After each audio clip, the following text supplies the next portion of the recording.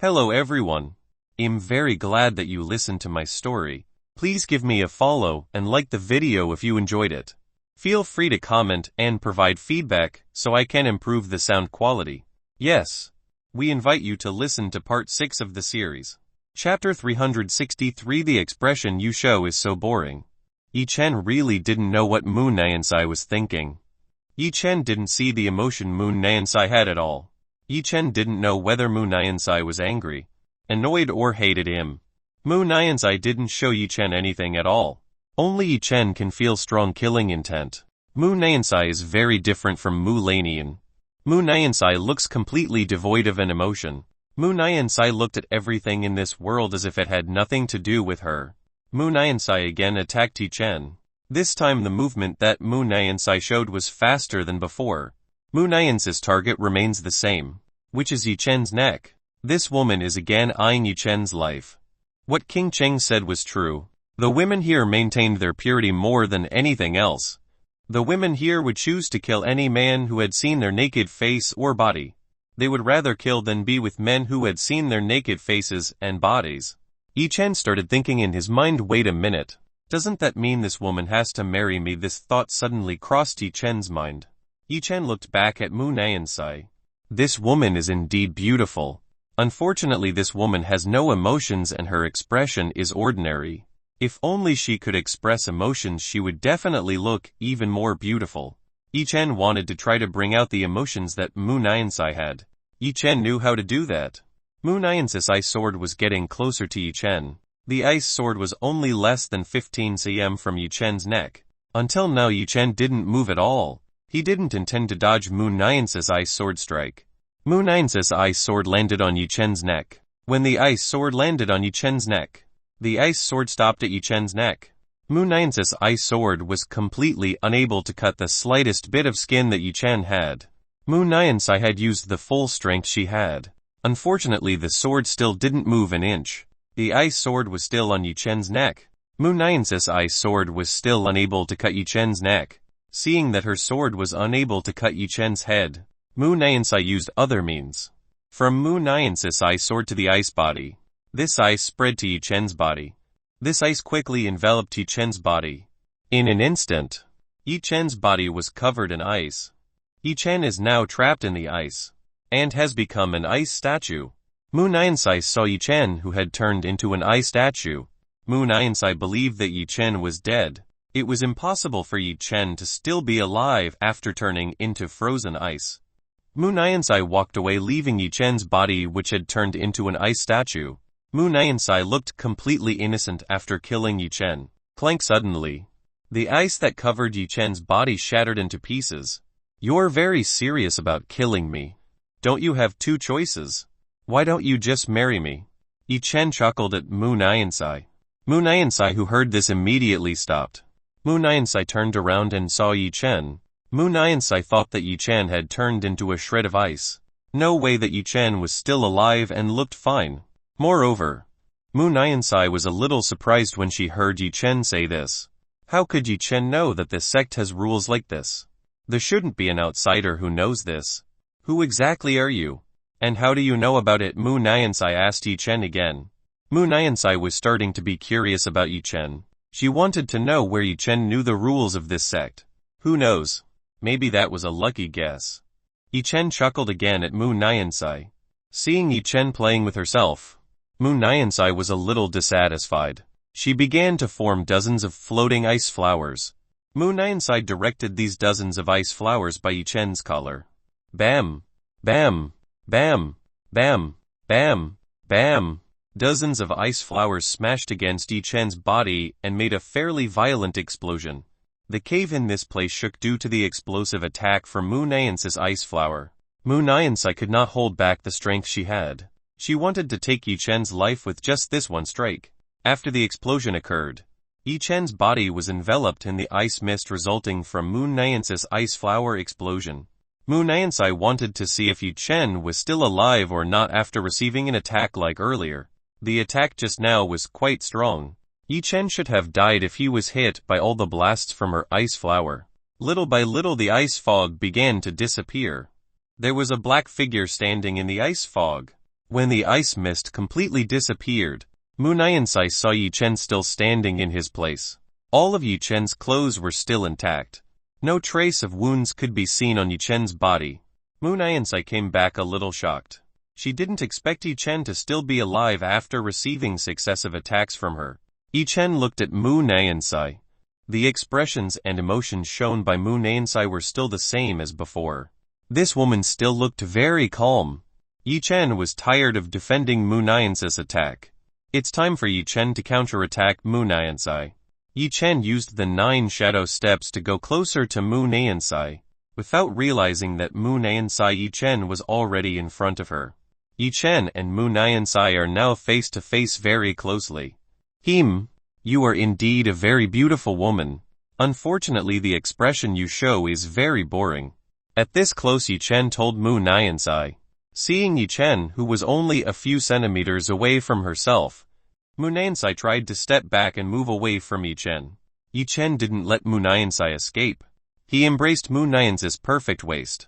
Mu Niansai couldn't go away. She was held back by Yi Chen's arm, which was very strong. Let's see the real you face. Without giving Mu Niansai a chance to speak, Yi Chen kissed Mu Niansai's cherry lips. Mu Niansai's eyes widened immediately when Yi Chen kissed her. This is the first time Mu Niansai has been this close to a man. Let alone this pervert dared to kiss her. Mu Niansai raised her palm. From Mu Niansai's palm began to gather extremely terrifying cold profound energy. Mu Niansai wanted to hit Yi Chen using this palm. When Mu Niansai wanted to hit Yi Chen with her palm, she suddenly felt an electric current entering her body. Mu Niansai's body suddenly became hot. The power that was in her palms also disappeared. Mu Niansai's body lost the strength she had.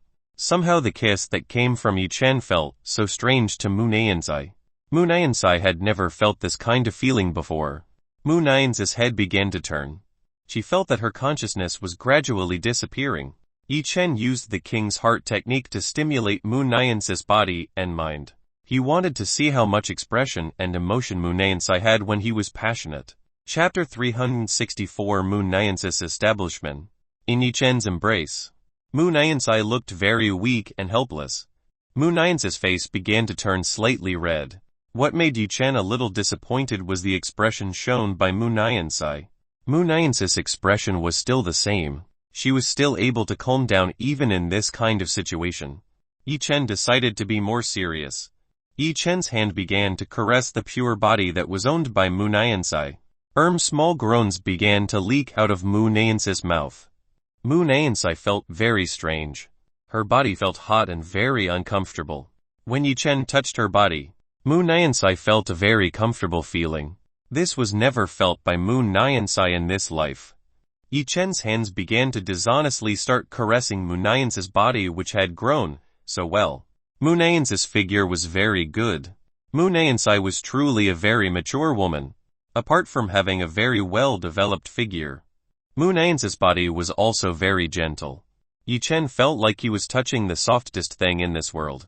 As Yi Chen stroked Mu Niansai's body, Mu Niansai's expression began to change a little. Mu Niansai looked breathless. Her eyes also began to be filled with an unstoppable lust. Mu Niansai is a lonely woman who has never felt the passion between a boy and a girl. She has endured this burden of loneliness for a long time. When these shackles were released, Mu Niansai's lust exploded quite strongly. Mu Niansai couldn't take it anymore. She started groaning at the touch of Yi Chen's hand. Yi Chen didn't waste the opportunity. He started to absorb Yinki from Mu Niansai. Mu Niansai's Yinki was very pure. This was not inferior to Xia King's body, which had pure yin. Big pervert. What have you done to my body? Quickly let me go. Right now. If not, I will kill you. Mu Niansai threatened Yi Chen with halting words. Finally Mu Niansai showed the emotion she had. At this time Mu Niansai looked very angry with Yi Chen. Mu Niansai couldn't possibly be calm when she saw herself being harassed like this. She was pouring out all her anger towards Yi Chen. Haha. So it turns out you can get angry too. It's very interesting. Yi Chen was quite interested when he saw the angry Mu Niansai. You big pervert. Just watch, I'll cut you to pieces. Mu Niansai looked even angrier. In these hundreds of years, Yi Chen was the first person to make Mu Nansai show the anger she had. Mu Nansai could no longer endure this humiliation any longer. She tried to fight against Yi Chen, who was in front of her. Unfortunately, the current Mu Nansai was extremely weak. She was no match for Yi Chen at all. Even if Mu Nansai had her strength back, Mu Nansai was still no match for Yi Chen. "You're quite rude. Smile a little. You might look pretty if you want to smile." Yi Chen wanted to see Mu Nansai smile. If only Mu Nansai could smile. Mu Nansai would be very beautiful.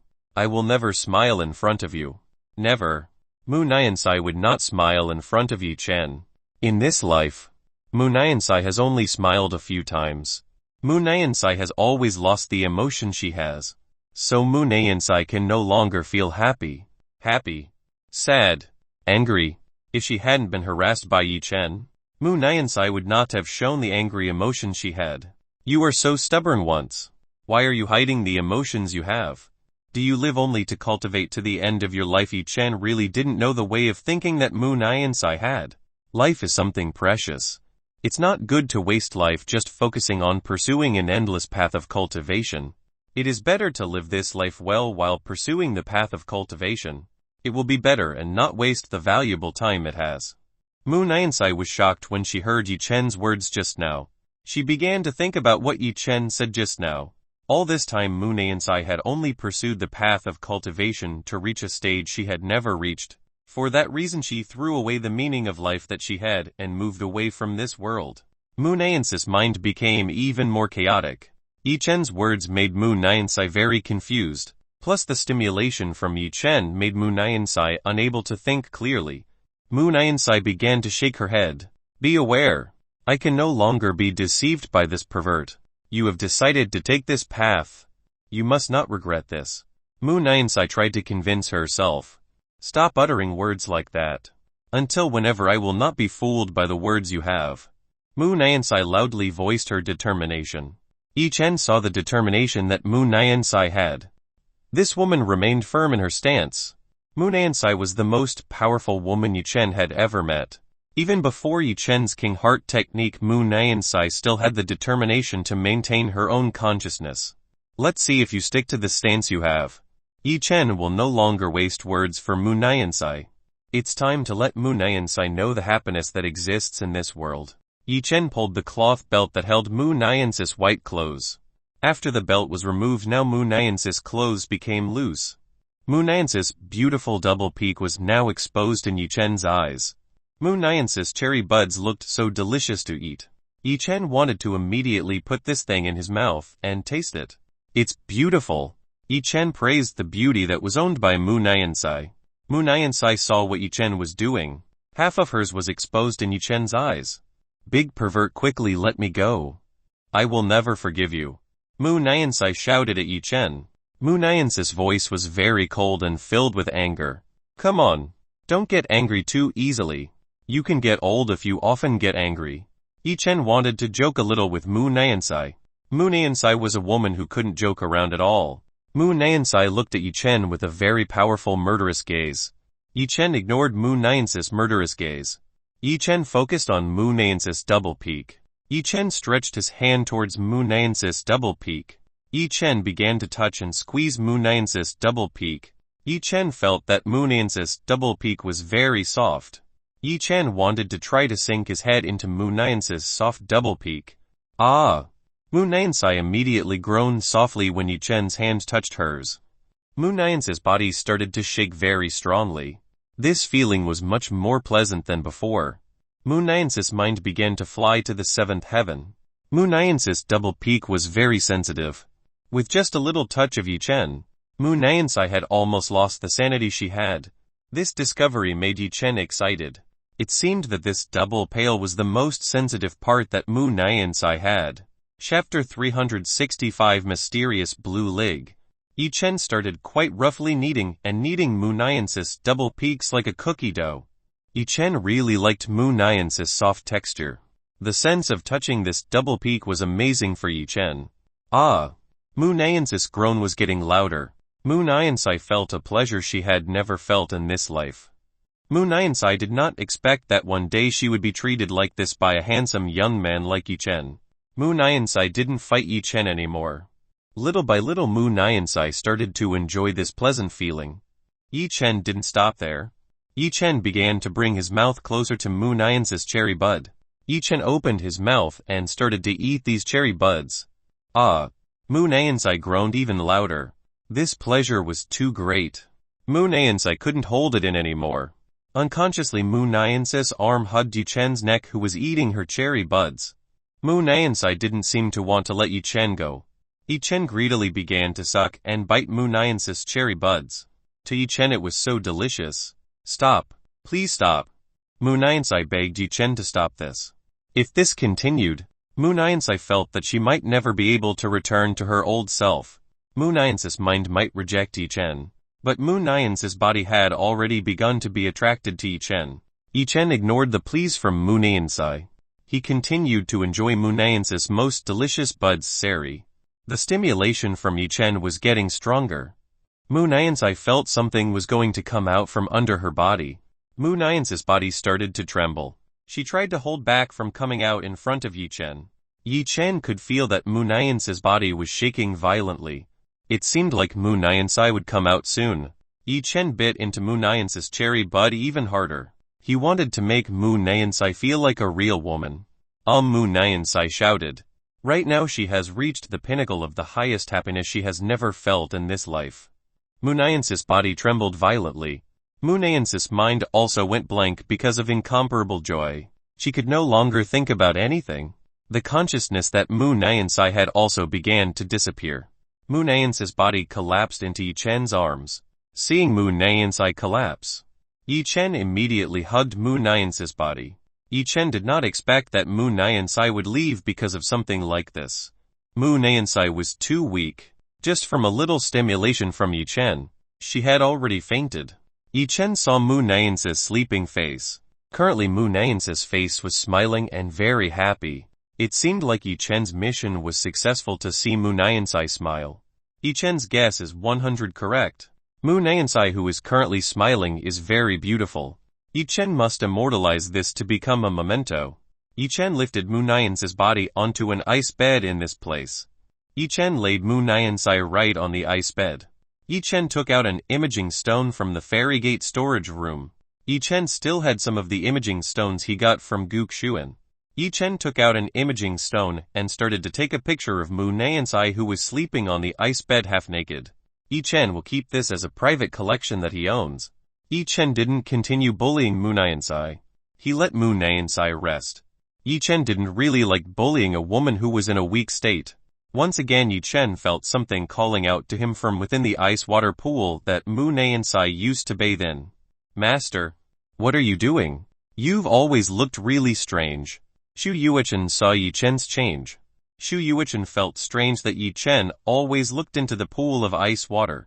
Yuichen, do you think that under the ice pool there is something valuable or something? Asked Yi Chen to Shu Yuichen. Shu Yuichen immediately looked at the ice pool that was in front of her. She began to look for anything valuable or not. After searching for a while, Shu Yuichen found nothing. Master, I didn't find anything valuable in there at all. Shu Yuichen told Yi Chen that she didn't find anything in there. Yuichen, are you sure? Asked Yi Chen to Shu Yuichen. I really believe. Shu Yuichen was very confident in herself. If there were any precious objects in there, Shu Yuichen would definitely be able to sense them.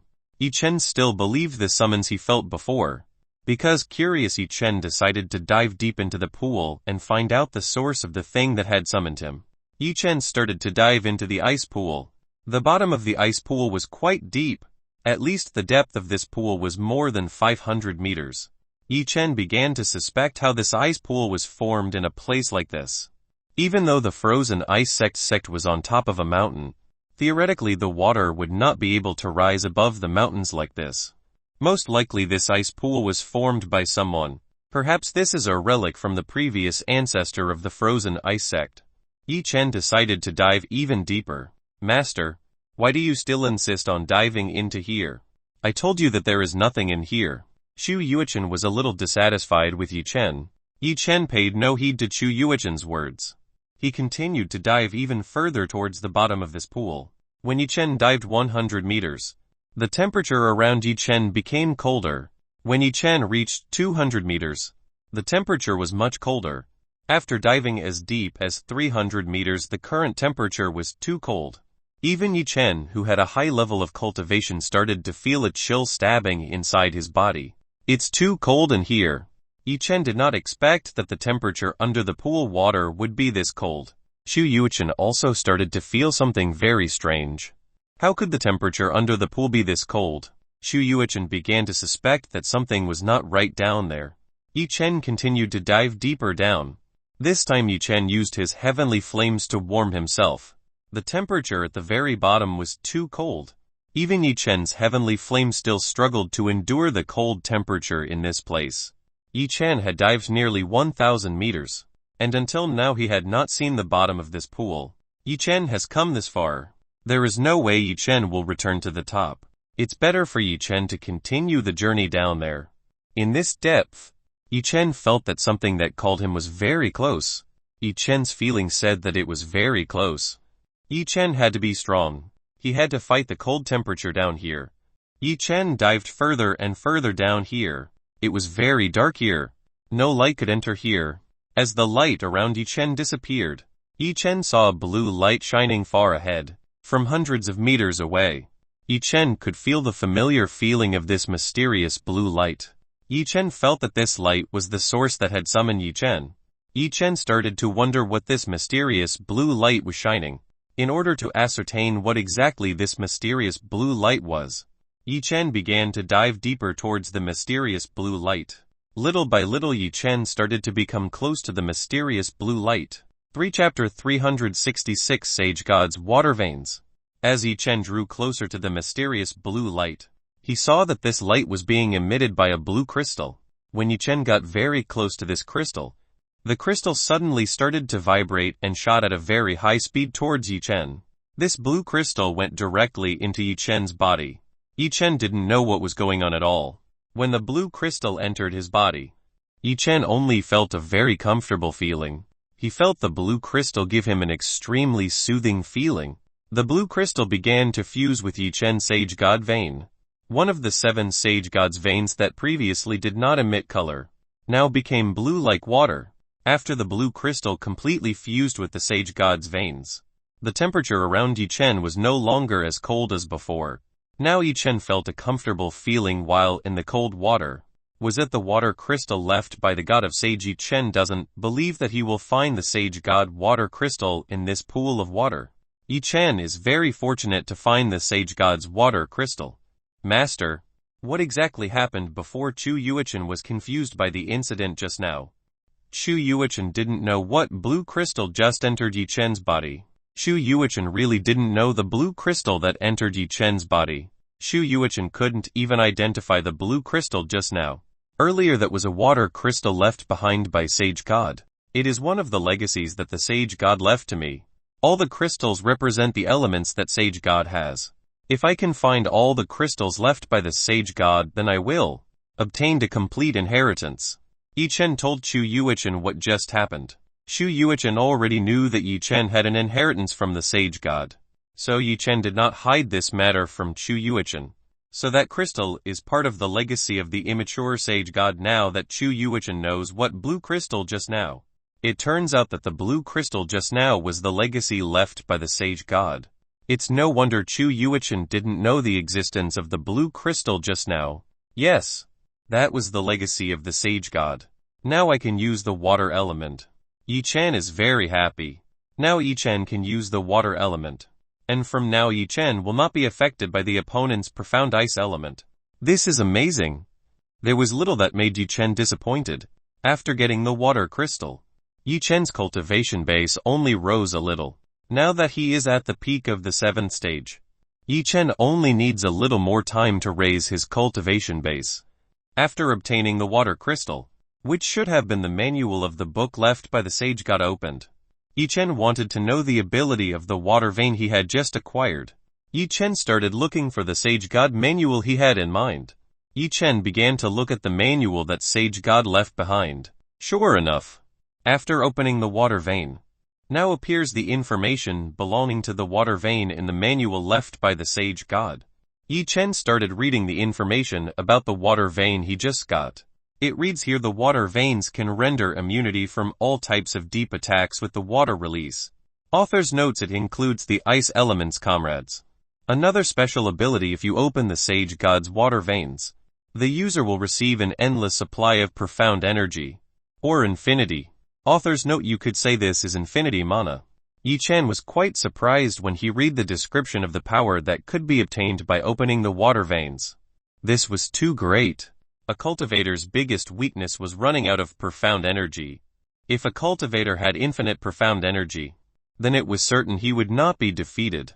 Yi Chen was quite happy with the new ability he had. Who would not like to acquire such a great new ability? Yi Chen continued the rest of the information from the water vein. The next part was written about the side effects of opening the water vein. Here it is written that when opening the sage god's water vein, mental thoughts will be overwhelmed from opening the sage god's water vein. If Yi Chen's mental mind was not strong, then Yi Chen could fall unconscious while opening the sage god's water veins. The price to pay for using this technique was quite large as well. It meant that Yi Chen wouldn't be able to use the water veins continuously. Yi Chen knew that in this world nothing was free. Strong power always needed a price to use it. So Yi Chen was too disappointed about this. Yi Chen has got what he was looking for. There is nothing Yi Chen can do in this place. Now Yi Chen can rise to the surface. Yi Chen dashed very quickly towards the surface. Yi Chen jumped from the ice water pool towards the mainland. Is that Yi Chen? Someone called Yi Chen. As Yi Chen walked out of the ice water pool, far away in front of him stood Mu Lanian. Lanian, how come you are here? Yi Chen asked why Mu Lanian is here. I'm here to discuss important matters with my master. What are you doing yourself at my master's place? Mu Lanian asked Yi Chen again. I happened to be traveling, and suddenly got lost here. Yi Chen tried to find an excuse. He didn't want Mu Lanian to know about the legacy of the sage god. Lost? How can you get lost? Aren't you a great cultivator? Mu Lanian doesn't believe that Yi Chen can get lost. There must be something Yi Chen is hiding from her. What Yi Chen was afraid of happened. Mu Lanian began to be suspicious of him. Yi Chen had to find a way to convince Mu Lanian. Mu Lanian should not know about the inheritance from his sage god. Yi Chen had promised Guxuan to keep the sage god's legacy a secret from anyone, including his woman and Yi Chen's closest person. If this was leaked to outsiders, the safety of Yi Chen's woman would be compromised. Haha, this is my first time here, so it's only natural that I get lost. Yi Chen scratched his head. He pretended to be stupid in front of Mu Lanian. Mu Lanian was still a little suspicious of Yi Chen. Oh yeah, you said you wanted to talk about something with your master. Then where is your master? Yi Chen immediately changed the subject. Mu Lanian just remembered that she came here to discuss something with Mu Niansai. Mu Lanian immediately searched for Mu Niansai's existence. When going into this cave, Mu Lanian would always ask Mu Niansai for permission first. But this time when Mu Lanian asked Mu Niansai for permission, she didn't get an answer from Mu Niansai. This is not like usual. Mu Lanian repeatedly tried to ask Mu Niansai for permission. Unfortunately, Mu Niansai did not answer herself at all. Feeling that something strange was happening, Mu Lanian decided to go inside and confirm what happened to Mu Niansai. When Mu Lanian entered the cave, Yi Chen suddenly came out of the pool and made herself surprised. Seeing a stranger coming out of the ice water pool, Mu Lanian was immediately alert. After finding out that the person who just walked out was Yi Chen, Mu Lanian let her guard down. Chapter 367 Mu Niansai Oddity. At first Mu Lanian wondered how Yi Chen came to be here. With Mu Niansai's temperament, Mu Niansai should immediately attack and kill Yi Chen. This is very strange for Mu Lanian. Return to the current time. Mu Lanian searches for Mu Niansai's whereabouts. She finally finds Mu Niansai sleeping on a bed made of ice. Seeing this, Mu Lanian immediately went to the side of Mu Niansai. She wanted to see the state of Mu Niansai. Mu Lanian began to check on Mu Niansai's condition. After knowing that Mu Niansai was fine and only fainted, Mu Lanian felt relieved. Mu Lanian immediately looked at Yi Chen. Yi Chen, what have you done to my master? Mu Lanian immediately interrogated Yi Chen. The suspicion she had turned out to be true. Mu Lanian guessed that if this must be Yi Chen's doing, Yi Chen must be trying to hide this from herself. I'm just teasing her a little. There's nothing else. Previously, Yi Chen only teased Mu Nansai. Teasing. Hurry and explain in detail what you have done. Mu Lanian wanted to know clearly what Yi Chen had done to Mu Nansai. Yi Chen saw Mu Lanian's extremely sharp eyes. These eyes made Yi Chen couldn't avoid it. Yi Chen helplessly began to explain what he had done to Mu Nansai. Mu Lanian was a little dissatisfied with Yi Chen. How could Yi Chen peek at a woman taking a bath like this? Mu Lanian began to remember the time when she and the 4 frozen fairies bathed in the lake water. At that time Yi Chen also peeked at herself taking a bath. While remembering this, Mu Lanian's face started to turn red. Yi Chen, you are so perverted. Mu Lanian said this while sniffing Yi Chen coldly. Dear Lanian, this is not my fault. I happened to be passing by here. So this is purely an accident. Yi Chen tried to explain to Mu Lanian, who looked annoyed at him. If it was an accident, why don't you just leave here? Why are you teasing my master? Mu Lanian questioned Yi Chen again. Yi Chen became dizzy. Mu Lanian was a smart woman. It was quite difficult for Yi Chen to hide something from Mu Lanian. Okay, I'll confess. I was blown away by the beauty of your master. Yi Chen finally told the truth. Mu Lanian coldly sniffed. Finally you admit it, too. Finally Mu Lanian got the answer he wanted. Well, your master is quite beautiful. How can a normal man like me not be attracted to a woman as beautiful as this? Yi Chen looked at Mu Nansai, who was sleeping on the ice bed. At this time, Mu Nansai's clothes were still loose. Yi Chen could still see Mu Nansai's beautiful body. Big pervert. What are you looking at? Quickly get out of here and come back to my room. Seeing Yi Chen's gaze on Mu Nansai's body, Mu Lanian immediately scolded Yi Chen and told him to return to her room. Yi Chen glanced at Mu Nansai's body one last time, after which he immediately turned around and left this cave. Now only Mu Lanian and Mu Nansai are left here. Geez, what Yi Chen just did not escape Mu Lanian's eyes. Mu Lanian was a little annoyed by Yi Chen's behavior. Unfortunately she could not be angry with Yi Chen. After all, Yi Chen was her man. Mu Lanian took a new suit and put it on Mu Nansai's body. Mu Lanian put it on slowly. She didn't want Mu Nansai to wake up and see this. After finishing dressing Mu Nansai's new set of clothes, Mu Lanian tried to wake Mu Nansai. Master. Mu Lanian slightly shook the body of Mu Nansai, who is currently fainting. Due to being awakened by Mu Lanian, Mu Nansai woke up from her sleep. Mu Nansai immediately alerted Mu Lanian, who was in front of her. Seeing Mu Nansai, who was very alert, Mu Lanian tried to calm her master. Calm down. It's me, Lanian. Mu Nansai immediately realized that this was Mu Lanian. Mu Nansai felt confused and dizzy. As she remembered, there was a man who was harassing her. But why now that man was replaced by Mu Lanian? What really happened to her? Mu Nansai felt dizzy. She still couldn't think clearly. Mu Nansai was still confused about whether it was reality or just a dream. Mu Nansai took a little longer to think about it. Unfortunately, she did not find an answer to this problem. Lanian, why are you here finally? Mu Nansai asked why Mu Lanian was here. I came here to talk about something with Master. Unexpectedly, when I came here, Master fell asleep like this. Mu Lanian had to lie to Mu Nansai. She had to hide what Yi Chen did to Mu Nansai. Mu Lanian couldn't possibly let Mu Nansai know that when she was taking a bath, she was snooped on by Yi Chen, so it's like that Mu Nansai was asleep. Mu Nansai began to think that what she had experienced earlier was a dream. Then what do you want to talk to me about? Mu Nansai wants to know what Mu Lanian wants to talk about with herself. Mu Lanian said the reason for seeing Mu Nansai.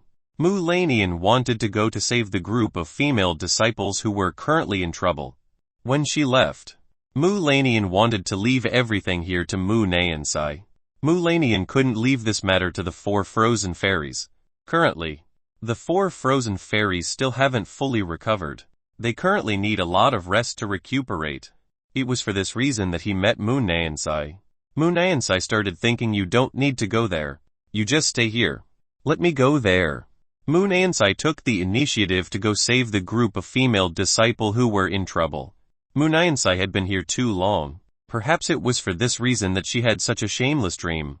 Mu Lanian was a little surprised when she heard that Mu Niansai wanted to go to save the group of female disciples who were in trouble. It's not like the usual Mu Niansai. The usual Mu Niansai definitely wouldn't want to leave this cave. But now she voluntarily left this cave. Mu Lanian began to wonder what Yi Chen had done with Mu Niansai. Why Mu Niansai could turn out like this. It is necessary to know that Mu Niansai has not come out of this cave for a long time. Mu Niansai has been in this cave for decades. And today Mu Niansai decided to get out of this cave. Tell me where they are currently. Mu Niansai asked where the final location of the sex girl group disciples who were in trouble. They are in the eastern part of the country. The exact location is in a small village. Mu Lanian told the final location of the aid signal the sect received. Mu Niansai nodded. Then I'll go there. Mu Niansai got down from the bed ice. When Mu Niansai got off the bed of ice, Mu Niansai's feet felt soft. Mu Niansai lost her balance and was about to fall. Mu Lanian, who saw this, immediately helped Mu Niansai up. Master, are you okay? Mu Lanian asked Mu Niansai. I'm fine. Mu Niansai told Mu Lanian that she was fine. After a while Mu Niansai was finally able to stand up normally. Chapter 368 Mu Lanian's bad feeling. Okay, I'll go first. Mu Niansai will go to save the group of female disciples who are in trouble. Master, are you sure you are okay? Mu Lanian is still a little worried about Mu Niansai's condition. I told you that I'm fine. You don't need to worry about this. Mu Niansai told Mu Lanian not to worry about her own situation. After saying this, Mu Niansai left this cave. Mu Niansai flew towards the east. Mu Lanian could only see Mu Niansai's departure. She was still worried about Mu Niansai's situation. Looks like I have to ask my husband to secretly protect my master.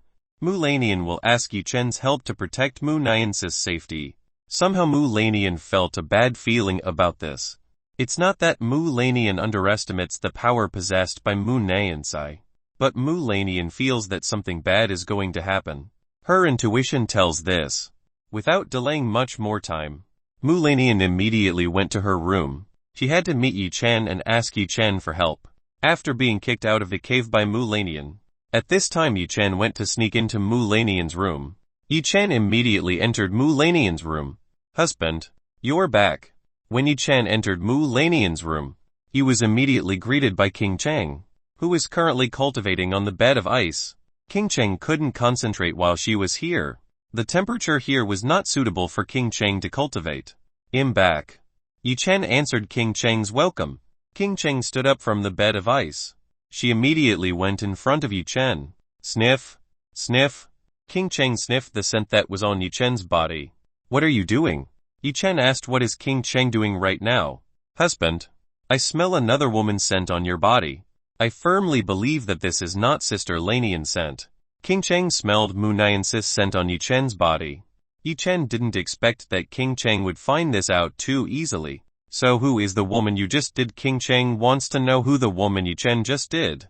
Even though Yi Chen had just left for less than an hour, it was unexpected that in these few minutes Yi Chen had done something with the woman in the frozen ice sect. Haha. I'm just flirting a little with the master of Lanian. Yi Chen didn't hide this from King Cheng. Yi Chen didn't want to argue with King Cheng about this matter. With King Cheng's temperament, King Cheng would definitely support Yi Chen's actions. This woman will definitely support Yi Chen to do dual cultivation with all the women who are here. Geez. You didn't even let go of the master of the beautiful Lanian sister. Do you want to bring these two beauties onto the bed? King Cheng smiled at Yi Chen. Of course. King Cheng knew who Mu Lanian's master was. King Cheng had once met Mu Niansai. At that time King Cheng was not yet a sect master. She was still a great elder in her sect. King Cheng knew that Mu Niansai was a very beautiful woman. Even Mu Niansai's beauty was on par with Mu Lanian. With the beauty that Mu Niansai possesses, Yi Chen will definitely be attracted to Mu Niansai. Hey, Yi Chen was a little embarrassed. Unexpectedly King Cheng could easily read the thoughts he had. While Yi Chen and King Cheng were talking, the door behind them opened. Mu Lanian finally returned to this room. Mu Lanian immediately looked at Yi Chen with a strange gaze. Lanian, why are you looking at me like that? Yi Chen felt uncomfortable when Mu Lanian looked at himself like this. Yi Chen felt like Mu Lanian saw himself as a criminal. King Cheng giggled when she saw Mu Lanian, who saw Yi Chen as if he was looking at a criminal. Yi Chen, what have you done to my master? I'm sure you didn't just peek at her taking a shower. Right? Mu Lanian brought up this issue again. Come on Lanian dear, can we forget this? I was just joking with your master, so please forgive me. Yi Chen apologized to Mu Lanian for what he had done. Yi Chen knew that what he did before was wrong. Mu Lanian sniffed cold again. Yi Chen, I have a request for you. Mu Lanian wanted to ask Yi Chen for help. What is that? Asked Yi Chen to Mu Lanian. I want you to go follow and protect my master. I feel something bad will happen to him. Mu Lanian wanted Yi Chen to go and protect Mu Nian's safety. Didn't your master possess such a strong cultivation? I'm not sure anyone could harm her. With the strength Mu Nian possessed, she should be fine. I know that my master has strength that isn't weaker than mine. But I'm still worried about her. Mu Lanian was still worried about Mu Nian's departure. Seeing this kind of Mu Lanian, Yi Chen finally promised, it's okay, I will go to protect him secretly. But before that I want a present. Yi Chen wanted a gift from Mu Lanian. What gift? Asked Mu Lanian confusedly. I want a kiss of encouragement from you. Yi Chen chuckled at Mu Lanian. Hearing this, Mu Lanian's face turned red. The longer Yi Chen became more and more brave with her. Mu Lanian has no choice. Mu Lanian didn't waste much time. She went in front of Yi Chen. Mu Lanian stretched her hand towards Yi Chen's face. Mu Lanian grabbed Yi Chen's face using the two gentle hands she had. Then Mu Lanian started to bring her lips closer and started kissing Yi Chen. This kiss is just an ordinary kiss.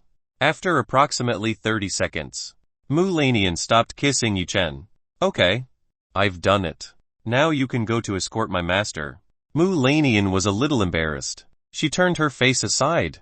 With the kiss my wife just gave, I will definitely be very enthusiastic about doing this task. Yi Chen looks very excited. Wife, wait for me to come back. After saying goodbye, Yi Chen immediately left following Mu Nian's departure. Mu Lanian saw Yi Chen's departure. Geez, how could I fall for someone like this? Mu Lanian was so helpless. How could she fall for Yi Chen? Just now Yi Chen really looks like a very spoiled child. Kickle. Sister Lanian, don't you think that's what makes Yi Chen special? This was what King Cheng liked about Yi Chen. King Cheng liked Yi Chen, who would sometimes be very serious, sometimes naughty, sometimes perverted, and finally sometimes act spoiled like a child. Well, you may be right, what King Cheng said was true too. This trait made Mu Lanian like Yi Chen. One more thing. Yi Chen was the only person who could make herself comfortable like this. Mu Lanian's heart still had a bad feeling. Somehow Mu Lanian felt that something really big was going to happen. Mu Lanian hopes that everything will be fine. Hopefully nothing bad will happen to this sect and the people she cares about. Chapter 369 found the frozen ice sect's female disciple. Yi Chen immediately flew up to catch up with Mu Niansai. In a moment, Yi Chen was able to catch up with Mu Niansai. Yi Chen's flying speed was much faster than Mu Nian's, so Yi Chen could catch up with Mu Niansai very easily. Yi Chen tried to keep his distance from Mu Niansai. He didn't want Mu Niansai to find him. Yi Chen would secretly protect Mu Niansai. If nothing happened, then Yi Chen wouldn't have to come out and help her. Mu Niansai is currently wearing her veil back, so Mu Nian's beautiful face is covered. Even though she is covered, Mu Niansai still looks beautiful. At this moment Mu Niansai flew out in a slight daze. She was still thinking about what Yi Chen did to her. Somehow she kept thinking about this. Mu Niansai could no longer be as calm as before. For the first time in this life, Mu Lanian felt mixed feelings in her heart. Sigh. Mu Niansai sighed softly. Mu Niansai had already tried to get rid of all the memories she had previously shared with Yi Chen. Somehow she still couldn't get rid of these memories. Mu Niansai was very helpless. She decided to continue this journey. Maybe in the journey she could forget about the things she had done together with Yi Chen. Mu Niansai increased his flying speed. She immediately sped away towards the east. Yi Chen, who is currently behind Mu Niansai, also slightly increases the speed he has. Yi Chen keeps his distance from Mu Niansai. The two of them flew towards the east.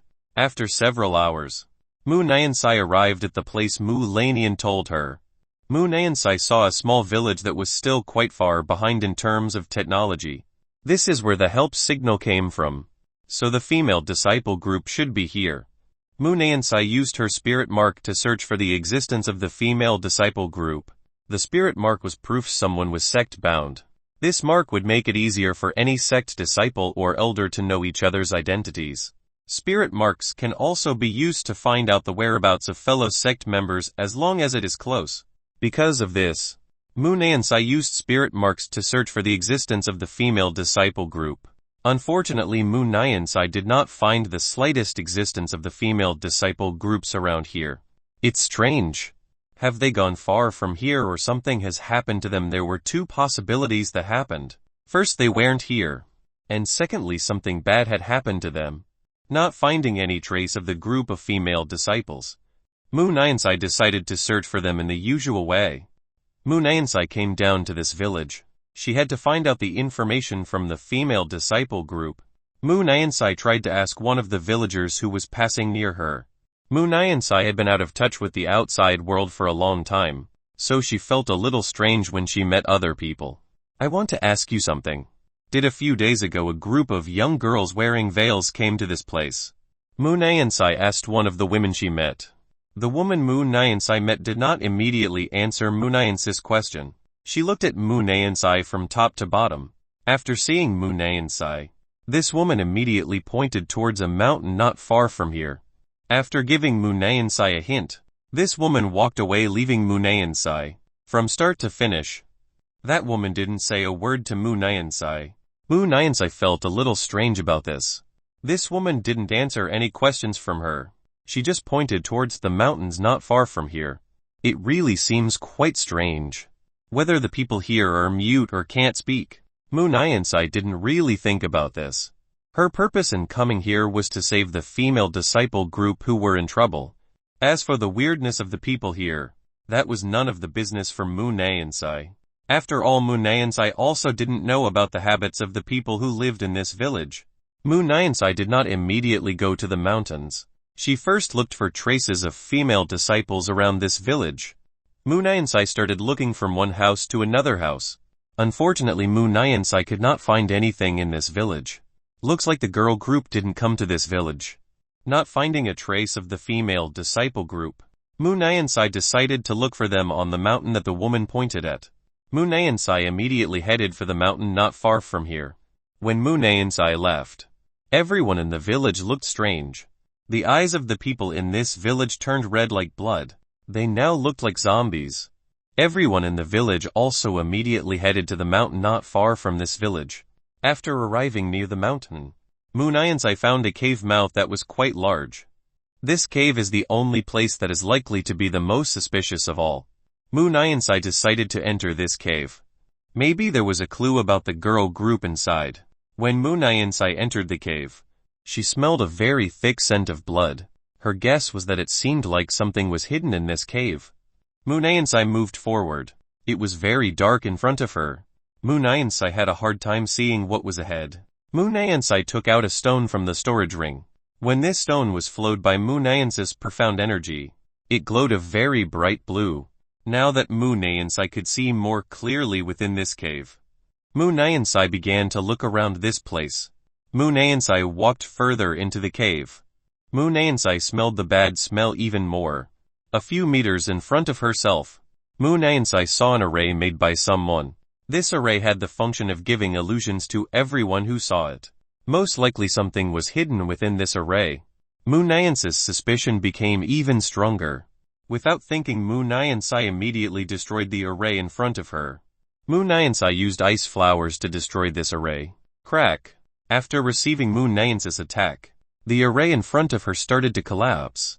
After the array collapsed, what was inside was terrifying. Within array there were countless corpses lying on the ground. These corpses were already rotting and emitting a very unpleasant smell. Looks like someone deliberately allowed these corpses to rot. This is so terrible. Mu Nayansai wants to know who the person who has done such a cruel thing. Mu Nayansai looked around. She was looking for the existence of the female disciple group. After looking around this place, Mu Nansai saw that there were several people tied up on the cave walls. These people were tied using an iron chain that had been strengthened by someone. Mu Nansai finally found 4 women in white clothes belonging to the Frozen Ice sect. These 4 women could be confirmed as the group of female disciples sending signals to the sect. Mu Nansai saw that the 4 of them were in a very bad condition. Their bodies were covered with extremely heavy wounds. Seeing this wound, it was certain that the 4 female disciple had just been tortured by someone. Mu Nansai wanted to know who was the one who dared to do this. Chapter 370 Insect Goo. Mu Nansai approached the female disciples who was being bound by a chain. Mu Nansai waved her 2 fingers. Clank! All the chains that bound the girls from the Frozen Ice sect were cut by Mu Nansai. The 4 female disciples immediately fell to the ground. Before the 4 of them fell to the ground, Mu Nansai used her profound energy to hold the bodies of the 4 female disciples from falling to the ground. Mu Nansai slowly lowered them on the ground that looked clean of dirt. Mu Nansai approached the 4 female disciples who were currently lying on the ground. She wanted to check the situation of the 4 of them. When Mu Nansai approached and wanted to check the condition of one of the female disciples, suddenly the female disciples who were on the floor woke up. She threw something similar to powder to Mu Nansai. Mu Nansai stepped back a little. She immediately saw that the female disciples in front of her were very alert to her. Calm down. I also come from the Frozen Ice sect. Mu Nansai tried to calm the female disciples in front of her. Mu Nansai even showed her spirit mark to female disciples to convince her that Mu Nansai was also from the Frozen Ice sect. It had been a long time since Mu Nansai had come out of the cave where she had cultivated.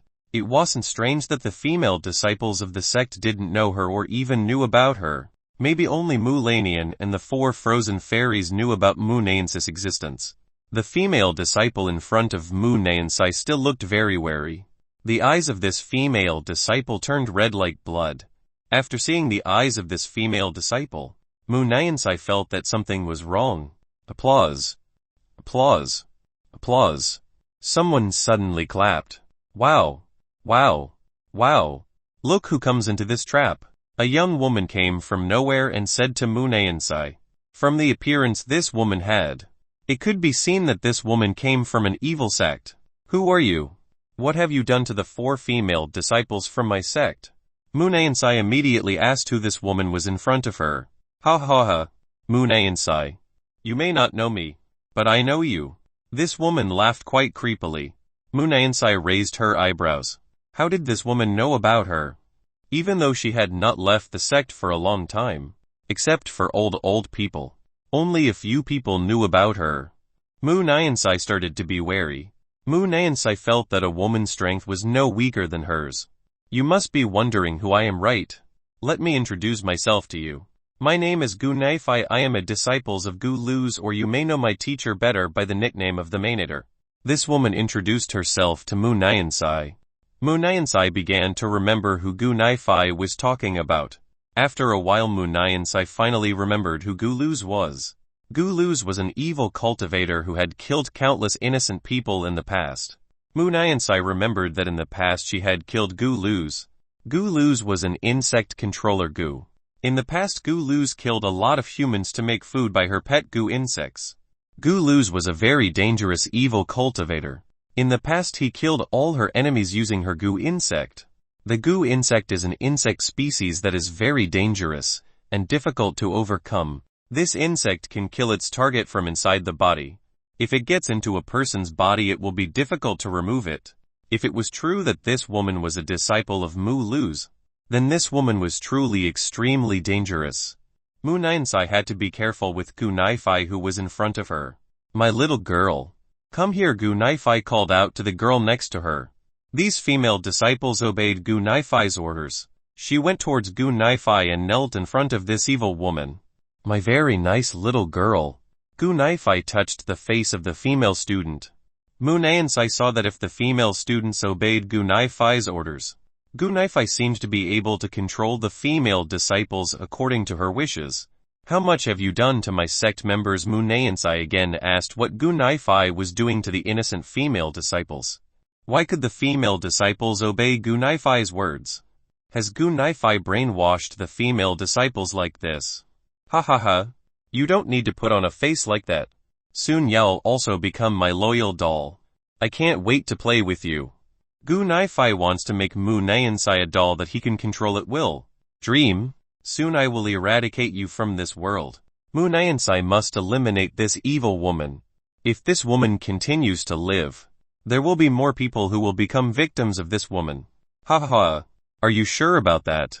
You better see what's around you. Gu Naifai laughed at Mu Nansai. Squeak. Squeaked. Squeaked. Squeaked. Squeaked. Suddenly heard the sound of insects squeaking. As Mu Nansai looked around, he saw countless goo insects coming out of the corpses that were here. The number of goo insects that came out of the corpse was immense. At least tens of thousands of them. Tens of thousands of goo insects immediately surrounded Mu Nansai.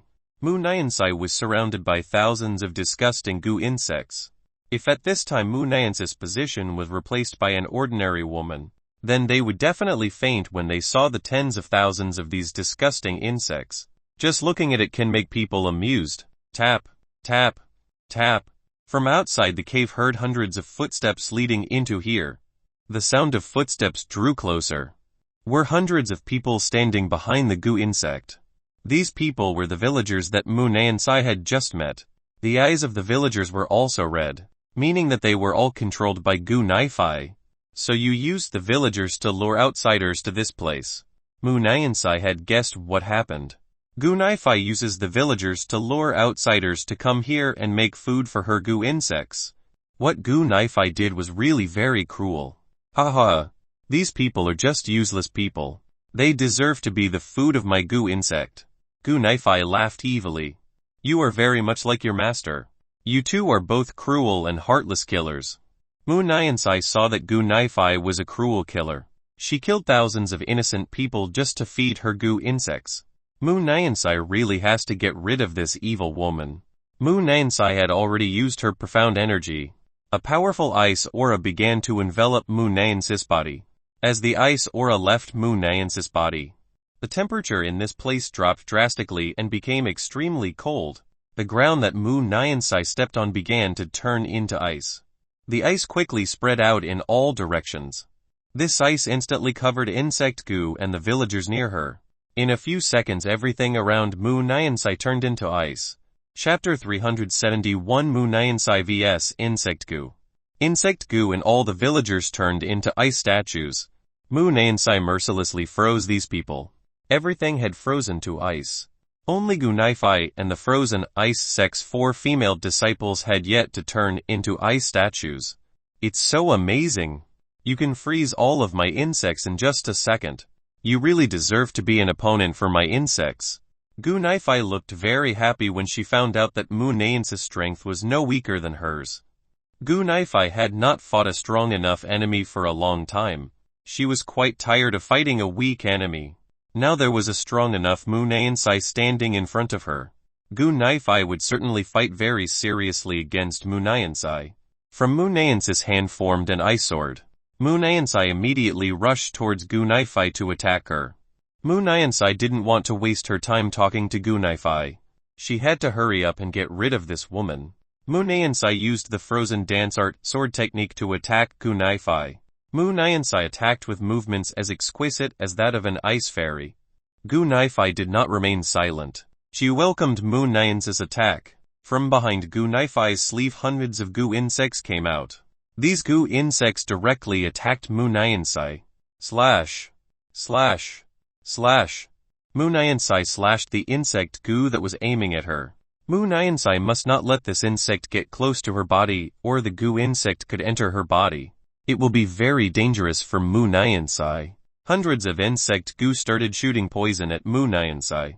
The insect goo that Gu Naifai had just released was the kind that could shoot poison at her enemies. This is a new type of goo insect that Gu Naifai developed herself. Mu Nansai was surprised to find that this goo insect could shoot poison. Mu Nansai immediately took a step back. Are you a little surprised after seeing this? Do you know I have far surpassed my master? There are so many goo insects that I have created myself. I will show the greatness of the goo insects that I created. Gu Naifai snapped her fingers. Clank. The ice that had previously covered the goo insects was destroyed. The goo insects that Mu Nansai had previously frozen were still alive. These goo insects turned out to be able to withstand Mu Nansai's ice, which was very cold. Attack her. Gu Naifai ordered tens of thousands of goo hinds insects to attack Mu Nansai. Tens of thousands of goo insects started rushing towards Mu Nansai. Tens of thousands of goo insects looked like a crowd of insects that were very hungry and wanted to eat Mu Nansai. Mu Nansai returned to using her technique to kill this annoying goo bug. From the ground appeared copious amounts of extremely sharp ice. Sharp ice piercing every goo insect that passed above it. The number of goo insects was too large. Mu Nansai couldn't kill them using just this sharp ice. There were still many goo insects that could escape Mu Nansai's sharp ice. Ha ha ha. What you are doing is useless. With such a weak technique, you won't be able to kill my goo insect. Gu Naifai laughed at Mu Nansai's technique, which was just like that. The number of goo insects was too large. Mu Nansai needed a technique that was more powerful and had a wide range to overcome these insects. Around Mu Nansai's body appeared hundreds of floating ice flowers. Hundreds of these ice flowers were seen dancing around Mu Nansai. Mu Nansai moved the ice flowers around her using her fingers. Mu Nansai directed these ice flowers in all directions. Ice flowers left Mu Nansai's side. These flowers flew towards the goo insects that were getting closer and closer to Mu Nansai. Boom! Boom! Boom! Boom! Countless explosions occurred. The impact of the explosion was quite violent. The goo insects were blown away. Insect goo looked like it had just been rained down by a shower of rocket bombs. Mu Nansai's attack this time was quite powerful. Almost half of Gu Naifai's insect was successfully killed by Mu Nansai. Gu Naifai bit her finger. She didn't expect that Mu Nansai would have this kind of ice blast technique. It seems that she underestimated Mu Nansai's power too much. My cute children unite. Gu Naifai changed her strategy. She ordered all her goo insects to unite into one unit. All of the goo insects began to gather and unite to form a large insect. The goo insect began to change into a giant goo beast. This time Gu Naifai has combined the many species that have been developed into the giant goo monster. Now the giant goo monster possessed the combined abilities of the many species developed by Gu Naifai. Come on. Attack her. Gu Naifai again ordered her giant goo monster to attack Mu Nansai. Roar. The giant goo beast roared. It started walking towards Mu Nansai. As the gigantic goo beast moved, the ground in this cave trembled. Seeing the arrival of the giant goo beast, Mu Nansai making large amounts of ice flowers, she attacked the giant goo beast with his ice flower technique. Boom! Boom! Boom! Ice blossoms hit the gigantic goo beast and exploded. The ice fog enveloped the giant goo beast. After the ice fog disappeared, the gigantic goo beast still stood firmly in its original place. The gigantic goo beast seemed unaffected by Mu Nansai's ice flower explosion. Roar! The gigantic goo monster roared furiously. The giant goo beast shot a large amount of poison at Mu Nansai. Mu Nansai raised her hand. An ice barrier formed in front of Mu Nansai. The gigantic goo monster's poison shot crashed into the ice barrier created by Mu Nansai. The moment the poison from the gigantic goo beast hit the ice barrier, Mu Nansai's ice barrier instantly melted away. Mu Nansai, who saw this, immediately retreated backwards. Unexpectedly, the poison fired by the giant goo monster was so dangerous. Even her ice barrier that she had raised still melted when she was hit by this poison. My sweet child, don't be like that. You can't kill her like that.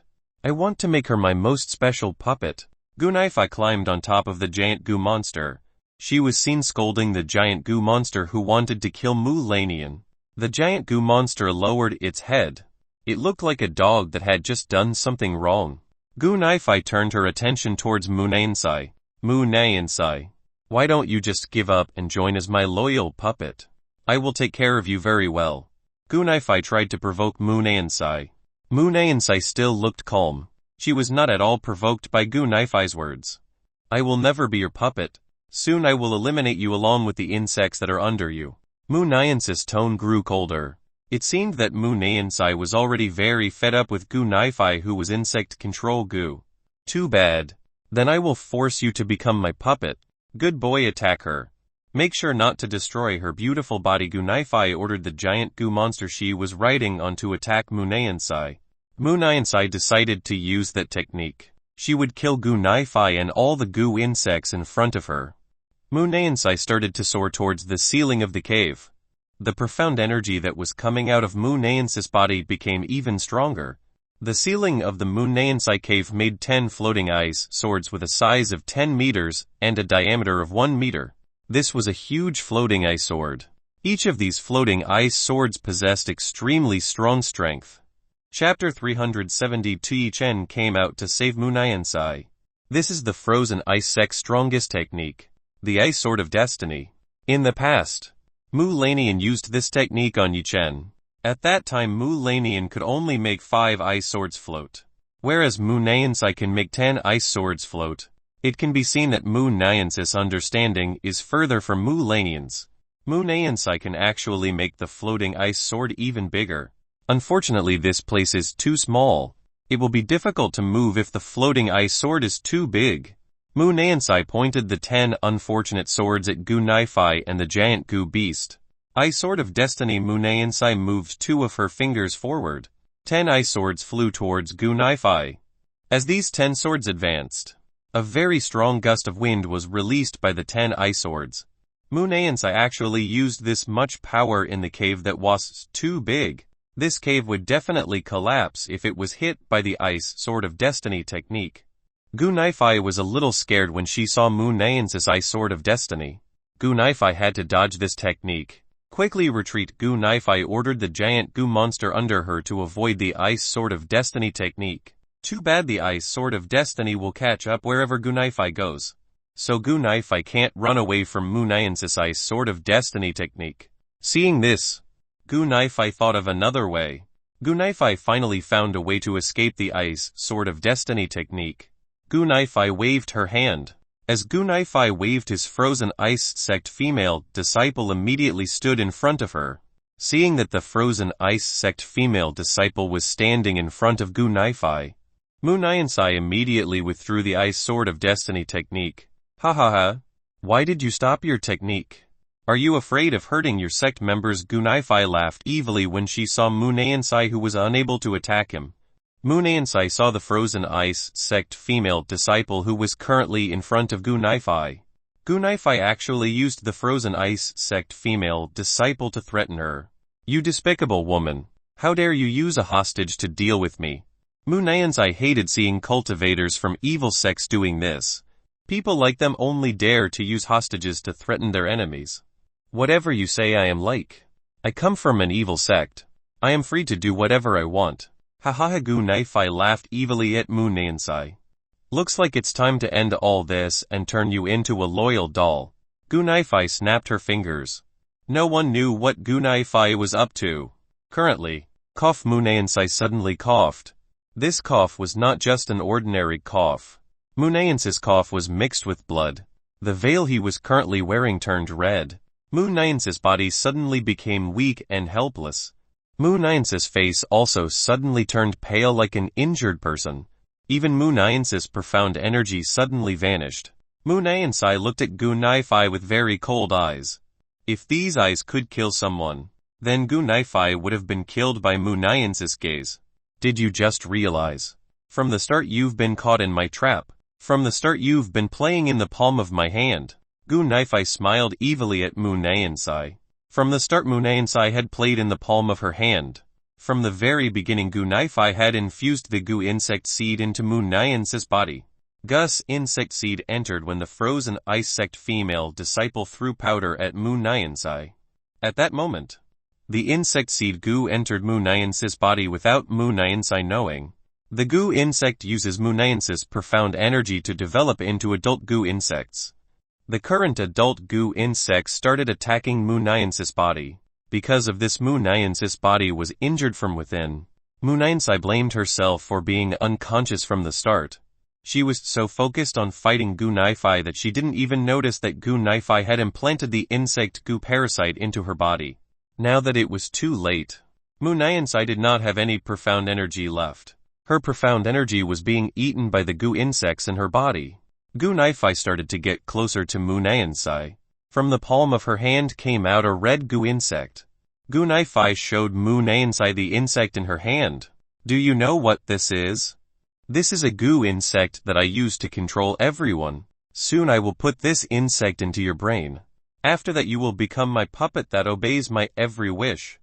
Goo Naifai explained the type of goo insect in her palm. It turned out that this goo insect had controlled all of the villagers as well as the frozen ice-sex female disciples. And now Goo Naifai will use these goo insects to control Mu Nansai. Mu Nansai tried to move. She wanted to try to fight Goo Naifai. As Mu Nansai moved, her body ached. The goo insects that were inside her body began to revolt. The pain in her body made Mu Nansai unable to move. Your efforts are in vain. You can't fight anymore. Get ready to be my loyal servant doll. Goo Naifai stretched her hand towards Mu Nansai's head. She brought this goo bug close to Mu Nansai's ear. Mu Nansai could only see what Goo Naifai was going to do to her. She didn't have the strength to fight back against Goo Naifai. Mu Nansai felt resigned to the state she currently had. She only hoped that someone could help her in her current situation. Mu Nansai's mind suddenly flashed the figure of a man who had previously harassed her.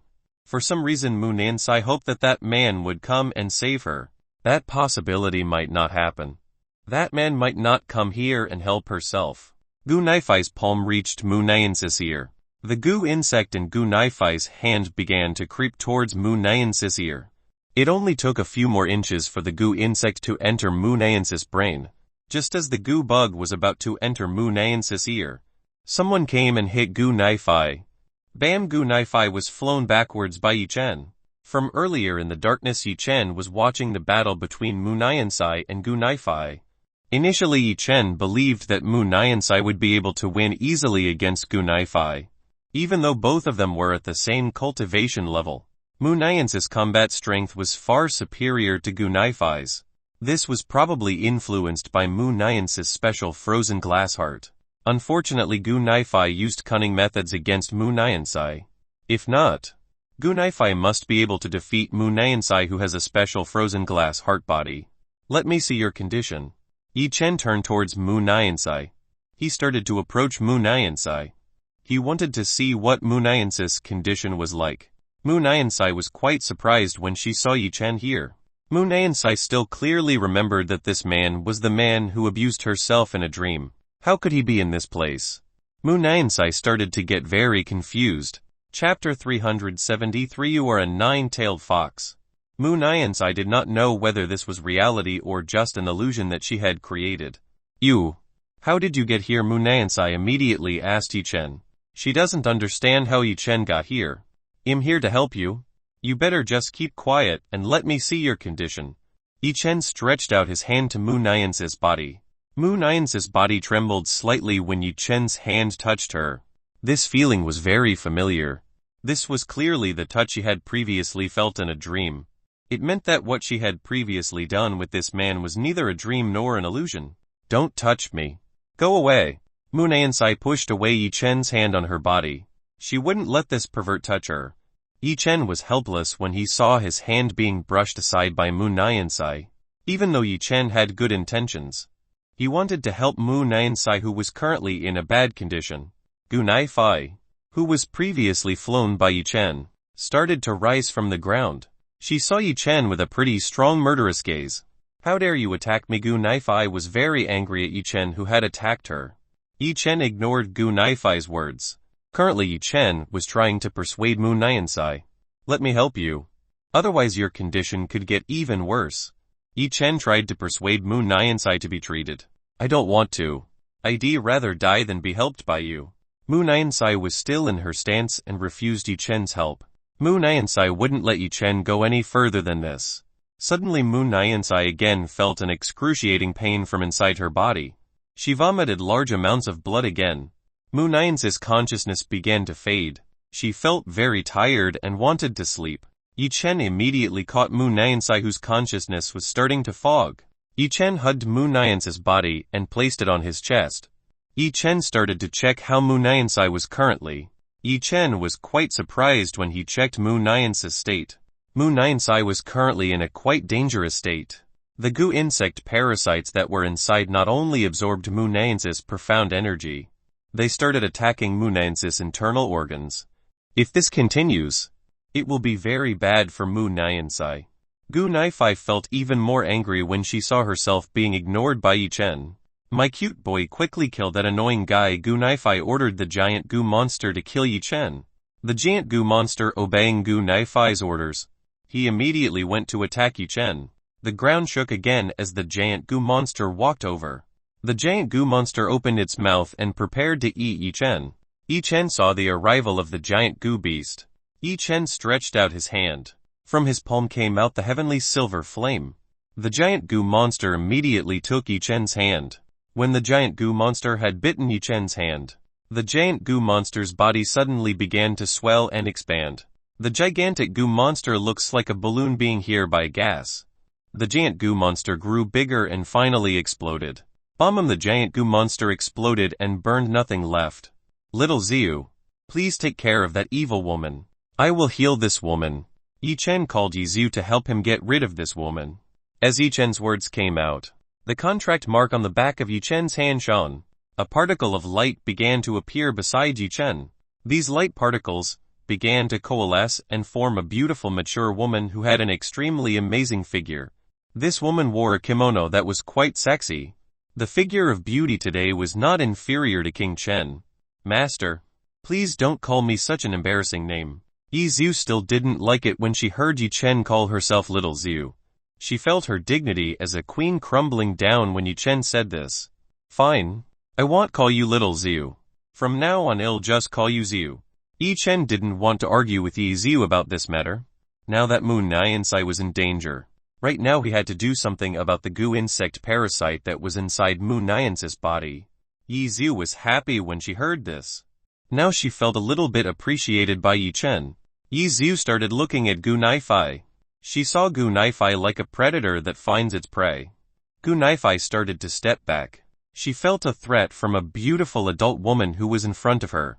Previously, Gu Naifai was surprised when she saw her goo monster killed very easily by Yi Chen. What made Gu Naifai surprised was the way Yi Chen defeated the giant goo monster. Yi Chen only needed to use one hand of hers to destroy Gu Naifai's beast goo without a trace. Yi Ziu started walking closer towards Gu Naifai. As Yi Ziu approached, Gu Naifai began to rapidly retreat. Gu Naifai tried to keep a safe distance from Yi Ziu. Why are you retreating like that? Are you afraid to fight with me, you coward? Yi Ziu tried to provoke Gu Naifai into fighting with her. Previously, Yi Ziu had seen Gu Naifai's arrogance. This woman had previously been very arrogant against Mu Niansai. Now Gu Naifai looks like a frightened rabbit when she sees her predator. Gu Naifai felt provoked by Yi Ziu's words. You are quite arrogant. I've decided to turn you into a skeleton. Gu Naifai's clothes started to come out hundreds of goo insects. The goo insect that Gu Niansai took out was the most terrifying and deadliest type Gu Naifai had. This type of goo insect could kill a cultivator comparable to Gu Naifai in just a few seconds. This goo insect was going to the human body at an extremely fast speed. Many of Gu Naifai's enemies had died at the hands of this goo insect. This is one of the aces Gu Naifai has. Gu Naifai will use this ace if she is pressed as she is today. Hundreds of goo bugs rushed towards Yi Ziu at an incredibly fast speed. The speed of this goo insect was almost as fast as lightning. Yi Ziu started to release the profound energy she had. A strong yellow aura exploded from Yi Ziu's body. As the goo insects tried to get close to Yi Ziu, they were immediately wiped out by Yi Ziu's aura. Gu Naifai was also blown away by Yi Ziu's aura. At this moment Yi Ziu's 9 tails came out. Apart from being extremely beautiful and seductive, Yi Ziu's current appearance was truly dominating. Gu Naifai was knocked down and hit the cave wall behind her. The cave wall immediately collapsed when it was hit very strongly by Gu Naifai. The corners of Gu Naifai's lips began to bleed fresh. You can see that Gu Naifai was injured only from the blows of Yi Ziu's aura. The strength of the two of them was like heaven and earth. Gu Naifai looked like a small insect to Yi Ziu's eyes. Gu Naifai began to realize that behind Yi Ziu's body there were 9 tails. Gu Naifai was even more surprised when she found these 9. You are a 9-tailed fox. Gu Naifai pointed at Yi Ziu. She didn't expect to see a mythical creature like the nine-tailed fox in a place like this. Chapter 374. Treat Mu Nyansai, who is in bad condition. Izu used her aura to suppress Gu Naifai. The aura that came out from Izu scared Gu Naifai. Gu Naifai's body shivered when pressed by Izu's aura. Miss Nine-Tailed Fox, please spare me. From the start we have no problems, so we don't have to fight like this.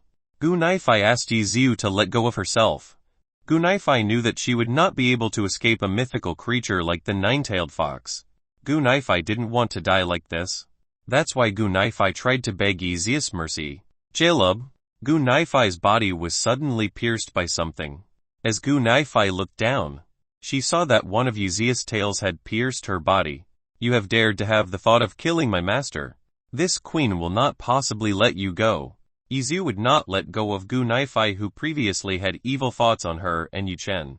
This cruel woman deserves to die. Izu pulled her tail from Gu Naifai's body.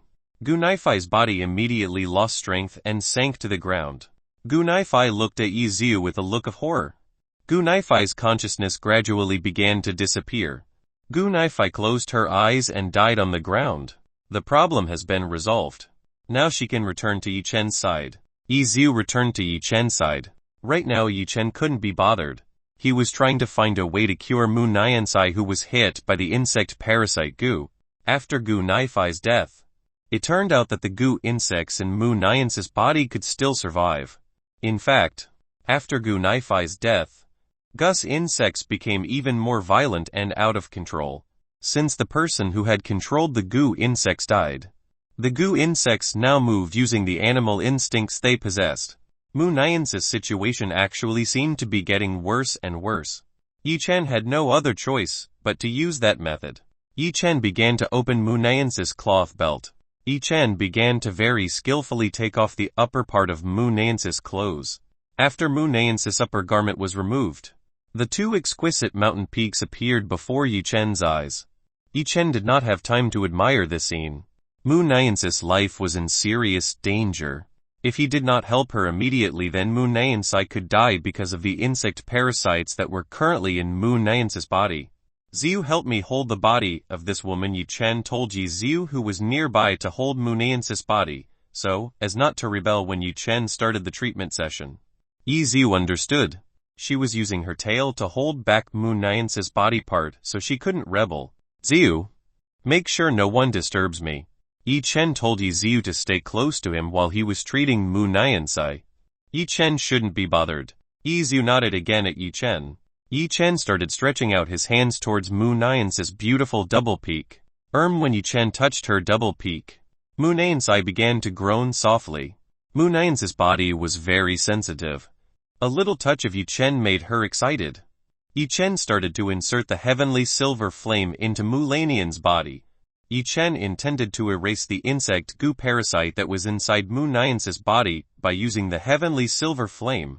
When Yu Chen's heavenly silver flame entered Mu Nyansai's body, Mu Nyansai began to feel an extremely painful heat. Without realizing it, Mu Nyansai began to writhe like an overheated caterpillar. Yu Chen had expected this, which was why Yu Chen asked Yi Ziu to restrain Mu Nyansai's body from going anywhere. Yu Chen knew the consequences of putting fire into the body of Mu Nyansai, who cultivated ice. There would definitely be a contradiction between Yu Chen's fire and the origin of the ice profound energy in Mu Nyansai's body. This was the most dangerous thing Yu Chen had ever done. The slightest mistake, Mu Nyansai could explode and turn into nothingness. Because of this, Yu Chen couldn't be bothered when treating Mu Nyansai. If someone bothered him, then things that were undesirable would happen. Yi Ziu watched by Yu Chen's side. Yi Ziu began to see how Yu Chen treated Mu Nyansai. Yi Ziu was quite surprised when she saw Yu Chen's way of treating Mu Nyansai. Yu Chen actually infused the heavenly silver flame into Mu Nyansai's body, which cultivated ice. Yi Ziu of course knew that fire and ice were enemies. If the two were put together, there would definitely be a contradiction that could cause an explosion. Yi Ziu didn't know what Yu Chen was thinking. How could Yu Chen use such an extreme method to heal Mu Nyansai? Even though there were other safer ways than this, Yu Chen had no other choice. He was currently very short on time. If he did not immediately eliminate the goo insect parasite in Mu Nyan's body, Mu Nyan would definitely die by the ferocity of this uncontrollable goo insect. Because of this, Yi Chen used this exterm method. He really had no other choice. Yi Chen's heavenly silver flame started to spread quite slowly throughout Mu Nyan's body.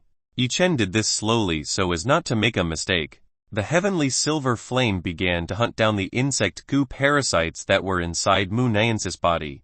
One by one, the goo insect parasites inside Mu Nyan's body began to be killed by the heavenly silver flame. After about 5 minutes, all of the goo insect parasites that were inside Mu Nyan's body were completely eradicated. After all of the goo insect parasites were eliminated, Yi Chen immediately withdrew his heavenly silver flame. Yi Chen is relieved that everything has ended. For Yi Chen, the 5 minutes just now felt like a long time ago. Yi Chen felt like he had passed all these years. Yi Chen took a cloth from the fairy gate storage room. Yi Chen began to put the cloth in his hand on the ground. Yi Chen laid Mu Nyan on this clean cloth. After putting Mu Nyan on the cloth, Yi Chen intended to stand up. When Yi Chen stood up, he felt a little dizzy. Yi Chen started to wobble and fell back on the ground. When Yi Chen was about to fall to the ground, suddenly from behind him there was a soft object that was holding his head from falling to the ground. Boing! Yi Chen saw that the thing in the back of his head was very soft and enormous. At this time Yi Chen felt that he landed on the softest pillow in this world. Yi Chen naturally knew whose this was. It was obviously Yi Zeus. Master, are you okay? Yi Zhu asked Yi Chen's situation. She looked worried about Yi Chen's situation. Previously, Yi Zhu saw Yi Chen, who was staggering and was about to fall to the ground.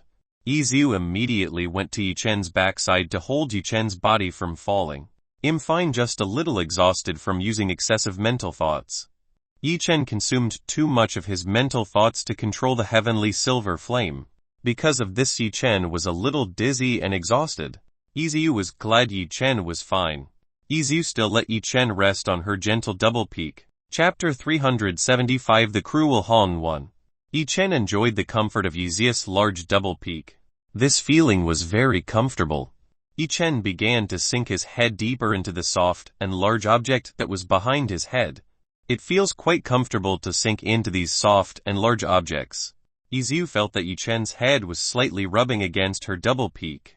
This made Yi Zeus' body feel a little strange. Yi Chen went even further. He began to stretch out his hand towards Yi Zeus' huge double peak and rubbed it a little. Yi Zhu couldn't stand Yi Chen's stimulation anymore. Yi Zhu started pushing Yi Chen away from her embrace.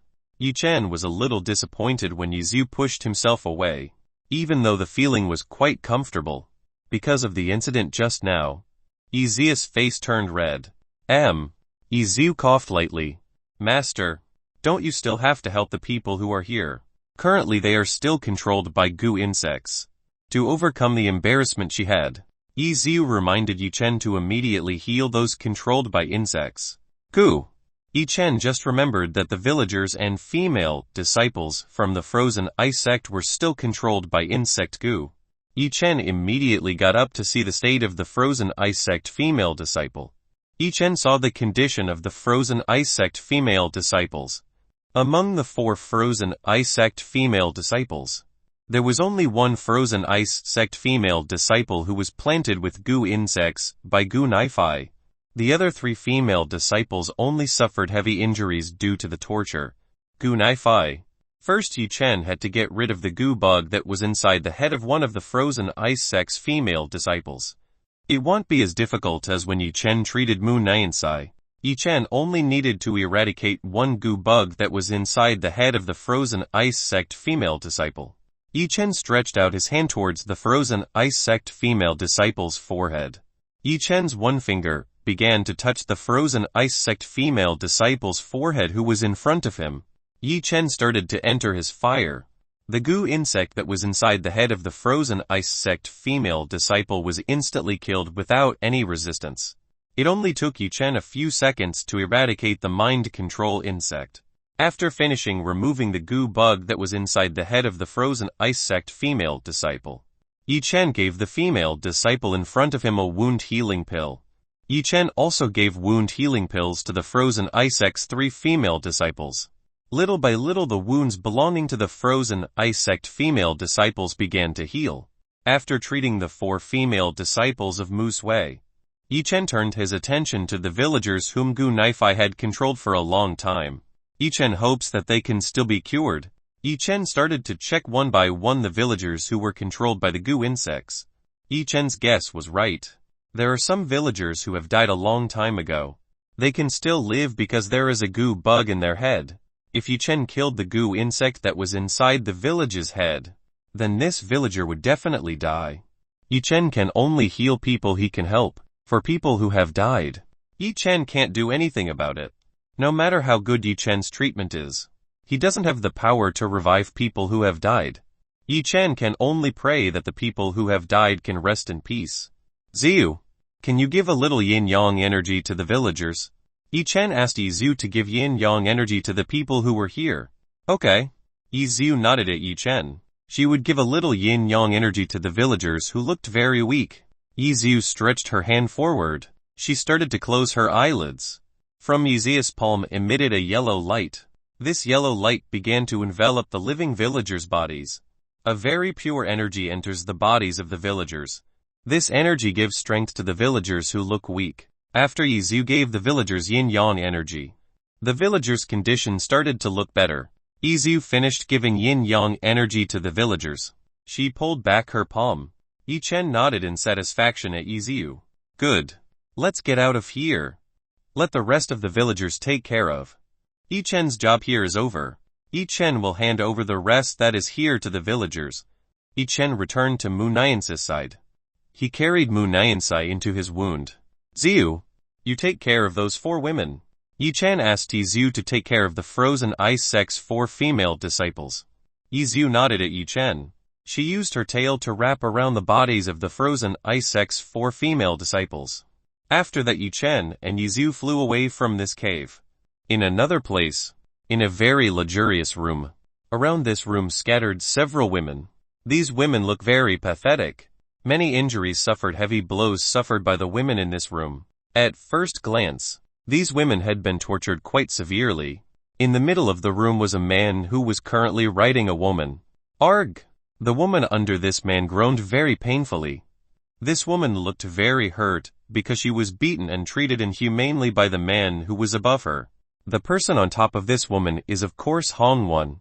He is currently enjoying tormenting the woman under his body. Hong Wan hit the buttocks of the woman who was under him very hard. Hong Wan's punches were very heavy. This woman's buttocks turned red like blisters. Young master, please spare me. I can't take it anymore. The woman under Hong Wan tried to ask Hong Wan for mercy. Hong Wan this time slapped the woman's face under him body. Hong Wan is very angry. Women in the mortal world have very little yinki. This is simply not enough for him. Moreover, women in the mortal world are so talkative. They repeatedly ask for mercy on him, which makes Hong Wan feel very upset. Hong Wan repeatedly slapped the woman under him body. The woman who was under Hong Wan's body couldn't take it anymore. She lost consciousness and fainted on the spot. Hong Wan saw the woman under him fainted.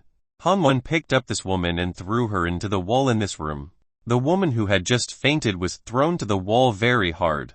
No one knows if the woman was still alive after being treated like this by Hong Wan. You weak and useless prostitute! Hong Wan is very angry. All the women in this place are very weak. They couldn't afford to be rough with him.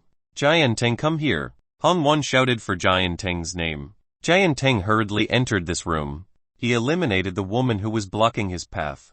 Jianteng was used to this, so he was not surprised to see the many women scattered all over the place.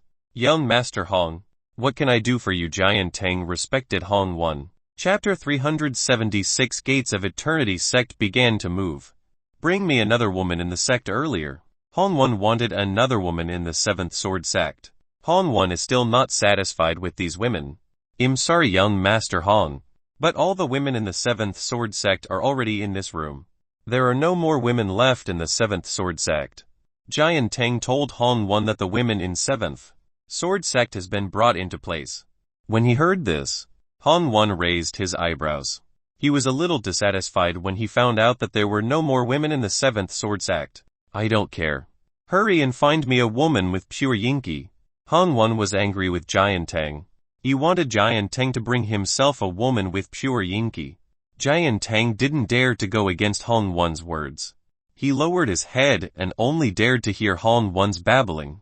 Young Master Hong, I might know a place that has many women with pure Yinki. Jian Tang finally told Han Wen the place of the woman with the purest Yinki in the mortal world. Where is it? Hurry and tell me. Han Wen immediately asked where Jian Tang was referring to. That place is the Frozen Ice Sect. Over there all the members of the sect are women who cultivate ice elements. They are also very pure and beautiful women who have never come into contact with a man. The women there will definitely suit you very well. Jian Tang tells Han Wen about the whereabouts of the Frozen Ice Sect. Jian Tang himself had only just remembered the existence of the Frozen Ice Sect when Jian Ding discussed this matter privately with himself. Jian Ding suggested to himself to give the women from the Frozen Ice Sect to young Master Han Wen. Jian Ding believed that Han Wen would definitely be happy about this. Jian Tang was also very sure that Han Wen would like this. The women from the Frozen Ice Sect were not only famous for their purity. The women in the Frozen Ice Sect were also famous for their beauty. Once upon a time there were countless cultivators who tried to remove the veils belonging to the women from the Frozen Ice Sect. Unfortunately they all ended tragically at the hands of the women from the Frozen Ice Sect. Jian Tang still remembered that the women from the Frozen Ice Sect kept their chastity more than anything else. They didn't hesitate to kill men who dared to abuse the purity they possessed. Han Wen started to imagine the beautiful and pure woman that Jian Tang just said. When Han Wen imagined this, he became very excited. Then let's go there. We will take away all the women who were there. Han Wen has made his determination. He must get a beautiful and pure woman from the Frozen Ice Sect. I will do as you say. Young Master. Jian Tang would do anything to please Han Wen, even if it had to sell whatever he had. Jian Tang intended to leave this place to inform other subordinates and elders from the Gates of Eternity sect. Jian Tang also needed the help of all the members of the 7th Sword sect to attack the Frozen Ice sect. Jian Tang intended to use the 7th Sword sect for his personal goals. Wait a minute. Han Wen stopped Jian Tang, who intended to leave this place. Young Master Hong, what else do you need from me? Jian Tang turned around, asking Han Wen's other wish. Take all the women who are here away from this place. I don't need them anymore. Han Wen told Jian Tang to take these useless women away. Han Wen doesn't want to see these useless women. Okay. I understand. Jian Tang nodded at Han Wen. Jian Tang used his own strength to lift these women into the air. Jian Tang led the women out of the room where Han Wen was. Actually, Jian Tang was very lazy when asked to clean up this disgusting thing. But because this was an order from Han Wen, Jian Tang had to do it. Jian Tang took the women from the 7th Sword sect out of the profound arc. Jian Tang led these women towards the entrance of the 7th Sword sect. It just so happened that in front of the 7th Sword sect entrance there were several disciples on guard. You take care of these women. Jian Tang ordered the disciples who were on guard to take care of these women. Jian Tang didn't want to waste the time he had on this kind of thing. Disciples from the 7th Sword sect only dared to nod at Jian Tang. They didn't dare to go against the direct orders of Ancestor Jian Tang. The 7th Sword sect disciples were still afraid when they recalled the incident when one disciple fought Jian Tang. They did not want to cry like the disciples who dared to fight against Jian Tang. After handing these women over to the guard disciples of the 7th Sword sect, Jian Tang entered the 7th Sword sect. He wanted to tell Jian Yan, Jian Ding, and Jian Lubo to immediately gather people and attack the Frozen Ice sect. Jian Tan would also notify the other subordinates and elders of the Gates of Eternity sect. The disciple guarding the gate was relieved when he saw Jian Tang turn. This male disciple saw several female disciples and female elders of the sect who looked really pitiful. The appearance of these women was extremely pitiful. The disciples here began to wonder what Jian Tang had done to the female disciples and female elders of the sect. They were eager to know how the female disciples and female elders of the sect could become such a state. Unfortunately, the guard disciples could only bury their curiosity for now. They couldn't possibly dare to ask Jian Tian. The guard disciples could only wait for the women to wake up and ask what had happened to them. The likelihood of knowing this was very small. These women would have experienced great trauma. They could not possibly tell what they had just experienced. Jian Tang immediately headed to the main hall where Jian Yan and the two 7th Sword Sect melts were located. When Jian Tang arrived inside the 7th Sword Sect's main hall, Jian Yan and the two ancestors immediately paid their respects to Jian Tang. Our salute to Jian Tang's ancestors. The three of them paid their respects to Jian Tang. Get up, Jian Tang told the three people in front of him to get up. Jian Yan, Jian Ding and Jian Lubo got up immediately. I have good news for all of you.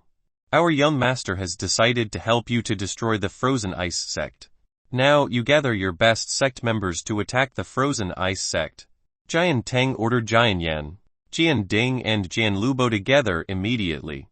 Current best sect member to attack the Frozen Ice Sect. Jian Yan, Jian Ding and Jian Lubo were overjoyed to learn about this. Well, our ancestors understand. Jian Yan, Jian Ding and Jian Lubo were so excited. They immediately went to gather all the strongest cultivators within the sect. Jian Tang saw the departure of Jian Yan, Jian Ding and Jian Lubo.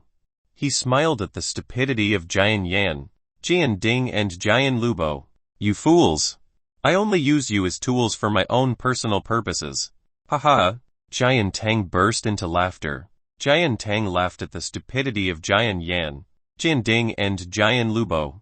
Alright, now is the time to tell this matter to the other subordinates and elders. Time for Jian Tang to tell the people of the Gates of Eternity sect that there would be a good spectacle to watch. Chapter 377 Master and Disciple Me. Yi Chen and Yi Ziyu were currently flying towards the city where they lived. They would return to the city briefly to recover Mu Nansai and the 4 female disciples from the Frozen Ice Sect. Master, what will you do to these 5 beautiful women? Yi Ziyu asked what Yi Chen would do to the 5 beauties from the Frozen Ice Sect. I will let them rest in their place for a while. Yi Chen would let Mu Nansai and the Frozen Ice Sect's 4 female disciples stay at his villa for a while. When they got better, then Yi Chen would let them return to the Frozen Ice Sect.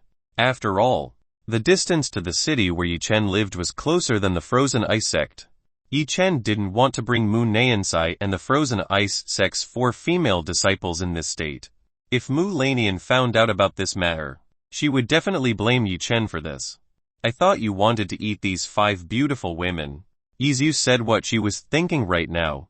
Yi Chen, who heard this, almost fell down. Yi Chen did not expect that Yi Ziyu would think like this about himself. Yi Chen Ziyu, how can you think of me like that?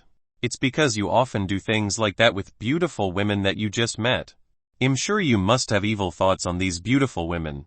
Yi Ziyu often saw Yi Chen do things like that with the beautiful women he met. Yi Chen was speechless when he heard this from Yi Ziyu. It seemed like the reputation he had was bad enough for Yi Ziyu.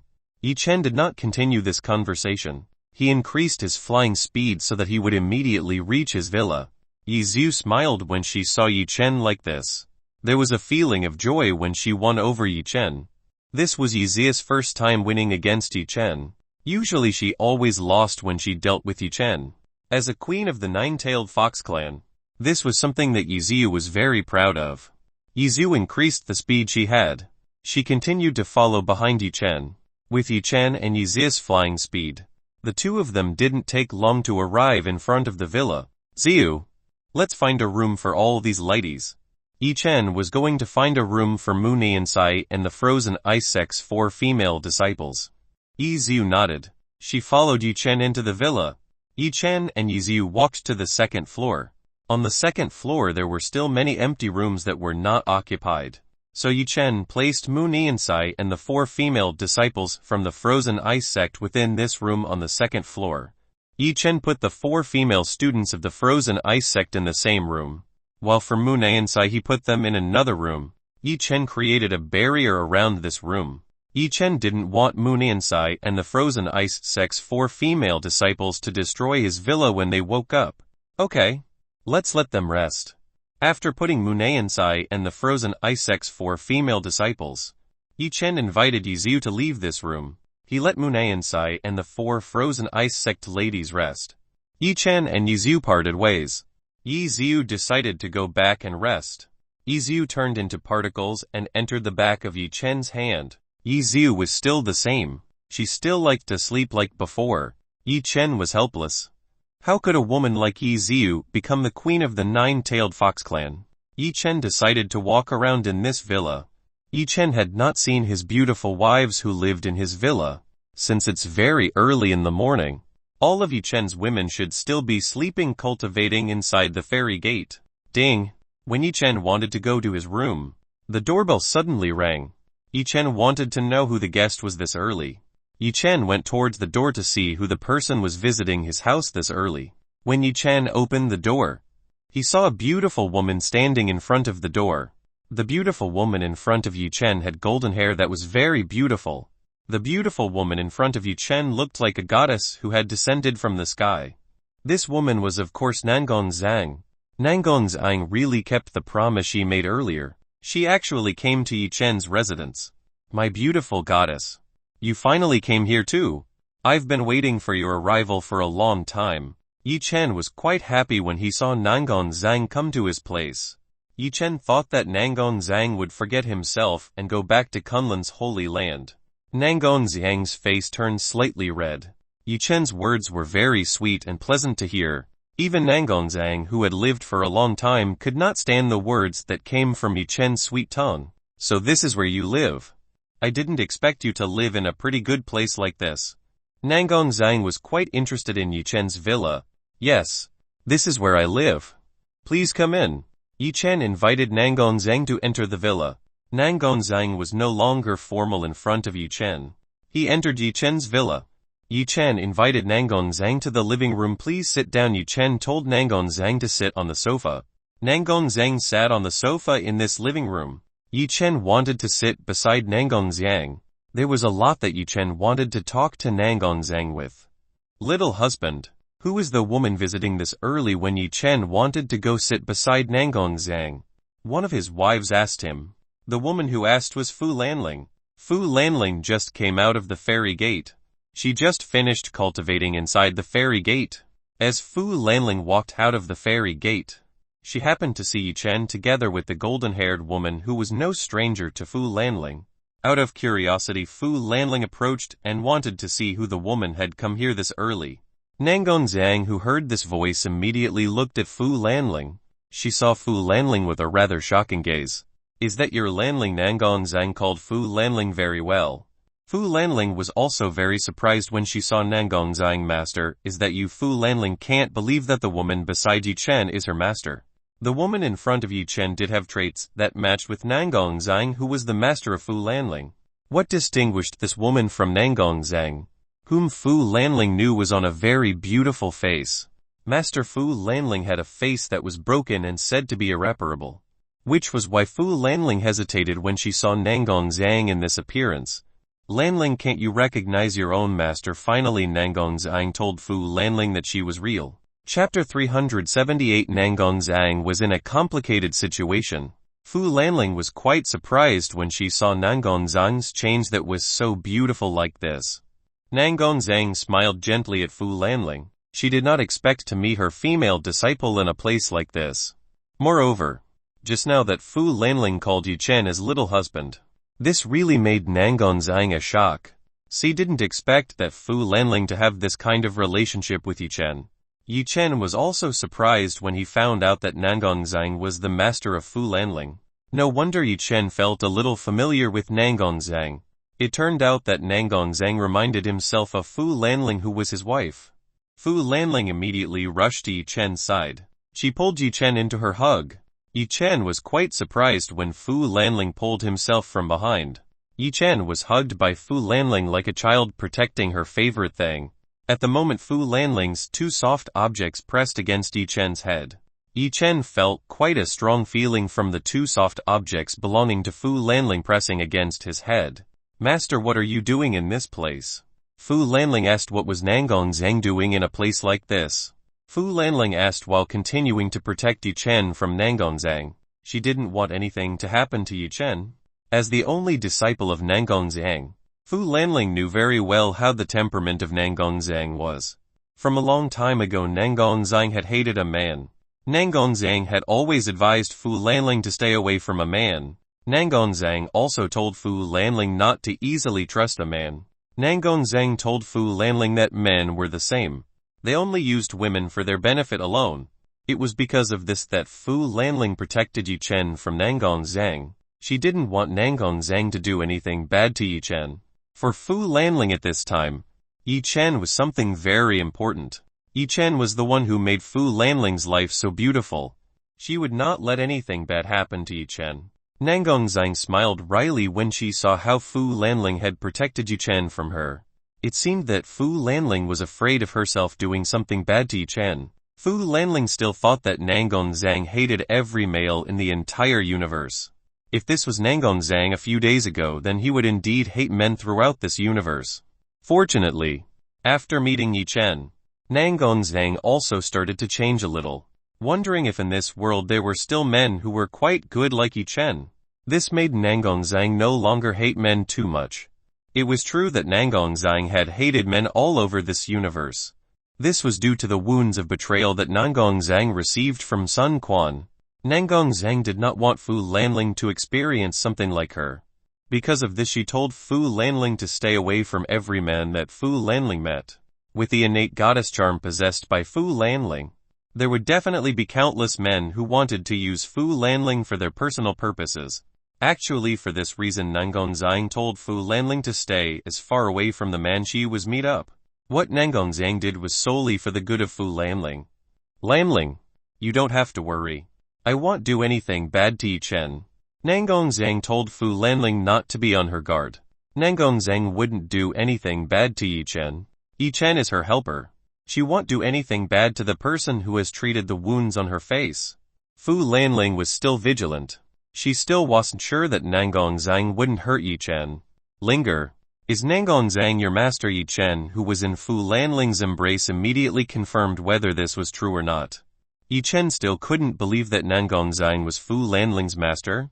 Little husband, she is indeed a master who has taught me cultivation.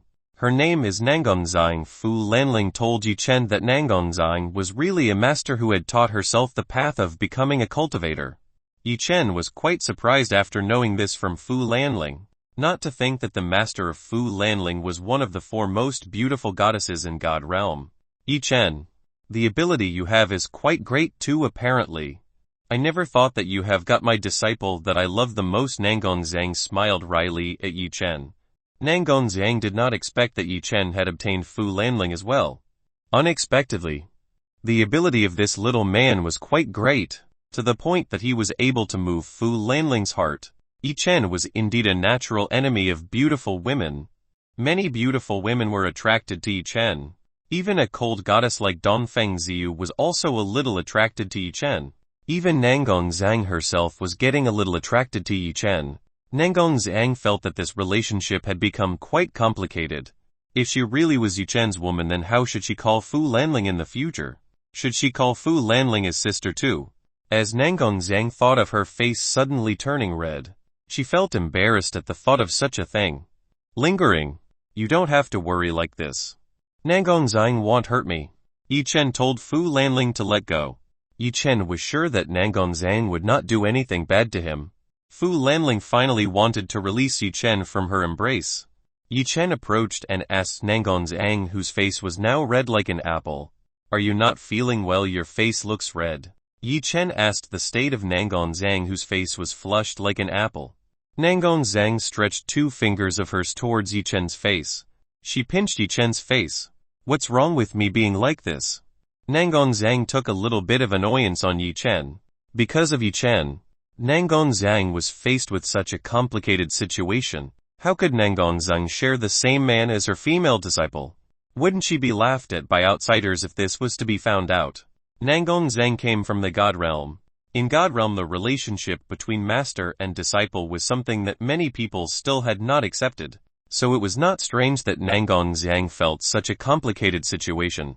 Yi Chen could only surrender when Nangongzang pinched her face.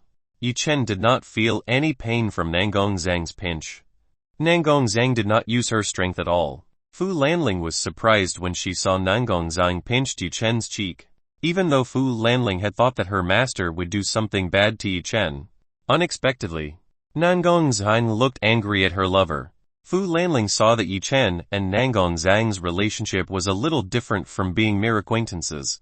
After a while, finally Nangongzang released her milky pinch from Yi Chen's cheek. Nangongzang looked at Fu Lanling. Lanling, you seem to have a very fast body since the last time I saw you. Nangongzang just realized that Fu Lanling has reached the half-step stage to divine realm. This was faster than Nangongzang's estimate. Chapter 379. Didn't you promise to be my woman? Even though Nangongzang predicted that Fu Lanling would reach the half-step stage to divine realm in a few hundred years, it was unexpected that Fu Lanling would reach the stage after stepping to divine realm this quickly.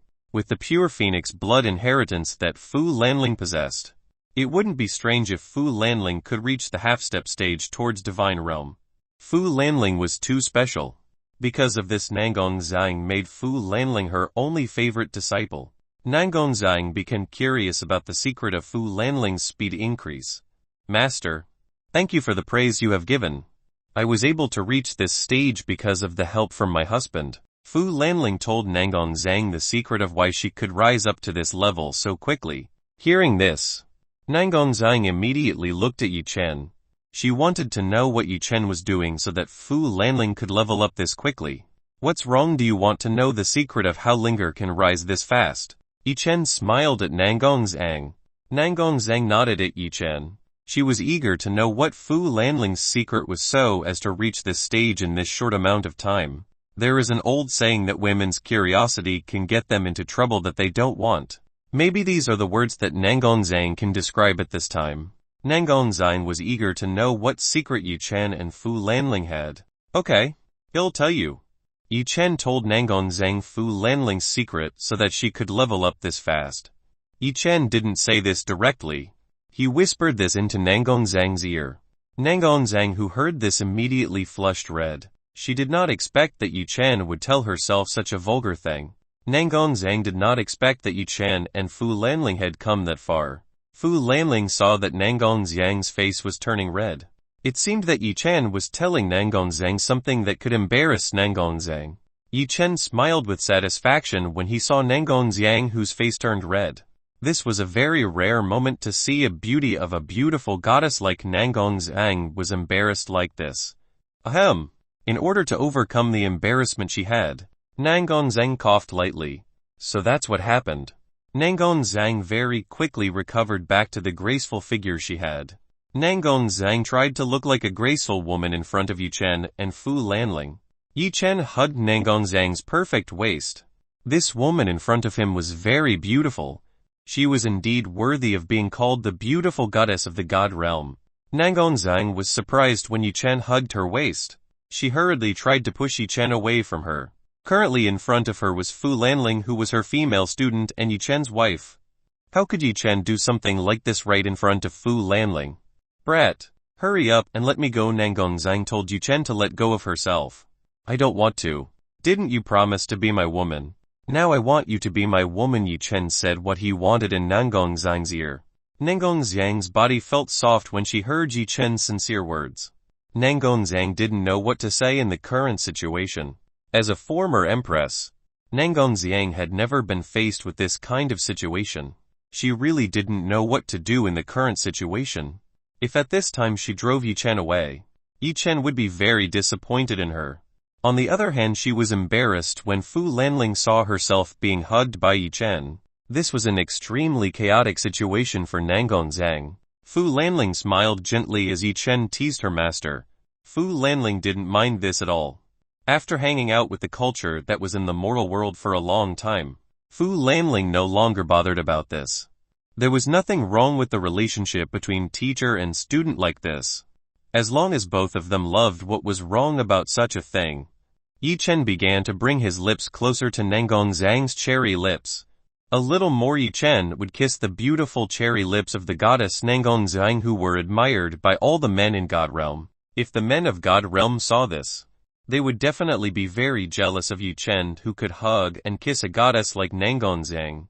Bam! When Yi Chen was about to kiss Nangongzang, From upstairs there was a fairly loud explosion. Just now someone had attacked the barrier set up by Yi Chen. Nangong Zhang immediately took advantage of this opportunity to push Yi Chen away from her.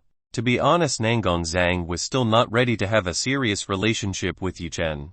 She still wanted to see how Yi Chen was for a while.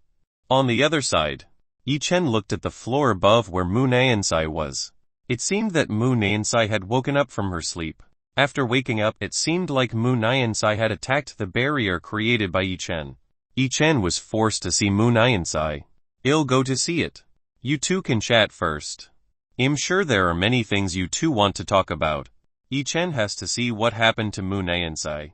Yi Chen immediately went to the second floor. After Yi Chen's departure, in the living room only Fu Lanling and Nangong Zhang remained. Nangong Zhang and Fu Lanling looked at each other, both of them smiling very beautifully. "Lanling, there are many things I want to talk to you about, especially about Yi Chen. Can you tell me a little about Yi Chen?" Nangong Zhang wants to know what Yi Chen and Fu Lanling are like. "Of course I will tell Master everything about my little husband." Fu Lanling looked excited when talking about something related to Yi Chen. Nangong Zhang and Fu Lanling started chatting. The topic they both talked about was Yi Chen. Yi Chen immediately went up to the second floor. He immediately went to the second floor where Mu Nansai was. Yi Chen didn't release the barrier he created. This is just in case Mu Nansai used her power. Yi Chen didn't want this villa to be destroyed because of Mu Nansai. Yi Chen immediately entered the room where Mu Nansai was. "What are you doing? Why are you so noisy?" After opening the door to the room, Yi Chen immediately scolded Mu Nansai for destroying the barrier he had created. At this time Mu Nansai was lying on the bed. Mu Nansai looked in pain. Mu Nansai had not fully healed yet. When she used the profound energy she had, the internal wounds suffered by Mu Nansai would come back to hurt. As a result, Mu Nansai looked in pain on the bed. Yi Chen's anger disappeared when he saw Mu Nansai who was in pain. Yi Chen immediately approached and checked Mu Nansai's situation. Yi Chen raised Mu Nansai's body. Yi Chen used his profound energy to lighten Mu Nansai's wounds. "Don't touch me." Mu Nansai tried to drive Yi Chen away, who was currently touching him.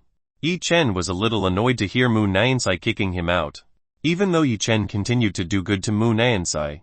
But this is Yi Chen's reward for the kindness Yi Chen has given. Chapter 380 Sound transmission from Mu Lanian. "Yi Chen, hey, I'm already good enough to you. Why are you still acting like this to me? Can't you appreciate the kindness of someone like me? You're not a good person at all. You shameless man." Mu Nansai coldly sniffed at Yi Chen.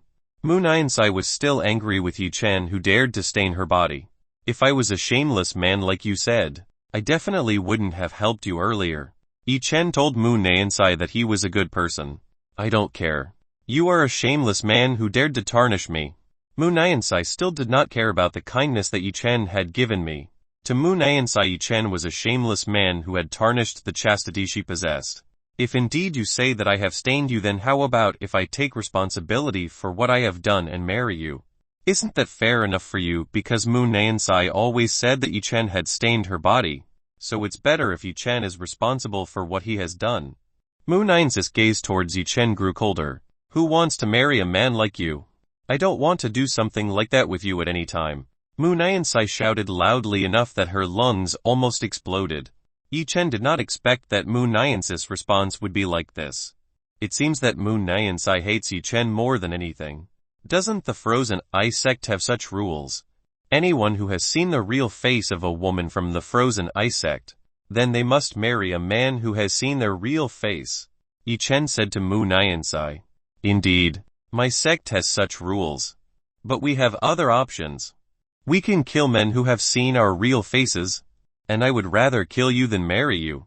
Mu Nansai wanted Yi Chen's life. "You are brave enough to say that when your circumstances are like this. Aren't you afraid that I will do worse to you?" Yi Chen smiled wickedly at Mu Nansai. Mu Nansai's current state is very weak. Yi Chen can do whatever he wants to Mu Nansai. Mu Nansai became a little afraid when she heard Yi Chen's words. It is true that right now she is very weak. Yi Chen can do whatever he wants to herself. If at this time Yi Chen wanted to do something to Mu Nansai, then Mu Nansai could not do anything against Yi Chen. Yi Chen smiled with satisfaction when he saw Mu Niansai, who looked like a frightened rabbit. Finally, Mu Niansai knew what her current position was. If it was true that Yi Chen had really good thoughts for Mu Niansai, then Yi Chen would have done it earlier. He didn't have to wait this long to do that. You don't need to be afraid like that. I am a good man.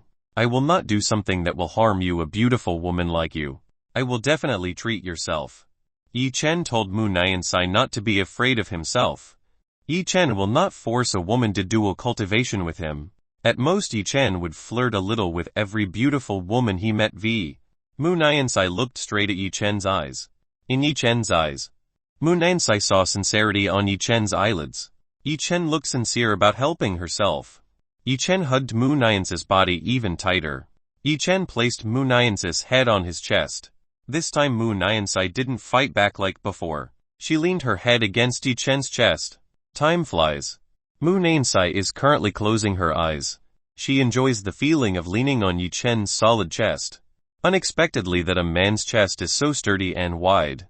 This feels very comfortable for Mu Niansai. Mu Niansai's state started to improve a little after Yi Chen used his profound energy to lighten the wounds Mu Niansai had. Yi Chen, I need help from you. Currently my sect is being attacked by a lot of very strong people. I need your help. When Yi Chen was treating Mu Niansai, suddenly Yi Chen received a message transmission from Mu Lanian. The content of the message Yi Chen got from Mu Lanian was very short. Mu Lanian is currently asking Yi Chen for help. The Frozen Ice sect is currently being attacked by someone who is very strong. Mu Lanian and King Cheng are unable to fight these people. After receiving a message transmission from Mu Lanian, Yi Chen immediately got up from the bed. Mu Niansai, who was in Yi Chen's arms, was shocked. She immediately opened her eyes. When Mu Niansai opened her eyes, she saw Yi Chen's face that looked very panicked and anxious.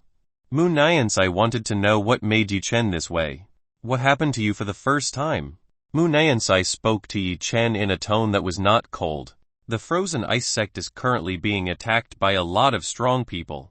I have to go there to help. Yi Chen should go to the Frozen Ice sect as soon as possible. He has to help Mu Lanian and King Cheng. How do you know this? Mu Niansai wants to know how Yi Chen knows about this. Mu Niansai herself hasn't received any news about this. So how could Yi Chen know that the Frozen Ice sect is currently being attacked by someone? Suddenly Mu Niansai's spirit sign glowed. This told that the sect was currently experiencing a tragedy. Mu Niansai was shocked to find out that what Yi Chen said had come true. The Frozen Ice sect had really experienced something bad. Mu Niansai began to wonder how Yi Chen knew about this earlier than she did. Could it be that within the Frozen Ice sect there was one woman who was related to Yi Chen? Otherwise, how could Yi Chen know that the sect was in trouble? Mu Niansai began to be suspicious of this. From the start, Mu Niansai was already suspicious when she saw that Yi Chen was in the cave where she was cultivating, which must have been someone within the sect who brought Yi Chen in. Otherwise, how could Yi Chen break through the sect's barrier array? Mu Niansai wanted to know which woman from the Frozen Ice sect had ties to Yi Chen. Sorry, I have to go now. Yi Chen must go immediately to help Mu Lanian and King Cheng. Wait. Let me come. I also want to know what happened to my Frozen Ice sect. Mu Niansai wanted to come along with Yi Chen. But your current state is still not very good. You should just undo it and stay here. Yi Chen told Mu Niansai to stay here. He didn't want Mu Niansai's injuries to get worse than this. You don't need to worry. Now that I have recovered, I can go with you. Mu Niansai already feels fine. Currently the Frozen Ice sect needs her more than anything. It's fine if you insist on joining. Yi Chen really couldn't change Mu Niansai's determination. Chapter 381. Everyone went to the Frozen Ice sect. Yi Chen and Mu Niansai immediately went downstairs. Yi Chen and Mu Niansai wanted to meet Nangong Zhang and also Fu Lanling in the living room. When Yi Chen and Mu Niansai arrived at the living room, there were already countless beautiful women sitting in the living room. There were Xiao Yanyan, Liu Yu, Su Mengxin, Lin Ruxi, Xiao Lulu. All of the Yi Chen women currently surrounded Nangong Zhang. They wanted to know the origin of a beautiful goddess like Nangong Zhang. When Yi Chen arrived at the living room, all the women immediately looked towards Yi Chen's arrival. All of Yi Chen's women looked at the beautiful woman next to Yi Chen. They did not think that Yi Chen would bring home two beautiful women at once. The beautiful women saw Yi Chen's face, which looked very anxious. Zhao Yanyan and other women wanted to know what was going on. Why did Yi Chen look worried like this? Mu Nansai was quite surprised when she saw that many peerless beauties were in the same space. All these women were too beautiful. They were like goddesses who had just descended from the sky. Husband, what's going on? Why do you look so worried? Zhao Yanyan is the one who asked Yi Chen. Yi Chen only briefly explained what was happening to Zhao Yanyan. Currently there was a problem with the frozen ice sect. And there were two women who belonged to him who were trapped there and needed help from him. So, there are two sisters who are in trouble now. Zhao Yanyan and the other women understand why Yi Chen looks so worried. It turned out that there were two Yi Chen women who were currently in serious trouble. Then we all want to help you. So far we have continued to rely on you. We also want to help you solve the problems you have. Zhao Yanyan wants to help Yi Chen save the two new sisters who are in trouble. Liu Yu, Fu Lanling, Su Mingxin, Lin Roxi, and Xiao Lulu also wanted to help Yi Chen solve this problem. They all wanted to be of use to Yi Chen. The women didn't just want to be a beautiful flower display that Yi Chen was constantly protecting. All women want to prove that they are worthy of being side by side with Yi Chen. Yi Chen saw the determination that Zhao Yanyan, Liu Yu, Fu Lanling, Su Mingxin, Lin Roxi and Xiao Lulu had. All the beautiful wives wanted to help fight on Yi Chen's side. Master, you don't need to worry. They are now not weak women that you have to protect every time. Now that they have become great cultivators, it's time for them all to help you. So far they have only practiced without knowing the real battle. This is the right time for them to learn in real combat. Xu Yuichen told Yi Chen to let Zhao Yanyan, Liu Yu, Fu Lanling, Su Mingxin, Lin Roxi, and Xiao Lulu come with him. This is good enough for Yi Chen's women. Let them all practice real combat. Xu Yuichen's words were indeed right. It was about time Yi Chen let the women know the real battle. Okay, then let's all go there. Yi Chen invited all the women to go out of the villa. Nangonzang saw all the women that Yi Chen had. All of Yi Chen's women really got along very well. They could overcome the differences that each other had. This was something that Nangonzang had never seen in the imperial harem. In the imperial harem the women would fight for the throne to become the first queen. They didn't hesitate to get rid of other women who got in their way. It was for this reason that the women in the imperial harem didn't get along with each other. They were trying to get rid of each other in order to be liked by the Lord of the Stars. It was for this reason that Nangonzang praised Yi Chen's women who looked so good with each other. They really protected each other. Seeing this, Nangonzang decided to go out with Yi Chen and the other women. She had already decided to help Yi Chen and the others. The place we are going to is quite far. Even if I use the full speed I have, I still need a relatively long time to get there. Yi Chen told all the women that the place they were going to was quite far. Yi Chen needed less time, over 50 minutes 1 hour to get there. This was the problem that Yi Chen was currently facing. The distance to the frozen ice sect was quite far. Even if Yi Chen flew at full speed, he would still need quite a long time to get there. Yi Chen had to find a way to get to the frozen ice sect as quickly as possible. I might be able to help you get to that place in no time. Nangonzang had a way to get to the frozen ice sect in no time. Yi Chen and all the women who were here immediately looked at Nangonzang. They wanted to know what methods Nangonzang had. Nangonzang, what method will you use to get there in such a short time? Yi Chen asked what method Nangonzang had. Nangonzang stretched out her palm. On top of Nangonzang's palm appeared something that looked like an arc, except that the arc in Nangonzang's hand was a quite small version. Here it is. Nangonzang showed the mini version of the arc on top of her palm.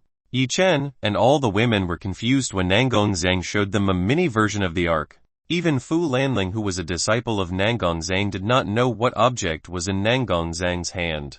Big Sisters Yang, what do you want with the mini arc? Liu Yu asked what Nangonzang wanted to do with the mini version of the arc.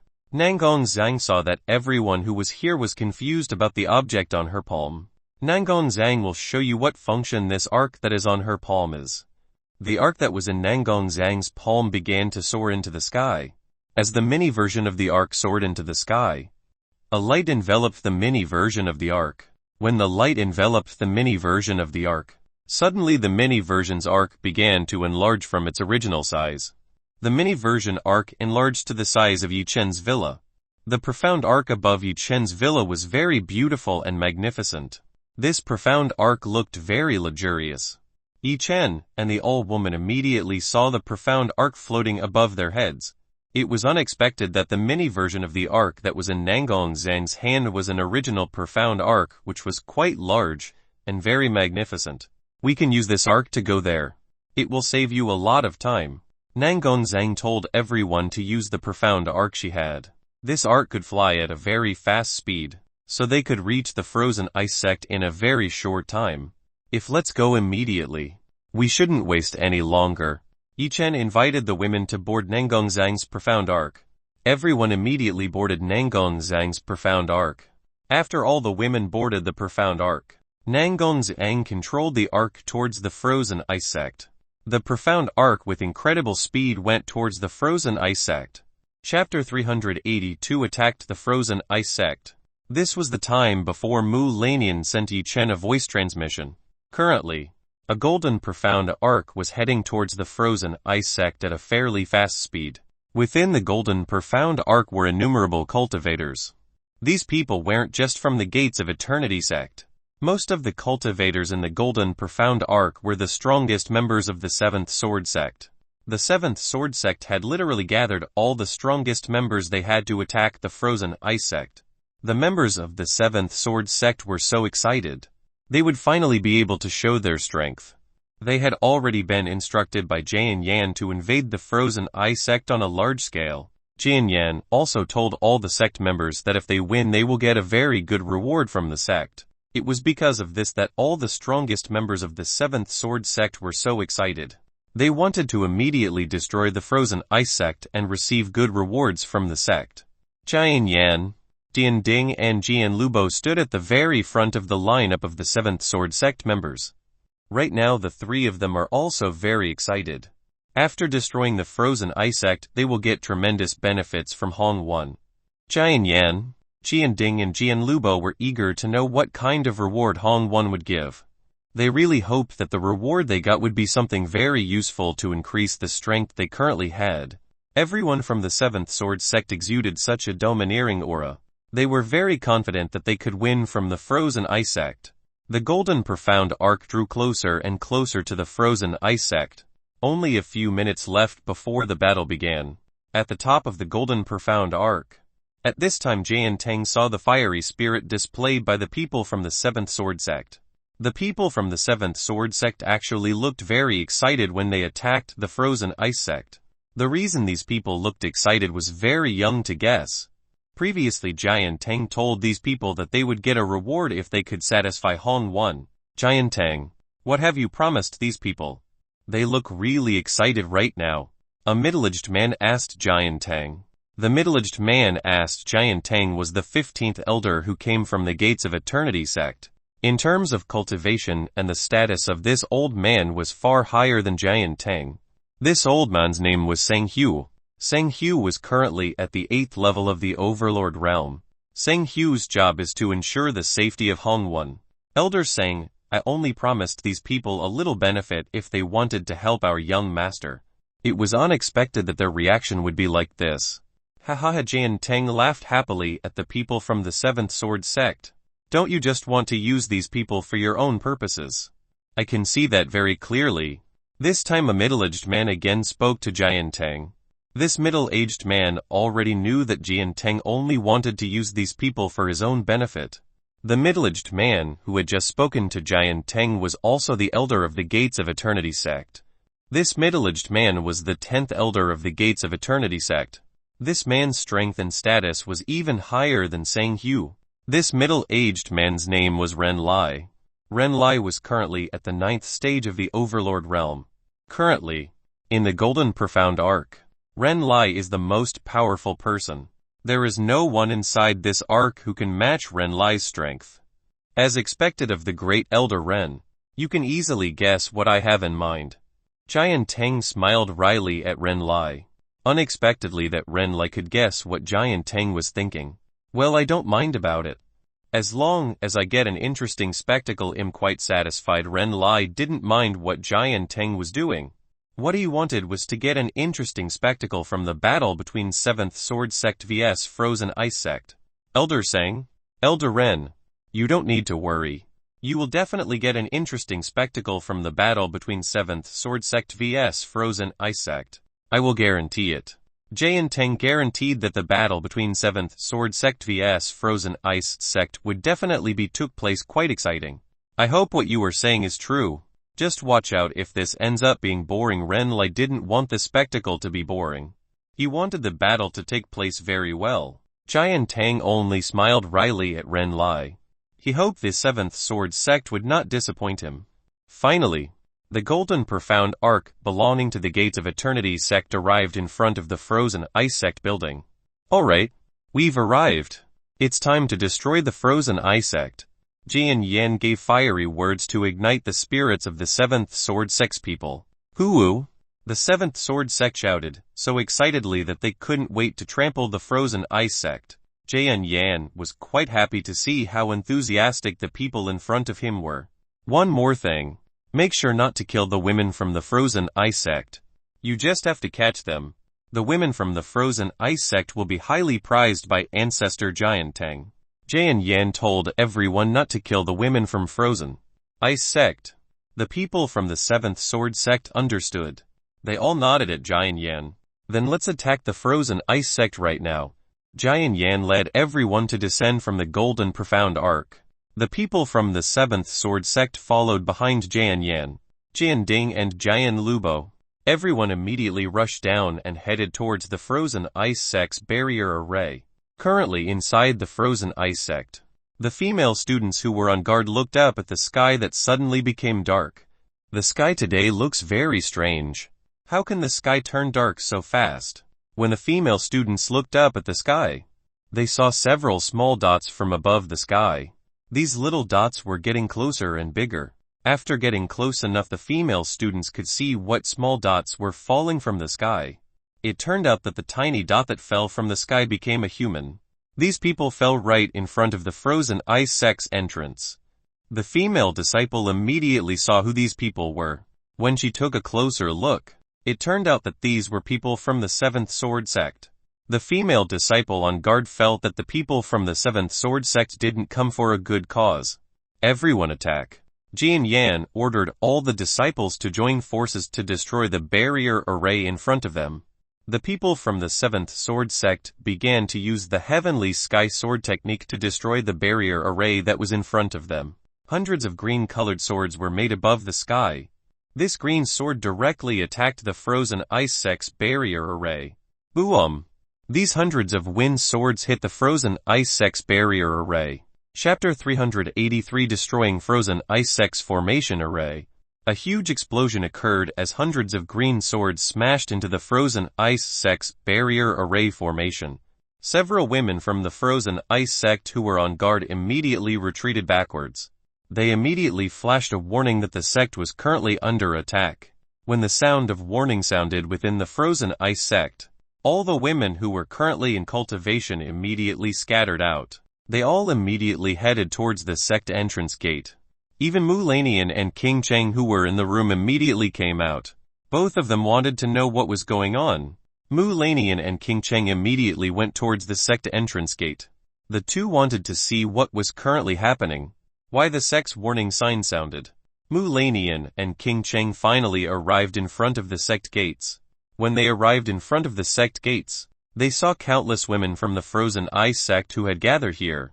Mu Lanian and King Cheng saw what was outside the formation array.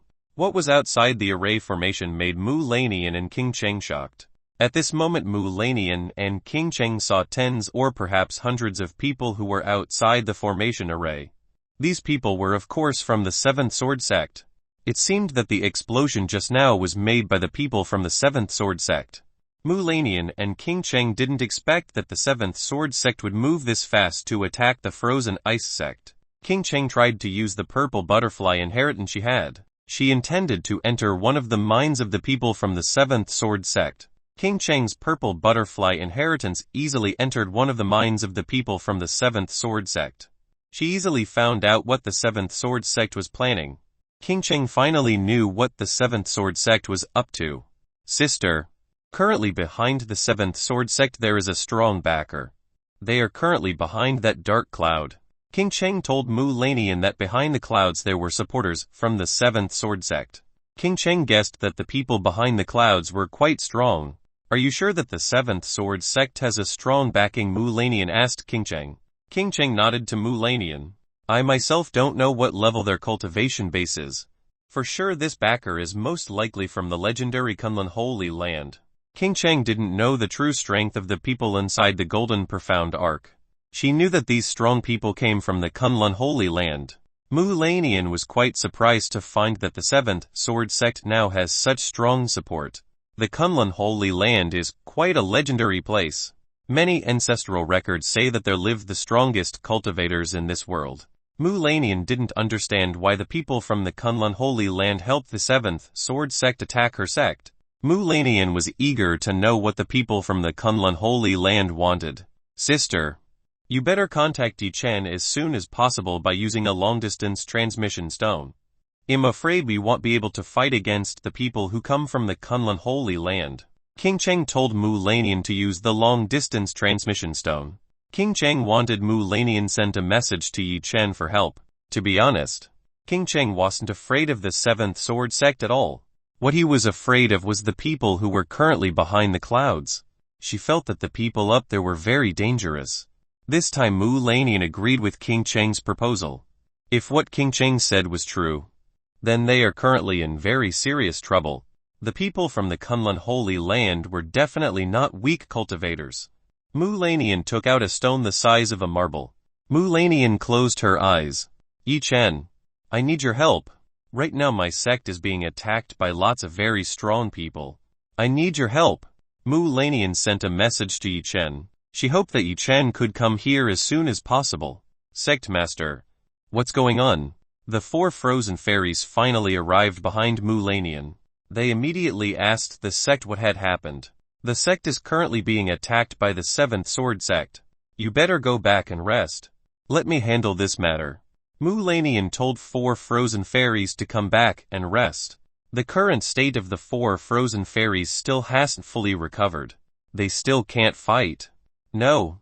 If the sect is in trouble, then we will help. All of the four frozen fairy members shook their heads.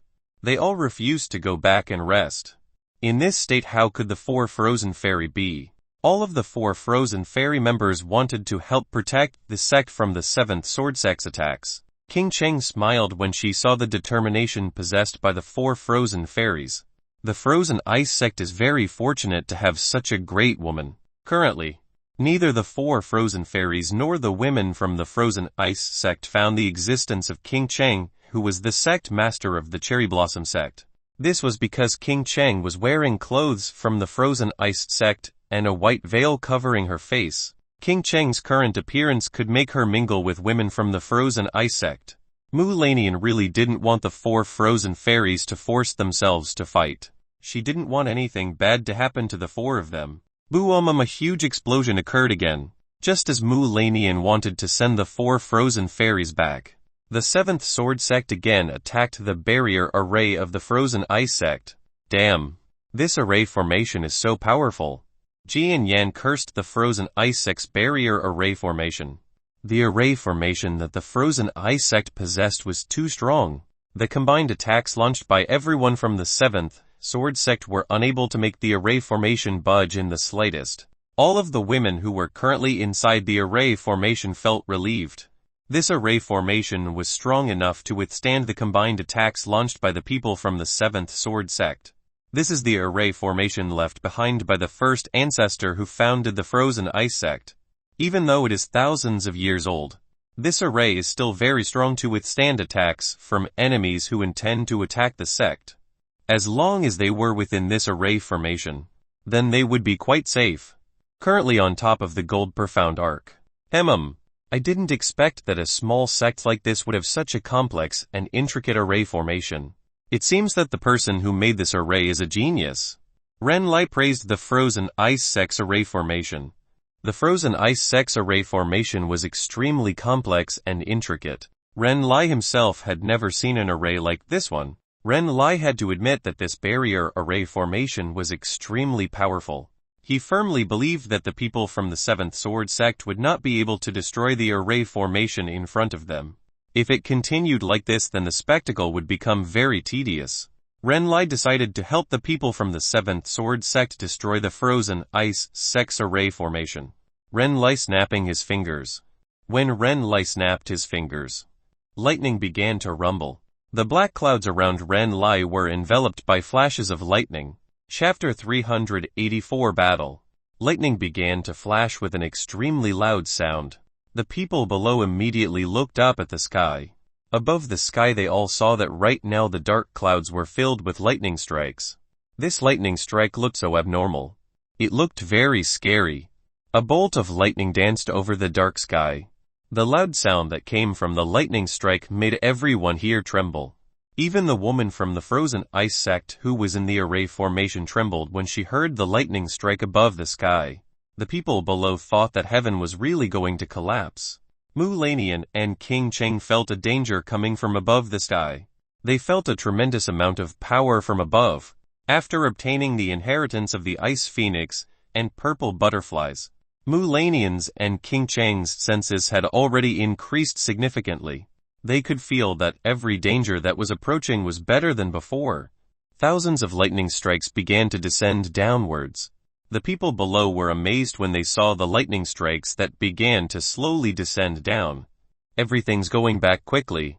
Jian Yan immediately ordered everyone from the Seventh Sword sect to go back as far as possible. Jian Yan didn't want to be hit by this lightning strike. He preferred to pull everyone back first. Everyone from the Seventh Sword sect immediately obeyed Jian Yan's orders. They immediately retreated far back. Bamum, bamum, bamum, bamum, bamum, bamum, bamum, bamum. Lightning began to hit the frozen ice sect's barrier array formation. As lightning strikes hit the barrier array formation, the barrier array formation began to tremble. The people that were within the array formation immediately ducked. They were all afraid of being struck by the bolts of lightning currently raining down on the formation array that was above them. The women from the frozen ice sect immediately looked very panicked. Calm down. This array formation must be able to withstand this kind of attack. Mu Lanian tried to calm the women behind her. Mu Lanian firmly believed that this array formation was able to withstand this terrifying bolt of lightning. This was an array formation left behind by the frozen ice sect's founding first ancestor, so its strength should not be doubted. Correct. When Mu Lanian had just finished speaking, there was a cracking sound. When this sound was heard, all the women immediately looked up at the array formation. At the moment it was seen that the array formation was starting to show a small crack.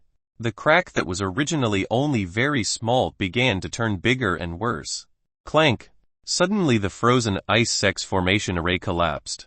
After the array formation collapsed, there was no longer anything that could protect the women from being struck by lightning. Mu Lanian, who saw this, immediately created a multi-layered ice barrier to protect everyone around her.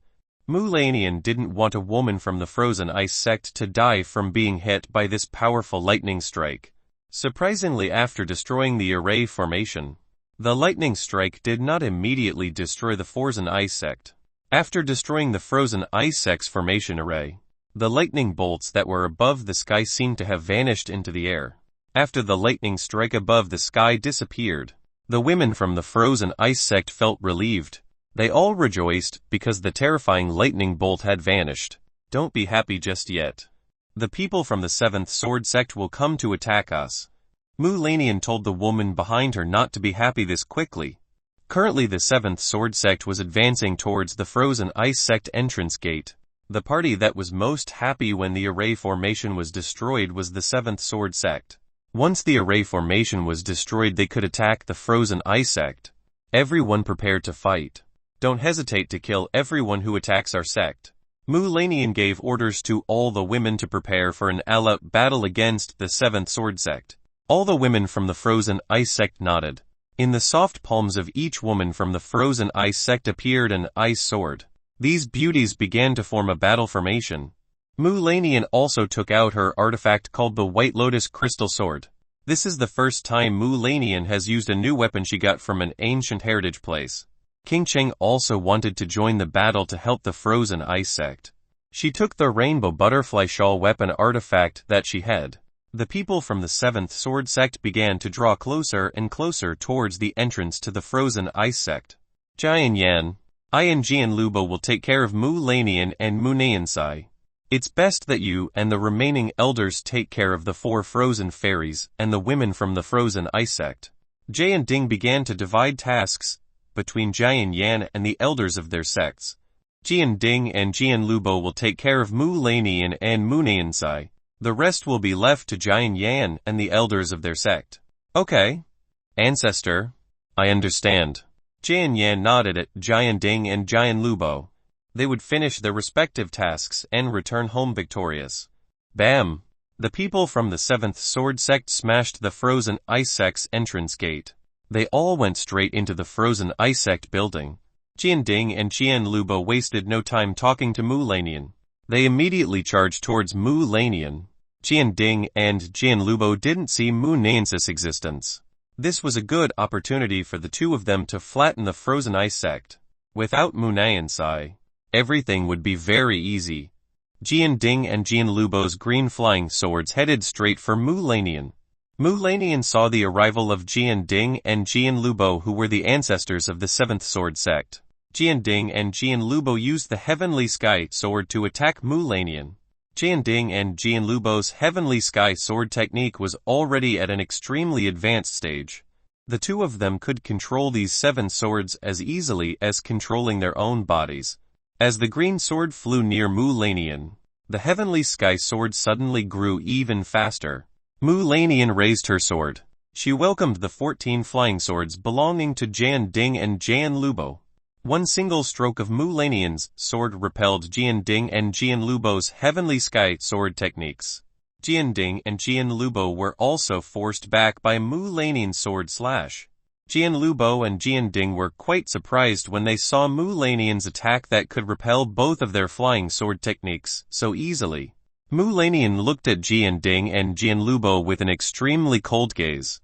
Our sect has never had a grudge against your sect. Why are you attacking our sect? Mu Lanian's voice is very cold. Mu Lanian turned back into a cold woman in front of her enemies. Ha ha ha. You stupid bitch. Our sect may never have had a grudge before. But since your sect is getting in the way of the plans we have, we inevitably have to destroy yours.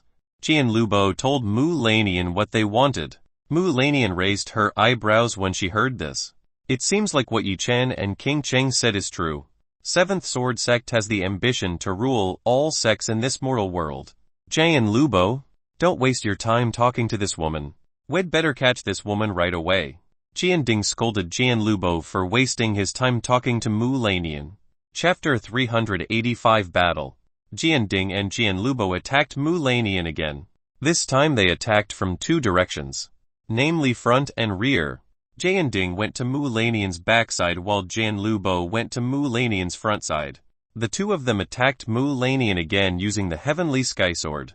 The green flying wind blade attacked Mu Lanian again, but this time the flying wind sword spread out in all directions. Jian Ding and Jian Lubo deliberately made their wind blades fly randomly. Jian Ding and Jian Lubo wanted to make Mu Lanian confused. You better get out of my sect. I don't want to kill you too. Mu Lanian told Jian Ding and Jian Yan to take the people from their sects away from here. You bitch. Are you insulting both of us? Jian Lubo didn't like the arrogance shown by Mu Lanian. A junior like Mu Lanian was very brave enough to speak to himself like this. It was an insult to Jian Lubo and Jian Ding. Forward Jian Lubo decided to attack Mu Lanian. Jian Lubo's sword wind movements were very fierce and ignorant. Jian Lubo believed that Mu Lanian would have a hard time dodging the attacks he made this time. Jian Lubo was too hasty. He should have waited for Jian Ding to jointly attack Mu Lanian. The current Mu Lanian was still in place. She didn't seem like she wanted to move an inch from where she stood. As the wind-flying sword approached her, Mu Lanian raised the White Lotus Crystal Sword. A blue light began to envelop Mu Lanian's White Lotus Crystal Sword. Mu Lanian slashed all of Jian Lubo's blades of wind that were pointed at her. Plank. All of the wind swords that Jianlubo had were smashed to pieces by Mu Lanian's White Lotus crystal sword slash. When Jianlubo's Heavenly Sky sword technique was crushed by Mu Lanian, from the corner of Jianlubo's mouth blood began to leak out. Jianlubo tried to restrain himself from vomiting blood. He didn't expect that Mu Lanian could destroy the Heavenly Sky sword technique so easily. Jianding, who saw this, cancelled his intention to attack Mu Lanian. If at this time he attacked Mu Lanian, then he would end up like Jianlubo, that is, suffering defeat at the hands of Mu Lanian. I am warning you for the last time. Hurry and take your people away from this place right now. Otherwise don't blame me for killing all of you. Mu Lanian gave Jianding and Jianlubo the last chance. Mu Lanian was still kind. Otherwise Jianding and Jianlubo would have become corpses. How dare you threaten me? I'll make you pay for it. Jianlubo pointed at Mu Lanian. At this moment Jianlubo looked very angry. A green aura began to envelop Jianlubo's body. Jianlubo released all the profound energy he had. He really was serious about fighting Mu Lanian. 7 Swords Domain. Jianlubo finally opened a domain. When Jianlubo opened a domain, the area around here began to be enveloped in green light. From within the ground appeared a huge green blade of wind that towered very high. This sword that appeared from the ground coiled around the bodies of Jianlubo, Jianding and Mu Lanian. When the domain's 7 swords appeared, Mu Lanian began to feel quite a strong pressure. I'll make you pay for your words just now. Jianlubo looked filled with anger. Jianlubo moved the 2 index and middle fingers he had. When Jianding moved his 2 fingers, several blades of wind immediately appeared behind Mu Lanian. Several blades of wind aimed directly at Mu Lanian. Mu Lanian saw the appearance of the wind blade behind her. Mu Lanian raised her palm to deflect the blade of wind. Mu Lanian's palm began to emit a blue light. When the wind blade hit Mu Lanian's palm, the blade instantly turned into ice and fell to the ground.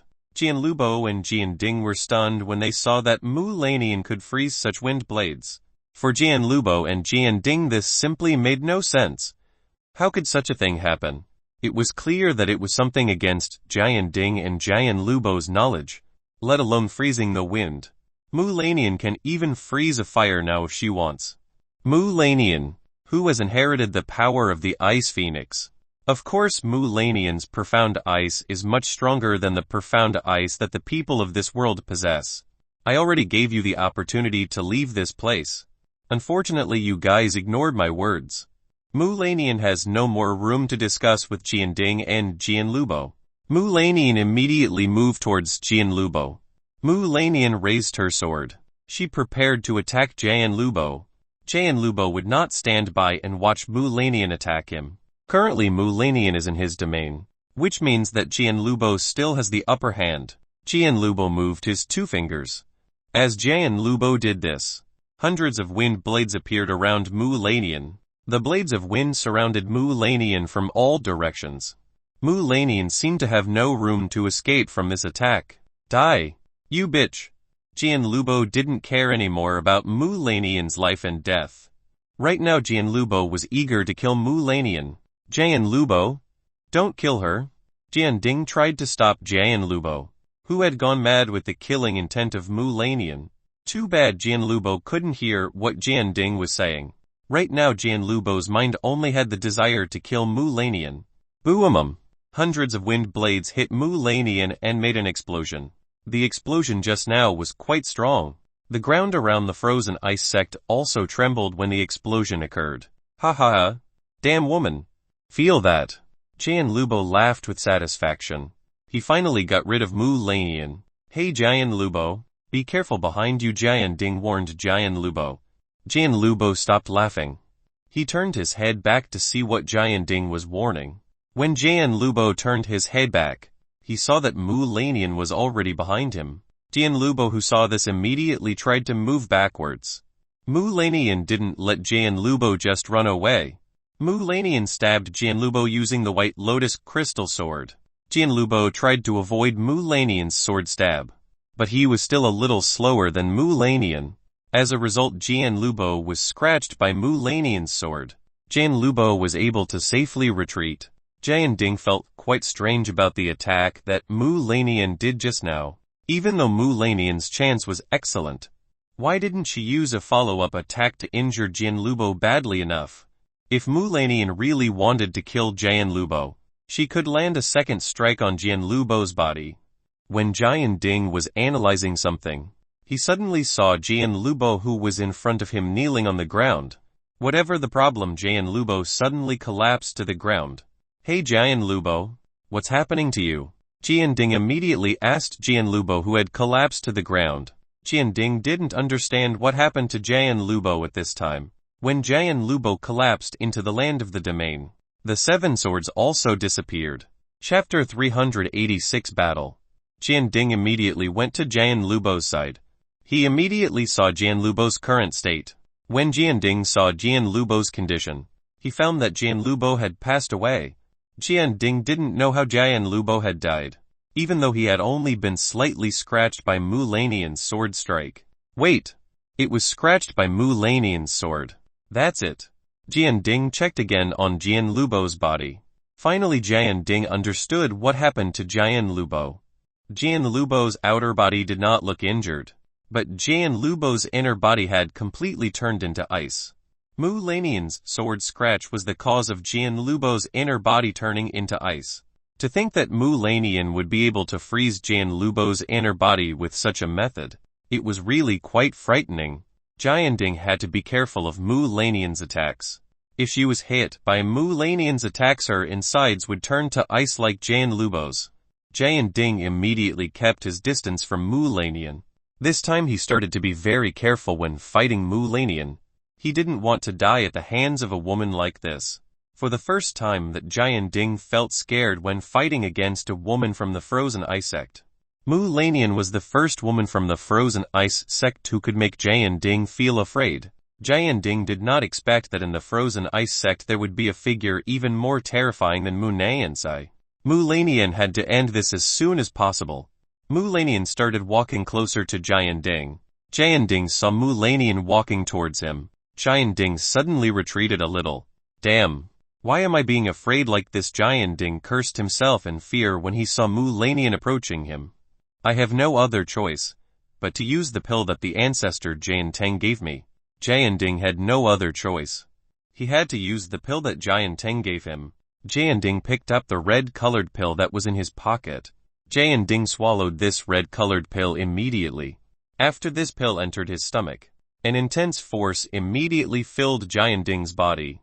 Jian Ding felt a tremendous increase in strength after consuming the pill that was given by Jian Teng. This time Jian Ding is ready to fight Mu Lanian again. Meanwhile on the other side, the women from the Frozen Ice sect were fighting against the people from the Seventh Sword sect. Right now the women from the Frozen Ice sect were being suppressed by the people from the Seventh Sword sect. The Frozen Ice sect is outnumbered. The number of enemies is more than 3x the number of female members of the Frozen Ice sect. Don't back down. As long as we are united we will definitely win. Mu Zhu tried to encourage all the women beside her. As long as they were all united they would definitely be able to win against the people of the Seventh Sword sect. The women who were here believed in Mu Zhu. As long as they were all united, they would all be able to get through all of this. All of the Frozen Ice sect women strengthened their determination. They would fight to the death. Heh. Where are you going to retreat? You are all surrounded by us. Jian Yan smiled with satisfaction when he saw the woman from the Frozen Ice sect who was being pressured by the people of his sect. Jian Yan felt that this would be very easy. The 4 Frozen Fairy members were injured and had not fully recovered. So the Frozen Ice sect's strength was currently at its weakest. Defending the Frozen Ice sect will definitely be very easy to do. You people from the Seventh Sword sect are really shameless. After attacking the 4 of us you also attacked our sect. Murongzia hated seeing the people from the Seventh Sword sect. These were the people who had made herself and the 3 members of the 4 Frozen Fairies this way. It's no use for you to argue about that matter with me. You better all give up and join us voluntarily. Jian Yan gave the woman from the Frozen Ice sect a chance to give up and voluntarily come along with him. This would make it easier for Jian Yan to give these pure women to Han Wan. At least then these women will still look good and without a flaw when left to Han Wan. Dream. We will never surrender to you. It is better for us to die than surrender to you. All the female members of the four frozen fairy voiced their voices. They didn't want to submit to the seventh sword sect. They would rather die with honor than have to become a slave of the seventh sword sect. If it is your will, then I have no other choice. Everyone attack at the same time. Make sure not to kill these women. Jian Yan gave orders to the people behind him. The people from the seventh sword sect immediately charged towards the beauties from the frozen ice sect. Let's unite for one purpose, which is for victory. Muju ordered all the women to prepare for battle. Bang! Bang! Bang! Bang! The battle between the women from the frozen ice sect and also the people from the seventh sword sect broke out. The two sides started fighting using the strengths and skills they had. King Cheng, who was at the very back, also started to act. She used the controlling technique. She had to control the people from the seventh sword sect. This is a controlling technique that King Cheng acquired after inheriting the purple butterfly. King Cheng began to enter into the minds of the people from the seventh sword sect. It was not difficult for King Cheng to control these weak people. What are you doing? Screams of pain began to echo across the battlefield. Suddenly something strange happened. Several people from the seventh sword sect suddenly attacked their comrades and friends. Hey, what are you doing? Why are you attacking your friends yourself? Some people don't understand what's going on. Why suddenly are some people attacking their own comrades? These people suddenly attacked and injured their comrades who were both from the seventh sword sect. This was really too strange. Because of this incident, the battlefield between the women from the frozen ice sect and the people from the seventh sword sect became completely chaotic. The seventh sword sect had to deal with attacks from the frozen ice sect women as well as their own people who went weird and attacked their own comrades. Sect leader. There is something strange going on. There are some of our people who suddenly attack their own comrades. What should we do now? One of the young men reported this to Jian Yan. Jian Yan was currently fighting the four frozen fairy. While he was busy fighting the four frozen fairies, he suddenly received a very unpleasant report. As Jian Yan looked around the battlefield, he saw that there were several people who were rebelling and attacking their own sect mates. Jian Yan was furious when he saw this. Kill all the traitors. Don't give them a chance to rebel. Jian Yan gave orders to kill all rebels who attacked their own sect mates. Jian Yan had absolutely no idea that these people were currently being controlled by King Cheng. King Cheng, who is at the very back, is smiling very seductively. The inherited ability of the purple butterfly is surprisingly powerful. This was far greater than the charm she used to confuse her enemies. Chapter 387 Battle. Doesn't it look very chaotic down there? Seeing the chaos on the battlefield, Sang Hu finally spoke up. Sang Hu did not expect that the result would be like this. Even though previously he had firmly believed that the seventh sword sect would win easily, because according to him, the personnel and strength possessed by the seventh sword sect were far greater and greater than the frozen ice sect. Unexpectedly the result would turn 180 degrees. Seventh sword sect really looked like it was losing against the frozen ice sect. Ha ha ha. Doesn't this look even more exciting and interesting? If the seventh sword sect wins so easily, then it will be really boring. Ren Lei seemed to be enjoying this quite a bit. He likes to see battles that are hard to guess who is the winner. It will be very fun to watch. Well, Elder Ren might be right. If the battle ends so easily, then it will look very boring. Ha ha ha. Sang Hu laughed too. The two elders from the Gates of Eternity sect laughed when they saw the seventh sword sect suffer defeat like this. For the two elders from the Gates of Eternity sect, what happened to the seventh sword sect was none of their business.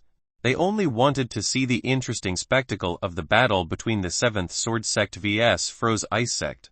Different from Sang Hu and Ren Lai. At this moment Jian Teng's face was quite dark. He did not expect that the situation would turn out like this. Even though he firmly believed that the seventh sword sect could win victory very easily, it was unexpected that the outcome of the battle would be like this.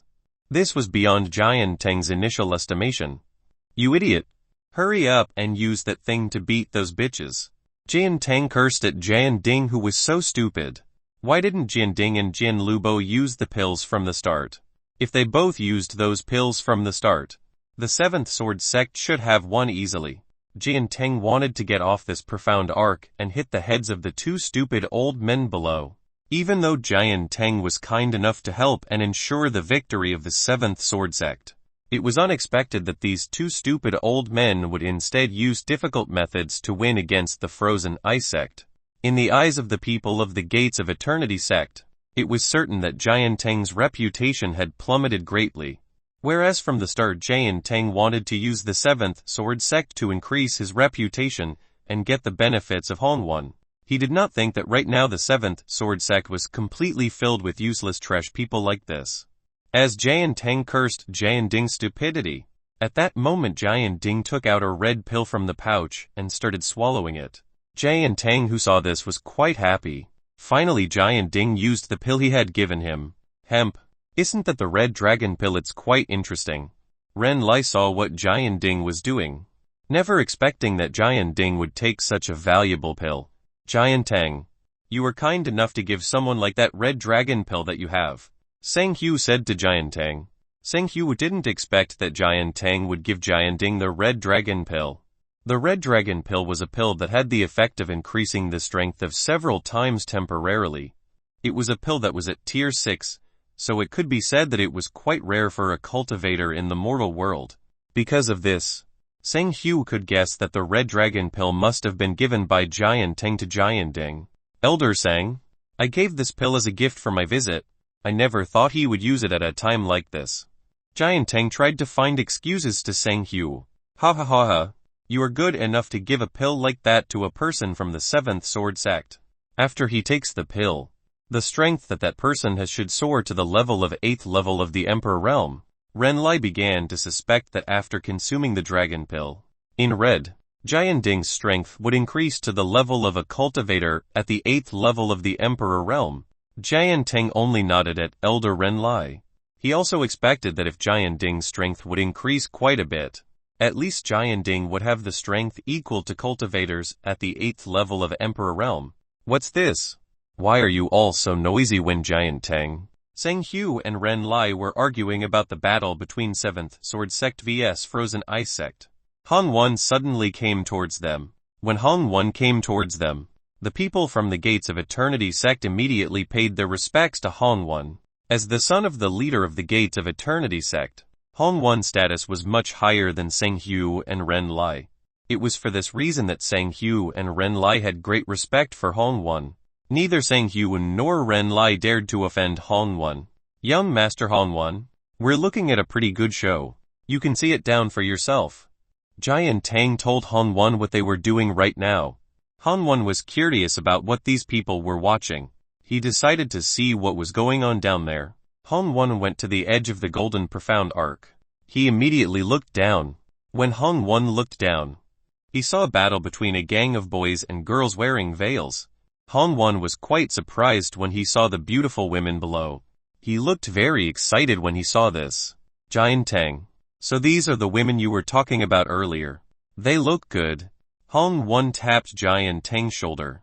Hongwon was quite happy when he saw the beautiful woman from Frozen Ice Sect. Young Master Hong, thank you for the compliment. Jian Teng was quite happy that Hongwon liked this. Return to the battle of Mu Lanian and Jian Ding. Mu Lanian saw Jian Ding take something out of the bag and put it straight into his mouth. After Jian Ding ate the pill, a huge force started to explode out from within Jian Ding's body.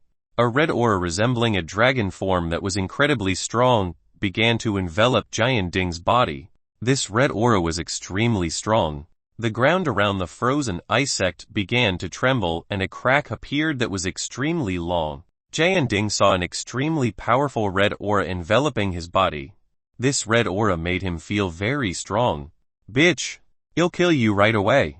After taking the red dragon pill, Jian Ding's confidence returned. He was sure he could beat Mu Lanian. 7 Swords Domain. Heavenly Sky Sword. Jian Ding opened a domain and used the Heavenly Sky Sword technique simultaneously. From within the ground appeared a towering red greatsword. The Heavenly Sky Sword technique also turned red. It seemed that the red dragon pill that Jian Ding had consumed had changed the color of the domain and Heavenly Sky Sword technique. As the domain 7 swords appeared around Mu Lanian, an enormous pressure pressed down on Mu Lanian's body. This time the pressure Mu Lanian felt was much stronger than Jian Lubo's domain. Mu-Lanian even felt that she was being crushed by an invisible mountain. Chapter 388 Battle.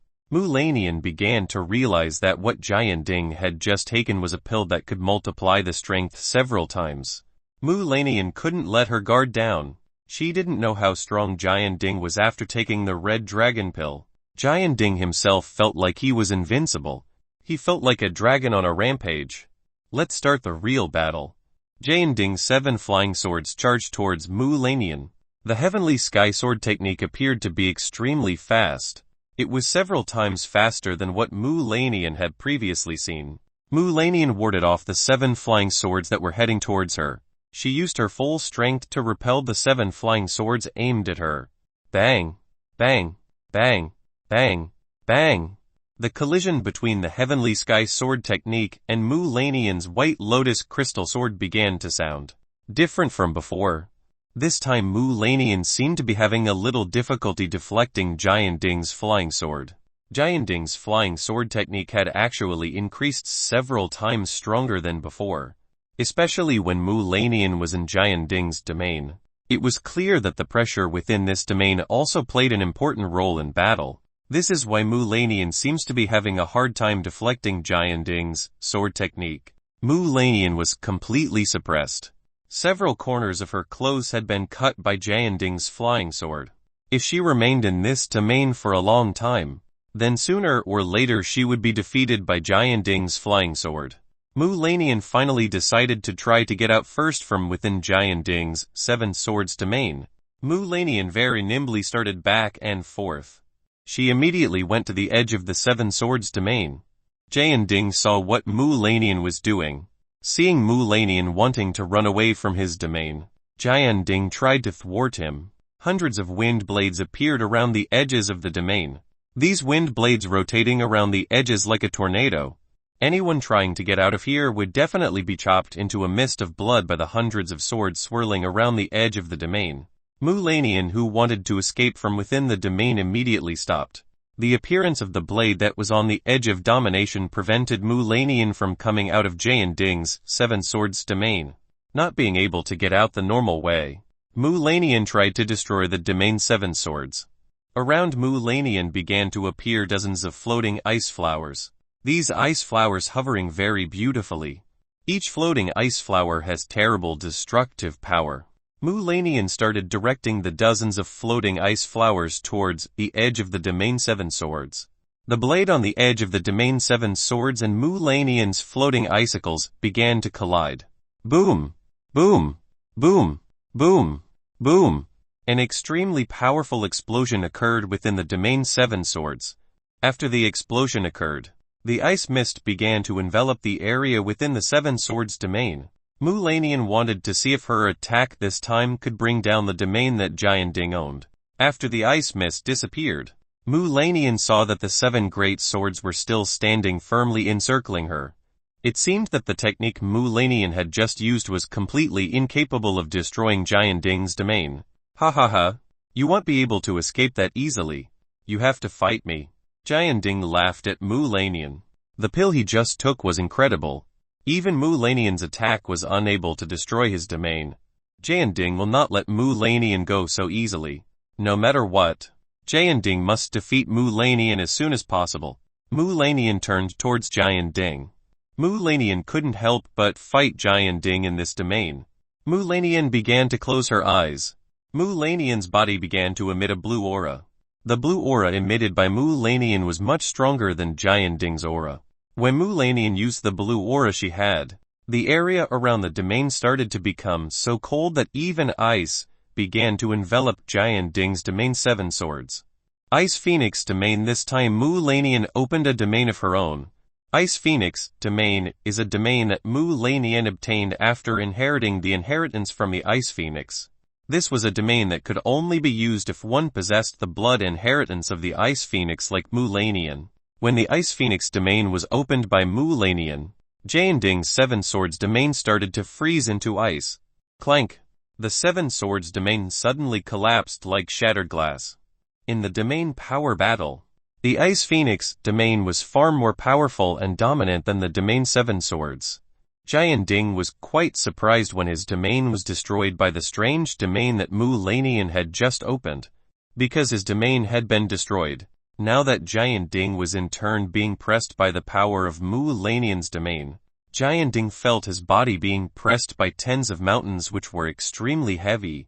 Jianding's body also started to shiver because of the extremely cold temperature. Jianding was completely oppressed by Mu Lanian's Ice Phoenix domain. The Ice Phoenix domain's reach began to spread very rapidly.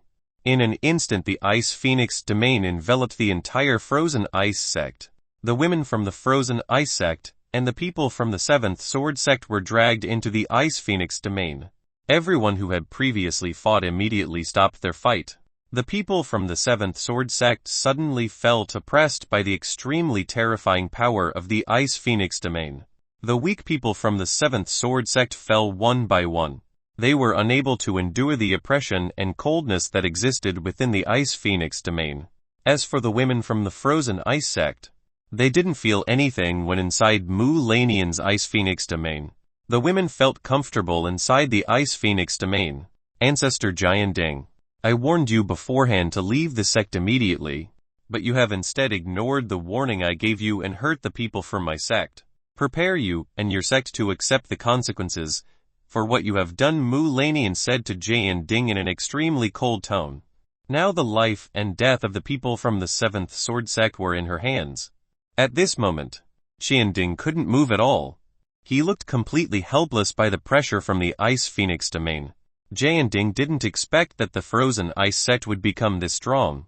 This was beyond his expectations. Wait a minute, I beg for pity on us.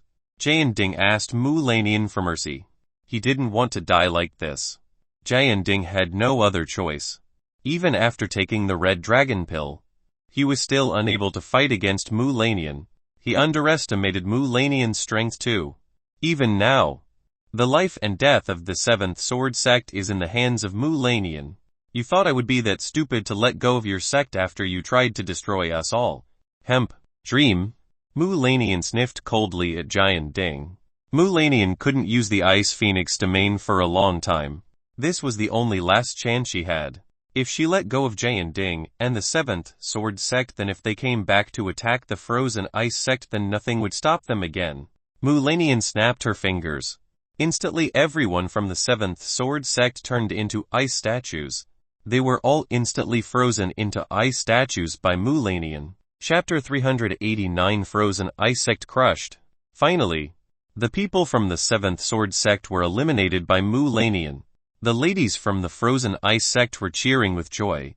They didn't expect that Mu Lanian would be this great. Mu Lanian actually erased the Seventh Sword sect so easily. After getting rid of the people from the Seventh Sword sect, Mu Lanian's Ice Phoenix domain disappeared. After the domain disappeared, Mu Lanian's face looked pale. After using the Ice Phoenix domain, all of Mu Lanian's profound energy was exhausted. Now she is really very weak. Mu Lanian's body began to waver. She looked as if she was about to fall into the snow that was below her feet. When Mu Lanian was about to fall into the snow, King Cheng immediately got behind Mu Lanian and helped her. Are you okay? King Cheng asked Mu Lanian's situation. I'm fine. It's just consuming too much profound energy that I have. Mu Lanian is consuming too much of the profound energy she has. Besides that, the mental mind needed to maintain the Ice Phoenix domain is quite heavy. Mu Lanian was currently exhausted both physically and mentally. Sister Lanian, you are so amazing. I never thought you could open the domain of the Ice Phoenix legacy. I myself have not even been able to open the domain from the inheritance I got. King Cheng herself was currently unable to open the domain she had inherited from the purple butterfly. Currently King Cheng was still in the process of learning it. King Cheng was a little disappointed with herself. You don't need to be disappointed like that. Everything needs a process. As long as you try harder, I'm sure you can do it.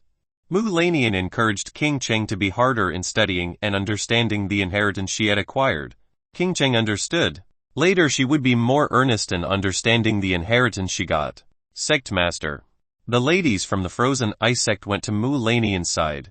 The ladies from the Frozen Ice sect began to crowd around Mu Lanian. They wanted to know the current state of Mu Lanian. The ladies from the frozen ice sect were still quite proud of the victories they had won.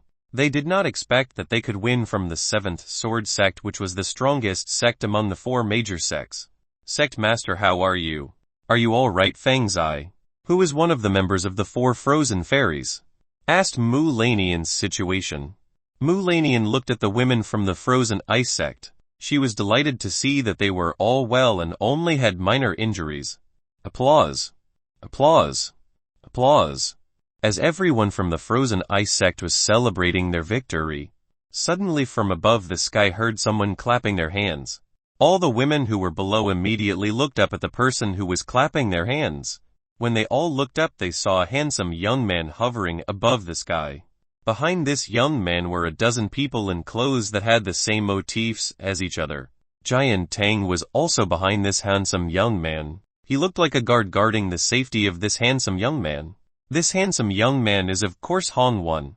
Hong Wan looks at the woman from the frozen ice sect who is celebrating their victory. That was a really great battle. I never thought you would win in that battle. Hong Wan smiled at the frozen ice sect ladies. Hong Wan almost drooled when he looked closely at the beauty of the frozen ice sect woman. These women were so beautiful. They looked like blooming flowers waiting to be picked by him. Who are you? Muju asked who Hong Wan really was. And what did he want to come to this sect? What Mu Lanian and King Cheng was afraid of finally happened. These strong people finally appeared before them. These people were the ones that King Cheng had previously met. They came from the Kunlun Holy Land and possessed extremely powerful strength. Both Mu Lanian and King Cheng were no match for the people from the Gates of Eternity sect. Beautiful lady. My name is Hong Wan. The purpose of my coming here is because of all of you. Hong Wan introduced himself to the woman from the frozen ice sect. What do you want from us? Feng Zai this time is the one who asked Hong Wan. It's obvious that I came here for the pure virgins you have. Hong Wan chuckled to all the women from the frozen ice sect. The moment Hong Wan's words came out, all the women from the frozen ice sect immediately looked at Hong Wan with an extremely cold gaze. The words that just left Hong Wan's mouth made the women of the frozen ice sect feel very dissatisfied. You shameless man! You better get out of here. One by one the women from the frozen ice sect cursed the shameless Hong Wan. As the women cursed at the shameless words that escaped Hong Wan's tongue, an extremely heavy aura suddenly oppressed all the women from the frozen ice sect. This strong aura suppressed all the women gathered below. Even King Cheng and Mu Lanian were also being suppressed by this extremely powerful aura. How presumptuous for you to speak to our young master like that. Do you want to be destroyed? Jian Teng roared at the women from the frozen ice sect. Currently Jian Teng was still annoyed that the seventh sword sect had been defeated by the frozen ice sect. Jian Teng, don't be rude like that to these beautiful women.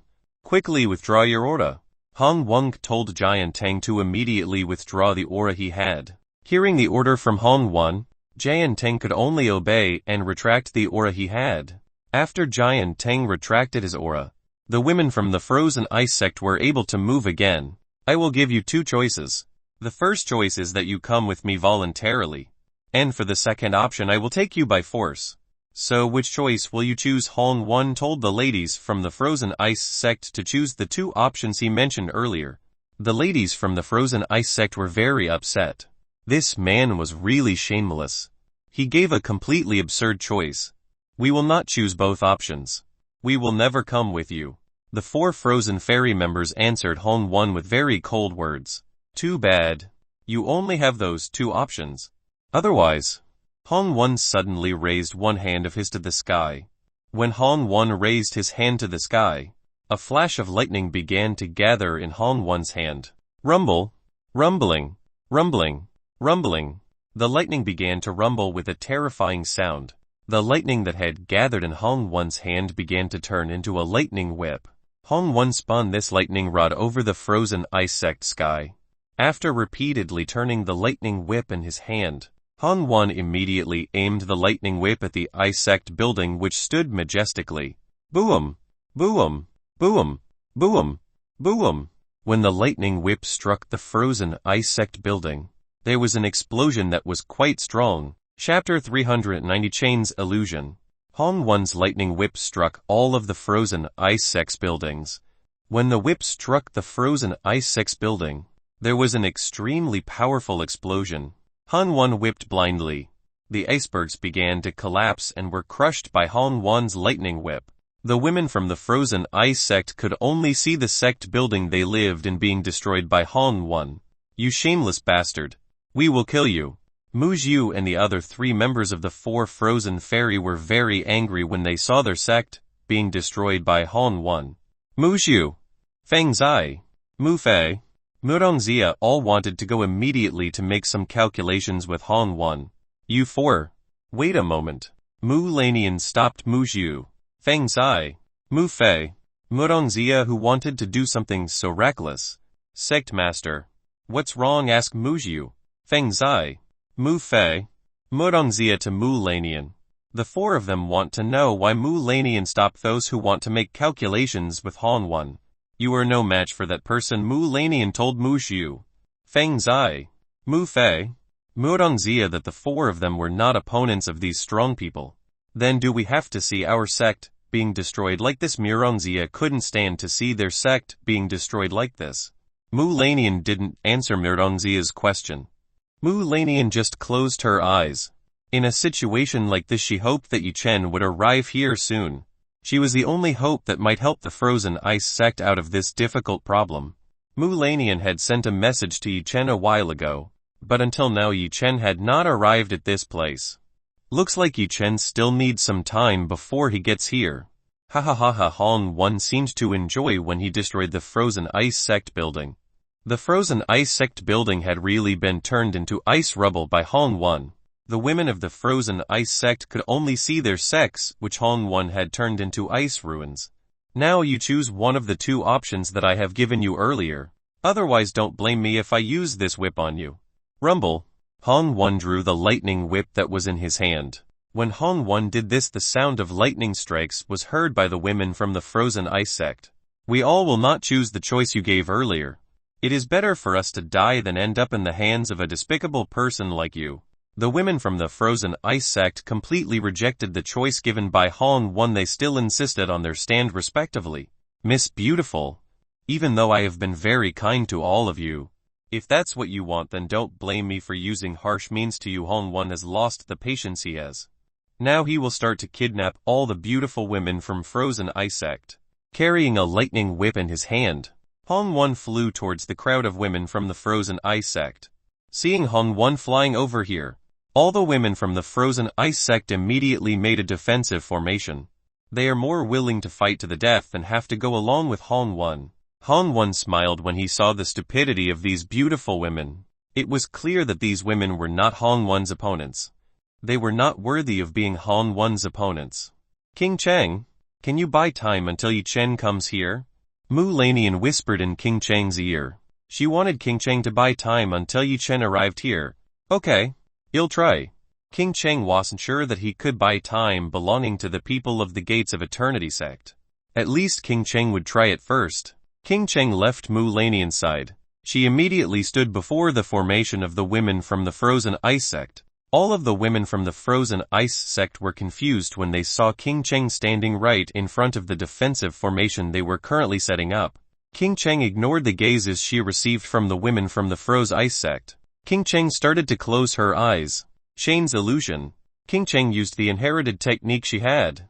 As Han Wan drew closer to the women from the frozen ice sect, the view around him suddenly darkened. Han Wan is quite confused to find himself in a very dark place. Han Wan looked around to find a way out of this dark place.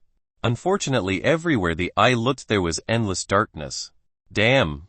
Have you tried playing with me?" Han Wan is very angry because he did not find a way out of this dark area. Han Wan used the lightning whip in his hand to attack everything around him. His lightning whip did not reach anything. Only eternal emptiness existed in this place. Damn, what the hell is going on here? Han Wan is getting more and more confused about the situation he is currently in. "Ha ha ha. You are brave enough to make trouble in my place, whether you want to seek a death." A terrifying voice echoed through this endless darkness. "Who are you? Show yourself. Don't just dare to hide." Han Wan boldly insulted the owner of the voice just now. After these words of contempt left Han Wan's lips, the area around Han Wan began to fill with scorching flames. Han Wen felt his body almost melt just from being near this fire. From behind the fire began to appear a very scary monster. "Do you still remember me?" this monster said to Han Wen. Han Wen's body trembled when he saw the shape of this monster. Han Wen slowly stepped back. "How did you get here?" Han Wen can't believe that this monster is here. Han Wen is currently very scared when he sees this monster in front of him. "Haha, I came here to make calculations with you." The monster started stretching its large claws towards Han Wen. Han Wen was so scared. He immediately ran as hard as he could. Unfortunately, no matter how much Han Wen tried to run, he could not move from where he was standing right now. The big monster claws pinched Han Wen's head. Han Wen was lifted into the air by the monster. The monsters began to lift Han Wen in front of him, prepared to be grilled meat. The monster began to open its jaws very wide. From inside this monster's mouth, a burst of fire was very hot. This burst of fire immediately grabbed Han Wen's body. Han Wen's body caught fire and began to melt. "Ah! Damn, it hurts. Hot. Help me. Help me. Help me." Han Wen screamed in pain. Han Wen screamed for help. No matter how loudly Han Wen cried out for help, no one came to help him. King Cheng has managed to trap Han Wen into her illusionary technique. She uses Han Wen's greatest fear to create an illusion. Unexpectedly, Han Wen's fear could easily make Han Wen trapped in King Cheng's illusionary technique. After being trapped in King Cheng's chain's illusion technique, Han Wen looked like a person who was daydreaming. Chapter 391 Yi Chen's arrival to the frozen ice sect. Han Wen looks like a person who has no soul in him. The ladies from the frozen ice sect were shocked when they saw Han Wen, who suddenly stopped far in front of them. The ladies from the frozen ice sect noticed an oddity emanating from Han Wen. To the girls, the current Han Wen looks like a human without a soul. The people of the Gates of Eternity sect also noticed something odd about Han Wen. "What's going on?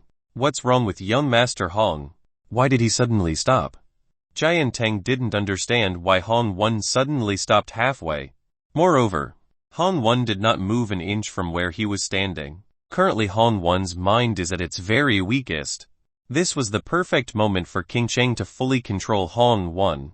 That way she would no longer have to fear the people from the Gates of Eternity sect. From the beginning, King Cheng had seen how the people from the Gates of Eternity sect respected Han Wen so much. Surely Han Wen had a fairly high position within the Gates of Eternity sect. Otherwise, how could these strong people respect Han Wen so much? Boom! When King Cheng wanted to control Han Wen, lightning struck right in front of King Cheng. The lightning strike was very strong.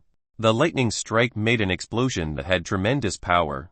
King Cheng and all the women behind her were immediately blown back by this lightning. After being hit by a burst of lightning, King Cheng and the women from the frozen ice sect sustained quite serious injuries. Among all the women who were affected by the thunder blast just now, King Cheng was the one who had suffered the most injuries, as she was the one closest to the thunder blast just now. King Cheng was still fortunate not to have been directly hit by the lightning blast just now. If he was hit directly, she would definitely suffer more severe injuries than now, or she might die. "All of you are brave enough to cast an illusion on our young master." Sang Hu spoke to the ladies from the frozen ice sect. Previously, Sang Hu was observing what Han Wen was going to do in the frozen ice sect. Unexpectedly, when he was halfway through, Han Wen suddenly stopped. Moments later, Han Wen looks like a soulless person. Seeing this, Sang Hu knew that Han Wen was under someone's illusion. Seeing Han Wen trapped in an illusion, Sang Hu immediately found out who the person who had done this to Han Wen was. After searching for a while, Sang Hu could not find anyone who had used illusions on Han Wen. This person was too great. Even Sang Hu couldn't find the existence of this illusion technique user. Sang Hu was not at all suspicious of King Cheng. However, King Cheng didn't look like someone who was using an illusionary technique. Illusory technique users definitely wouldn't be that stupid to use their illusion techniques where the enemy could clearly see them. Surely they would use illusion techniques in an invisible place to avoid danger. Not finding the culprit who had done this, Sang Hu was forced to attack all the women from the frozen ice sect.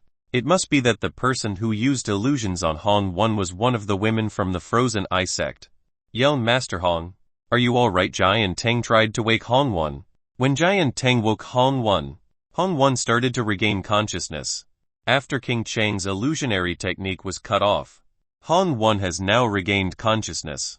What just happened to me? Han Wan still seems a little confused about what happened to him. Yo, master. You were just hit by someone's illusionary technique. Sang Hu, who was in the sky, explained to Han Wan what just happened. Han Wan now just remembers. Before he was trapped in the dark along with a very scary monster.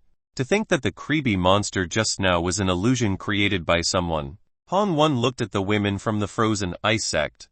It must be among these people that this was the culprit who had trapped himself into the illusion. I definitely won't let you go. Han Wan is currently very angry. How dare he be played like this by a woman who is much weaker than himself? All of you, hurry up and bring all these women into the profound ark. Han Wan ordered his subordinates to carry the women from the frozen ice sect onto the profound ark. Han Wan has lost his mod to play with women from the frozen ice sect. Now he just wants to get on with these beautiful women, and get revenge for what happened just now. All of Han Wan's subordinates, including Jian Tang, nodded.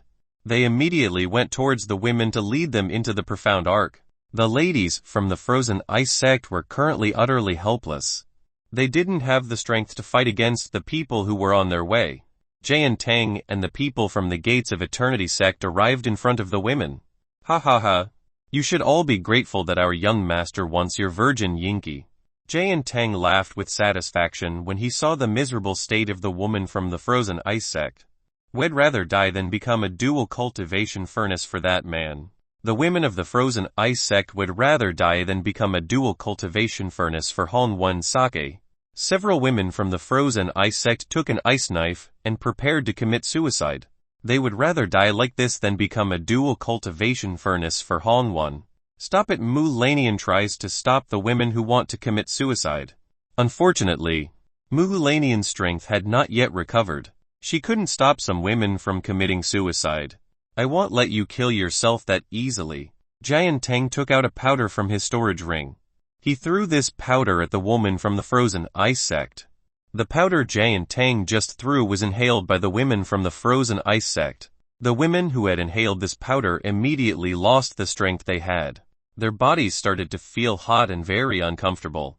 Mu Lanian and King Cheng quickly covered their mouths and noses, so the two of them didn't inhale the powder that Jian Tang just threw. Mu Lanian and King Cheng looked at all the frozen ice sect women who had inhaled the powder that Jian Tang had just thrown. The current women of the frozen ice sect had faces that were red like apples, and their breaths also looked very unstable. Just looking at this, Mu Lanian and King Cheng could conclude that currently women must be under the influence of an aphrodisiac medicine. It seemed the powder that Jian Tang had just thrown away was an aphrodisiac powder. Ha ha ha. All of you will no longer be able to commit suicide. Please accept your fate to become a dual cultivation stump for our young master. Jian Tang laughed again. He was satisfied when he saw his Millie aphrodisiac powder managed to influence the ladies of the frozen ice sect. The aphrodisiac powder that Jian Tang had thrown out was a new version that Jian Tang was developing. So Jian Tang still didn't know how strong the aphrodisiac powder he had just used. All of you hurry up and bring all these women back into the profound ark. Jian Tang ordered the people behind him to bring all the women from the frozen ice sect into the profound ark. Everyone understood. They immediately went to take the woman from the frozen ice sect up into the profound ark. Boom! When the guys from the Gates of Eternity sect wanted to take on women who were under aphrodisiac influence, suddenly an explosion and earthquake occurred behind the people from the Gates of Eternity sect. The people who wanted to take the woman from the frozen ice sect stopped immediately. They all immediately looked at the source of the explosion just now. When they looked back, they all saw an ice mist covering their vision. In the ice mist, they saw a stranger's shadow. After the ice fog had completely disappeared, the people from the Gates of Eternity sect saw someone standing in the middle of the snow. The people of the Gates of Eternity sect saw a very handsome man standing in the middle of the snow. This man looked at the people from the Gates of Eternity sect with an extremely hostile look. This very handsome man was of course Yi Chen. Yi Chen, who had just arrived, was furious when he saw the frozen ice sect had been turned into a state like this. Yi Chen was eager to make the people who had destroyed the frozen ice sect pay for what they had done. Husband. Mu Lanian and King Cheng simultaneously called Yi Chen as husband. Mu Lanian and King Cheng were very happy when they saw Yi Chen come to this place. Now that they both felt very relieved, Mu Lanian and Q Cheng really believed that Yi Chen could definitely beat the strong people from the Gates of Eternity sect. The people from the Gates of Eternity sect began to ask who the handsome man had just come to this place. They all felt danger emanating from Yi Chen. Yi Chen looked at the direction where the frozen ice sect women were. He found that Mu Lanian and King Cheng were currently heavily injured. Chapter 392 Forbidden Relationship that has been found. Yi Chen went straight to Mu Lanian and King Cheng's side. He wanted to see the state of the two. The people from the Gates of Eternity sect were shocked when they saw Yi Chen was already beside them. Who are you? What are you doing here? One of Han Wan's underlings asked Yi Chen. Yi Chen did not answer the questions of these people. He waved his hand. An immense power headed straight for the people of the Gates of Eternity sect. The people from the Gates of Eternity sect were flown by Yi Chen. Even Jian Tang was forced back several tens of steps by the flick of Yi Chen's hand. Jian Tang did not expect that he would be forced back by Yi Chen. Jian Tang had repeatedly confirmed the level of strength that Yi Chen had. As a result, Jian Tang found that in Yi Chen's body did not feel the slightest bit of strength. This really didn't make any sense at all. If Yi Chen was an ordinary person, how could he be able to bring out this kind of strength? Yi Chen was still hiding the power he had by using the Reidran pendant necklace, so currently no one was able to see through the power he had. Sang Hu also couldn't find the level of strength Yi Chen possessed. Sang Hu began to think that this person might have a cultivation base much higher than what he had. Sang Hu did not think that Yi Chen was using an artifact to hide the power he had. This felt really strange. If Yi Chen was at the 10th level of the Overlord realm, then Sang Hu would still be able to tell what level Yi Chen currently had. But what happened at this time was that Sang Hu couldn't feel the slightest bit of strength inside Yi Chen's body. After driving the people out of the Gates of Eternity sect, Yi Chen went to see the state of Mu Lanian and King Cheng. Are you alright? Yi Chen asked Mu Lanian and King Cheng's situation. We are fine. Fortunately you came on time. Otherwise we might be raped by that shameless man. King Cheng pointed at Han Wan, who wanted to do bad things to all the women in this place. King Cheng tells Yi Chi what happened to her and Mu Lanian. If only Yi Chen didn't come just now, all the women here would have been raped by Han Wan. Yi Chen, who heard this, was very angry. How dare Han Wan want to do bad things to the woman he loved so much? You two take it easy. I'm already here. You will definitely be fine. Yi Chen hugged Mu Lanian and King Cheng into his arms. Mu Lanian and King Cheng felt a comfortable feeling when Yi Chen hugged them. Jian Tang. What are you waiting for? Get rid of that person quickly. Han Wan was angry when he saw Yi Chen hugging the woman he wanted. Han Wan wanted Jian Tang to kill Yi Chen as soon as possible. Jian Tang obeyed Han Wan's orders. Jian Tang took out his sword weapon from the storage room ring. Jian Tang raised his sword and headed towards Yi Chen, who was hugging Mu Lanian and King Cheng. Just as Jian Tang wanted to attack Yi Chen, from above the sky came a huge fire that was aimed at him. Seeing the huge fireball heading towards him, Jian Tang immediately retreated as far as possible to avoid the huge and hot fireball that was being shot at him. Damn! Who else is this? Jian Tang cursed the person who had shot a huge fireball at him. It was a while after Jian Tang took out his words. From above the sky fell several extremely beautiful women. These beautiful women began to descend right in front of Yi Chen. Han Wan, Jian Tang, Sang Hu, and the people of the Gates of Eternity sect were shocked when they saw an extremely beautiful woman descending from the sky. These women look like beautiful goddesses who are coming down to earth. Han Wan is the one who is the most excited when he sees the beautiful beauty descending from above the sky. Han Wan was drooling over his own. In his mind he should get the beautiful women who just came here. The beautiful women who had just arrived were Zhao Yanyan, Liu Yu, Fu Lanling, Su Mengxin, Lin Ruxi, Xiao Lulu, Nangong Zhang, and Mu Nayansai. They all descended right in front of Yi Chen. Zhao Yanyan and the other women saw the place where the frozen ice sex battlefield was. This battlefield was so chaotic. Many women from the frozen ice sect were suffering from injuries from the ongoing battles. Mu Nyansai was currently staring at Yi-Chen with the crystal clear eyes she had.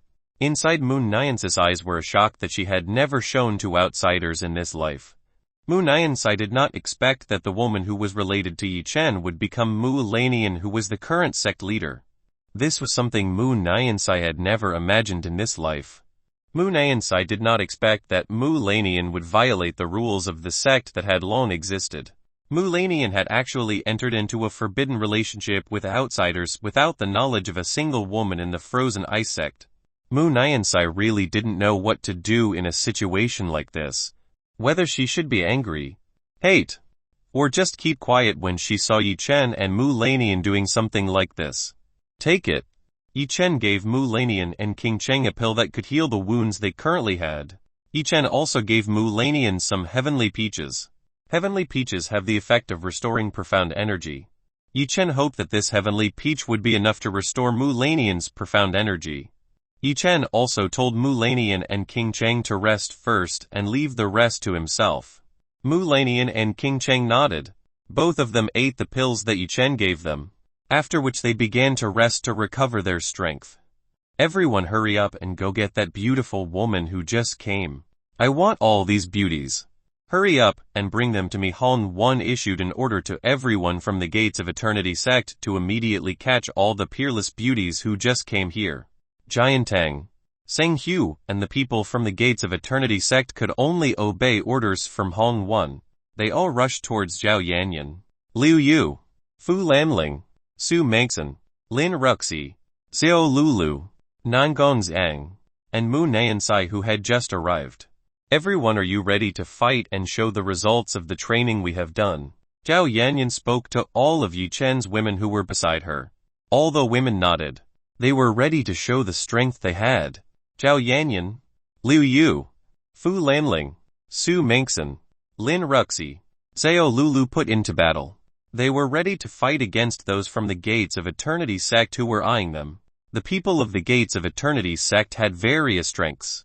Apart from Jian Tang and the elders who came with Hong 1, the average strength of this person was at the Middle Emperor realm stage. Zhao Yanyan and the ladies started to divide tasks with each other. They would try to work together to win against these people. Chapter 393 Against the Gates of Eternity Sect 1. The women began to divide their respective duties. Some would attack at the front and some would help from behind. The women in charge of attacking the front were Liu Yu, Fu Lanling and Su Mengxin, while the rest would fill in the back.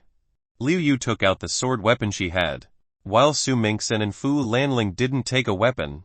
Until now, Su Mengxin still hadn't found a suitable weapon for her. Because of this, she didn't take out a weapon.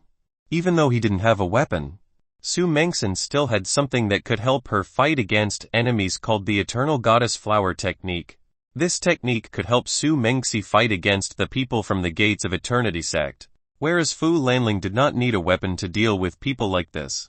She only needed the palm of her hand to defeat Jian Tang and Seng Hu. In the back, only Zhao Yanyan had a weapon in the form of a lotus zither. With this lotus zither she would help Liu Yu, Fu Lanling and Su Mengxin at the front. On Zhao Yanyan's side were Lin Ruxi and Xiao Lulu, who were also ready to help the women at the front. The people from the Gates of Eternity sect came to attack Zhao Yanyan and Yi-Chen's other women. Liu Yu, Fu Lanling and Su Mengxin immediately used their profound energy. Liu Yu, Fu Lanling and Su Mengxi's bodies were enveloped in a strong profound aura. Among the three, Fu Lanling's aura was the most domineering and most powerful. The aura possessed by Fu Lanling made the people of the Gates of Eternity sect fear. Even Jian Tang and Seng Hu were afraid of Fu Lanling's aura. Just as they felt for Yi-Chen, Jian Tang and Seng Hu also couldn't feel the strength that Fu Lanling had. Jian Tang and Seng Hu might be able to feel Zhao Yanyan and the other women's strength, while for Fu Lanling, they both really couldn't feel the level of strength that Fu Lanling had. Fu Lanling was the first woman to step forward. She went towards Jian Tang and Seng Hu. Fu Lanling stretched out both palms as soft as the white lotus she possessed. From these palms appeared profound flames. Fu Lanling was going to hit Jian Tang and Seng Hu using this palm. Jian Tang and Seng Hu didn't stay behind when they saw Fu Lanling attacking the two of them. Jian Tang and Seng Hu stretched out the palms they had. They both welcomed the attack from Fu Lanling. Fu Lanling's palms clashed against Jia Tang and Seng Hu's palms. When Jian Tang and Seng Hu's palms met Fu Lanling's, their palms didn't seem to have hit anything. As they took a closer look, the palms they had melted when they met Fu Lanling's flames. The fire that Fu Lanling has is extremely hot. This is Phoenix fire. Of course, it will be very hot to the touch. Even stones could melt if hit by Fu Lanling's Phoenix flames. Jian Tang and Seng Hu screamed hysterically when they saw the hands they had melted from Fu Lanling's Funxi flames. Both Jian Tang and Seng Hu didn't feel any pain when their hands melted. Because the Phoenix flames were too hot, they didn't feel any pain when the hands they had melted. Jian Tang and Seng Hu immediately retreated as far as possible from Fu Lanling. They were both afraid to deal with Fu Lanling. Fu Lanling didn't let the two bad guys get away. She flew closer and closer towards Jian Tang and Seng Hu. Liu Yu and Su Mengxin also started moving, both of them aiming for Han Wen's subordinates who were on average at the Emperor Realm intermediate stage. Blue Moon Shadow Blink. Liu Yu immediately used Blue Moon Shadow Blink to move towards behind the people from the Gates of Eternity sect. The people from the Gates of Eternity sect were unaware that Liu Yu was already behind them. This was because where Liu Yu was standing before was replaced by a shadow that was exactly like Liu Yu. Seeing the people from the Gates of Eternity sect who were off guard at the rear, Liu Yu immediately slashed the back of the person closest to him. The people who were hit by Liu Yu started screaming in pain. They were not ready when Liu Yu cut their backs. The people unharmed by Liu Yu's slash immediately charged towards Liu Yu. Liu Yu was smarter than these people. She returned to using the Blue Moon Shadow Blink to move elsewhere. The people from the Gates of Eternity sect only attacked Liu Yu's shadow substitute. Liu Yu's surrogate shadows couldn't last long. In an instant the shadows turned into blue light particles. Liu Yu again appeared behind the people from the Gates of Eternity sect. Liu Yu again attacked the backs of the people from the Gates of Eternity sect. The people from the Gates of Eternity sect were very annoyed when they saw Liu Yu toying with them all. Everyone blindly attacked Liu Yu. As they rushed to attack Liu Yu, from above the sky fell lots of red flower petals. These flower petals decorated the sky very beautifully. Flower petals began to descend towards the people from the Gates of Eternity sect. When the flower petals fell and touched the clothes or bodies of the people of the Gates of Eternity sect, an incision immediately appeared where the red flower petals fell. Blood started coming out from the wound that had suddenly appeared. Seeing this strange thing, the people from the Gates of Eternity sect shouted hysterically again. They did not think that these red flower petals could injure them. They all cringed when they saw the thousands of petals descending on top of their bodies. If they were to be hit by this many descending red flower petals, it was certain that they would be chopped to pieces by the falling red petals. The people from the Gates of Eternity sect tried to repel the flower petals that were close to their bodies. They were very careful. They didn't want to be hurt by the red flower petals raining down on them this time. Liu Yu took advantage of this situation to attack the people from the Gates of Eternity sect. Blue Moonlight. Liu Yu used the Blue Moonlight technique. Blue moonlight began to appear around Liu Yu. Liu Yu bathed in blue moonlight looked very graceful. Liu Yu began to use moonlight to attack the people from the Gates of Eternity sect. The people from the Gates of Eternity sect shouted again in pain. Just now they didn't know what was going on. They just felt like their bodies were being hit by something very strong. The blue moonlight was so transparent. Only a few people could see Liu Yu's attack of blue moonlight. The people of the Gates of Eternity sect looked troubled and depressed when they resisted the combined attacks carried out by Su Mengxin and Liu Yu. Everyone, let's attack the two women. If we continue to defend like this, then sooner or later we will lose. The team leader of the Gates of Eternity sect immediately gave the command to those around him to attack Liu Yu and Su Mengxin. Chapter 394 Against the Gates of Eternity sect 2. The people of the Gates of Eternity sect felt that the strength that Liu Yu and Su Mengxin possessed was too strange and strong. If they didn't attack the two of them, then it was certain that they would lose even before fighting. The people from the Gates of Eternity sect split into two halves. One aimed at Liu Yu and one aimed at Su Mengsen. The people from the Gates of Eternity sect charged towards Liu Yu and Su Mengsen. They paid no heed to the red flower petals in front of them. Numerous wounds appeared from breaking through the red flower petals. Because of this, the people of the Gates of Eternity sect looked like a bath of blood. The people of the Gates of Eternity sect paid no heed to the wounds they received from the red flower petals. Liu Yu and Su Mengsen didn't expect that the people from the Gates of Eternity sect would be this crazy. They actually broke through flower petals that were as sharp as a knife. Su Mengsen and Liu Yu immediately put on a defensive stance. Both of them withstood the attacks launched by the people from the Gates of Eternity sect. Liu Yu used the moonlight to create a defense, while Su Mengsen used red flower petals to create a defense against the attacks of the Gates of Eternity sect.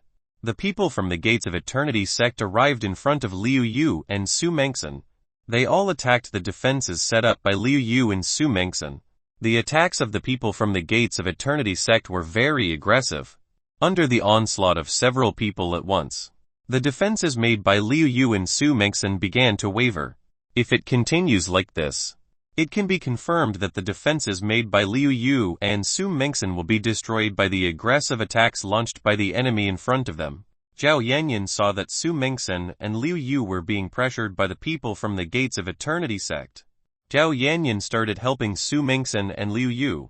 Zhao Yanyan started playing with the lotus zither in her hand. As Zhao Yanyan played the lotus zither in her hand, a pleasant sound began to play. Zhao Yanyan's playing was very good. The women who heard this felt their soul and mind have become very comfortable. All Yi Chen women felt strength start to flow within their bodies. Ah!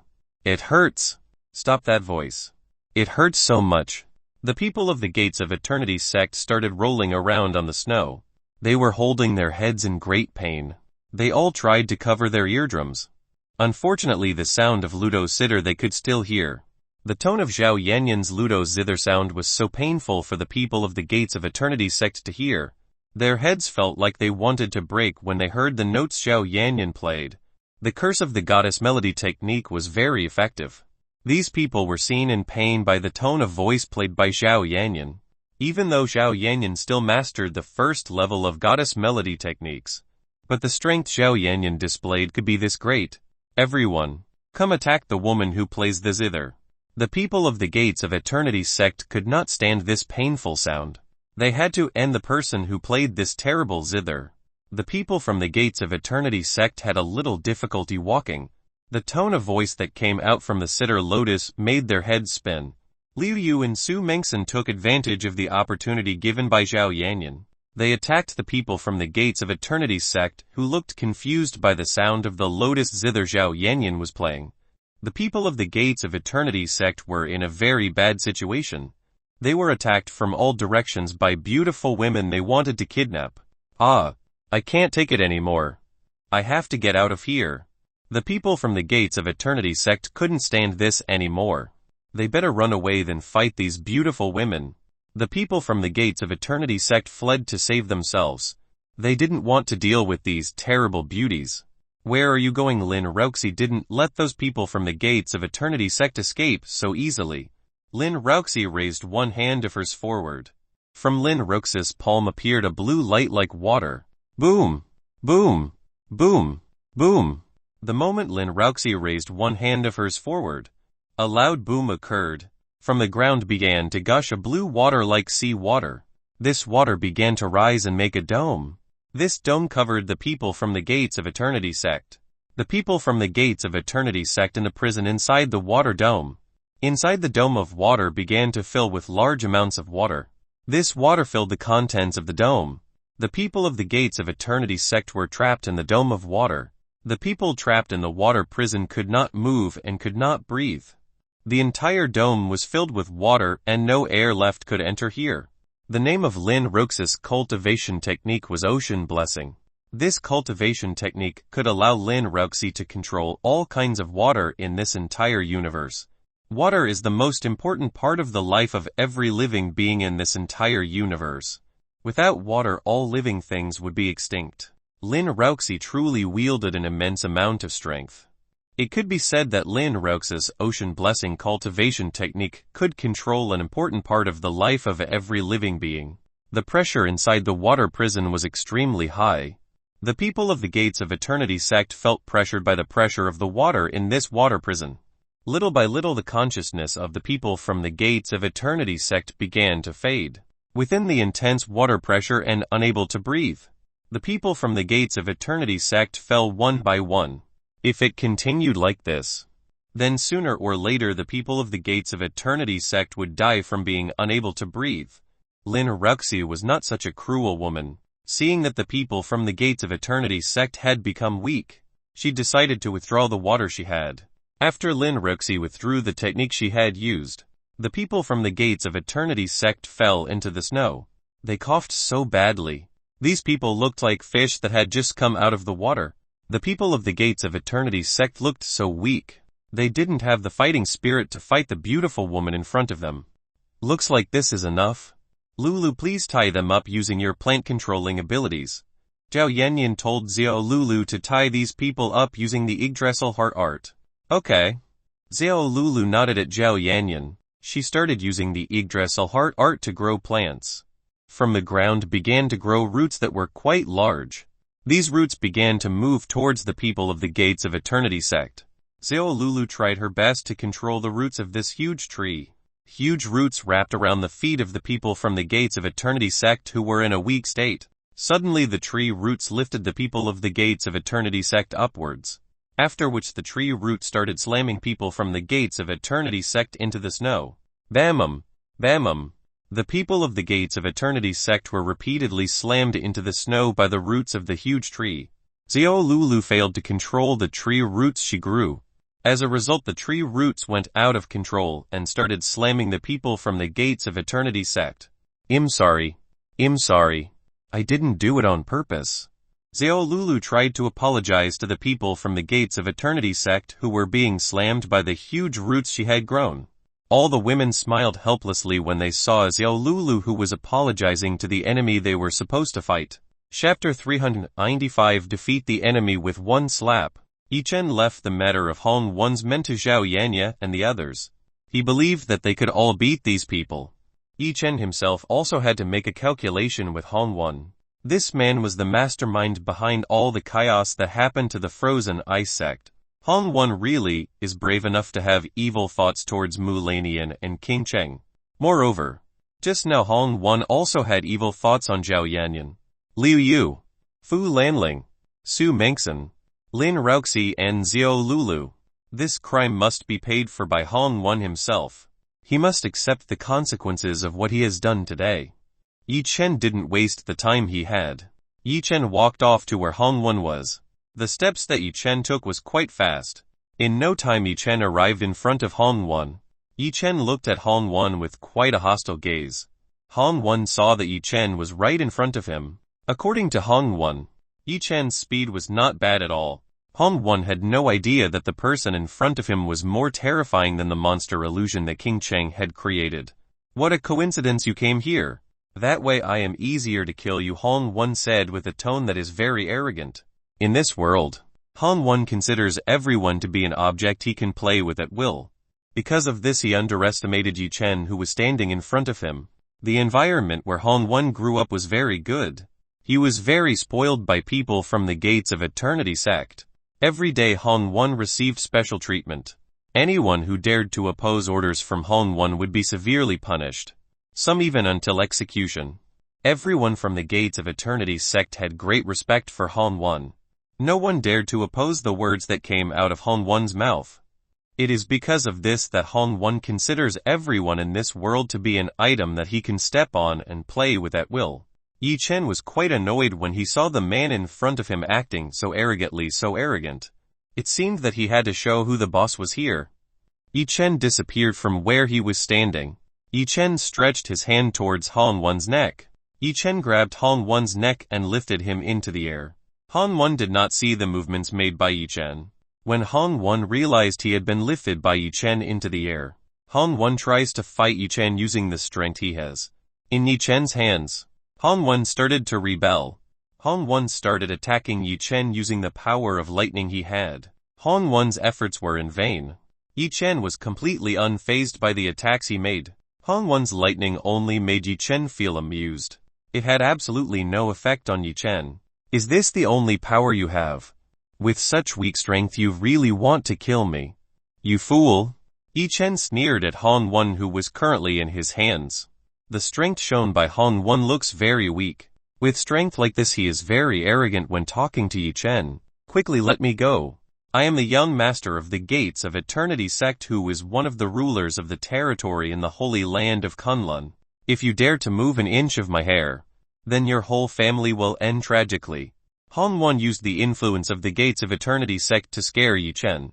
Yi Chen was a brave person. He was never afraid to deal with one of the great forces that controlled the Kunlun Holy Land. I don't care if you are a young master of one of the great powers who control the Kunlun Holy Land. You made me angry. Now feel the consequences of what you have done. Yi Chen started to get stronger as he grabbed Han Wen's neck. Yi Chen's grip was too strong. Han Wen was in pain and couldn't breathe.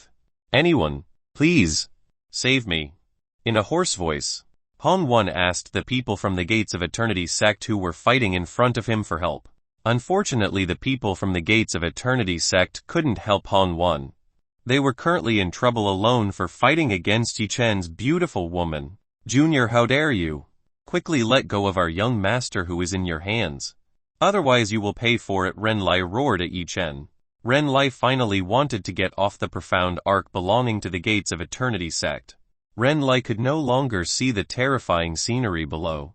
If anything happened to Han Wen, then the sect master of the Gates of Eternity sect would definitely not let go of himself that easily. Yi Chen looked at Ren Lai who had just come. Yi Chen could feel Ren Lai's overflowing killing aura. I will not let this person go. This person still has matters that he must be responsible for. Yi Chen frankly refused to let go of Han Wen who was in his grip. Elder Ren, hurry, save me. This person is suffocate me very hard. Han Wen asked Ren Lai for help to immediately save himself from Yi Chen's grip. Han Wen can't stand the pain he feels. From childhood to big, Han Wen has never been hurt by anyone. That's why Han Wen can't stand this pain. Young master, you take it easy. I will immediately save you from this person. Ren Lai promised to immediately save Han Wen in Yi Chen's hands. Lightning began to appear on Ren Lai's body. Ren Lai's entire body was currently enveloped by lightning. The strength that Ren Lai showed was extraordinary. The snow and ground under Ren Lai's feet began to shake and cracks appeared. The cracked ground began to rise to the sky. The aura shown by Ren Lai was strong. Above the sky, dark clouds of lightning began to shoot down. Lightning from the sky began to rain down on Ren Lai's body. Ren Lai was like a god who was controlling this lightning that struck. Junior, get ready to accept your advice. Ren Lai started to take steps to go to Yi Chen. When Ren Lai moved towards Yi Chen, the ground that was previously stepped on by Ren Lai shattered, leaving a large enough hole. Ren Lai turned into a flash of lightning. He started circling around Yi Chen's body. The speed that Ren Lai showed was extremely fast. Ordinary cultivators would definitely find it difficult to see the shadow that Ren Lai's had. Die! Ren Lai's 5 fingers formed like a spear. He pointed his 5 fingers towards Yi Chen's heart. Before Ren Lai's hand could touch Yi Chen's body, Yi Chen had already stopped Ren Lai's movement. Yi Chen's hand was currently holding Ren Lai's wrist. I have no business with you. Get out of my sight. Yi Chen has no business with this old man. He only has business with Han Wen. Yi Chen slapped Ren Lai's face very hard.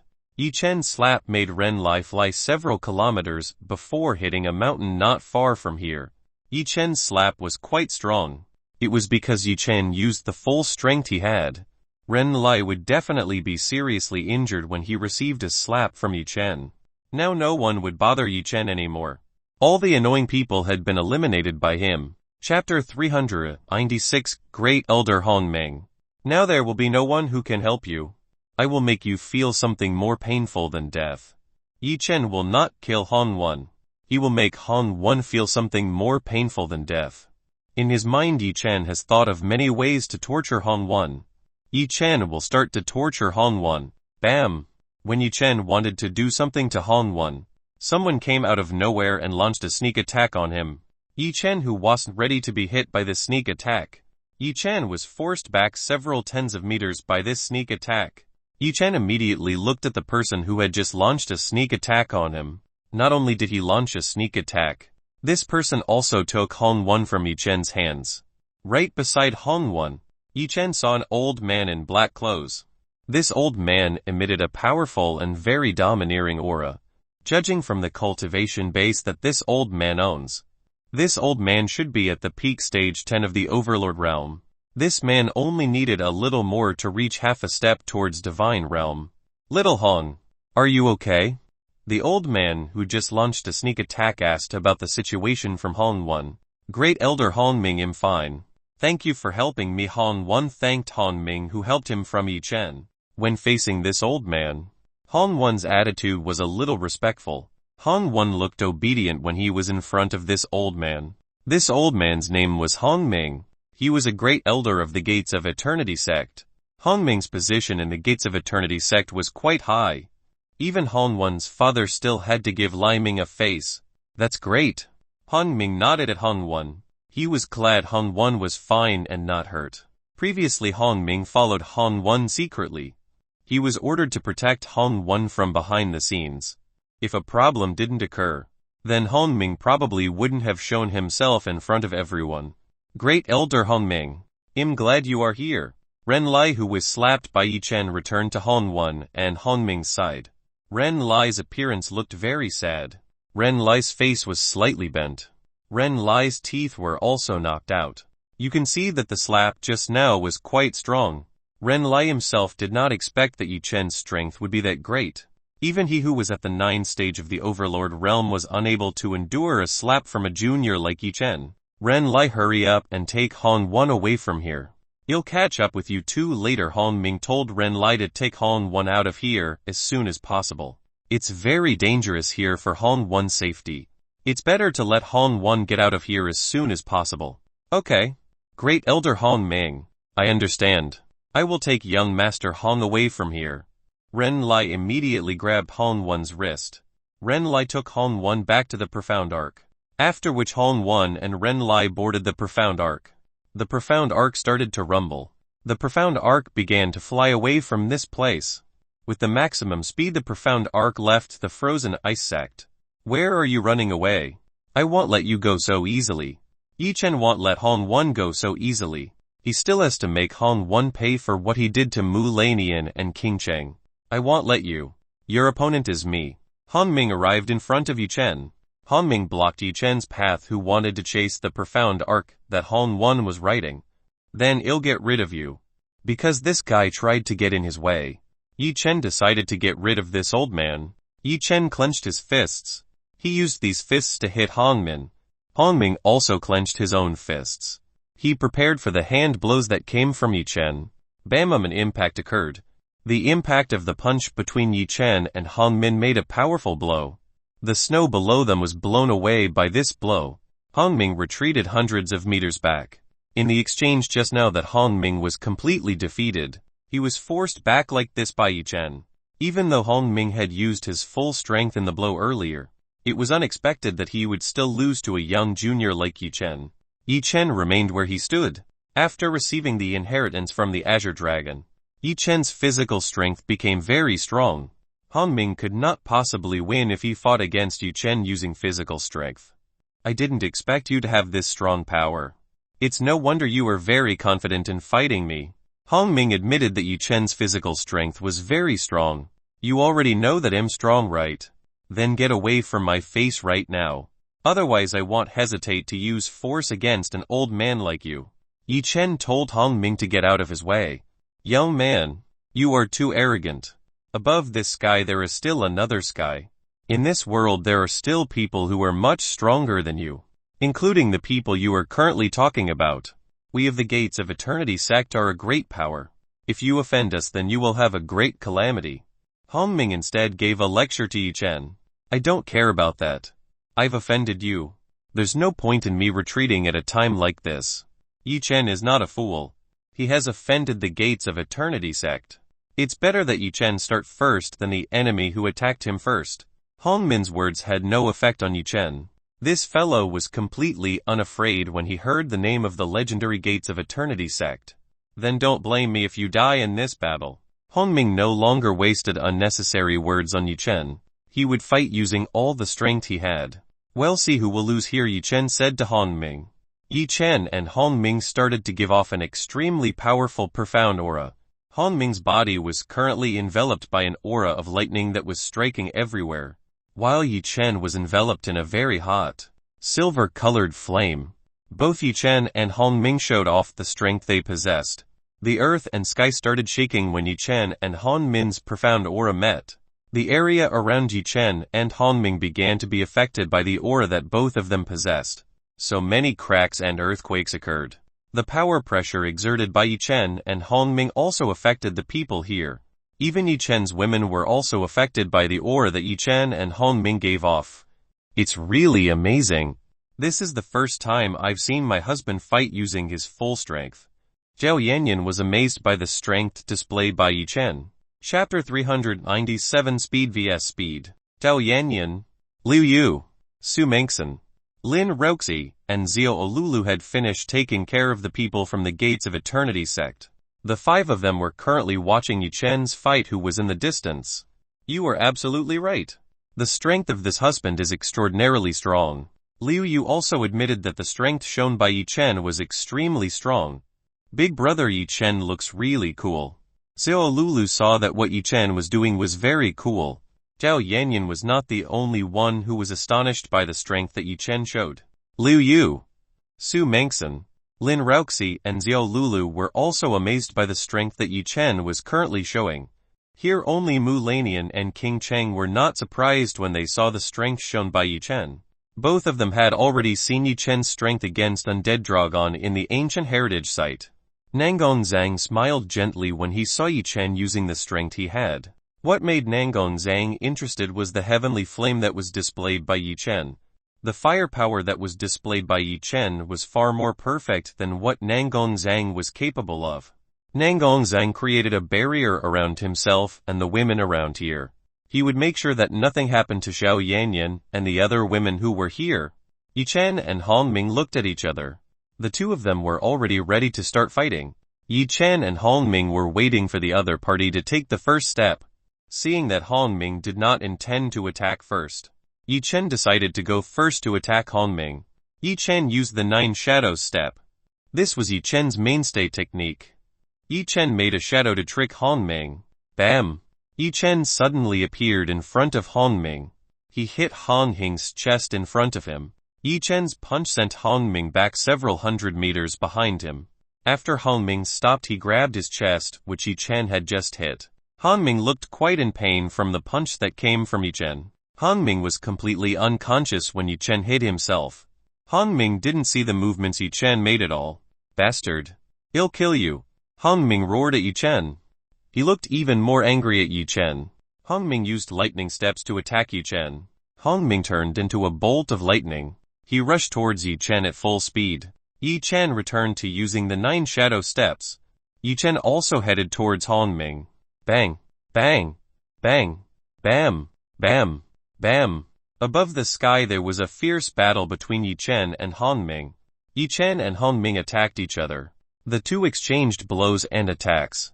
Whenever Yichen and Hongming's attacks met, an extremely strong wind was bound to occur. This blow blew everything around Yichen and Hongming. The sacred place held by the frozen ice sect was completely destroyed by the battle that Yichen and Hongwen were doing. Yichen and Hongming were fighting at an unbelievably fast pace. The battle between Yichen and Hongming could hardly be seen by others. In this place, only Nangon Zhang could see Yichen's movements. The other women were still unable to see Yichen's movements. Even Fu Lanling, who had reached half a step towards Divine Realm, still had a little trouble seeing Yichen's movements. Yichen attacked Hongming from all directions. Using the 9 shadow steps, Yichen could easily move from side to side. In addition, the shadows made by the 9 shadows made Hongming seem confused by the steps that Yichen took. Hongming is currently really depressed by the onslaught of attacks by Yichen. During exchanging blows with Yichen, he has never once hit Yichen's body. Meanwhile, Hongming himself had been beaten dozens of times by Yichen until his entire body was very painful. Hongming was the most confident person with the speed he had. It was unexpected that today he would be forced into this state by Yi Chen. You bastard! Han Ming roared at Yi Chen. Han Ming began to gather the profound energy in his hands. Lightning hammer fist. Han Ming's fist turned into a lightning hammer. Han Ming aimed this punch at Yi Chen. When Han Ming hit Yi Chen using the lightning hammer fist, his punch didn't touch anything at all. Only empty air was grabbed by the punch that was being carried out by Han Ming. What? Han Ming was surprised to find himself striking only Yi Chen's shadow. You idiot! Behind you, Yi Chen spoke to Han Ming. Yi Chen has now moved behind Han Ming. Yi Chen, who was behind, immediately kicked Han Ming's back. Han Ming fell to the ground below. Boom! The ground shook when Han Ming fell to the ground. Han Ming was kicked by Yi Chen and hit the ground below.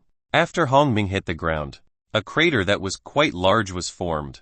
Han Ming was currently lying on his stomach in the middle of a huge crater. Boff! Han Ming vomited the soil in his mouth. Han Ming's back was also very painful. This was the first time Han Ming was made into this state by his enemy. Previously, Han Ming had never experienced such a bitter defeat. Han Ming clenched his fists tightly. Several veins on Han Ming's head began to stick out. Han Ming was already very angry with Yi Chen. Han Ming started to rise from within the crater. He looked at Yi Chen with eyes filled with anger. Huo, you can still wake up too, huh? I think your old bones have been broken because of that thing just now, Yi Chen said to Han Ming, who was in front of him. You are the first person who can put me in this state. Now I will show you something that will bring you to your knees in front of me. Han Ming began to take out something from his storage ring. What Han Ming just took out was a round object. This round object was covered by a black cloth. The thing covered by a black cloth looked very mysterious. Prepare to lose.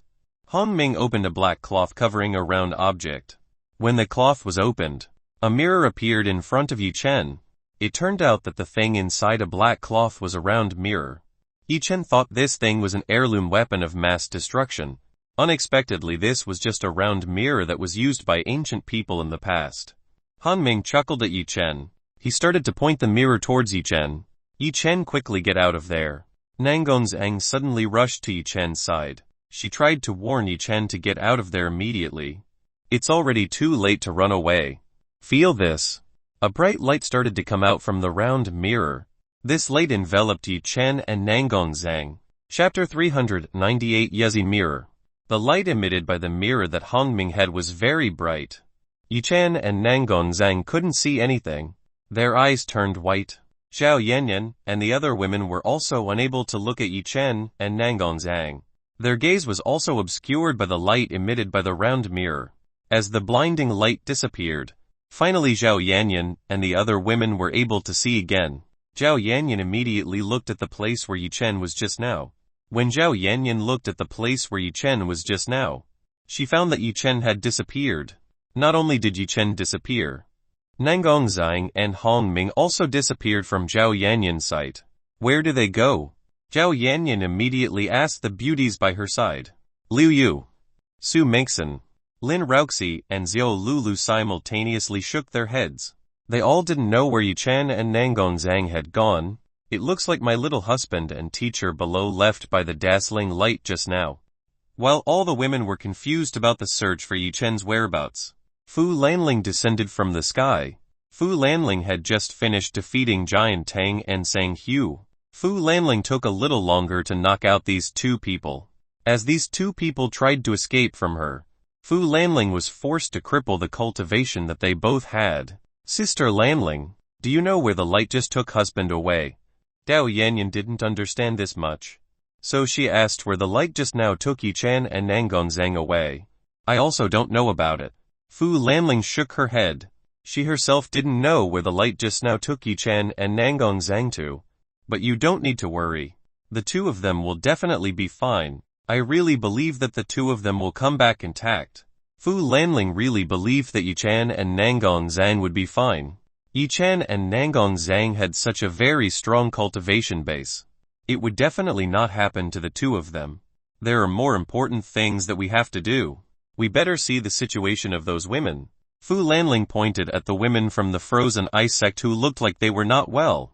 Zhao Yanyan, Liu Yu, Su Mengxin, Lin Roxi, and Xiao Lulu just remembered that at this time the women from the frozen ice sect were not doing well. They were all too engrossed in watching the battle between Yi Chen and Han Ming that they had forgotten this. Zhao Yanyan, Liu Yu, Fu Lengling, Su Mengxin, Lin Roxi, and Xiao Lulu went to the women's side of the frozen ice sect. They will try their best to treat the wounds suffered by the women from the frozen ice sect. Meanwhile, Yi Chen and Nangongzhang were taken to a very strange place. Around this place, there was only glass and glass. There was nothing else for Yi Chen to see except the glass that stretched far before his eyes. Whereas this Yi Chen is a little confused about the place where he is currently. Looks like we are in a mirror world. Nangongzhang told Yi Chen that they were currently in a mirror world. Mirror world? What is that? Asked Yi Chen to Nangongzhang. Nangongzhang began to explain what the mirror world was to Yi Chen. She explained it to Yi Chen in a very simple and concise manner. So you can say that we are currently in the mirror. After digesting the explanation from Nangongzhang, Yi Chen now understood where they were. It turned out that they were currently in the mirror that was owned by Han Ming. Nangongzhang nodded at Yi Chen. This artifact should be called Mirror Yezi. This is an artifact that is in the celestial tier. Nangongzhang told Yi Chen that this artifact was in the celestial tier. Humph. Celestial tier? Are you sure that we are currently inside a celestial tier artifact? Yi Chen was quite surprised to find out about this. He did not expect that Han Ming would have a celestial tier artifact. Celestial tier artifacts were extremely rare. In God Realm only had very few strong people who possessed artifacts like this. A celestial tier existing artifact could harm a weak possessor. Because of this, a celestial tier artifact owner was always a strong person. If the celestial tier's artifact owner was weak, one could retrieve and seize this artifact easily. At first, I was also surprised when I saw that person take out an artifact that is in the celestial tier. I thought it was an imitation artifact. I never thought it was really genuine. Nangongzhang thought that the Yezi mirror artifact released by Han Ming was a fake. It was unexpected that the Yezi mirror artifact that Han Ming had released was actually genuine. Haha. You are already trapped in my territory. Now you will no longer be able to win against me. Han Ming suddenly appeared in front of Yi Chen. Han Ming laughed at Yi Chen and Nangongzhang. Get us out of here quickly, otherwise I will destroy you. Yi Chen warned Han Ming to get himself and Nangongzhang out of Yezi mirror. Ha ha ha. You want to destroy me? Why don't you try it right now? Han Ming laughed and mocked Yi Chen. Yi Chen didn't like it when Han Ming mocked him. This old man dared to consider himself weak. Yi Chen used the 9 shadow step. He rushed to the front of Han Ming. Breaking meteor blow. Yi Chen used breaking meteor blow to attack Han Ming, who was in front of him. Han Ming didn't avoid Yi Chen's breaking meteor blow at all. He smiled sneer at Yi Chen. Yi Chen stopped. Don't attack him. Nangongzhang tried to warn Yi Chen not to attack Han Ming, who was in front of him. Nangongzhang's warning was a little late. Breaking meteor blow had already hit Han Ming, who was in front of Yi Chen. Bam! Breaking meteor blow hit Han Ming, who was in front of Yi Chen. When the breaking meteor blow hit Han Ming's body, Yi Chen felt that if he didn't hit Han Ming's body, what Yi Chen hit felt hard and slippery like glass. After Yi Chen hit Han Ming, suddenly in front of Yi Chen a powerful punch appeared. The power of this punch hit Yi Chen's body. Yi Chen took a few steps back after receiving this attack. The attack just now was quite painful. Yi Chen felt that the attack just now was similar to the breaking meteor blow he just used on Han Ming. Yi Chen, are you okay? Nangongzhang went to Yi Chen's side. She asked Yi Chen's situation. I'm fine. Yi Chen is fine. Yi Chen only feels a little pain from the attack he just received. Nangongzhang was relieved to see Yi Chen, who was fine. Why were you so reckless earlier? Didn't I tell you to stop the beautiful goddess? Nangongzhang scolded Yi Chen, who was acting reckless. Just now, when Yi Chen acted carelessly, Nangongzhang was so worried about him. She was afraid that if something happened to Yi Chen. Chapter 399. Yi Chen is trying something impossible. Nangongzhang had never worried about anyone to the degree that she was worried about Yi Chen. Even towards her own family, Nangongzhang had never worried about them. Nangongzhang began to feel that she had a special feeling towards Yi Chen. Otherwise, how could she have worried about Yi Chen's situation like this? Ha ha ha. Why are you even retreating like that? Didn't you say you wanted to destroy me? Let's do it quickly. Han Ming told Yi Chen to attack him. Yi Chen wouldn't attack Han Ming. He knew that the Han Ming in front of him was not the real Han Ming. Yi Chen, don't be fooled by the words of this person. Actually, currently speaking to us is just a reflection. The real person is hiding somewhere in here. Nangong Zhang told Yi Chen what was in front they are just reflections of reflection. The real Han Ming right now must be hiding somewhere around here. Oh yeah, there is one more thing that I forgot to tell you beforehand. The mirror that is here can reflect all the attacks you launch. So don't attack carelessly. Otherwise your attacks will come back to you. Nangong Zhang told Yi Chen that the glass mirror that was here was able to reflect every attack that hit the glass mirror in this place. Okay. I understand.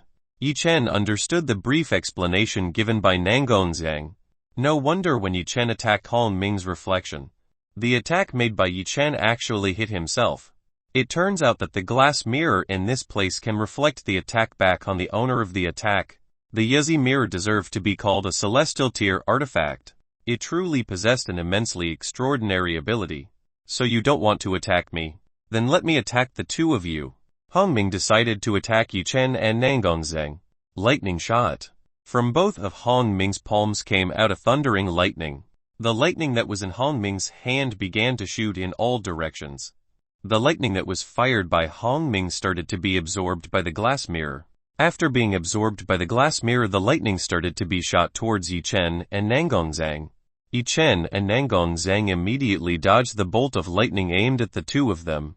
The two of them had to dodge the thousands of thunderbolts that Han Ming had just shot. While dodging the bolt of lightning, Yi Chen and Nangong Zhang tried to find the whereabouts of Han Ming. To stop this, they both had to be able to find the real Han Ming. Yi Chen and Nangong Zhang had already avoided the countless number of thunderbolts that charged at the two of them. But the bolts of lightning still didn't stop attacking Yi Chen and Nangong Zhang. It seemed like there was no end at all. Shots of lightning continued to bounce from one glass mirror to another. Unless receiving a direct lightning shot, the bolt of lightning would repeatedly bounce off and rush towards Yi Chen and Nangong Zhang. Ha ha ha. Let's dance. Don't stop doing it. Han Ming laughed when he saw Yi Chen and Nangong Zhang dodging his lightning shot. This shit has no luck. Yi Chen saw that this lightning shot was endless. If he kept dodging, then sooner or later Yi Chen would be exhausted. Feel this. Yi Chen threw the heavenly silver flame ball into the glass mirror.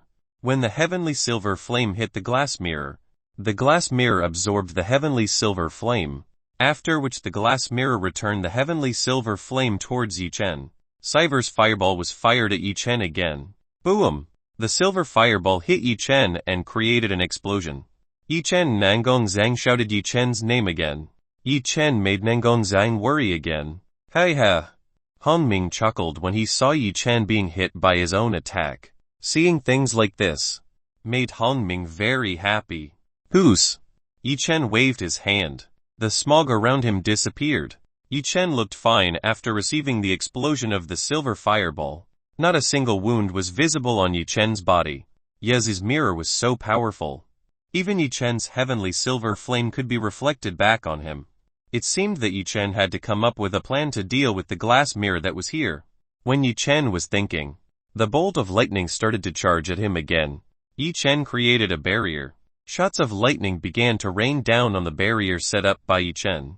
Yi Chen's barrier slightly trembled while being rained down by the bolt of lightning. The bolt of lightning looked quite strong. It seemed that this barrier would not last long. So Yi Chen had to hurry up and find a way to deal with Han Ming and Yezi mirror. Yi Chen started racking his brains to think how he could destroy the glass mirrors in this place. After thinking for a while, Yi Chen finally had a way to deal with this annoying glass mirror. The method used by Yi Chen would probably be ridiculous, but he was sure that this method would work well. Yinger, come out. Yi Chen told Yin Yinger to come out. This time Yi Chen needed Yin Yinger's help to strengthen the attack he had. Master, is it time for breakfast? Yin Yinger looked like she just woke up from sleep. She asked if it was time for breakfast. Yi Chen is completely helpless. Yin Yinger only knows eating and sleeping. This sword spirit girl looks more and more like a pig whose job is only to sleep and eat. There is no free breakfast. You have to help me first. Yi Chen told Yin Yinger to help himself first. Otherwise Yi Chen wouldn't feed her his blood. Okay. But you have to promise to give me a present after it's finished. Yin Yinger easily promised Yi Chen, as long as she gets food, then Yin Yinger will do what Yi Chen wants. What Yin Yinger thought was only food. So as long as Yi Chen promised to eat to Yin Yinger, then she would do what Yi Chen wanted. It's okay, then hurry out, Yi Chen promised Yin Yinger. Yay! Yin Yinger looked happy when she heard Yi Chen promise. Yin Yinger came out from where she was. She turned into a sword. When the divine Yin Yang sword appeared near Yi Chen's right hand, Yi Chen immediately grabbed the divine Yin Yang sword that was near his right hand. Yi Chen held the divine Yin Yang sword and turned it towards the glass mirror in front of him. Yi Chen started to close his 2 eyelids. He started to try to fully concentrate on the divine Yin Yang sword. The divine Yin Yang sword began to be enveloped by the heavenly silver flame. After the divine Yin Yang sword was covered by the heavenly silver flame, a profound ice also began to envelop the divine Yin Yang sword. The divine Yin Yang sword began to be enveloped in ice and fire. It was an astonishing sight. Chapter 400, Using Instinct. This is something that any cultivator in this entire universe must do. What Yi Chen is doing right now is completely against the laws of the world. From ancient times, ice and fire were 2 elements that intersected each other. These 2 elements could not possibly be combined. The 2 elements would conflict with each other. Yi Chen did not expect that what he did would work. This was an achievement in itself for Yi Chen. Nangong Zhang, who came from the God realm, was also surprised to see that Yi Chen could combine the elements of ice and fire into one. This was almost impossible for anyone in the God realm to do. In God realm there are indeed some people who are capable of cultivating 2 techniques that have different elements. These people are usually either a genius or someone with a special body. Even though they could cultivate 2 elements, it was quite impossible for these people to fuse the 2 elements that intersected into one. This is absolutely impossible to do. In history there hasn't been someone who could combine ice and fire into one unit like Yi Chen did. Yi Chen looked at the divine Yin Yang sword that was clad in the heavenly silver flame and profound ice. It really looked so cool. Yi Chen wanted to try how the power of the heavenly silver flame, profound ice and divine Yin Yang sword combined. Yi Chen tried to slash horizontally towards the mirror in front of him. Slash. A slash from the divine Yin Yang sword shattered the entire glass mirror in front of Yi Chen without a single trace. Not even a shard of glass was left. Yezi's mirror was completely incapable of reflecting the slashes from the divine Yin Yang sword that had been strengthened by the heavenly silver flame and profound ice. Nangon Zhang and Hong Ming, who saw this, were very shocked. They both did not expect that Yi Chen could destroy the glass mirror that was here so easily. The Yezi mirror was a celestial tier artifact. The power that Yezi mirror possessed was definitely not weak. And now a Yezi mirror, which was a celestial tier artifact, could be easily destroyed by Yi Chen. Now there is no place to protect you from me. Yi Chen was finally able to mock Hong Ming. After he had been mocked by Hong Ming earlier, now it was Yi Chen's turn to mock Hong Ming. Shit! Hong Ming cursed Yi Chen. He didn't expect that Yi Chen would have such incredible power. Even the most powerful artifact he had was unable to resist Yi Chen's slash. Hong Ming had always kept the secret that he had the Yezi mirror artifact. He didn't want anyone else to know that he had an artifact this great. Even the higher-ups in the Gates of Eternity sect did not know that Hong Ming possessed the Yezi mirror artifact. Hong Ming always kept this secret alone. If anyone knew about the secret of the Yezi mirror, then Hong Ming would immediately kill that person so that the secret he had was not discovered by anyone. And now the artifact he was most proud of was unable to save him from a junior like Yi Chen. Yi Chen started attacking all the glass mirrors in front of him. He didn't care if Hong Ming was behind the mirror that he was smashing. Yi Chen's aim was very clear. He had to get out of this Yezi mirror immediately. And in order to do that, Yi Chen had 2 choices. The first was that he had to kill Hong Ming, and the second was that he had to force Hong Ming to expel himself and Nangon Zhang. The second option will definitely be difficult for Yi Chen to do. It's better to just kill Hong Ming. After Hong Ming dies, then Yezi mirror will no longer have a master. Anyone can control and have a Yezi mirror without a master. Hong Ming tried to escape from Yi Chen's divine Yin Yang sword. Hong Ming tried to save himself from the divine Yin Yang sword that was once deadly. Fortunately, Yezi mirror is very wide, so Hong Ming can still hide from Yi Chen for a while. Yi Chen was still slashing the glass wall that was blocking his path. Until now he still hadn't found Hong Ming's hiding place. There are so many glass mirrors in this place and it's very wide. It's quite difficult to destroy this many glass mirrors. Looks like I have to force that person to show where he is, Yi Chen said in his heart. If Yi Chen continued to attack recklessly, then he would never be able to find Hong Ming's hiding place. He had to lure Hong Ming into showing him his hiding place. Yi Chen stopped attacking the glass whirlwind around him. I thought you were a warrior. I never thought you were a coward who could only run away like a mouse. Yi Chen tried to lure Hong Ming into attacking him. Hong Ming, who was hiding, felt humiliated by the words Yi Chen just said. Hong Ming was a warrior who was never afraid to fight against every enemy he encountered. Today he was insulted by a young junior like Yi Chen. How could Hong Ming endure when he heard the insult that came out of Yi Chen's mouth? You brat. I will make you regret that you dare to insult me like that. Hong Ming finally appeared again in front of Yi Chen. Almost in every glass mirror that was here appeared Hong Ming's image. This number of images was so many. It was difficult to count the number of shadows that were here. Hong Ming and his shadows began to bring their palms together in front of his chest. Hong Ming and all the shadows on the glass began to read some words that were difficult for anyone to understand. After Hong Ming finished chanting the incantation, his body began to spawn blood-red lightning. Red lightning started to envelop Hong Ming's body. Hong Ming Yang's previously thin body began to enlarge. So the size of Hong Ming's body. The clothes Hong Ming was wearing shattered to pieces because he was unable to hold his body, which was too big. Now Hong Ming's body was filled with strong muscles. I don't care if you cry or whine like a baby. This time I will make sure that I will kill you. Hong Ming roared at Yi Chen. The Hong Ming shadow that was here began to shoot red lightning towards Yi Chen. Yi Chen said the words spoken by Hong Ming.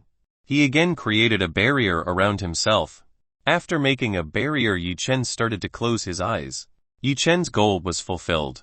Hong Ming was completely hooked by the words he just said. Now Yi Chen only needs to feel the existence of the real Hong Ming. This time Yi Chen can only rely on the instincts he has. Yi Chen started trying to calm his heart and mind.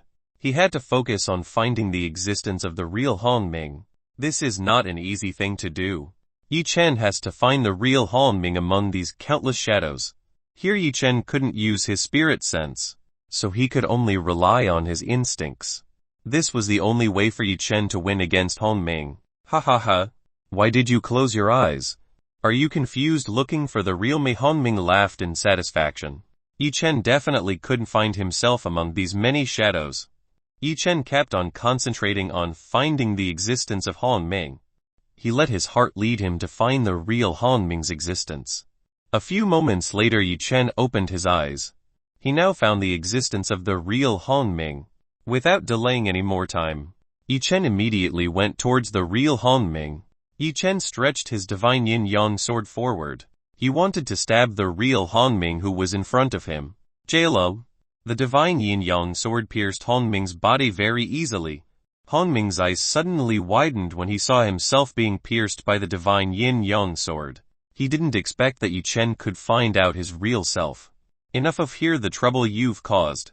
Hong Ming was enough to cause trouble for Yi Chen. Hong Ming's body was currently hot and cold. He couldn't feel any pain or anything. His whole body felt numb. Hong Ming's body began to be eroded by the combined power of the heavenly silver flame and profound ice. In the instant that Hong Ming's body disappeared from this world, the combination of the heavenly silver flame and profound ice was extremely powerful. There was no trace of Hong Ming's body. After using the combined power of the heavenly silver flame and profound ice, Yi Chen felt that he was very exhausted. It seemed that he was using too much profound energy he had to maintain the combined heavenly silver flame and profound ice. Yi Chen survived for defeating that person. Nangong Zhang came to Yi Chen's side. She congratulated Yi Chen for winning over the person who had controlled the Yezi mirror. Nangong Zhang was quite amazed by what Yi Chen was doing. It was unexpected that this little man would be able to find out the real Hong Ming's whereabouts. Nangong Zhang herself had difficulty even finding the real Hong Ming's whereabouts.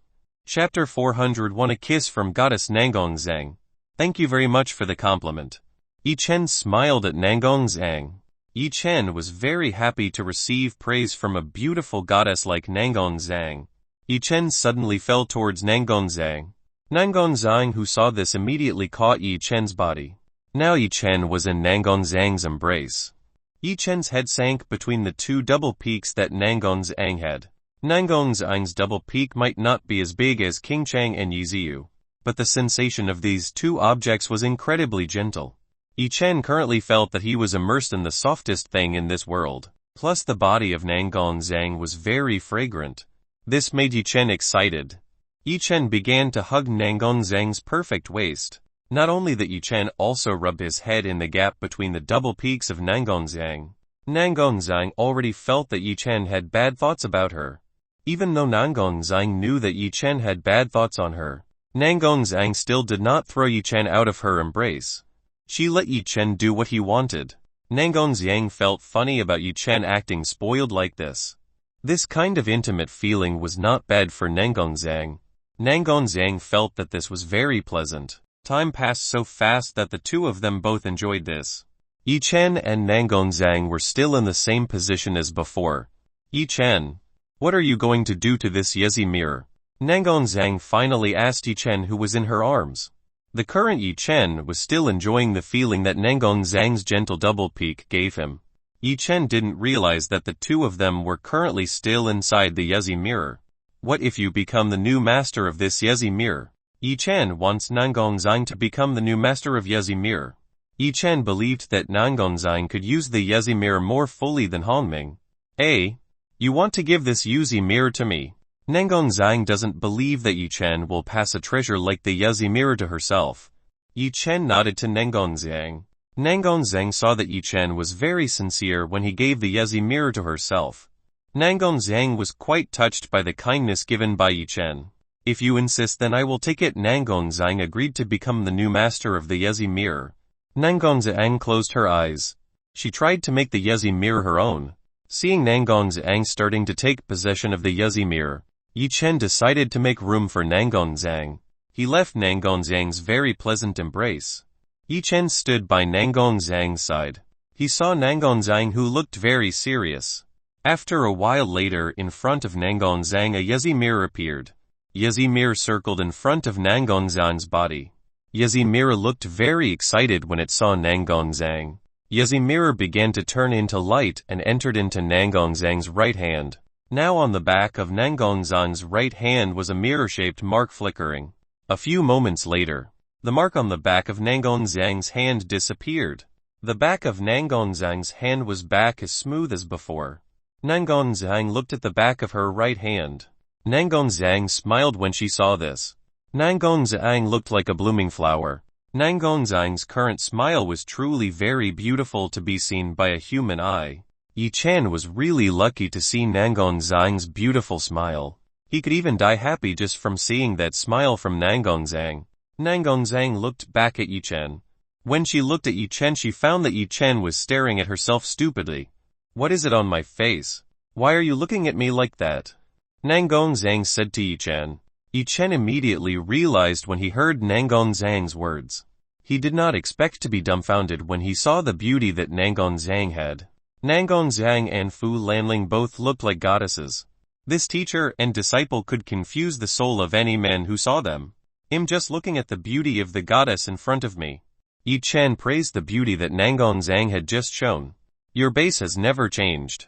The words that come out of you are still as sweet as ever. Nangonzang could not stand the sweet words spoken by Yi Chen. Although Nangonzang had listened to this many times from Yi Chen, Nangonzang was still not bored either. She felt happy when she heard the praise that came out from Yi Chen. Hehe, Yi Chen chuckled at Nangonzang. Oh yes. You have obtained a very valuable Yezi mirror. Now I want a reward from you. Yi Chen wanted a gift from Nangonzang. It was rare for Yi Chen to have time alone with the beautiful goddess Nangonzang.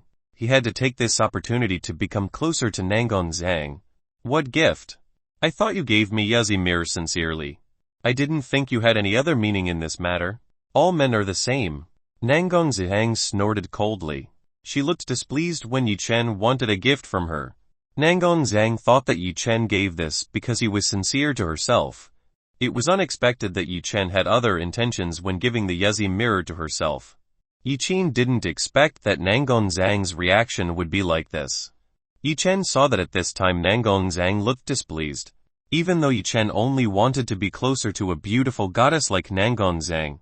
Actually, I want a gift kiss from you. But if you don't want to, then forget about it. Chen smiled as he scratched his head.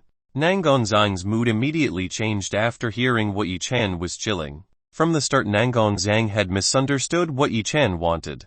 It turned out that Chen only wanted to be able to have a relationship with her. Zhang was slightly guilty of misunderstanding Chen.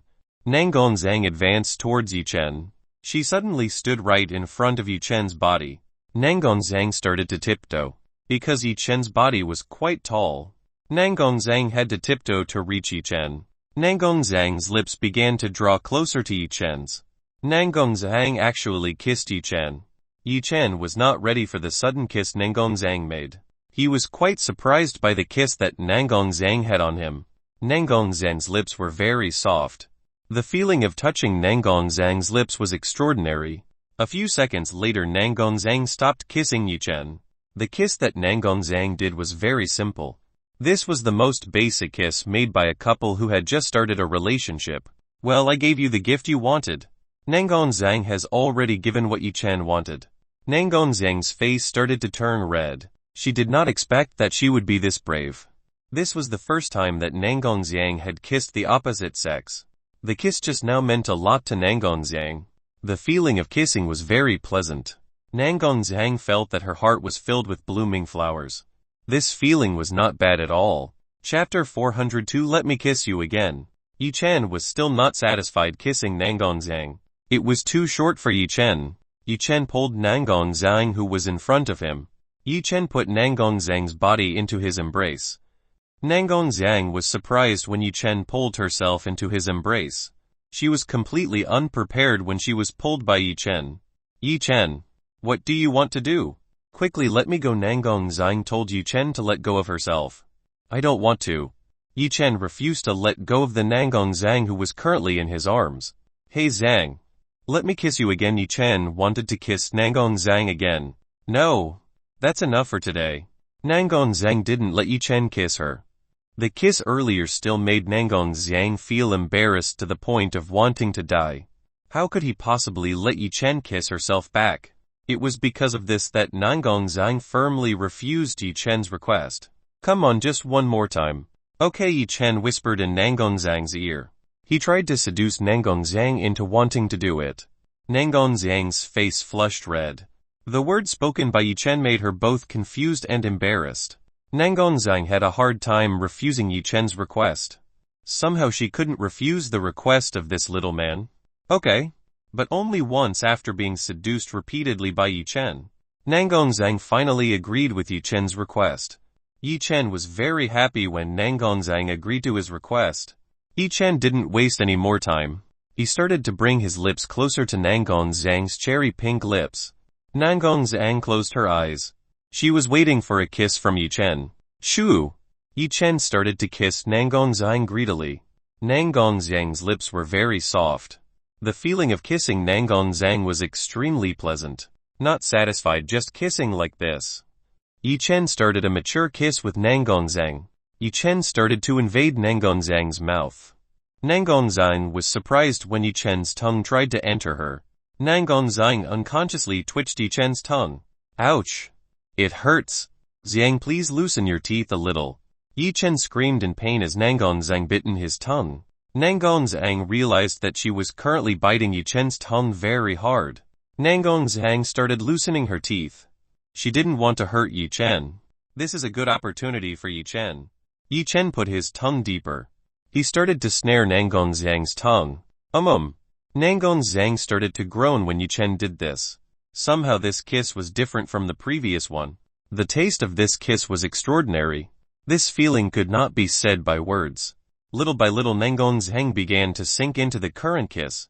Zhang was now willing to cooperate with Chen. Her tongue began to entangle Chen's. Zhang's movements looked so extraordinary.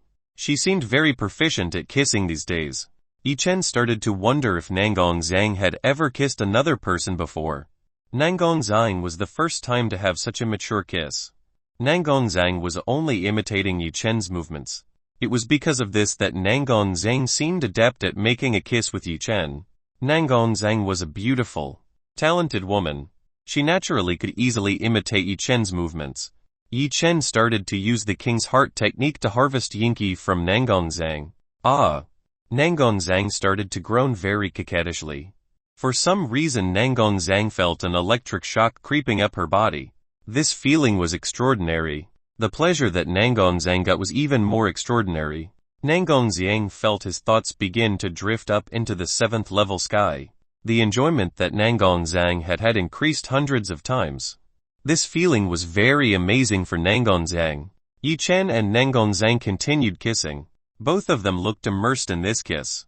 After about 10 minutes of kissing, Yi Chen and Nangonzang finally separated. Nangonzang looked breathless when she finished kissing Yi Chen. Her body looked very weak because of the pleasure she had just gotten. You seem really good at this. Where did you learn this? Before Yi Chen immediately asked Nangonzang. Hate. This is my first time doing something like this. I learned everything from you. Nangonzang told me that he learned from Yi Chen's tongue movement. Nangonzang didn't want Yi Chen to misunderstand herself. I see. Yi Chen believed in Nangonzang. There was no way that Nangonzang would deceive him. The Yinki that Yi Chen got from Nangonzang was very pure. This was not inferior to a woman who had a pure yin body. How did that feel? Was it great? Yi Chen asked Nangonzang. Yi Chen wanted to know what Nangonzang felt. I don't know. I can't say. Nangonzang didn't know. The feeling just now couldn't be expressed in words. The current Nangonzang was still very uncomfortable. She felt that her bottom was getting wet with a sticky liquid. This feeling was very uncomfortable for Nangonzang. Yi Chen, let's go out. The women outside must be worried about the two of us. Nangonzang took Yi Chen out of the mirror world. If Nangonzang continued to be alone here with Yi Chen, then something much more might happen than this. Honestly, Nangonzang wasn't ready to do something like that with Yi Chen. Okay, Yi Chen agreed to leave this place. Nangonzang waved her hand. Her body and Yi Chen's body began to be enveloped by a light. Both of them were swallowed up by this light and disappeared from the mirror world. Yi Chen and Nangonzang reappeared on the battlefield. After exiting the mirror world, Yi Chen and Nangonzang looked around the battlefield. Damn, that person must have run away. Yi Chen looked annoyed when he thought of Han Wen who had run away. Forget about that man. We better focus on those injured women over there. Nangonzang pointed at the women from the frozen ice sect. Yi Chen looked at the women from the frozen ice sect. From here Yi Chen could see that these women were in a bad condition. You might be right. Let's go over there and see what's going on. Yi Chen invited Nangonzang to go to the place of the women from the frozen ice sect. Yi Chen and Nangonzang immediately went towards Zhao Yanyan. As the two of them drew closer to Zhao Yanyan and all women, he saw that Zhao Yanyan, Liu Yu, Fu Lanling, Su Mengxin, Lin Ruxi, Xiao Lulu, Mu Lanian, King Cheng, and Mu Nansai were taking care of the women from the frozen ice sect. Yi Chen and Nangonzang descended in front of all the women. Husband. When Yi Chen came down, Zhao Yanyan immediately went to greet him. Yanyan? What happened to them? Yi Chen asked. What happened to the women from the frozen ice sect? Husband. These women are under the influence of an aphrodisiac drug. Zhao Yanyan told Yi Chen that the women from the frozen ice sect had an aphrodisiac. Yanyan, who did this? Asked Yi Chen to Zhao Yanyan. That old man did it. Zhao Yanyan pointed at Jian Teng. Then why don't you ask the old man for the medicine? Yi Chen asked why Zhao Yanyan didn't ask Jian Teng for the antidote. I already did. Unfortunately the old man didn't have the antidote. Zhao Yanyan told Yi Chen that Jian Teng didn't have the antidote for this. Yi Chen raised his eyebrows. It looks like it will be difficult to solve this matter. Husbands, better you quickly do something to them. Their situation is increasingly becoming a laborer. Zhao Yanyan told Yi Chen to immediately do something to the women from the frozen ice sect. If Yi Chen didn't act right away, then bad things would happen to the women from the frozen ice sect. The possibility of their bodies being damaged or worse. They could die. Okay, I'll try to do something about this. Yi Chen promised Zhao Yanyan to do what he can. Yi Chen started to get closer to the women from the frozen ice sect.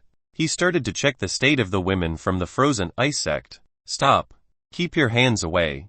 When Yi Chen wanted to check the situation of these women, someone stopped him.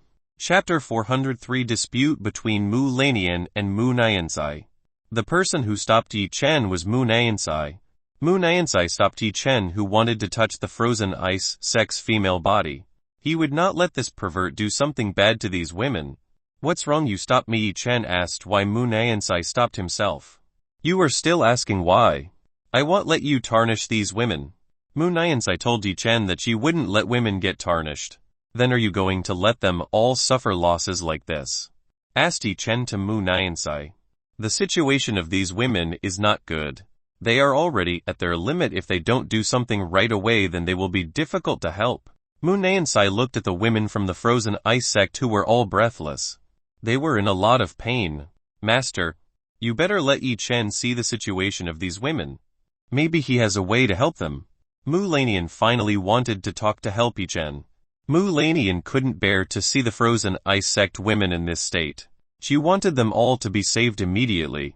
Mu Niansai turned her eyesight to Mu Lanian. She didn't expect that Mu Lanian would help outsiders instead of herself. Lanian, I didn't expect that you would have a relationship with a man without the sect knowing. You really have violated the rules of this sect. I am quite disappointed in you. Mu Niansai looked disappointed at Mu Lanian. Mu Lanian lowered her head. She didn't expect that Mu Niansai had found her relationship with Yi Chen. You better stop blaming other people like this. In this situation, don't discuss the rules anymore. Better let's solve this problem first. Zhao Yanyan very boldly scolded Mu Niansai. In the current situation, decisions must be made quickly. This matter concerns the safety and lives of these women. Mu Niansai did not expect that she would be scolded by a woman who was much younger than her. Mu Niansai is a person who adheres to the principles that she has. Sect rules are something that is deeply embedded in Mu Niansai's principles. Of course, Mu Niansai is unable to remove this from herself. Yi Chen had already ignored Mu Niansai's words. He had already checked the state of the women affected by the aphrodisiac. After checking the state of these women, Yi Chen nodded his head. Yi Chen, how are they? Zhao Yanyan asked how these women are doing. Their current condition is a little bad. We should help them. Confide in immediately. Yi Chen told Zhao Yanyan, Mu Lanian and Mu Niansai about the situation of these women. These women had to be satisfied in order for the aphrodisiac influence to dissipate. In fact, Yi Chen could use his own technique to make these women reach the top easily. It's a shame that Yi Chen can't do that. The women from the frozen ice sect are not ordinary women. These women definitely wouldn't be willing to have their bodies stained by a man. It was because of this that Yi Chen did not immediately treat these beautiful women. Zhao Yanyan, Mu Lanian and Mu Niansai certainly knew what the words Yi Chen had just said. Yi Chen, please help them. I want nothing bad to happen to them. Mu Lanian immediately asked Yi Chen to do what he had to do to these women. Lanian, what did you just say? Are you going to let this guy do something like that to these female disciples? Mu Niansai still doesn't agree with Mu Lanian. She wouldn't let Yi Chen do anything bad to the frozen ice sect's beautiful women. It was enough for her and Mu Lanian to be harassed by Yi Chen.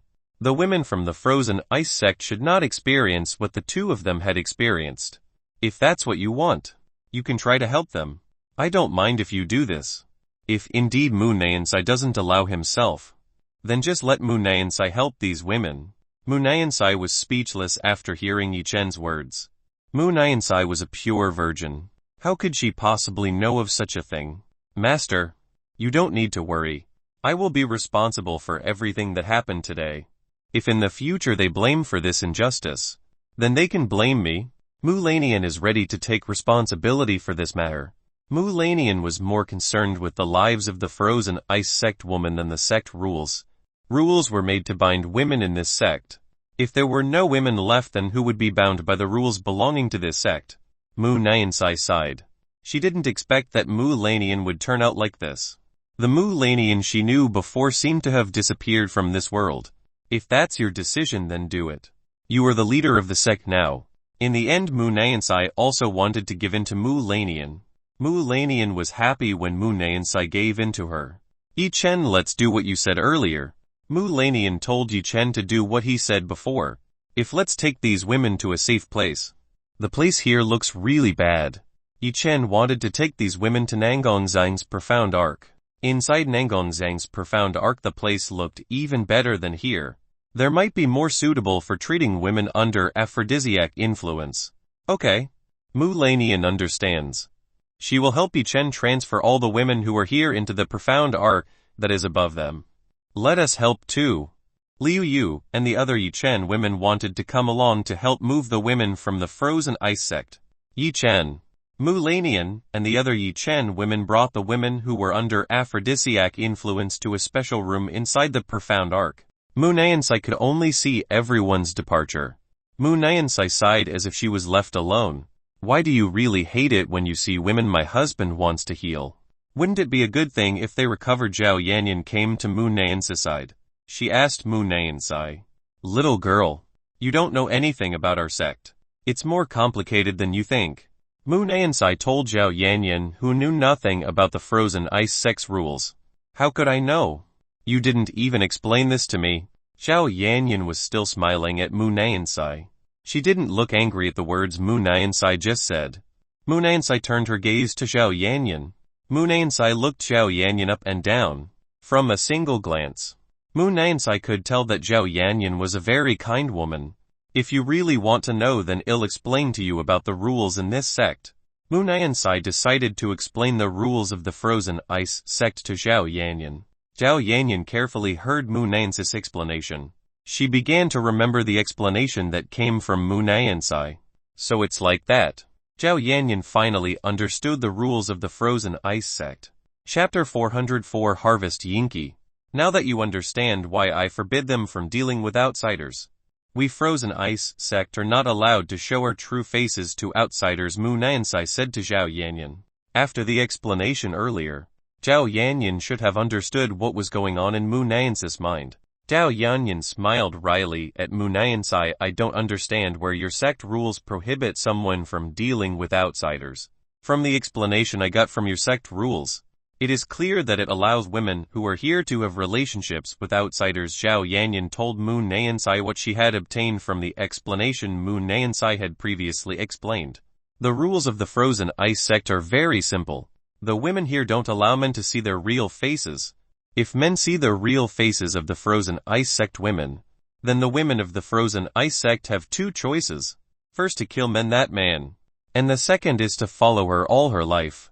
The words Zhao Yanyan spoke made Mu Nansai rethink the frozen ice sect's rules. What is the meaning of your words? Didn't I already say that women who have relations with outsiders must leave the sect? Isn't that the same as a clearly written prohibition? Mu Nansai said to Zhao Yanyan. Zhao Yanyan shook her head at Mu Nansai. It's not a prohibition. Rather, it gives space for both of them to spend time together without being bound by the rules of the sect. Zhao Yanyan said to Mu Nansai. This rule is not a prohibition. Obviously this rule is made to make it easier for frozen ice sect women who have been in relationships. It's better for them to live together forever in a place far away than live in a small place like this. According to Zhao Yanyan, this rule is quite good if it is carried out properly. Zhao Yanyan's words made Mu Nansai's stance shaky.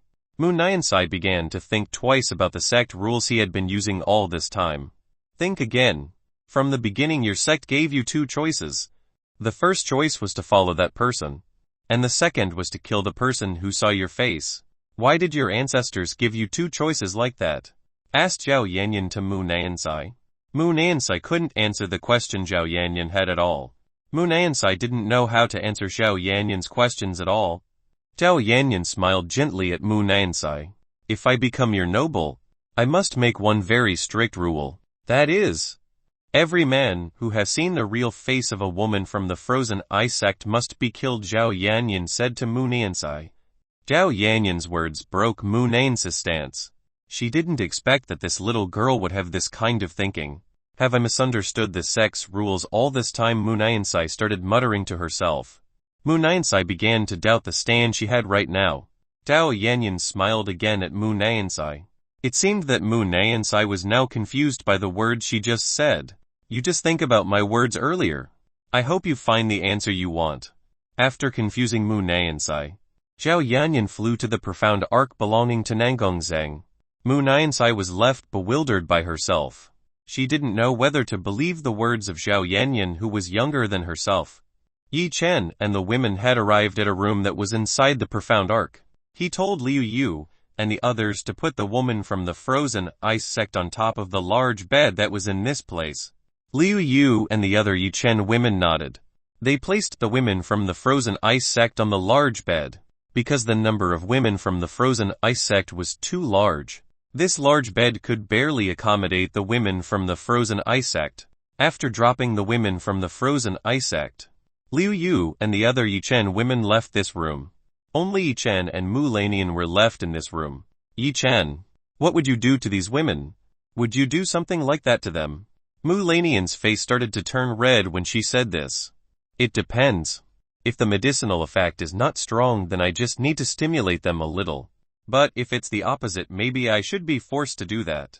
Yi Chen will try to stimulate them a little. Yi Chen was quite confident in the massage technique he had. He could definitely make a woman reach the peak of happiness easily. Mu Lanian's face turned even redder when she heard Yi Chen say this. Then he'll start.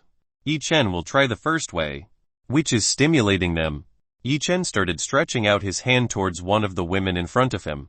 The veil used by the woman in front of Yi Chen had been removed. Yi Chen could see the beautiful face of the woman in front of him.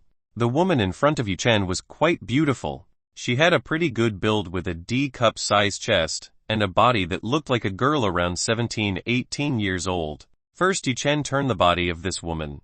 The back of this beautiful woman was now facing Yi Chen. Yi Chen started to touch this woman's back and waist.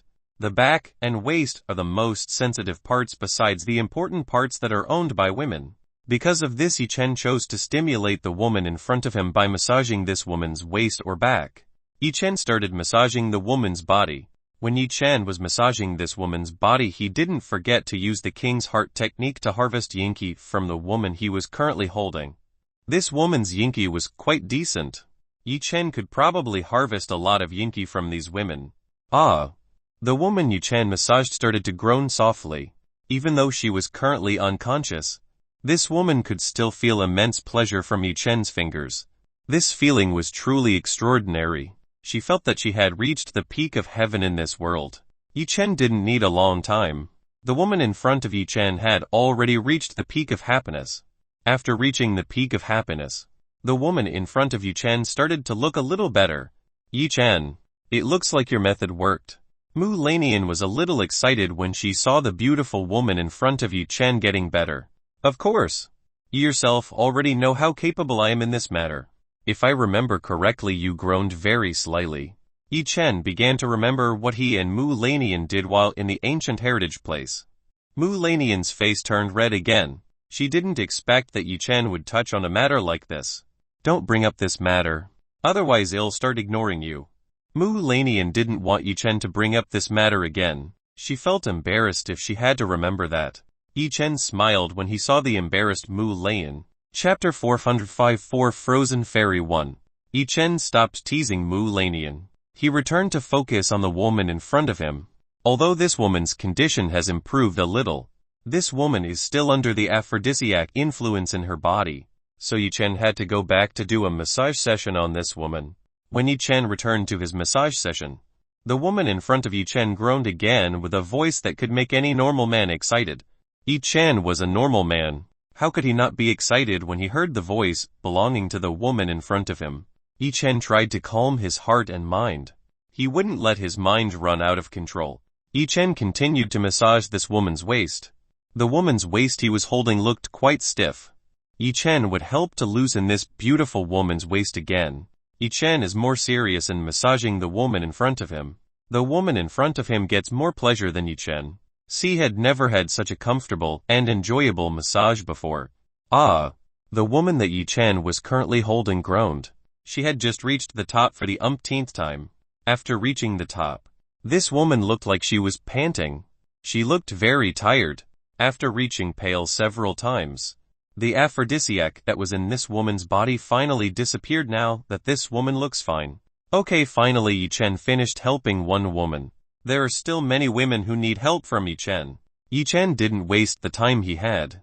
He immediately took another woman who was near him. Yi Chen immediately massaged the woman he took. When Yi Chen was massaging this woman also started to groan. This woman's moan was much more seductive than before. Yi Chen tried to ignore this woman's groan, but Yi Chen still looked hard to ignore the groaning sound that came out of this woman. Yi Chen finally finished eliminating this woman's aphrodisiac. Yi Chen continuously helped one by one the women who were currently under an aphrodisiac effect. After approximately 1 hour, Yi Chen finally almost finished removing the aphrodisiac that was in the frozen ice-sec woman's body.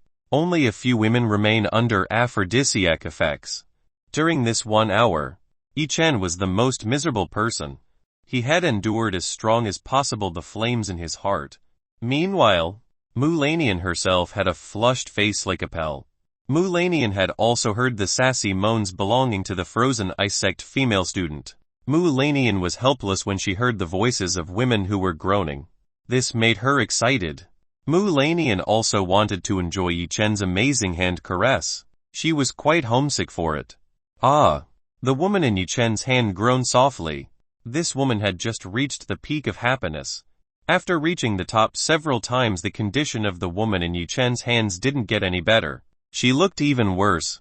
It's strange.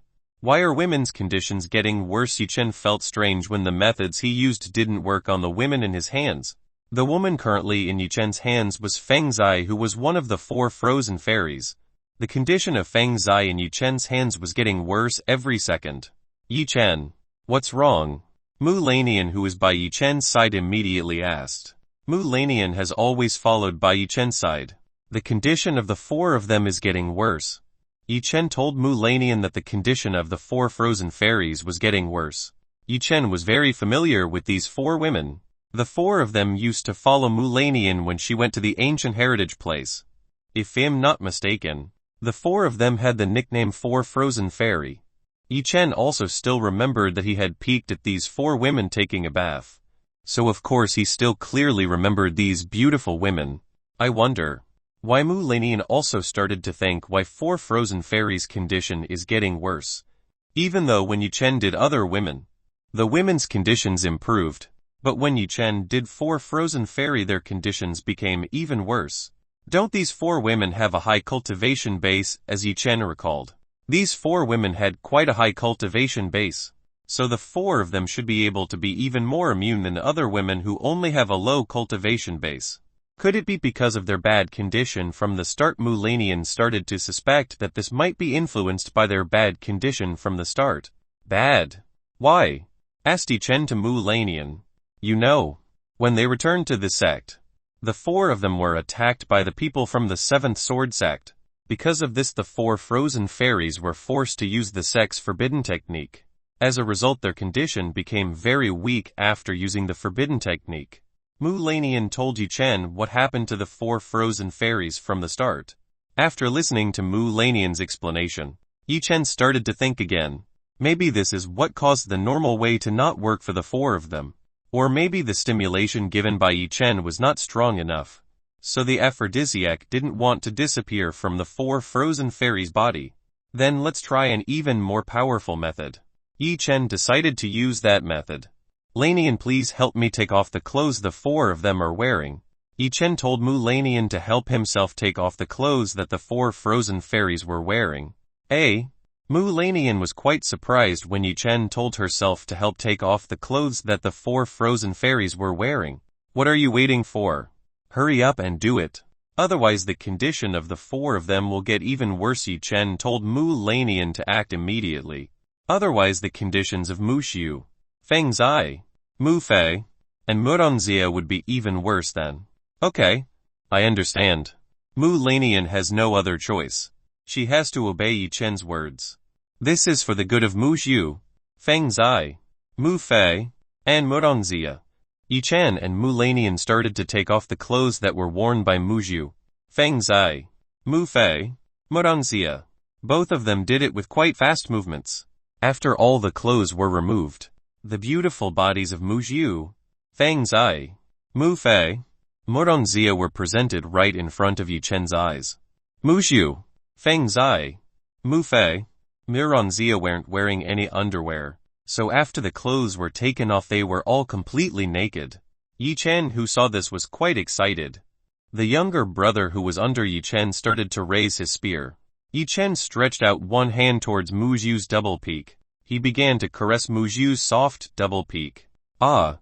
When Yi Chen touched Mu Zhu's double peak, Mu Zhu started to groan. She seemed to really enjoy the touch of Yi Chen's hand. It didn't stop there. Yi Chen's other hand went down to Mu Zhu's secret garden. Mu Zhu's secret garden already felt very wet. It seemed like Mu Zhu was already very aroused by the influence of the aphrodisiac. Chapter 406 For Frozen Fairy 2. Yi Chen started to use his finger to dig Mu Zhu's honey cave. Mu Zhu's honey cave was quite cold. This was exactly the feeling that Yi Chen got from Mu Lanian.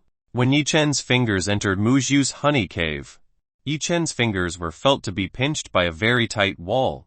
This wall seemed to resist Yi Chen's finger invasion. Mu Zhu began to writhe like a caterpillar that was overheated. She seemed to be enjoying Yi Chen's fingers very much. Yi Chen started playing with Mu Zhu's second place. Yi Chen's fingers were very skilled at doing this. Ah!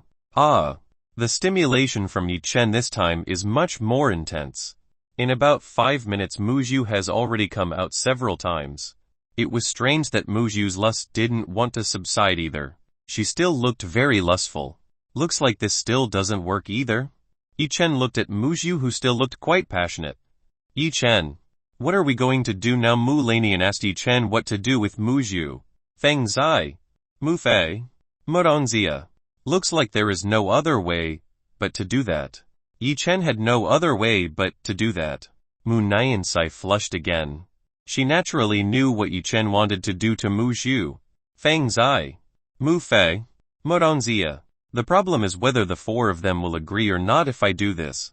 Yi Chen still doubted whether Mu Zhu, Feng Zai, Mu Fei, Murongzia could accept this or not. The temperaments of Mu Zhu, Feng Zai, Mu Fei, Murongzia were cold and violent towards every man, even at that time when other people were peeking at them taking a bath. Mu Zhu, Feng Zai, Mu Fei, Murongzia immediately hunted down that man. It can be seen that these four women hate a man enough. Hurry and give it to me. I'm really uncomfortable. Mu Zhu, Feng Zai, Mu Fei, Murongzia started delirious. They couldn't stand the discomfort in their bodies. Mu Lanian saw that Mu Zhu, Feng Zai, Mu Fei, Murongzia were getting worse. If it's the only way, then you can do it. All responsibility will be my responsibility. If this is the only way, then Mu Lanian can't do something. She will be responsible for this matter. Lanian dear, don't take all the responsibility alone. You still have me. I will help you take responsibility for this matter. Now that Mu Lanian is his woman, of course Yi Chen has to help Mu Lanian take this responsibility. Yi Chen is a real man. If Yi Chen does something to women, he will definitely take full responsibility. He is not a man who will leave after benefiting from women. Thank you very much. Mu Lanian was touched by Yi Chen's words. It seems that she was not wrong to follow Yi Chen. Yi Chen is a very responsible man. Then I will go first. You can do what you have to do, but make sure not to injure the four of them. I consider them like my own sisters. Mu Lanian warned Yi Chen not to hurt Mu Zhu, Feng Zai, Mu Fei, Murongzia.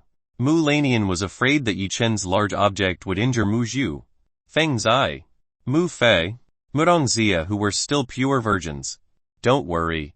He'll try to be gentle with the four of them. Yi Chen will try to be gentle with Mu Zhu, Feng Zai, Mu Fei, Murongzia. Mu Lanian nodded in satisfaction. After which Mu Lanian left this room. Now in this room there is only Yi Chen and the women from the frozen ice sect. Currently Yi Chen can really do whatever he wants to these unconscious beauties. At this time Yi Chen, who was like a wolf who had just seen delicious prey. Yi Chen didn't waste the time he had. He started to take off the clothes he had.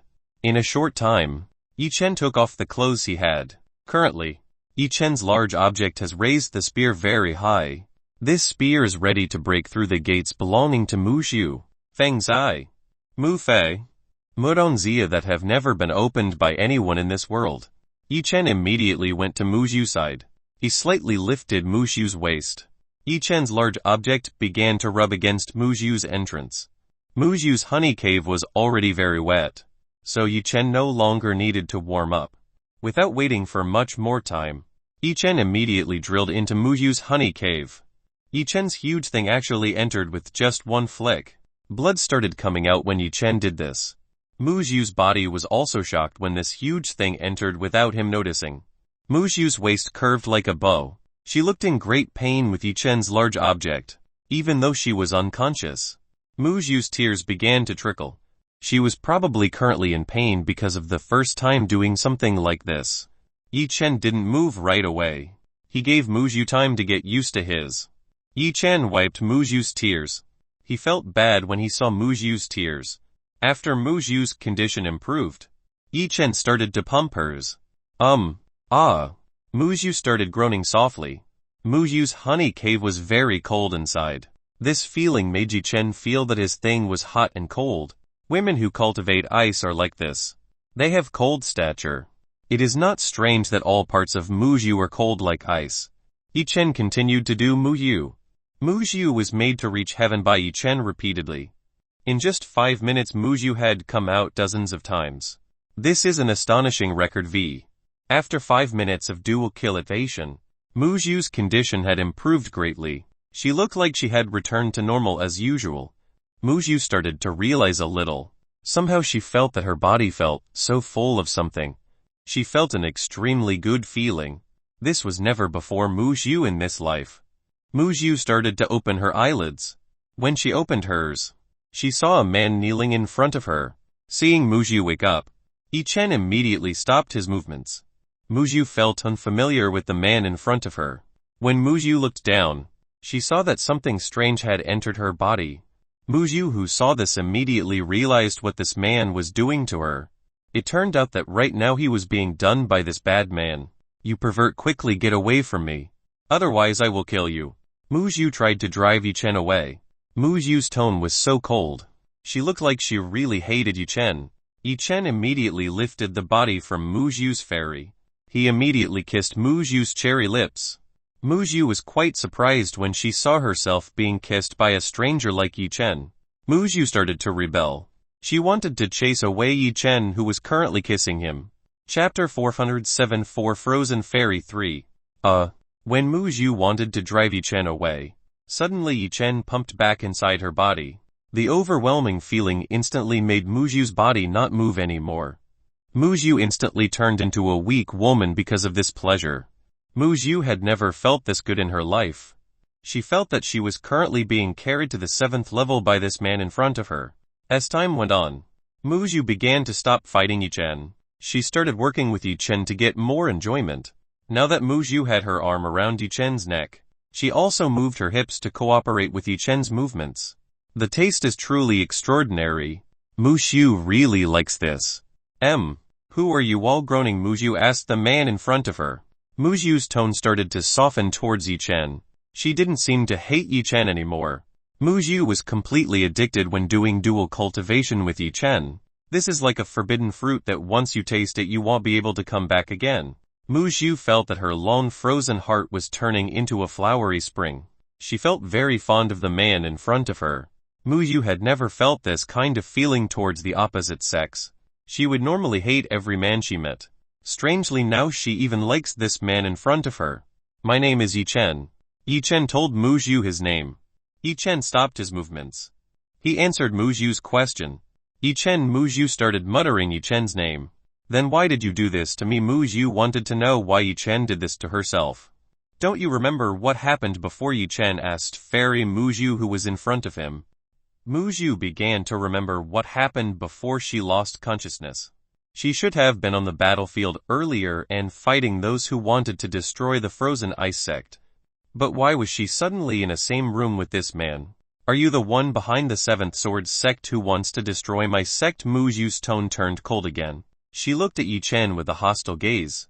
Yi-Chen only smiled wryly when he saw Muyu, who suddenly changed the attitude he had. I am the one who came to save you from the 7th Sword sect. I am currently healing you from the aphrodisiac effects you suffered. Yi-Chen told Muyu that he was a good person. Yi-Chen truly didn't have any ill will towards the Frozen Ice sect. How can I believe your words? Muyu still doesn't believe in Yi-Chen. Don't you look around you? They are all equally affected by the aphrodisiac. I've treated them all. Yi Chen told Mu Zhu to take a look around them. Mu Zhu began to look around. Around herself she saw women from her sect lying around this place. They seemed to be sleeping very peacefully. Mu Zhu slightly raised her eyebrows when she saw this. Did you also do the same thing that I'm currently experiencing to them? Mu Zhu asked Yi Chen. Yi Chen shook his head. No. I didn't do anything bad to them. I just gave these women a massage to get rid of the medicinal effect that is in their bodies, said Yi Chen to Mu Zhu. Then why are you treating me like this? Can't you eliminate the effect of medicine in the way you said just now? Mu Zhu wanted to know the reason Yi Chen did this to herself. The situation you have is rather special. So I have to use this kind of method. So I'm sorry about this. Yi Chen told Mu Zhu that the current situation could not be resolved by normal means. But you don't need to worry about this problem. I will take full responsibility for this. Yi Chen will take responsibility for Mu Zhu. Mu Zhu sighed hers. You don't understand. This is not a matter of responsibility. This concerns the rules that my sect has. Now that I am no longer a pure woman, it looks like I will be forced to leave the sect. Mu Zhu was sad when she thought about this. From childhood until now, Mu Zhu has lived in the Frozen Ice sect. For Mu Zhu, the Frozen Ice sect has become her own home. So Mu Zhu found it difficult to leave the sect like this. You can live with me. After all, you are now my woman too. You can start following me, Yi Chen said to Mu Zhu, who was in front of him. Yi Chen naturally knew the Frozen Ice sect's rules, so it was certain that Mu Zhu would definitely follow him. But Mu Zhu still had doubts about this. Yi Chen suddenly returned to pumping his big thing that was inside Mu Zhu. Immediately Mu Zhu groaned again. Yi Chen and Mu Zhu started to resume their dual cultivation sessions. Ah. Yeah. This is wonderful. Even deeper. Ah. It feels so extraordinary. Mu Zhu started groaning very coquettishly. Mu Zhu started to forget about the matter earlier. Right now she was very happy to do this with Yi Chen. Every time Yi Chen's big stick poked Mu Zhu's flower core, Mu Zhu would feel a feeling that was peerless in this world. This was truly the true happiness of being a woman. It felt so extraordinary. She did not expect that being a real woman would be so much fun like this. 15 minutes later, Yi Chen finally fired a very pure Yonki essence shot into Mu Zhu. Mu Zhu felt that her body was filled with a warmth that was very comfortable. She felt too comfortable with the warmth that was in her body. Mu Zhu was too tired. She started to close her eyes and slept in a very peaceful manner.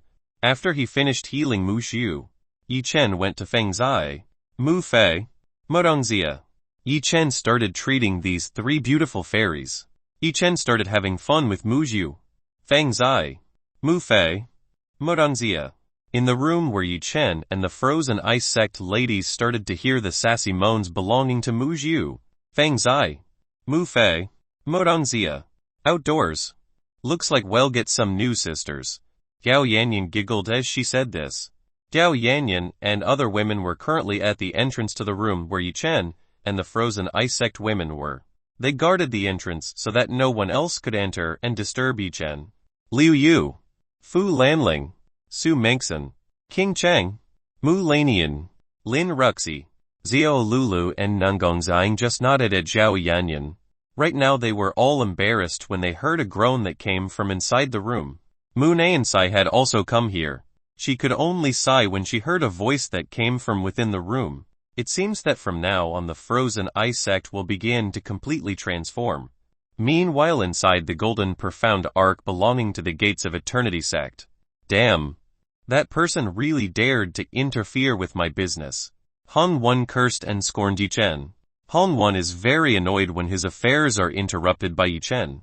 Even though Hong Wen was very interested in the beautiful women he had previously met, it's a shame Hong Wen couldn't find the beautiful women he saw just now. Yo, master, don't be angry. We will come back with a large number of troops. I make sure that all of that person's family will be slaughtered without a trace. Even those women will become slaves to the young master forever.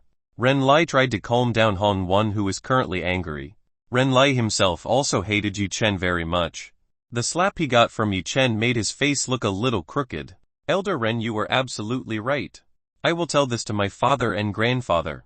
I'm sure they will definitely help me take care of that man, said Hong Wen very confidently. The profound arc was getting closer and closer towards the Kunlun mountain range. Sooner or later he would return to the Kunlun Holy Land. After returning to the Kunlun Holy Land, Hong Won will definitely immediately tell that he was bullied by someone from the mortal world. Hong Won is a very spoiled person. Of course his father and grandfather will definitely help him. When Hong Won and Ren Lai almost reached the Kunlun Mountains, suddenly around the profound arc appeared lots of beautiful butterflies that had wings like snow. Hong Won and Ren Lai saw this strange sight. They had never seen a snow butterfly this beautiful. When these snow butterflies appeared, the temperature around Hong Won and Ren Lai began to drop drastically. The temperature started to become very cold. Hong Won and Ren Lai started to shiver with cold due to the extremely low temperature. Hong Won and Ren Lai were cultivators with extremely high cultivation bases. They shouldn't feel cold even if the temperature dropped drastically. This proves that the temperature is really very cold. Snow butterflies began to envelop the gates of eternity's sex golden profound arc. The gaze of Hong Won and Ren Lai turned white. The two of them turned into an ice statue. Hong Won and Ren Lai were turned into ice statues without any resistance. The golden gates of eternity's sex profound arc also instantly turned into ice. Clank! The profound arc along with Hong Won and Ren Lai broke and turned into ice crystal beads. It is both very beautiful and very terrible. Could not imagine a profound arc being turned into a shred of ice in just a few seconds. At this moment Dongfeng Xiu was hovering right above the gates of eternity's sex golden profound arc, which had been turned into shreds of ice. In Dongfeng Xiu's crystal clear eyes, there was no hint of a rippling ripple. At this point no one could guess what Dongfeng Xiu was thinking. After eliminating Hong Won and Ren Lai, Dongfeng Xiu left this place. Dongfeng Xiu immediately dashed towards the horizon.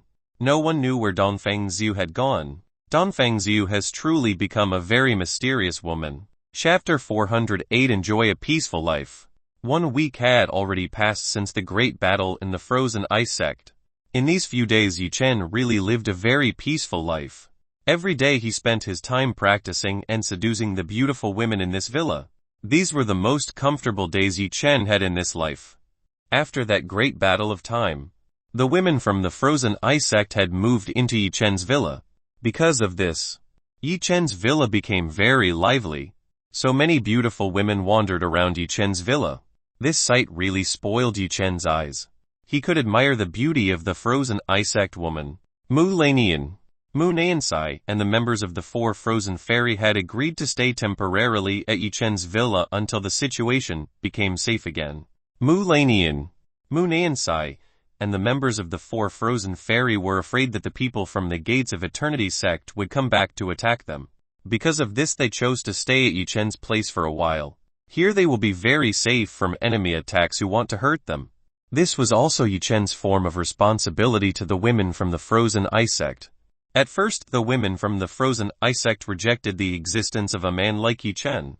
But because of Mu Lanian's persuasion, the women from the frozen ice sect finally accepted Yi Chen. Yi Chen was adopted by Mu Lanian to become a sect guardian. This was done so that the women from the frozen ice sect would accept Yi Chen's existence.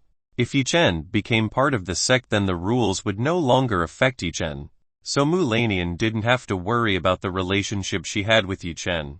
Because basically the rules only prohibited relations with outsiders. Because of this Mu Lanian mistook Yi Chen to be a sect guardian. The women from the frozen ice sect were quite surprised to find out that Yi Chen was very strong. With Yi Chen they felt even more secure. Even though there were still some women who rejected Yi Chen, they were still not used to depending on a man like Yi Chen. Even 3 out of the 4 frozen fairy women still hated Yi Chen for taking their first time. Among the 4 members of the 4 frozen fairy, only Mu Xiu could accept Yi Chen wholeheartedly. She was completely conquered by Yi Chen. Yi Chen is a drink for you. Mu Xiu made a cold drink for Yi Chen. In the past few days, Mu Xiu and the women of the frozen ice sect learned a lot about life in the moral world. They learned a lot from Zhao Yanyan and other Yi Chen women. In the past, Mu Xiu had absolutely no interest in the things that existed in the human moral realm. But after being in the human moral realm for a few days, she started to be very interested in what was in the moral human world. Not only did Mu Xiu become interested in the moral world, The women from the frozen ice sect also became interested in what was in the mortal world. As a sect that had very little contact with the mortal world of humans, it wasn't strange that the women from the frozen ice sect looked like they had just discovered a new world for them to explore. Of all the frozen ice sect women, only Mu Nyansai was not interested in this kind of thing. Mu Nyansai really had no interest in anything in this world. Every day Mu Nyansai spent her time cultivating in her room. No one dared to bother Mu Nyansai, who was in cultivation. Thank you very much. Yi Chen thanked Mu Yu. Among the ladies of the frozen ice sect, Mu Yu was the kindest person to Yi Chen. Yi Chen started drinking the drink that Mu Yu made. It's good enough. Yi Chen praised Mu Yu's good work when making drinks for himself. She treated Yi Chen very well. Currently Mu Yu looked like a wife who was serving her husband. Mu Yu smiled very beautifully. After doing dual cultivation with Yi Chen several times, Mu Yu now became even more beautiful. According to Yi Chen, Mu Yu is now the most beautiful woman among the 4 frozen fairies. Mu Yu's cultivation base has also increased very rapidly. Mu Yu has currently touched the realm of the 1st level of the Emperor realm. Meanwhile, the other members of the 4 frozen fairies have only reached the 10th stage of the Sky realm. After the dual cultivation session with Yi Chen, the 4 frozen fairy women experienced a significant increase in strength. They all leveled up very quickly. Even Feng Zai, Mu Fei, Murongzia did not expect that they could level up this fast. Feng Zai, Mu Fei, Murongzia didn't know that the cause of them advancing at this rate was because of Yi Chen. The 3 of them still hated Yi Chen for staining the pure body they had, so they didn't know that Yi Chen was the one who had helped them level up this fast. It so happened that when Yi Chen was thinking about the 3, Feng Zai, Mu Fei, Murongzia passed in front of Yi Chen. Hemp, Feng Zai, Mu Fei, Murongzia sniffed coldly at Yi Chen. After sniffing coldly at Yi Chen, these 3 women immediately went away from Yi Chen's sight. Yi Chen could only sigh when he saw the behavior of Feng Zai, Mu Fei, Murongzia. It seems the 3 of them still hate me. Yi Chen was so helpless. Feng Zai, Mu Fei, Murongzia still hated him. Even though it had been more than 1 week that Yi Chen had tried to be nice to Feng Zai, Mu Fei, Murongzia. Unfortunately, they still showed this kind of attitude to him. According to Yi Chen, Feng Zai, Mu Fei, Murongzia was a woman who was difficult to conquer. The 3 of them were not like Mu Yu, who wanted to follow Yi Chen wholeheartedly. Feng Zai, Mu Fei, Murongzia are women who find it difficult to accept relationships between men and women. Yi Chen, the 3 of them didn't mean that to you. I'm sure they are now able to accept you a little. Mu Yu tried to comfort Yi Chen. Didn't you see their attitude just now? It's clearly an attitude of total rejection. Yi Chen said to Mu Yu, I think they act like that because they don't want to look bad in front of the female students they have been educating so far. Mu Yu told Yi Chen the biggest reason why Feng Zai, Mu Fei, Murongzia acted like that. Feng Zai, Mu Fei, Murongzia had such a large number of disciples in the Frozen Ice sect. No wonder the 3 of them tried to maintain the dignity they had. If the female students they educated saw they were conquered by a man, Feng Zai, Mu Fei, Murongzia would be a laughingstock. Well, you might be right about that. Yi Chen hoped that Mu Yu's words were true. Mu Yu smiled softly at Yi Chen again. Mu Yu's smile was very beautiful. It was quite rare to see a frozen ice sect woman smile. Perhaps only Yi Chen could see something like this. Chapter 409, An Invitation from King Chang. Well, let's just forget about it. There are more important things we can do. Yi Chen pulled Mu Yu's hand towards him. Mu Yu immediately fell towards Yi Chen. Mu Yu was shocked when Yi Chen pulled herself into his arms. Yi Chen, what do you want to do? Mu Yu frantically spoke to Yi Chen. You must already know what I want. Hey ha. Yi Chen chuckled at Mu Yu. Mu Yu, who had been hanging out with Yi Chen for a few days, definitely knew what Yi Chen wanted right now. But it's still daytime.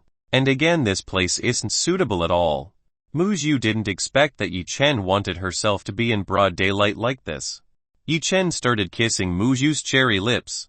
Mu Yu, who was kissed by Yi Chen, started to become helpless and became weak. She at least could not stand this kind of thing. In the short time that Mu Zhu was immersed in a mature kiss with Yi Chen, Mu Zhu began to forget everything around her. Mu Zhu started to change from passive to active. She started to cooperate with Yi Chen to make both parties feel happy. Mu Zhu's kissing technique had improved considerably. At least he wasn't as clumsy as the first time. Husband, suddenly King Cheng came here. Yi Chen and Mu Zhu were shocked when King Cheng came to their side. Mu Zhu very frantically started pushing Yi Chen away. She immediately stood up and moved away from Yi Chen. Mu Zhu's face began to turn red like an apple. Mu Zhu did not expect that people would come to this place again. Wife, what's the problem? Yi Chen asked King Cheng.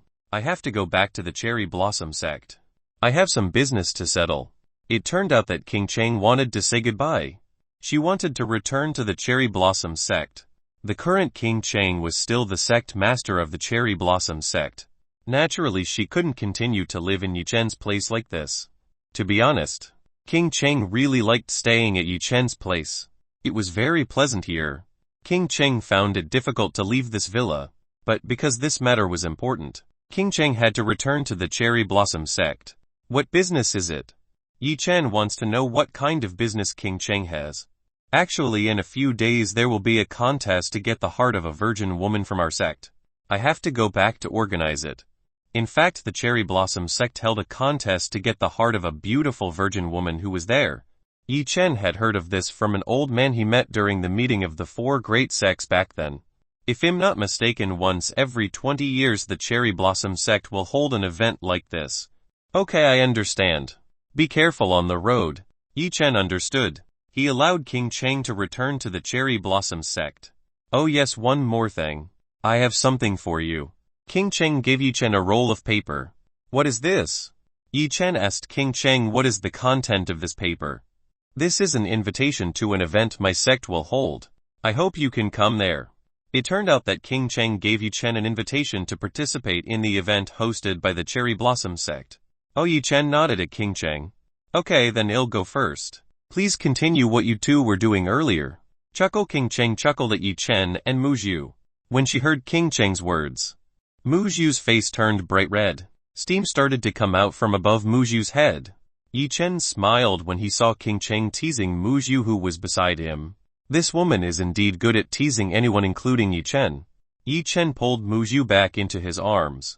He wanted to continue what King Cheng had previously accused. When Yi Chen wanted to kiss Mu Zhu, someone came back to this place. Big brother Yi Chen. Right now Liu Bing's older sister is looking for you outside. Xiao Lulu suddenly came and told Yi Chen that Liu Bing was out there looking for him. Yi Chen smiled at Xiao Lulu. Xiao Lulu came at a bad time, even though Yi Chen was just about to restart having fun with Mu Zhu. Mu Zhu immediately came to her senses. She pushed Yi Chen away from her again. Yi Chen was very helpless when he saw Mu Zhu back away from him. Yi Chen turned his attention to Xiao Lulu. Lulu, you said Liu Bing was looking for me. Yi Chen wants to know what that female police officer wants from him. Yes. Xiao Lulu shyly nodded at Yi Chen. In front of the door at this time, Liu Bing was looking for Yi Chen. Xiao Lulu saw that Liu Bing's expression was very annoyed. Fine. I'll go see her. Yi Chen decided to go see Liu Bing. This beautiful policewoman is quite troublesome for Yi Chen. Now there are only Xiao Lulu and Mu Zhu here. Xiao Lulu and Mu Zhu both lowering their heads. They are embarrassed to talk to each other. Yi Chen went to see Liu Bing, who was at the entrance of the villa. Yi Chen. You bastard. Why don't you receive the calls I made over and over again when Yi Chen arrived at the entrance? Liu Bing immediately took the anger she had on Yi Chen. Yi Chen immediately closed his ears. Liu Bing's voice was very loud and disturbing him. Why did you come and get angry with me? Yi Chen asked the reason why Liu Bing came and got angry with him. Liu Bing's anger rose even more when she heard Yi Chen's words. Yi Chen, did you forget your promise last week? Liu Bing roared at Yi Chen. Currently Liu Bing looks like a very angry female tiger. Yi Chen started to remember the promise he had made with Liu Bing. If I was not mistaken, Liu Bing asked himself to escort someone important guest. Yes. Now I remember the promise I made. Yi Chen remembered the promise he had with Liu Bing. It's good if you remember that. Liu Bing sniffed coldly at Yi Chen. I've called you repeatedly since this morning. Why don't you pick up the call I made? Luo Bing is still annoyed that Yi Chen ignored the call she had made. She wants to know what reason Yi Chen ignored her. I left my cell phone on top, and it looks like my cell phone power has also run out. Last night I forgot to charge it. Yi Chen explained everything to Luo Bing. If Yi Chen didn't explain it to Luo Bing, for sure Luo Bing would be angry with him. Hemp. Luo Bing snorted coldly at Yi Chen again. She looked dissatisfied with the explanation she got from Yi Chen. Forget it. We don't have any more time. Let's go to the airport soon. Soon the plane that an important guest will take will arrive in this city. Luo Bing immediately dragged Yi Chen away into her car. Yi Chen was helplessly dragged by Luo Bing into the car. Yi Chen looks like a prisoner being held by Luo Bing. Chapter 410 Important Guests Come. Yi Chen was forced into the car by Luo Bing. After confirming that Yi Chen got into the car, Luo Bing immediately went to the driver's seat. Put your seat belt on. We're going to the airport quickly. Luo Bing told Yi Chen to fasten the seat belt. Yi Chen started fastening the seat belt. After seeing Yi Chen finished fastening the seat belt, Luo Bing immediately stepped on the gas pedal. The car immediately sped away, leaving the Golden Eagle district. Luo Bing was driving this car so fast.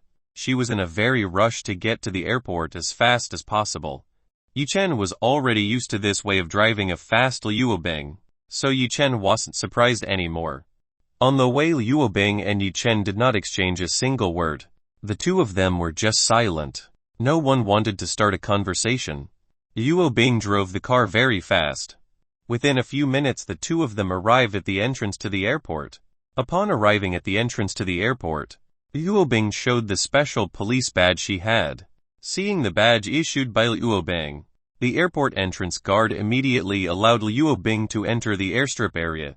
To ensure the safety of this important guest, Luo Bing would personally greet this important guest right in front of the plane she was traveling in. Because of this, Luo Bing immediately entered the airstrip area. Come on out. Luo Bing asked Yi Chen to get out of the car. Yi Chen removed the seat belt that was on his body. After which he walked out together with Luo Bing. It seems that the plane that important person boarded has not arrived. Yi Chen did not see the plane that had just landed at this airport. We arrived early enough. The plane belonging to this important guest will arrive in about 20 minutes. Luo Bing told Yi Chen that the plane they had to protect would arrive in about 20 minutes. Wait. You said earlier we were late arriving, and now you say that the plane will arrive in about 20 minutes. Actually, which of your words is correct? Yi Chen really doesn't understand Luo Bing's line of mind. As bodyguards, we have to come first, then the people we will escort. Luo Bing told Yi Chen about how to become a professional bodyguard. Yi Chen didn't really care about Luo Bing's words about how to become a professional bodyguard. After all, Yi Chen had absolutely no interest in becoming a bodyguard from the start. He'll take a look at the situation around this place. Luo Bing wanted to check the situation around this place. She didn't want anyone threatening the safety of this important guest. It's up to you, Yi Chen said indifferently. Yi Chen seemed not to care about this matter. Luo Bing grit his teeth. Yi Chen again ignited her anger, which just extinguished. If only Luo Bing had the strength above Yi Chen, then she would definitely beat up Yi Chen at this time. Luo Bing irritatedly left Yi Chen alone. She checked the security around here. Yi Chen only glanced at Luo Bing's departure. It was fun enough to make this beautiful cop angry. After Luo Bing's departure, Yi Chen started looking around the runway area. Here were only Yi Chen and Luo Bing. Yi Chen did not find the whereabouts of the other members of the Six-Door organization. Six-Door organization is quite strange. If this guest is very important, why is security just like this? Aren't they too stingy in important matters like this? While waiting for the plane carrying important guests to arrive, Yi Chen decided to find a place to sleep for a while. There was still 20 minutes left. Yi Chen could still relax and enjoy the sunny weather. After finding a suitable place to sleep, Yi Chen began to lie down and sleep. Currently, in a building far from the airport, there are several people watching the airstrip area. They seem to be planning something evil. Boss, it looks like the plane that the person carried has not arrived yet, one of the people reported to the person sitting in the chair holding a cigarette. The person currently sitting was named Tu Wenpei. He was one of the most wanted people in this entire world. Tu Wenpei is a famous terrorist who committed a lot of crimes. He had committed world bank robberies, stolen noble women, and even committed murder of several high-ranking officials in a country. Because of that, Tu Wenpei's reputation was so bad all over the world. Many countries were afraid of Tu Wenpei. Tu Wenpei is also a fairly strong cultivator. Tu Wenpei's level is currently at the 7th stage Emperor realm. Keep an eye on the movement of our target. I do not want a fatal mistake. If there is a mistake in this mission, then all of you will die. Tu Wenpei warned his men to work earnestly. If they didn't work earnestly, then Tu Wenpei would not hesitate to get rid of those who were of no use to him. Okay, boss. We understand. All of Tu Wenpei's men understood. They were trying hard not to make a mistake on this mission. Tu Wenpei's men began to monitor the airstrip area. Ha ha ha. If I can achieve this target, then surely I will be able to master this world. Tu Wenpei burst out laughing. He couldn't wait to rule this world. The target that Tu Wenpei was aiming for had a special ability. Because of this, he was eager to get this target alive and use it for his personal gain. Hai Chen, quickly wake up. How can you sleep at a time like this? Liu Bing, who just returned to the patrol, immediately went to wake Yi Chen. She looked annoyed when she saw Yi Chen sleeping so comfortably in a place like this. Hearing Liu Bing's loud voice, Yi Chen immediately woke up from his comfortable sleep. Why are you screaming so loudly? You're disturbing my sweet dream. Yi Chen was quite annoyed when Liu Bing disturbed him, who was having a sweet dream. Even though Yi Chen had just dreamed that he was doing something with a beautiful peerless goddess. Unfortunately, this beautiful dream had to disappear because of Liu Bing. Liu Bing's breath fluctuated. She was furious when she saw Yi Chen, who was lazy like this. Liu Bing didn't know how Yi Chen could have such great strength with this kind of lazy nature. The sky was really unfair because it gave such great strength to a lazy man like Yi Chen. Get up quickly. An important guest will arrive soon. We have to welcome her. Liu Bing told Yi Chen to get up from the floor immediately. Yi Chen stood up by jumping from the floor. Whereas the important guest you meant earlier? Yi Chen immediately looked around the airstrip. The important guest still hasn't landed. At the moment, the plane she was traveling on is still far away.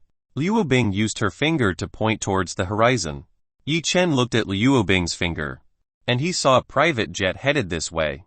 This private jet flies this way at a fast enough speed. In no time at all, the private jet is near the airport. Private jets begin to slow down.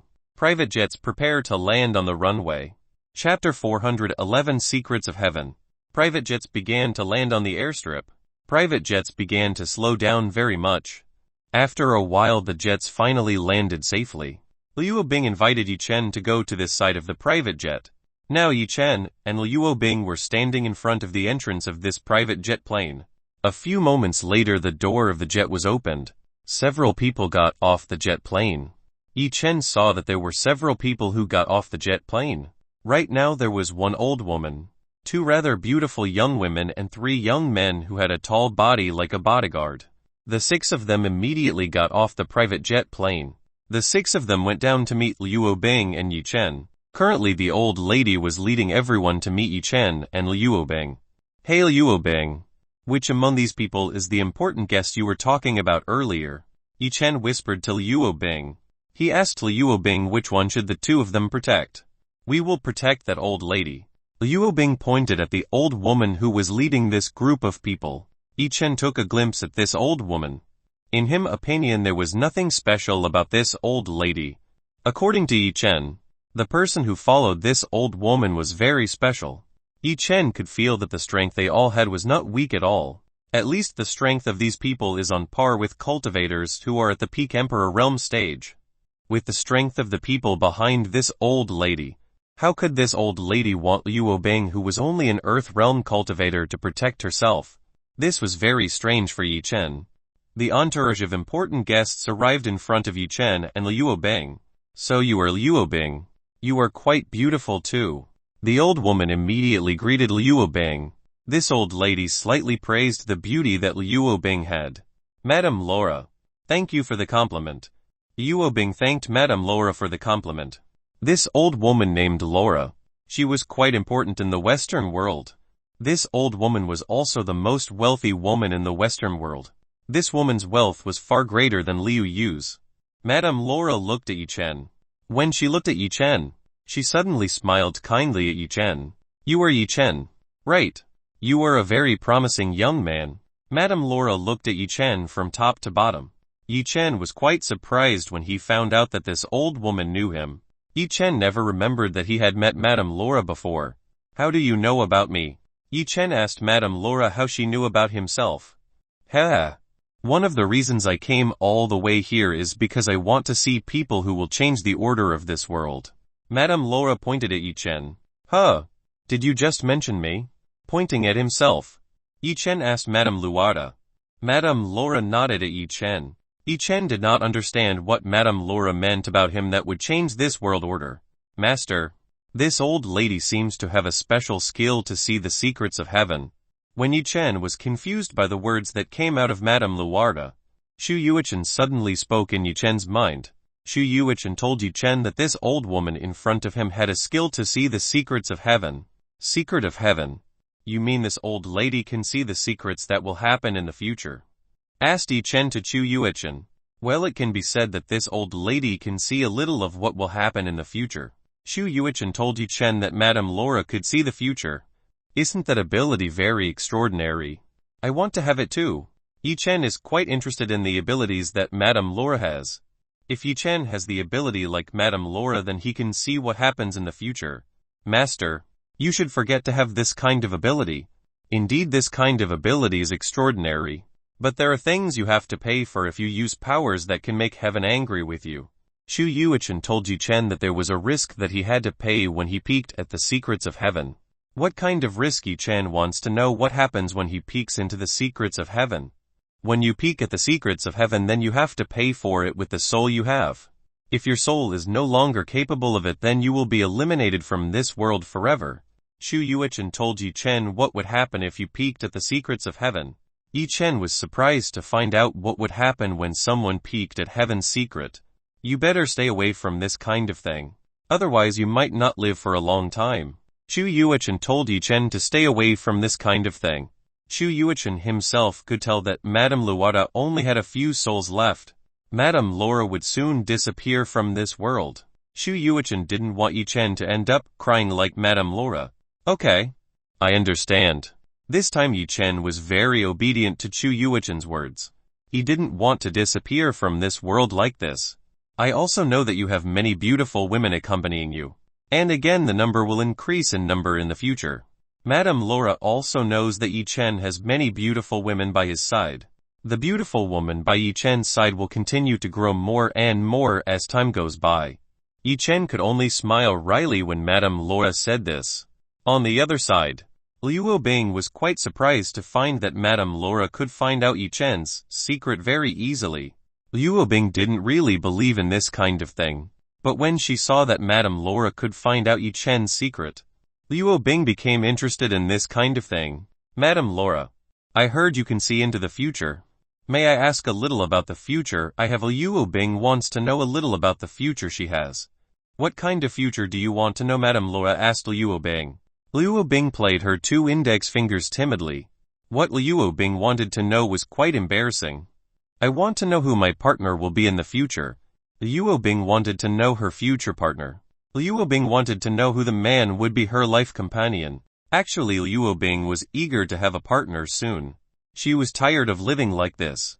Even Liu Obing's master Yan Fu continued to encourage Liu Obing to immediately find a Dao companion. Madame Laura smiled when she heard this from Liu Obing. You don't need to find your partner anymore. That person is very close to you. Madame Laura told Liu Obing that her current life partner is very close to her. Huh? Liu Obing was shocked when she heard what Madame Laura said. Liu Obing immediately looked at Yi Chen, who was nearby. She looked at Yi Chen with quite wide eyes. Chapter 412 Argued with Guards. Liu Obing began to remember the scene when she was kissed by Yi Chen. While thinking about this, maybe what Madame Laura said was referring to Yi Chen. Why are you looking at me like that? Is there something wrong with me? Asked Yi Chen to Liu Obing. Realize that Liu Obing, this person, is a huge pervert. There is no way that he will become your life companion. Liu Obing immediately cleared the thoughts that were bothering her. There was no way that she and Yi Chen would become a couple. The two often quarreled and didn't get along well with each other. so there was very little chance of that happening. Nothing. It's none of your business. Liu Bing immediately turned her head away from Yi Chen. Yi Chen didn't understand Liu Bing's way of thinking. This woman was very complicated. Madame Laura smiled when she saw Yi Chen and Liu Bing who were fighting like this. They looked very suitable to be a couple. Then let's go right now to the military district. Madame Laura invited Yi Chen and Liu Bing to go to the military district in this city. Madame Laura had to attend a meeting in the military district in this city. All of you just stop here to escort me. After this, Yi Chen and Liu Bing will be escorting me. Madame Laura told the guards behind her to stop guarding her. At this point, Madame Laura will hand over responsibility for security to Yi Chen and Liu Bing. She believed that Liu Bing and Yi Chen could keep her safe. But Madame Laura, we all can't leave you with weak people like them.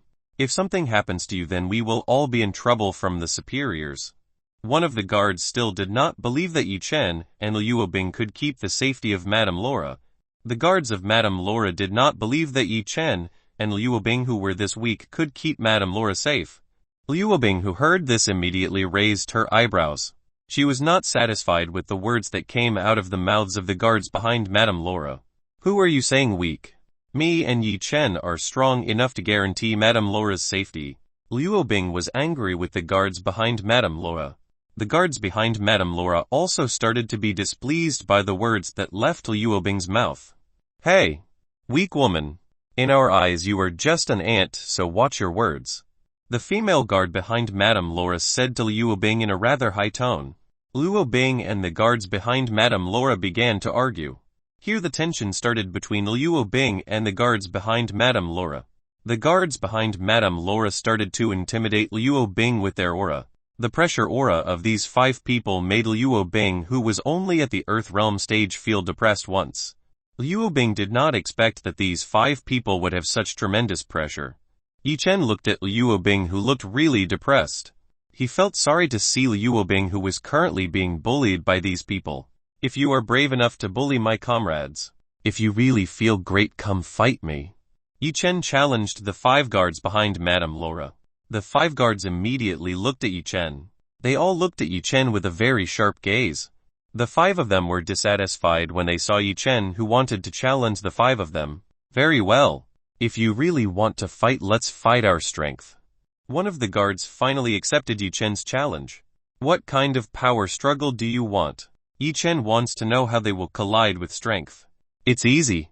We will play a game similar to sumo.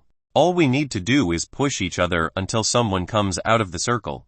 One of the guards wanted to compete with strength by playing a game like sumo. It doesn't matter. Let's just do it. Yi Chen agreed to play the game. The guard in front of him had said, Madame Laura, are we allowed to play a game with this guy? The guard asked Madame Laura for permission. Madame Laura nodded. She allowed her men to do a sumo game with Yi Chen. The 5 guards were happy when they were allowed to fight in a game with Yi Chen. The 5 of them would definitely humiliate Yi Chen. The sumo game arena is being prepared. One of the guards makes a perfect circle about 5 meters in diameter. The game is quite simple. Everyone only has to push the enemy out of this circle. Whoever comes out of this circle will lose. The female guard explained the rules to Yi Chen. Then what will happen to the losing party? Yi Chen asked the 5 guards in front of him. The 5 guards looked at each other. They suddenly nodded at each other. Whoever loses must agree to the request of the winner. Whether you dare or not, the 5 guards agreed that the loser must agree to the request of the winner. Of course I agree. If you lose, you have to do whatever I ask. Yi Chen is quite happy with this. He will definitely make these people regret having challenged him. The 5 guards smiled contemptuously at Yi Chen. The 5 guards were very confident that they could win this game so easily. They only needed to use a little strength to drive Yi Chen out of the circle. Yi Chen, make sure you embarrass these people. This time, Liu Bing was very supportive of Yi Chen. She was annoyed at the 5 arrogant guards in front of her. She wanted Yi Chen to teach these people a lesson. Ha! Yi Chen suddenly slapped Liu Bing's perfect butt. Ah! Liu Bing groaned in a small voice as Yi Chen slapped her buttocks. Yi Chen, what are you? Liu Bing wanted to roar at Yi Chen. When Liu Bing roared at Yi Chen's hand started to squeeze Liu Bing's beautiful butt. Yuo Bing, who felt Yi Chen's hand, immediately stopped screaming. She felt that the touch of Yi Chen's hand was so pleasant. Listen. This is a punishment because you have given me a new problem. Yi Chen was annoyed that Luo Bing kept giving him unnecessary trouble. Luo Bing did not answer Yi Chen's words. Indeed, she was the wrong person to have given Yi Chen a problem from the start. Yi Chen squeezed Luo Bing's butt for a while. After he was satisfied playing with this thing, Yi Chen let go of Luo Bing. After being satisfied playing with Luo Bing, Yi Chen went to the center of the game circle area that had been created. Let's start the game. Which of you wants to go first? Yi Chen invited the 5 guards in front of him to enter the circle. Just let me go. I'm enough to fight this guy. One of the 5 guards entered the game circle area. Chapter 413 End game with one finger. After the 2 people enter the circle area, the game is ready to start. There is no referee in this game. As long as one of the parties leaves, it will be declared defeated. Are you ready to lose? The guard said to Yi Chen. Go ahead and show what kind of abilities you have. Yi Chen tried to provoke the person in front of him. The man in front of Yi Chen was angry when he saw Yi Chen's provocation. This man began to take a stance.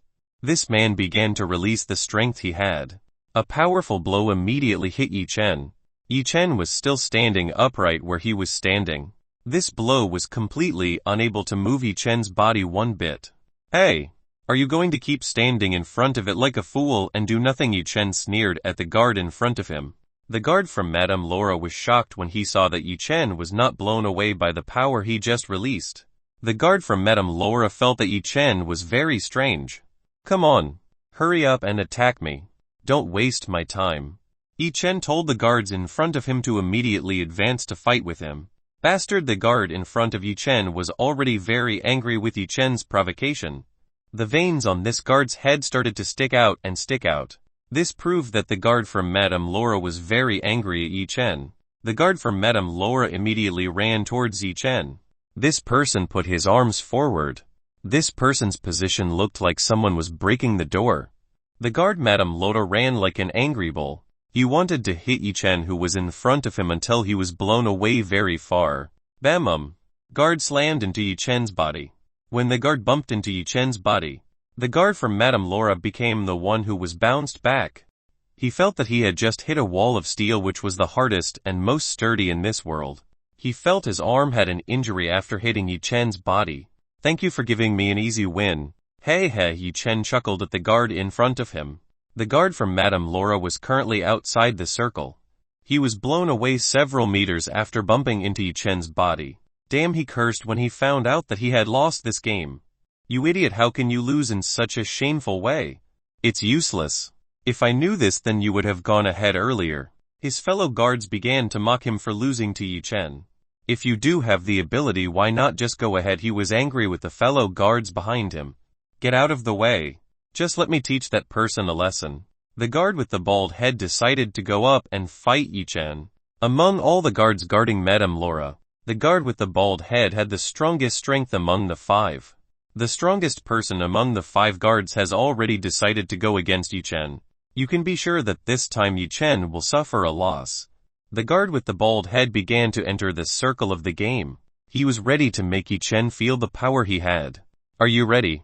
The bald man asked whether Yi Chen was ready or not. I'm ready whenever you want. Let's go ahead and show the strength you have. Yi Chen told the bald man in front of him to show how strong the strength he had. The bald man clenched his fists. He began to move towards Yi Chen. The bald man raised his fists. He was ready to hit Yi Chen. In this game, there are no rules that explain how to push your opponent out of the circle. That means the players can do whatever they want to push the opponent out of the circle. This punch was aimed straight at Yi Chen's face. Yi Chen saw that this person wanted to hit his face. He raised his left hand to catch the punch that came from the bald man. Bam! The punch from the bald man was blocked by Yi Chen's left hand. The guards who saw this were dumbfounded. They all didn't expect that Yi Chen could withstand the beatings of the bald man so easily. Your punches are so weak. Didn't you have breakfast this morning? Yi Chen told the bald man that the punches he did were very weak. The bald man tried to break free from Yi Chen's hand. Unfortunately, Yi Chen gripped the bald man's hand very firmly. As a result, the bald man had difficulty breaking away from Yi Chen. Quickly let go of my hand. The bald man told Yi Chen to let go of himself. Okay. Yi Chen stretched a finger of hers to the forehead of the bald man. The moment Yi Chen's finger touched the bald man's forehead, the bald man immediately bounced back several hundred meters. The bald man rolled over the airstrip and hit a guardrail. After crashing into the guardrail, the bald man stopped. On closer inspection, the bald man was currently unconscious. The guards from other Madame Laura gawked when they saw Yi Chen beat the bald man using only one finger.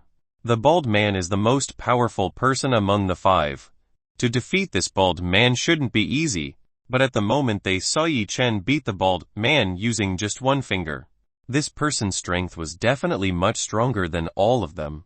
Who wants to go forward again? Yi Chen asked the remaining guards. The guards immediately took a few steps back. They immediately shook their heads. They all decided to give in instead of having the same fate as a bald man. Yi Chen smiled with satisfaction when he saw these people afraid of him. Yi Chen, you are so great. Liu Bing came and hugged Yi Chen's body. She looked very happy when she saw Yi Chen win and humiliate these people. Yi Chen was shocked when he saw Liu Bing hugging himself. This didn't look like the usual Liu Bing. Yi Chen was of course happy when hugged by a beautiful woman like Liu Bing. Yi Chen's hand began to move towards Liu Bing's waist. He embraced Liu Bing's waist and hugged her. Liu Bing's body shook when Yi Chen hugged her. Liu Bing immediately realized what she was doing right now. She didn't expect that she would hug Yi Chen like this. Liu Bing just now was very excited. So without realizing it, she hugged Yi Chen's body. Big pervert, quickly let me go. Liu Bing wanted Yi Chen to let go of herself. Who are you calling a big pervert? Aren't you the one who hugged me earlier? Yi Chen whispered in Liu Bing's ear. Liu Bing's face immediately turned red when she heard Yi Chen's words. Today she showed Yi Chen the embarrassing side she had. Liu Bing rebelled in Yi Chen's embrace. She tried to break free from Yi Chen. Seeing Liu Bing revolt, Yi Chen decided to let her go. Before letting go of Liu Bing, Yi Chen didn't forget to slap Liu Bing's beautiful butt. The feeling of slapping this thing was very chewy. Liu Bing immediately covered her butt with both of her hands. This guy was always hitting herself in embarrassing parts like this. Chapter 414, Secret Meeting in the Military District. Yi Chen turned his attention towards the guards in front of him. You have already lost. Now is the time for you to keep the promise that we made earlier. Yi Chen told the 4 guards who were in front of him to keep the promise they had agreed from the start. We are the losers, so we will accept all requests from you. Everyone agreed with the promise made earlier, the promise that the loser will comply with the request of the winner. Yi Chen had to praise these people who were willing to admit the defeat they had suffered.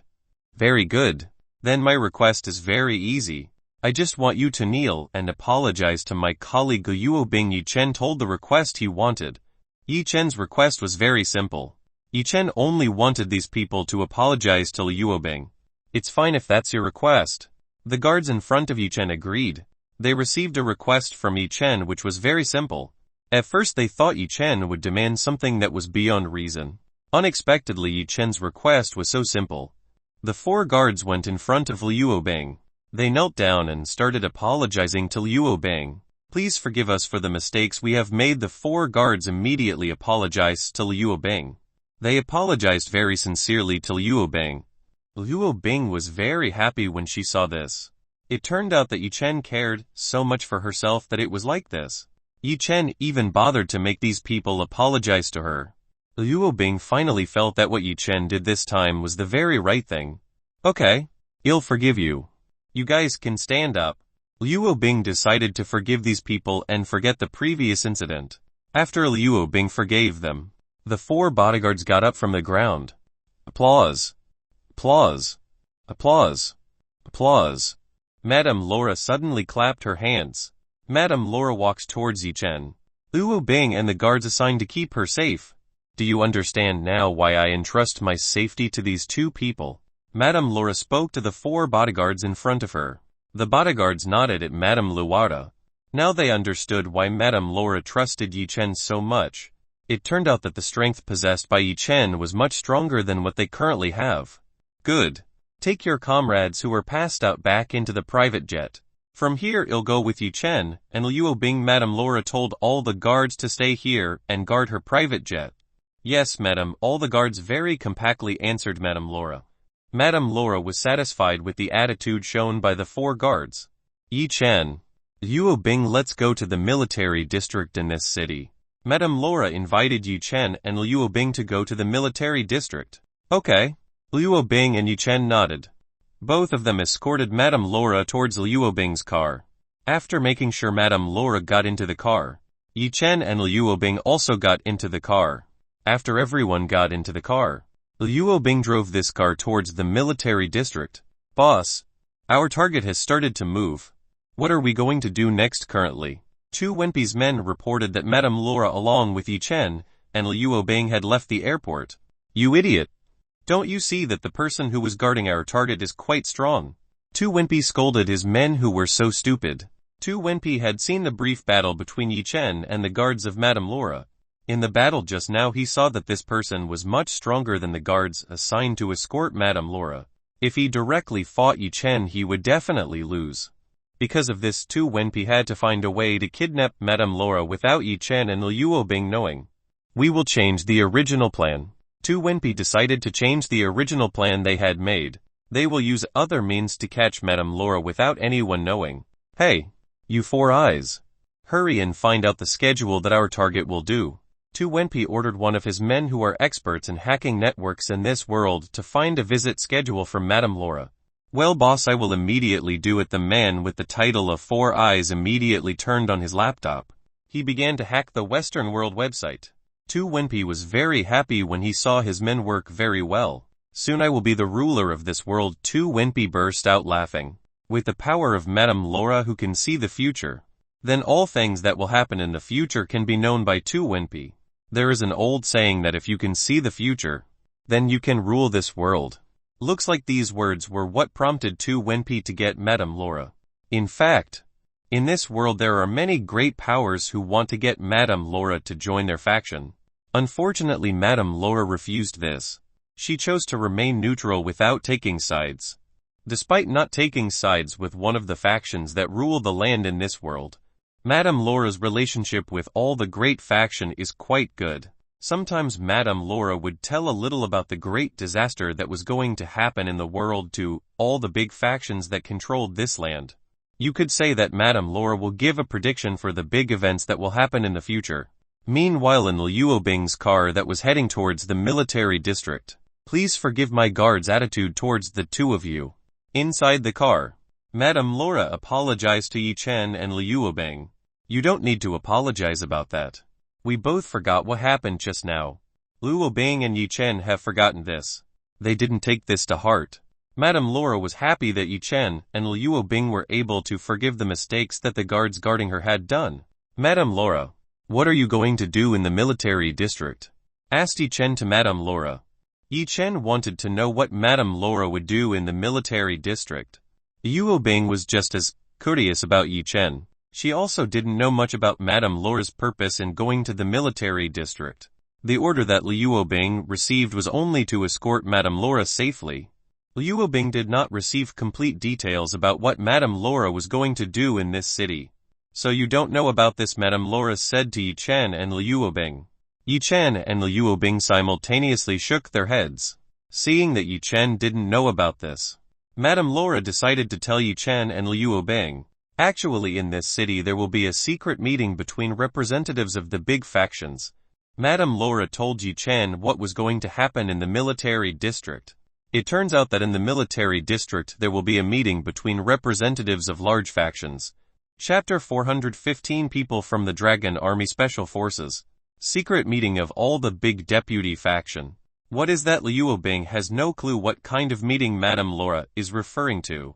Liu Bing simply doesn't know about the great faction that rules this world.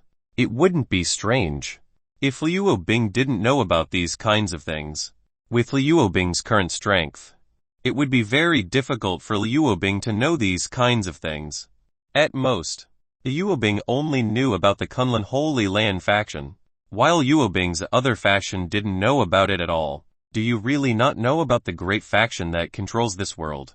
Asked Yi Chen to Liu Bing. Liu Bing shook her head. I don't know about that at all. Yi Chen, do you know about the big faction that Madame Laura meant not knowing about this matter? Liu Bing decided to ask Yi Chen. It is possible that Yi Chen knows about this and wants to explain it to herself. Liu Bing couldn't possibly ask Madame Laura to explain herself. So she wanted Yi Chen to explain to herself. How to say it? I myself also don't know what kind of power the big factions that rule this world. I only know the names of the big factions that exist in this world. Yi Chen himself didn't know what kind of power the big factions in this world were. He had only heard of the names of the great faction that controlled this world from Zhao Jinshan. Yi Chen himself didn't really understand about the great factions that controlled this world. Then tell me the name of the great faction that rules this world. Liu Bing was very curious about this. Yi Chen started to tell the names of the great faction that controlled this world to Liu Bing. While driving the car, Liu Bing started listening to Yi Chen's explanation. Liu Bing began to study the explanation she got from Yi Chen. After receiving Yi Chen's explanation, Liu Bing now knew a little about what kind of big factions ruling this world. Liu Bing did not expect that in this world there was such a power. She thought the Six-Door organization and the Dragon Army were the biggest forces in this world. Unexpectedly, there was a power that was far more terrifying and strong than the Six-Door organization and Dragon Army. Liu Bing began to remember the old proverb that she had studied before. There is another sky above the heaven. It seems that the old proverb that she learned has some truth too. It turned out that this world was very extraordinary. Many secrets that were not known by weak people like Liu Bing. Liu Bing thought she already knew everything about this world. Unexpectedly that Liu Bing's knowledge was still limited to a frog in a shell. If today she didn't escort Madame Laura, maybe Liu Bing would never know that the forces such as Holy Church, Chaos Bridge, Dark Legacy, Carmilla's Rose, Yagatama Orichi, Blue Esper, Devil Lucifer, Kunlun Holy Land exist in this world. This time only their representatives will attend this meeting. So what we will see is still insufficient when compared to the strength of each faction. Madame Laura told Yi Chen and Liu Bing that the people attending this meeting was not the top brass of each faction. The meeting of the faction's top brass would normally be even more secretive and it was impossible for anyone to know where the meeting was. So the people we will meet aren't strong people, Yi Chen asked Madame Laura. Even though these people are not high-ranking officials in the faction, the strength they have should not be weak. Madame Laura told Yi Chen that the strength of the representatives sent by the big faction shouldn't be weak. Liu Bing and Yi Chen became very curious about the power the representatives sent by every major faction in this world had. The two of them wanted to see for themselves how strong the representatives sent by the great faction were. Not long after, the car that Liu Bing, Yi Chen and Madame Laura was riding in arrived at the entrance to the military district. When they arrived in front of the military district, there were already a lot of soldiers on guard around the entrance to the military district. The soldiers guarding the military district were not normal soldiers. They were cultivators who had quite a strong strength. The average strength possessed by these people was in the middle to peak Skyrealm stages. These warriors had dragon symbols on the clothes they were currently wearing. It can be ascertained that the soldiers guarding the entrance to the military district are Dragon Army Special Forces. It was unexpected that the Dragon Army Special Forces would go down directly to secure the area around the military district. It looks like they are tasked with securing the meeting between representatives sent by each of the great faction. When Liu Bing arrived near the entrance to the military district, she was immediately stopped by the men from the Dragon Army Special Forces. Liu Bing opened the car window. The military district is currently closed for a while. You better turn around the car you have. The Dragon Army Special Forces immediately told Liu Bing to turn around his car. Currently anyone is prohibited from entering the military district without a special permit. I came here to take an important guest. Liu Bing told the Dragon Army Special Forces that he was currently delivering an important guest who was in the back seat. Do you have a permit to enter? The man from the Dragon Army Special Forces asked Liu Bing. What kind of permission? Liu Bing really doesn't understand what this guy means. Liu Bing was only assigned to escort Madame Laura. In this case she was not granted a special permit by the Six-Door organization. Sorry miss. Without special permission, anyone is banned from entering. The man from the Dragon Army Special Forces told Liu Bing that they were banned from entering without a special permit. Liu Bing raised an eyebrow. It looked like it would be a bit of a problem getting inside. This is the special permit you need. Madame Laura suddenly gave an envelope to the person from the Dragon Army Special Forces. The man from the Dragon Army Special Forces immediately received the envelope that Madame Laura had brought out. When he saw the high-level seal that was on the outside of the envelope he was holding, this soldier was quite surprised. In this world there were only a few people who were able to pull out a high-level seal this easily. Only certain people could obtain such a high-level seal. The people from the Dragon Army Special Forces immediately checked the authenticity of this high-level seal. There should be no doubt about the authenticity of this high-level seal. There was no way anyone would dare to forge a high-level seal unless they really wanted to seek an unwanted catastrophe. After checking the authenticity of the high-level seal and the contents of this letter, the people from the Dragon Army Special Forces finally found out who Madame Laura was in the car. Chapter 416 Representatives of the Big Faction. I'm sorry for the recklessness I just did. The three of you were invited to enter the Dragon Army Special Forces finally gave Liu Bing permission to enter the military district. After getting permission to enter, Liu Bing immediately entered the military district. When Yi Chen entered the military district, he felt some intense aura that was not far from here. Just like what Madame Laura said was true. The representatives sent by all the major factions weren't weak. With their current strength, they were all strong enough to cause chaos in a large country. Looks like it will be a little interesting. Yi Chen felt that it would be a little interesting. He wanted to see how strong the people sent by the big faction were. Liu Bing headed towards the main building in the military district. This building was the place for important military events to be held. After arriving in front of the building, Yi Chen, Liu Bing and Madame Laura got out of the car. The three of them immediately went up to the top floor of this building. That was where the representatives of all the factions were located. The security inside the building was much tighter than outside. There were a lot of guards at every corner of the entrance. They all guarded the place to be safe from unwanted things. Madame Laura guided Yi Chen and Liu Bing into a room. Within this room there were several people sitting around the table. Everyone sitting here had a companion behind them. It seemed that the people behind were assistants to the representatives of the great factions who were sent to this city. When Madame Laura, Yi Chen and Liu Bing entered the room, everyone immediately directed the attention they had to Madame Laura, Yi Chen and Liu Bing who had just entered the room. Madame Laura smiled at the people who were in here. The people here looked normal when they saw Madame Laura's arrival.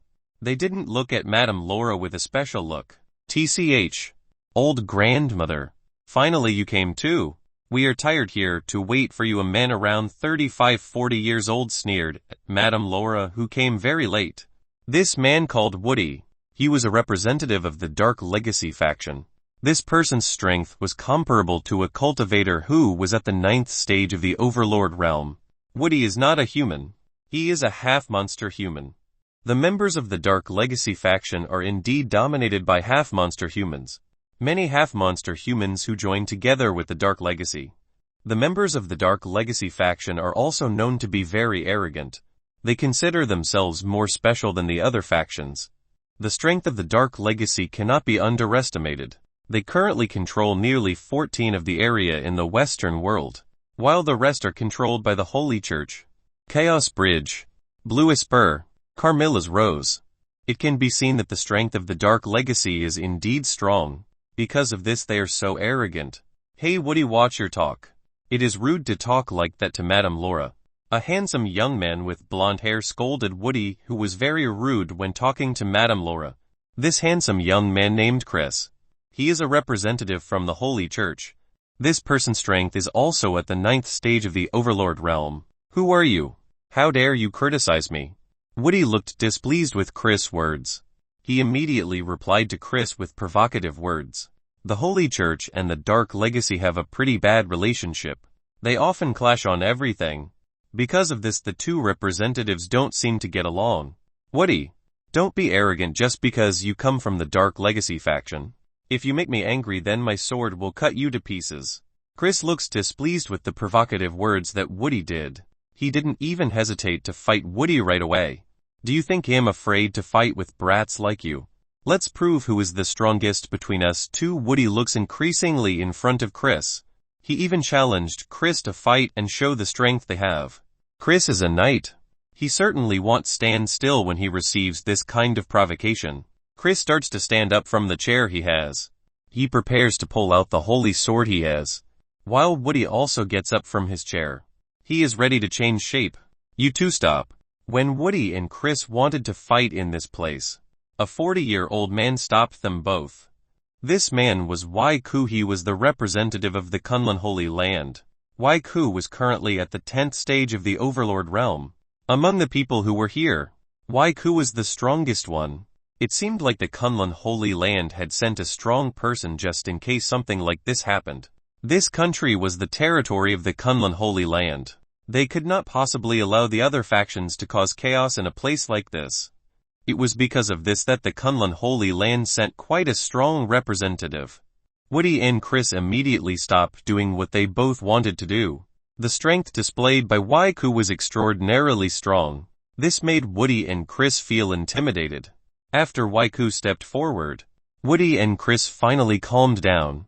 The two of them returned to their seats. Seriously, you two are like little kids. A sexy woman with silver hair sneered at Woody and Chris. This woman is Mary. She is a representative of Carmilla's Rose. Who do you call a child? You old woman who is afraid of the sun. Woody immediately replied to Mary, who had previously dared to sneer at himself.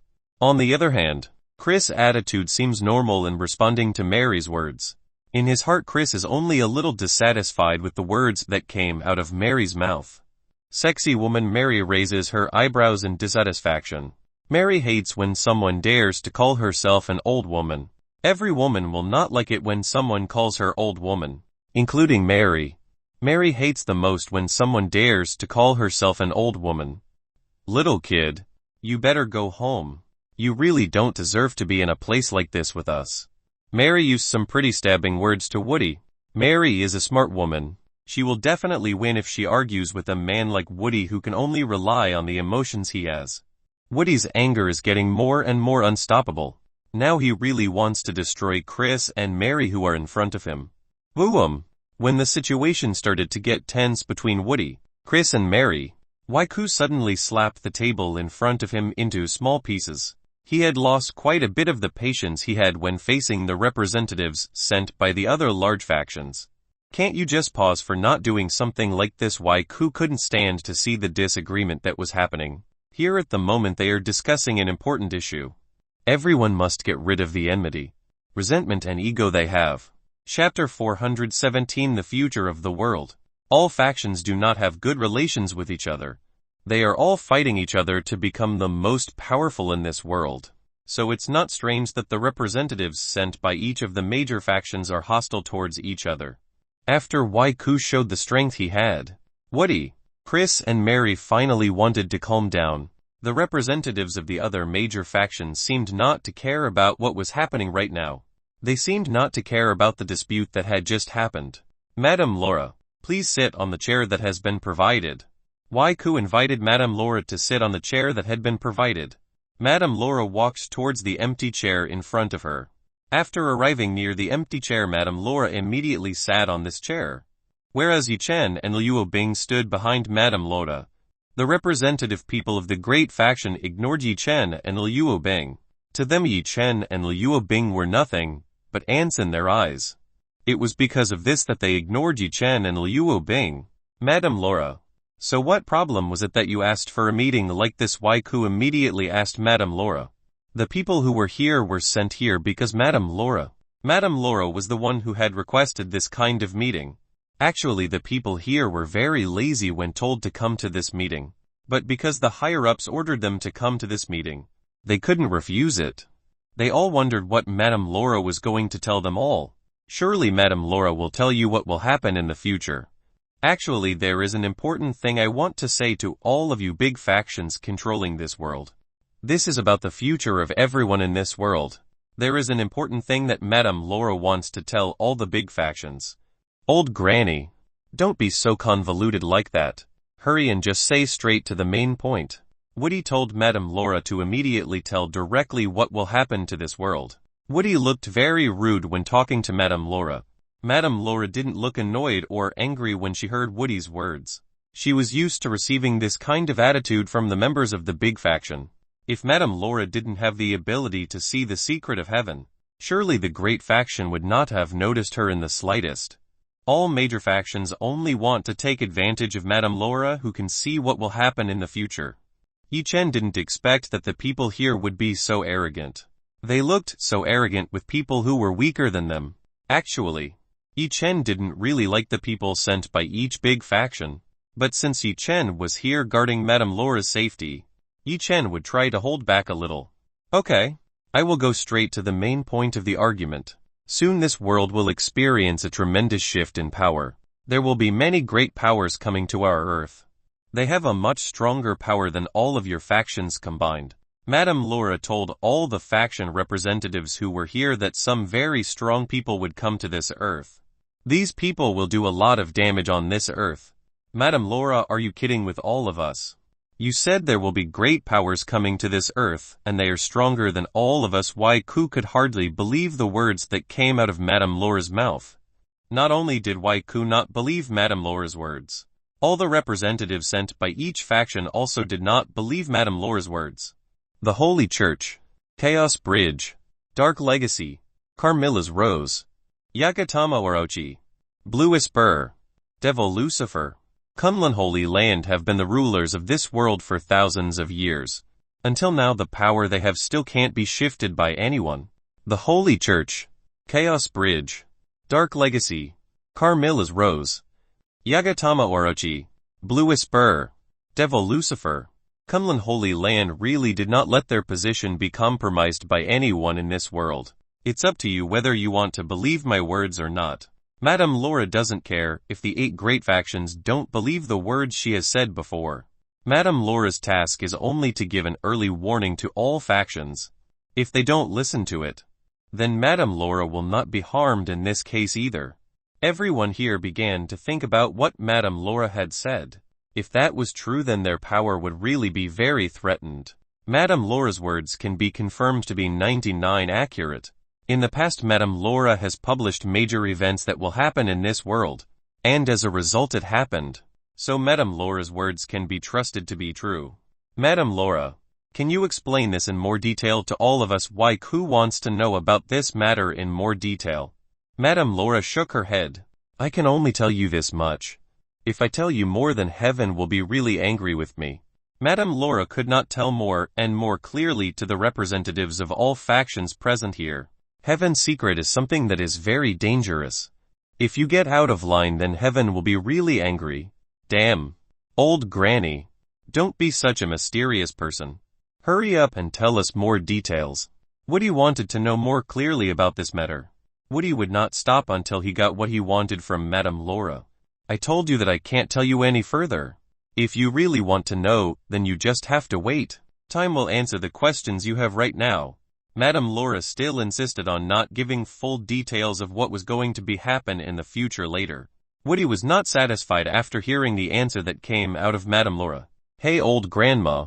The patience I have has limits. Hurry up and tell us everything you know.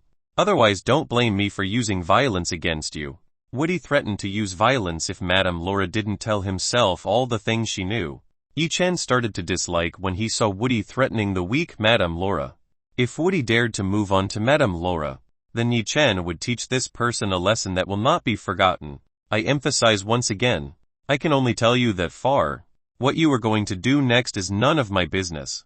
Madame Laura still insisted on not telling everything she knew to the representatives sent by the 8 great faction. You old grandma. Know where you are. Woody got up from his chair. He went towards Madame Laura. Madame Laura was just an ordinary person. How could she possibly be able to fight against Woody, who had strength comparable to a cultivator at the 9th stage of the Overlord realm? Madame Laura could only surrender to the circumstances she had.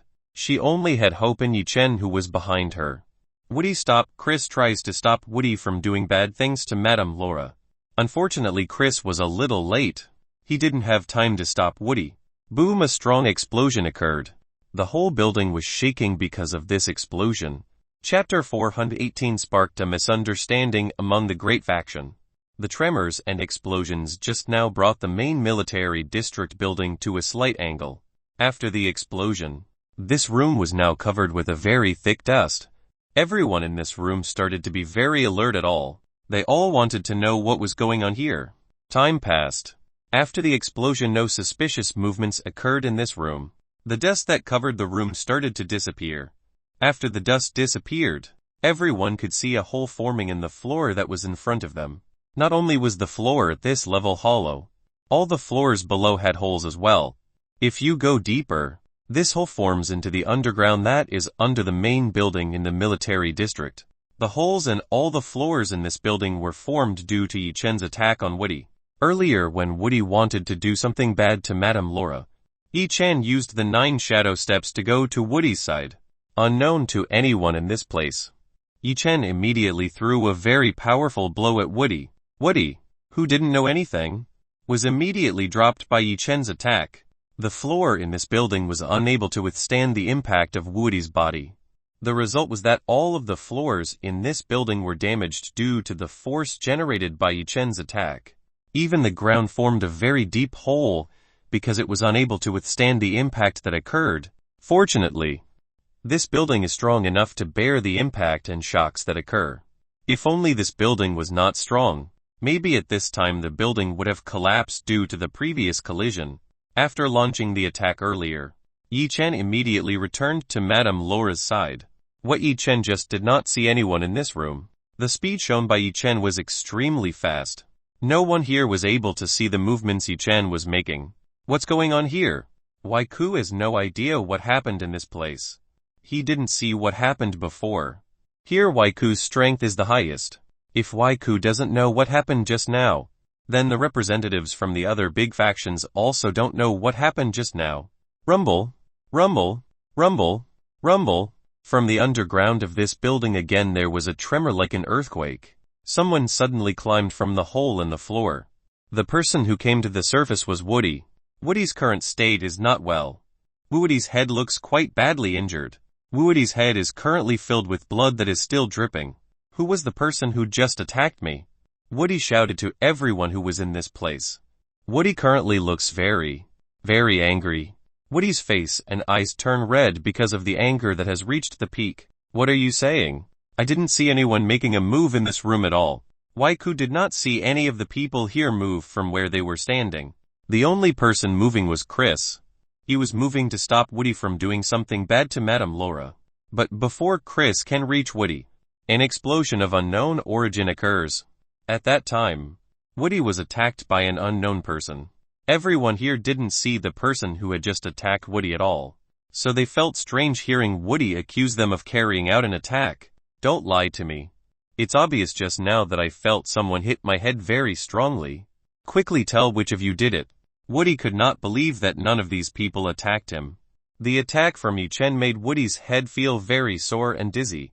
Woody had to find the person who had attacked him before. Surely one of the big faction representatives was the culprit. Woody, none of us attacked you. So what evidence do you have to accuse one of us? Chris spoke to Woody. Hearing this, Woody looked at Chris with a very strong murderous look. Chris, I'm sure you were the culprit, right? Woody started to accuse Chris as the perpetrator who attacked him. You cannot accuse me like that. Before I was far from you. So I am not the one who has attacked you. Chris tried to defend himself. If not you, then who will?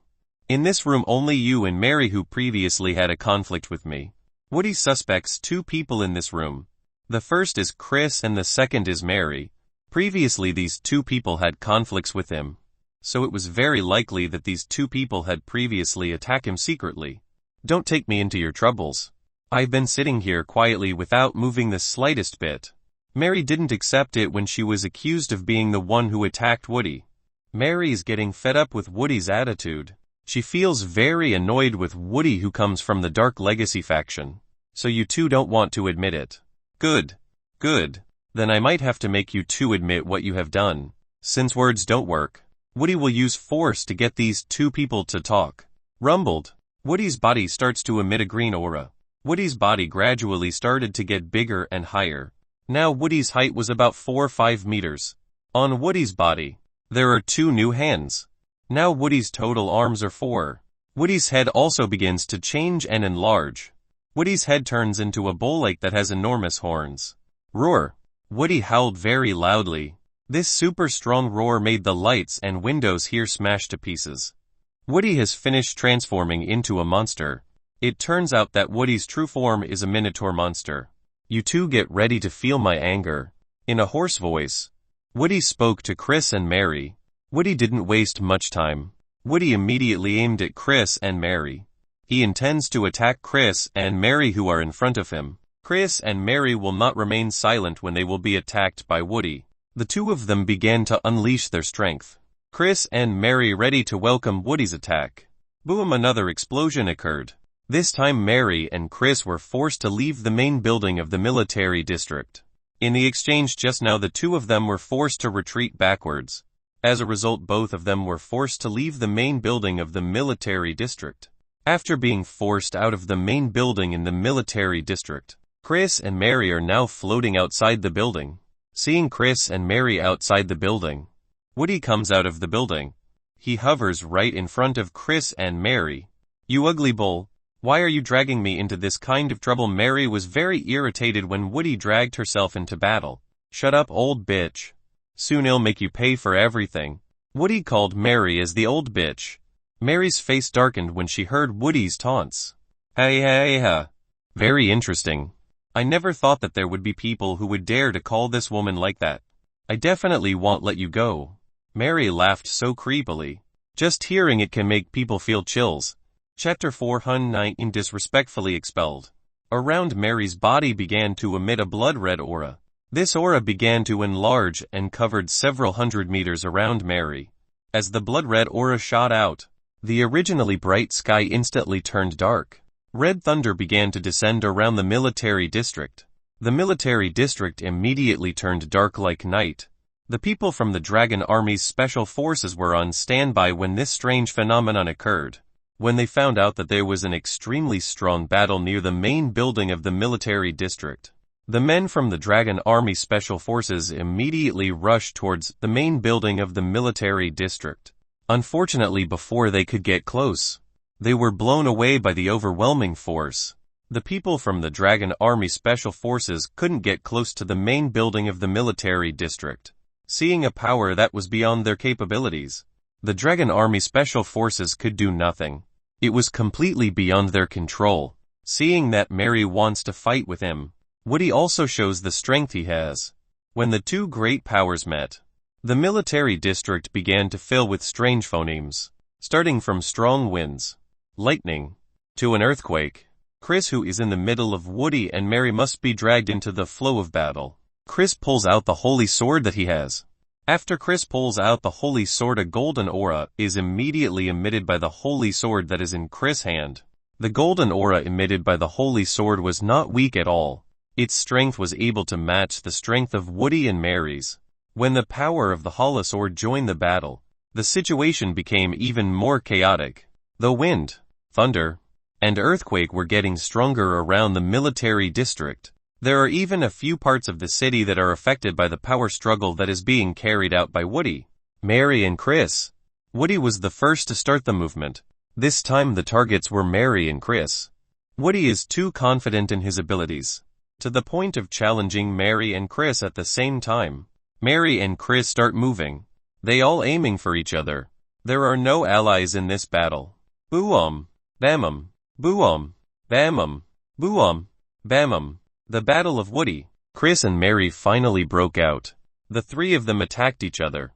When the representatives of the Dark Legacy, the Holy Church, Carmilla's Rose broke out. The situation within the military district became very bad.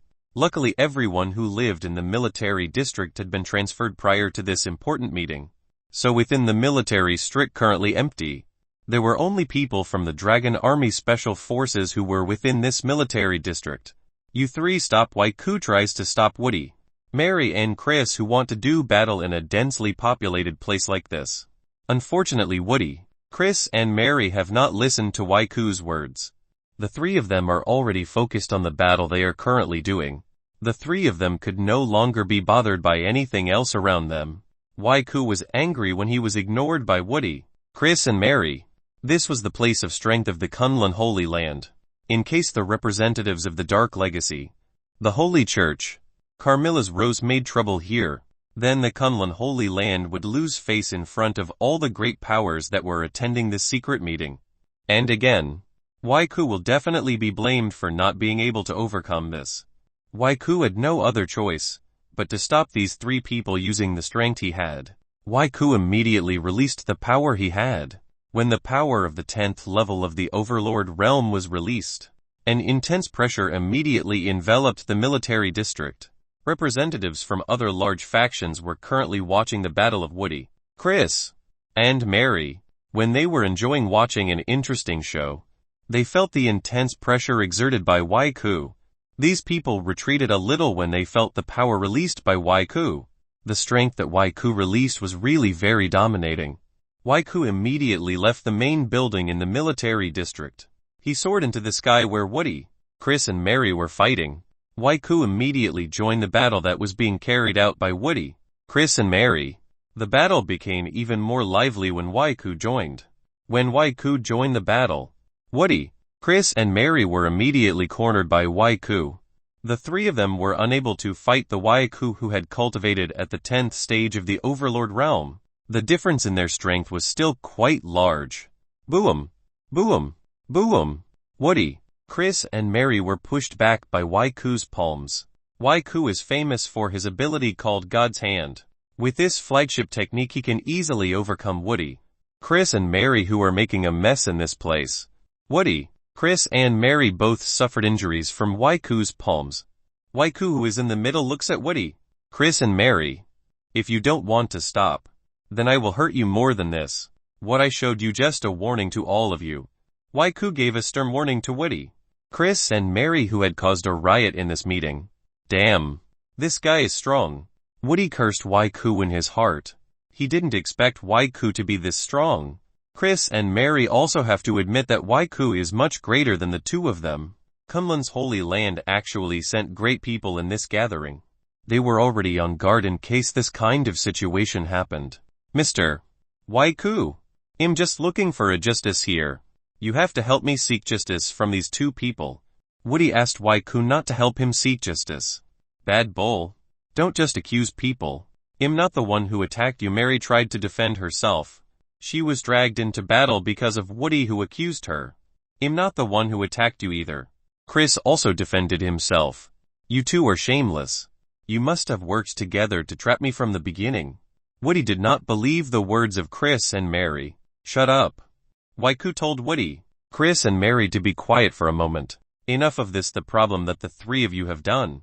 I am forced to expel you from our territory. Waiku was forced to expel representatives from the Dark Legacy, the Holy Church, Carmilla's Rose. If these three people were still here, then the dispute would not be resolved. Woody, Chris and Mary could only grit their teeth when Waiku was disrespectfully kicked out. Woody, Chris and Mary cannot be angry with Waiku. This is the realm of the Kunlun Holy Land. If they cause more trouble than this, then it is certain that more strong cultivators will be sent by the Kunlun Holy Land to help Waiku. Woody, Chris and Mary have no other choice but to leave here. The three of them flew towards the west. The three of them disappeared towards the horizon. Chapter 420 Meeting ends. The assistants from Woody, Chris and Mary followed their employer going westward. Yi Chen smiled with satisfaction when he saw Woody being kicked out of this place. The person who had made trouble from the start was Yi Chen. Everyone here didn't realize that Yi Chen was the one who had caused a problem to the point that Woody, Chris and Mary had a battle. This time Yi Chen really won without bothering to pick up. He borrowed other people's strength to drive Woody away. After seeing the departure of Woody, Chris and Mary, Waiku returned to the main building of the military district which had been badly damaged by Woody, Chris and Mary. I apologize for the disturbance that happened just now. Waiku apologized to the representatives of the big faction who were still in this place. After all, Waiku was the host of this place. It was only right that he gave guests a comfortable thing. Due to the battle incident carried out by Woody, Chris and Mary might make the representatives of the other big factions feel uncomfortable. Haha, you don't need to apologize for the problem just now. We were a little cheered up by the performance just now. The representatives of the big factions who were here were amused by the spectacle that had just happened. If there is nothing else that we will discuss, then I will say goodbye to return to my faction. I will report what Madame Laura said to the higher-ups. One by one the representatives of the great faction decided to leave this place. They had to return immediately to report the prophecy that came from Madame Laura. If it was true that there would be great powers coming to Earth, then they would have to be prepared for the worst outcome. All the representatives of the major factions returned to the secret places belonging to their factions. Now in this place only Yi Chen, Liu Bing, Madame Laura, Wai Ku and Wai Ku's assistant remained. Madame Laura, I apologize profusely because of the incident just now. I can barely protect your safety. Wai Ku apologized to Madame Laura. If the explosion had not occurred, Madame Laura might have had something bad at this time in Woody's hands. You don't need to worry. I don't mind that at all. Madame Laura doesn't blame anyone for this. In this place only Madame Laura had guessed what had happened before. Madame Laura knew that all this chaos was Yi Chen's doing. Yi Chen was the one who made Woody, Chris and Mary fight like that. Even though Madame Laura knew about this matter, she didn't tell anyone that Yi Chen was the one who had caused trouble. Yi Chen did this for herself. So Madame Laura couldn't possibly tell those people that Yi Chen was the culprit. I have already told what will happen in the future. From here it is all up to you. The big faction wants to respond to this in what way? Madame Laura's task has been completed. She has given an early warning about the problems that will occur in the future. Madame Laura hopes that the big faction will respond to this very wisely. Then I also have to go first. Bye. Madame Laura also decided to leave this place. There was nothing else that Madame Laura could do in this place. Her task of bringing the news to all the major factions was over. Now it's time for her to leave this place. Madame Laura is feeling very tired. She needs a little time to rest a little before going to other places in the world. I will make sure your words will reach the higher-ups of the Kunlun Holy Land faction. Thank you for this warning. Wai Ku is grateful for the early warning that was told by Madame Laura. With this warning, at least in the future they will be able to prepare in advance for this. After Madame Laura and Wai Ku exchanged their farewells, Madame Laura led Yi Chen and Liu Bing to leave this building. Wai Ku could only see the departure of Madame Laura. Yi Chen and Liu Bing. Wai Ku sighed at the incident that had just happened. This meeting was not what Wai Ku expected. Everything was really very chaotic.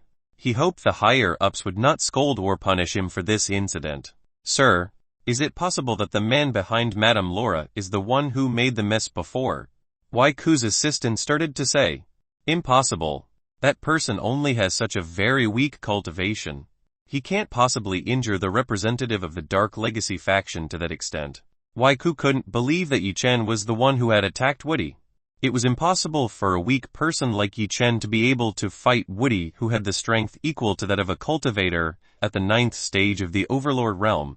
Yi Chen used the Reidron pendant necklace to hide the real power he had. So the people who were here thought Yi Chen was weak. Because of this, Yi Chen could fool everyone from the big factions who were previously here.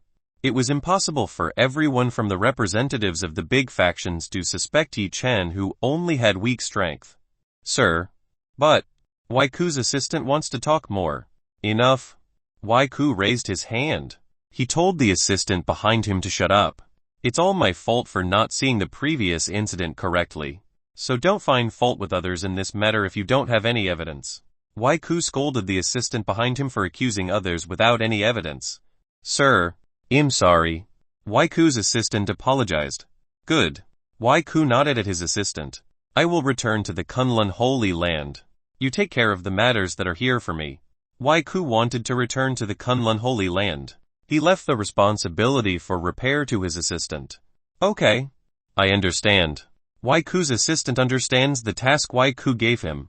He will take care of all the damage that is here. After leaving the responsibility to his assistant, Wai Ku left this place. He immediately flew towards the Kunlun Mountains. He had to immediately tell Madame Laura's words to all the higher-ups in the Kunlun faction. Wai Ku's assistant did what he had to do. Yi Chen, Luo Bing and Madame Laura went to the hotel that Madame Laura had specially prepared. They went to the hotel because of a request from Madame Laura. Madame Laura said she was tired and needed rest. So Luo Bing took Madame Laura to a special hotel that had been prepared by the Six Door organization. After arriving at the hotel, Luo Bing immediately led Madame Laura to the room that had been prepared. Luo Bing brought Madame Laura into a hotel room which was quite luxurious. Madame Laura, this is your room. If there is anything else you can call me. I will be in the room next to you. Luo Bing told Madame Laura that she would be right in the room over here. Madame Laura nodded at Luo Bing. After escorting Madame Laura into the room, Luo Bing decided to come out of Madame Laura's room. She would let Madame Laura rest in peace. Chapter 421 Massage Session for Luo Bing. My job is over to help you get here. Right, Yi Chen said to Luo Bing. When Luo Bing came out of the room, she was already waiting by Yi Chen right in front of Madame Laura's room entrance. Not before this important guest leaves this city. Then you must stay with me. Until then I will not let you go. Luo Bing didn't let Yi Chen go. She still needed Yi Chen's help.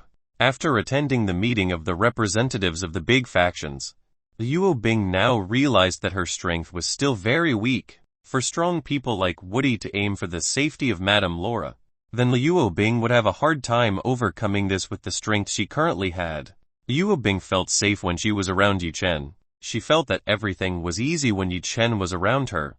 This was the reason Luo Bing kept Yi Chen from leaving her side for a while. Huffed Yi Chen could only sigh. It looks like he has to be more patient. Even though Yi Chen wanted to go home and cultivate with his women, it was unexpected that Luo Bing still insisted on keeping himself here. Then where is my room? I also want to rest. Yi Chen asked Luo Bing where his room was. He wanted to continue the sleep that Luo Bing had disturbed before. Our room is on the side. Let's go over there. Luo Bing told Yi Chen that their room was right next to Madame Laura's room. Huh? Our room? You mean you want me to live in the same room as you? Asked Yi Chen to Luo Bing. Of course. The two of us can't be far from Madame Laura, so our room is next to Madame Laura. Luo Bing didn't understand what Yi Chen had just asked. Luo Bing replied as if it was nothing for her to live together in the same room with Yi Chen. Yi Chen smiled evilly at Luo Bing. Maybe this won't be boring for Yi Chen. He can tease Luo Bing to fill his boredom. Luo Bing had no way of knowing that living in the same room as Yi Chen would be very dangerous for her. Luo Bing guided Yi Chen to the room that was beside Madame Laura's room. She invited Yi Chen into a room that was quite luxurious and had a classy architecture. Luo Bing went to the side of the bed. She was the first to try how the bed was here. Sigh. I'm so tired. Luo Bing felt that she was very tired. What happened today made Luo Bing so exhausted. She was even more tired than anyone. The meeting with the representatives of the Great Faction made Luo Bing feel very depressed. Her body and mental mind were very depressed when dealing with strong people like them. You look so tired. Do you want to try a massage from me? Yi Chen was kind enough. He offered Luo Bing a massage. A massage? Can you do it? Luo Bing doesn't believe that Yi Chen will be this kind to herself. Not usually Yi Chen is kind to her. Of course. My massage ability is amazing. If you don't believe you can try it, said Yi Chen to Luo Bing. Luo Bing started to think for a while. Okay. I want to try it. Luo Bing immediately agreed. She wanted to try what kind of massage technique Yi Chen had. Luo Bing wasn't suspicious of Yi Chen at all. Today he immediately believed in Yi Chen without any suspicion at all. Good. Then you can turn around. I'll start my massage. Yi Chen told Luo Bing to turn around and lay down. Luo Bing did what Yi Chen asked. She was kind and laid her body on the bed. Now Luo Bing's back and beautiful butt was facing Yi Chen. After Luo Bing turned around, a wicked smile appeared on Yi Chen's face. When this kind of smile appeared, something unkind would definitely happen to Luo Bing. Yi Chen started to relax the fingers that he belonged to. He started to act like a professional masseuse. Get ready. I'll start. Yi Chen told Luo Bing to get ready. He would start massaging Luo Bing's body. Luo Bing was ready earlier. She wanted to see how the massage technique Yi Chen had. Yi Chen's fingers started to touch Luo Bing's back. When Yi Chen's fingers touched her body, Luo Bing felt her body get stung by an electric current. She felt an extremely comfortable feeling when Yi Chen's fingers brushed against her body. Liu Bing groaned lightly, trying not to scream as Yi Chen started massaging herself. The feeling of Yi Chen's fingers was extremely comfortable. Liu Bing felt very comfortable when massaged by Yi Chen's fingers. Seeing Liu Bing only moaning lightly, Yi Chen felt a little dissatisfied. He wanted to tease Liu Bing more than this. He wanted Liu Bing to scream and ask him for mercy. Yi Chen used all the abilities he had to massage Liu Bing. Yi Chen even started using his King's Heart technique to stimulate Liu Bing's body even more. Liu Bing suddenly groaned quite coquettishly. Liu Bing, who was enjoying Yi Chen's massage, suddenly felt that something strange was starting to happen. Yi Chen's massage this time was different from the beginning. Somehow it felt so extraordinary. Liu Bing's body bent backwards because of this immense pleasure. Liu Bing's body suddenly became hot and very lustful. The slight touch of Yi Chen's fingers made Liu Bing's body reach the pinnacle of pleasure that exists in this world. Yi Chen, please stop. I feel very uncomfortable. With a very sassy groan, Liu Bing asked Yi Chen to stop massaging herself. I just started. You better enjoy this massage session until the end. Yi Chen whispered in Liu Bing's ear. Yi Chen's whisper made Liu Bing's body tremble. Now she knows that this is what Yi Chen is planning. No wonder Yi Chen suddenly offered herself a massage. It seems that from the start Yi Chen just wanted to flirt and play with her. For this reason Yi Chen offered Liu Bing a massage. Yi Chen continued to do massage sessions for Liu Bing. He ignored Liu Bing's voice telling himself to stop. Time passed. In these 3 minutes Liu Bing continued to let out an extremely sassy groan. Liu Bing herself couldn't believe that she would make a sound like this. Yi Chen, please stop. Stop. I can't take it anymore. Liu Bing again asked Yi Chen to stop doing massage sessions. Liu Bing really couldn't stand the pleasure her body was getting from the massage that Yi Chen was doing. Liu Bing felt that her body was completely drenched with a very sticky liquid. No. The massage session will be over soon. So, just hold on until it's over. Yi Chen smiled evilly at Liu Bing. Somehow Yi Chen really liked to tease a beautiful cop like Liu Bing. Seeing Liu Bing in this state made Yi Chen feel very happy. Liu Bing really couldn't stand the pleasure her body was getting. Liu Bing felt like something was going to come out from under her body. Liu Bing shouted quite loudly. She actually reached the top with just a massage by Yi Chen. Chapter 422, Not Wearing Underwear. After making Liu Bing reach the peak of happiness, Yi Chen finally wanted to stop doing massage sessions for Liu Bing. At this moment, Liu Bing's breath was very unstable. Liu Bing's chest also started to fluctuate very quickly. Liu Bing's body was covered with profuse sweat. Liu Bing's current state looked as if she had just grappled with an extremely formidable enemy. Liu Bing looked really weak. Her body too excited because of the happiness she had previously felt in this life. Liu Bing did not expect that Yi Chen's massage technique would feel this great. Her body was completely satisfied by the massage that Yi Chen was doing. Liu Bing's body now felt so light that she felt all the pressure that was accumulating in her body released. Liu Bing felt herself become very relaxed. Liu Bing was still very weak. She was still having trouble moving parts of her body. Yi Chen was quite satisfied seeing Liu Bing who was in this state. Liu Bing's current appearance truly looked so passionate. The pride that Liu Bing had completely vanished. Now she looked like a woman who was just done by a man. Liu Bing felt very uncomfortable with the sweat that was on her body. Right now she wanted to take a shower and clean her body. Liu Bing decided to go to the bathroom that was provided in this hotel. Liu Bing tried to get out of bed. Liu Bing had to use the extra strength she had to get out of bed. When Liu Bing started to set foot on the floor, she felt that her feet felt extremely soft. Liu Bing started to wobble, looking like he was about to fall onto the floor. Seeing Liu Bing in this condition, Yi Chen grabbed Liu Bing from behind. She held Liu Bing so that she didn't fall to the floor. When Yi Chen touched Liu Bing again let out a small groan.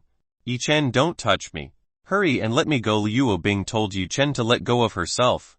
Liu Bing's body still felt very sensitive. When Yi Chen touched Liu Bing's body, Liu Bing felt very excited again. Liu Bing felt that she would lose her mind if he continued to be touched by Yi Chen, so Liu Bing chased away Yi Chen who was touching her. Yi Chen was pushed away by Liu Bing. After Yi Chen no longer supported Liu Bing slumped to the floor. Liu Bing's 2 feet were still very soft when used to stand up. Unable to stand up and walk normally, Liu Bing decided to crawl towards the bathroom. Yi Chen wanted to help Liu Bing into the bathroom. Unfortunately, when Yi Chen wanted to help Liu Bing drove himself back. Liu Bing really didn't let Yi Chen touch herself again. Yi Chen could only shake his head when he saw Liu Bing refusing his help. Yi Chen saw Liu Bing crawling like a cat. Somehow it was a little funny seeing Liu Bing, who was usually very proud, doing this kind of thing. Liu Bing really needed a fight to get to the front of the bathroom. Liu Bing immediately opened the bathroom entrance. She went straight into the bathroom. Bang! The bathroom door was closed very hard by Liu Bing. Liu Bing seemed really angry and irritated at Yi Chen. Yi Chen could only see Liu Bing disappearing into the bathroom. Liu Bing really didn't allow himself to get close to her.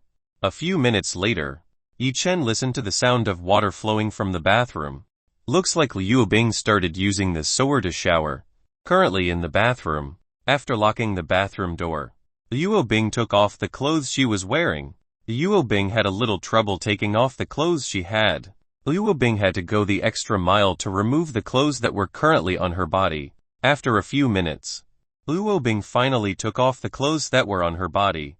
Right now on Liu Bing's body there was only a black lace underwear that looked so sexy. Liu Bing's body has developed very well.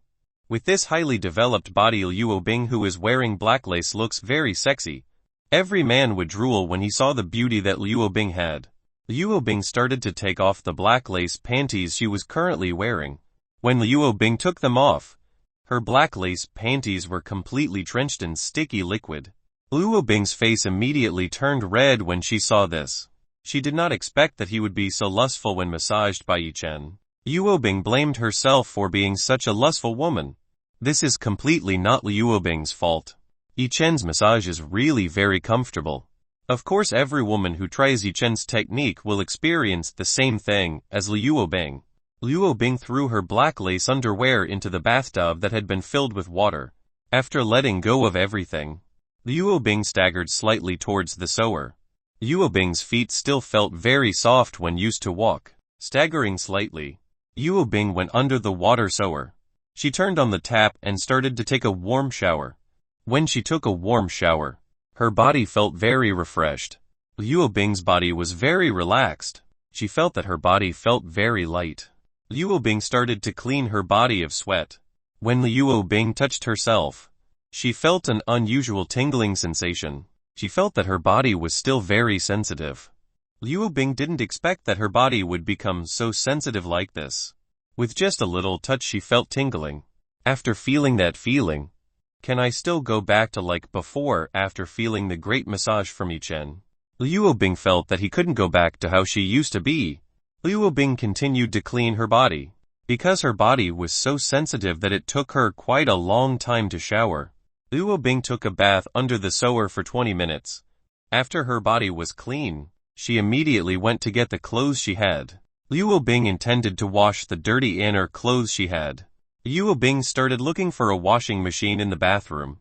Unfortunately, after searching around this bathroom, Liu Bing did not find a washing machine in the bathroom provided by this hotel. This is a classy hotel. There is no way they provide a washing machine. If there are dirty clothes, then the room tenants only need to call the staff to wash the dirty clothes. Liu Bing looked panicked when she didn't find a washing machine in this place. What should I do now? Liu Bing is confused about what to do in the current situation. There was no way Liu Bing would call the hotel staff to wash the deep wet clothes she had. If Liu Bing did that, then she would definitely be branded obscene by this hotel staff. Liu Bing couldn't do such a thing. It was too embarrassing for herself. Liu Bing started thinking about something to deal with this. After thinking for a while, Liu Bing only had one way left. Liu Bing only needed not to put these wet underwear on. Maybe it would be a little embarrassing to go outside without wearing any underwear. This was the only way Liu Bing had. Chapter 423 The Kidnapper Starts Moving. Liu Bing was wearing the clothes back onto her body. The current Liu Bing was completely undressed under the clothes she was currently wearing. Liu Bing was wearing a fairly short skirt today. So when she was wearing her panties, she felt that her bottom was very windy. Liu Bing was not used to this. She felt that it was extremely lewd and embarrassing. If she was found by other people without wearing underwear, she would definitely be considered a loose woman. Liu Bing tried to lower her skirt to make it even more closed. Unfortunately, the skirt that Liu Bing was wearing could no longer be lowered down. Liu Bing is so helpless with her current situation. Why should this kind of thing happen to her? Liu Bing started blaming Yi Chen. If it weren't for Yi Chen giving herself such an incredible massage, she wouldn't have been in this kind of situation. After finishing putting on the clothes she had, Liu Bing walked out of the bathroom. When Liu Bing came out of the bathroom, she saw that currently Yi Chen was sleeping on the sofa watching a soap opera that was playing on television. When Liu Bing came out of the bathroom, Yi Chen immediately looked at Liu Bing, who was standing in front of the bathroom entrance while holding her skirt. "You've been inside for quite a while. I thought you wouldn't come out of there," Yi Chen said to Liu Bing. Liu Bing did not answer Yi Chen's words. Liu Bing was currently too embarrassed to have a conversation with Yi Chen. When Liu Bing remembered Yi Chen's massage session, Liu Bing felt very embarrassed. In addition, at this time she didn't wear anything under this skirt. If Yi Chen saw this, then she would definitely be branded as a loose woman by Yi Chen. Holding back the skirt she had, Liu Bing immediately went to the bed in this room. Liu Bing immediately climbed onto the bed. After being on the bed, Liu Bing took a blanket to cover her entire body. Yi Chen saw the weirdness that happened to Liu Bing. This woman now looks really shy. Liu Bing, who used to look very proud, had now turned into a shy woman. Yi Chen didn't know that the reason Liu Bing looked shy was because she currently didn't wear anything under the skirt she was wearing. If someone peeked under Liu Bing's skirt, they could immediately see Liu Bing's secret beautiful garden. "Hey cop Liu, are you okay?" Yi Chen asked Liu Bing, who was currently looking weird. "I'm fine. I want to sleep. Don't disturb me," Liu Bing answered Yi Chen. She told Yi Chen not to disturb herself, who wanted to sleep. Liu Bing was really good at finding an excuse, so that Yi Chen would not suspect that she was currently not wearing an underwear on her body. Seeing Liu Bing want to sleep, Yi Chen didn't bother her anymore. Today Yi Chen was very satisfied in teasing Liu Bing. So for today, Yi Chen decided to stop teasing Liu Bing any more than this. Time began to pass. Without realizing, it was already late in the afternoon. Yi Chen was also very bored watching soap operas on television today. Liu Bing was currently sleeping very soundly, so Yi Chen really had no other person to speak to in this room. Yi Chen started to close his eyes. He wanted to cultivate for a while. When Yi Chen started to close his eyes, suddenly in Madame Laura's room, Yi Chen felt a new small movement appear. Yi Chen felt that someone was trying to jump from the hotel window. This was a fairly high floor. No fool would want to jump off of a floor this high.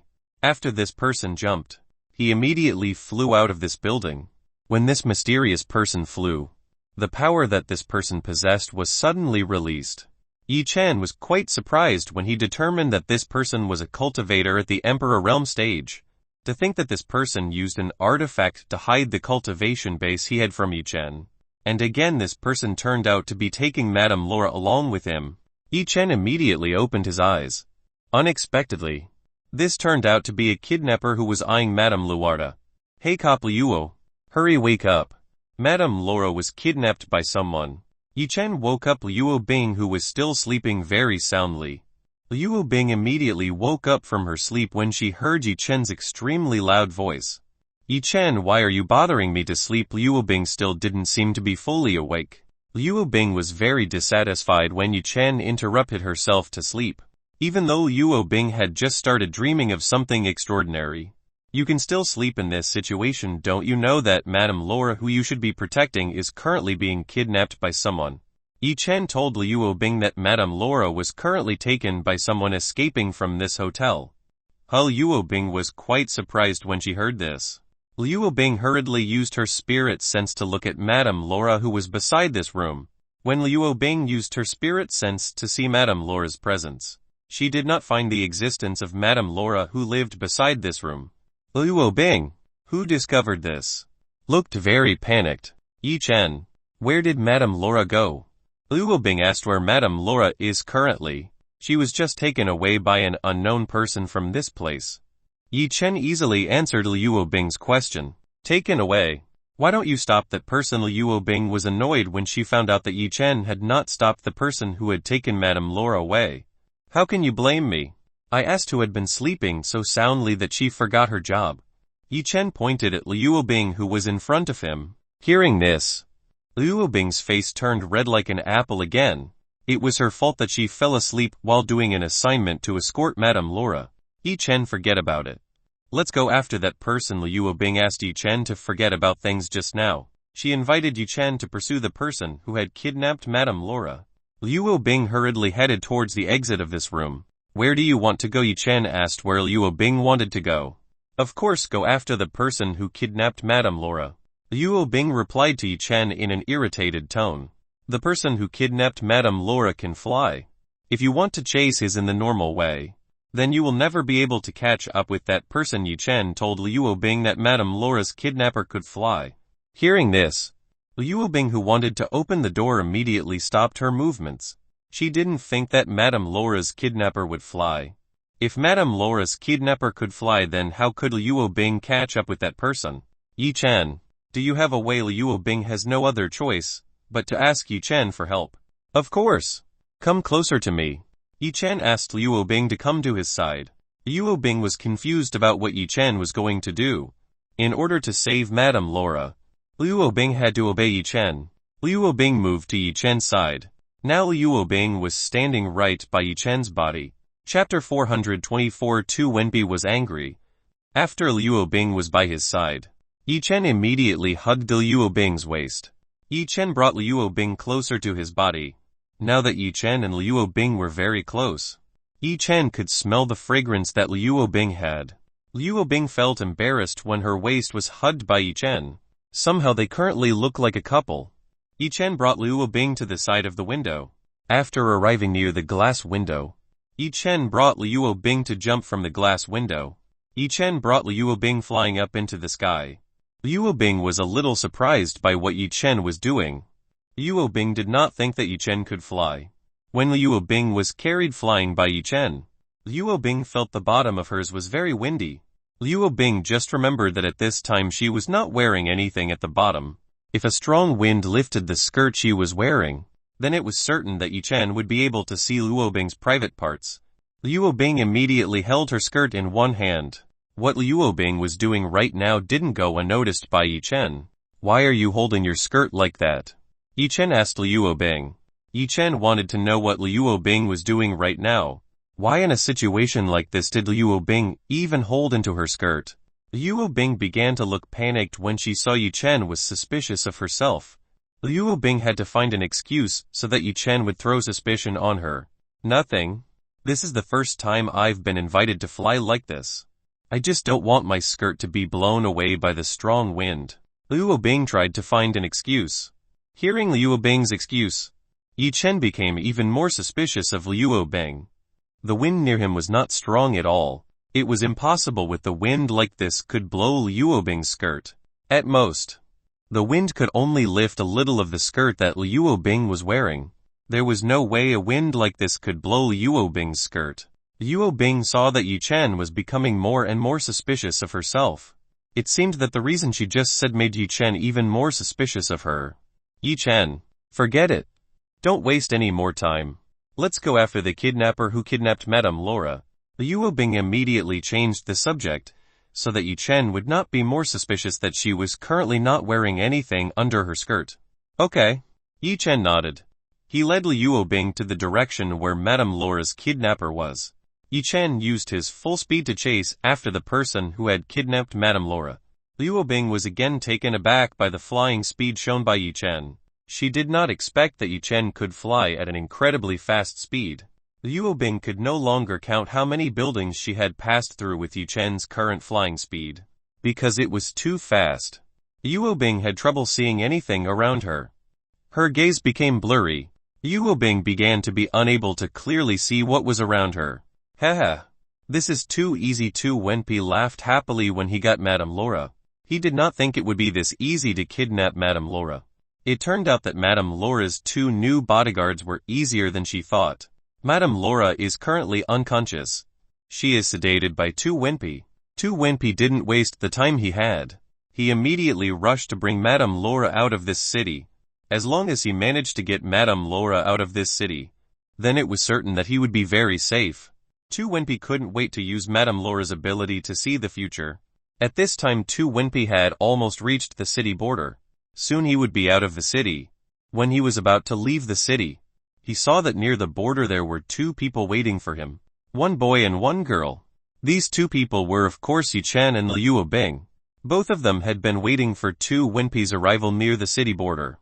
Yi-Chen had expected that Tu Wenpei would leave this city, so he flew ahead of Tu Wenpei and waited for him near the city border. Tu Wenpei immediately stopped when he saw that Yi-Chen and Liu Bing were here. He was dumbfounded when he saw Yi-Chen and Liu Bing in front of him. Tu Wenpei tried rubbing his eyes to make sure he wasn't hallucinating right now. After rubbing his eyes several times, he still saw Yi-Chen and Liu Bing in front of him. It meant that what he saw right now was not an illusion. How did you 2 get here? Tu Wenpei immediately asked Yi-Chen and Liu Bing. Why should we answer a question from a kidnapper like you? It's a waste of time. You see, Han didn't want to bother explaining to Tu Wenpei. He only needed to Madame Laura who was in Tu Wenpei's hand. Damn. How dare you talk to me like that? I will definitely make you regret it. Tu Wenpei was not satisfied with the answer said by Yi-Chen. Tu Wenpei had never met anyone who dared speak to him like this. Yi-Chen was the first to dare to speak to himself in this manner. Noisy. You are too talkative. Yi-Chen told Tu Wenpei that he was too talkative. One by one, Tu Wenpei's veins started to come out. He had never felt this angry in his life. If you want to be safe, quickly hand over Madame Laura to us. Yi-Chen told Tu Wenpei to hand Madame Laura over to him. I will never hand over this woman to you. Just watch, I will kill you. Tu Wenpei refused to hand over Madame Laura. He also wanted to kill Yi-Chen. Yi-Chen, you have to be careful. If I'm not mistaken, this man is Tu Wenpei. He is one of the most wanted people in this world because of the crime he has committed. Liu Bing told Yi-Chen that Tu Wenpei was a very bad and a very dangerous criminal. Liu Bing only knows a little that Tu Wenpei is the most wanted evil person in this world. There are many countries in this world who are looking for Tu Wenpei, whether it is alive or dead. Police Liu. You don't need to worry. This guy doesn't look strong. He definitely won't harm both of us. Yi-Chen told Liu Bing that Tu Wenpei was completely harmless to him. This man was only at the Emperor Realm stage, so he wouldn't be able to harm Yi-Chen, who currently possessed quite a high level of strength. Tu Wenpei listened to what Yi-Chen just said. He couldn't believe that in this world anyone would dare to say that he was not dangerous. Tu Wenpei is the most wanted terrorist because of the crimes he has committed. So many countries in the world are afraid of him. And today he heard a young man who dared to say that he looked weak and harmless. This was an insult to Tu Wenpei. Damn. I'm going to kill you. Tu Wenpei couldn't stand Yi-Chen's insult anymore. He decided to let Yi-Chen know that he was a very dangerous person. Tu Wenpei put Madame Laura on the ground, after which he rushed towards Yi-Chen. Wind-breaking kick. At Tu Wenpei's feet began to be enveloped by wind. Tu Wenpei intended to use this leg to attack Yi-Chen. Chapter 425 Knockout Tu Wenpei. Tu Wenpei's feet were pointing directly at Yi-Chen's body. Seeing Tu Wenpei's attack aimed at him, Yi-Chen used one hand to block the attack that was coming towards him. Bam! When Tu Wenpei's legs and Yi-Chen's arms met, there was a very strong wind explosion. Strong winds immediately enveloped the area around Yi-Chen. Liu Bing, who was slightly beside Yi-Chen, was also affected by this strong wind. Ah! Liu Bing screamed. Her skirt was being squeezed by the current strong wind. Liu Bing desperately tried to keep her skirt from being lifted upwards by the strong wind. Unfortunately, Liu Bing's efforts were in vain. This strong wind was still able to lift the skirt that Liu Bing was wearing. If one took a closer look at Liu Bing's skirt, which was currently raised, they could see that there was nothing underneath it. When Yi-Chen heard Liu Bing scream, he immediately looked at Liu Bing. When Yi-Chen looked at Liu Bing, who was beside him, he saw that Liu Bing's skirt was currently being lifted by the wind. And what made Yi Chen the most surprised was Liu Bing didn't wear anything under her skirt. This was truly a beautiful sight that it was a pity to miss Yi Chen's eyes. I never thought that this beautiful police would be so brave. She really doesn't wear anything under that skirt, Yi Chen muttered in his heart. Yi Chen didn't expect that Liu Bing would be such a brave woman. She really didn't wear anything under that short skirt. While Yi Chen was looking at the beautiful scenery beside him, Tu Wenpei tried to attack Yi Chen with all his might. Tu Wenpei really put all the strength he had. Unfortunately, the wind-breaking kick technique he was using was unable to make Yi Chen back off in the slightest. Yi Chen was truly like a solid concrete wall that couldn't be moved the slightest bit. Bastard! Tu Wenpei shouted at Yi Chen very loudly. Yi Chen, who heard Tu Wenpei scream, immediately regained his senses.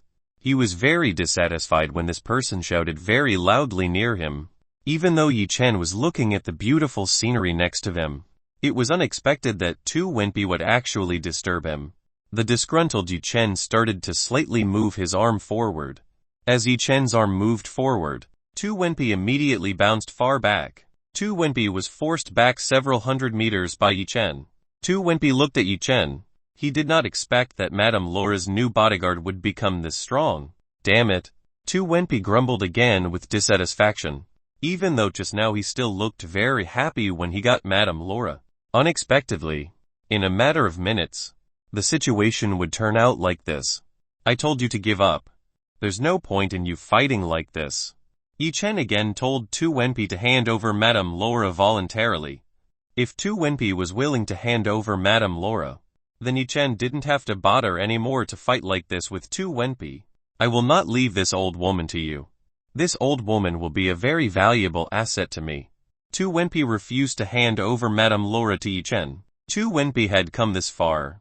There was no way after he had come this far he would voluntarily hand back Madame Laura back to Yi Chen. Tu Wenpei decided to fight earnestly. Wind armor. Tu Wenpei uses wind armor techniques.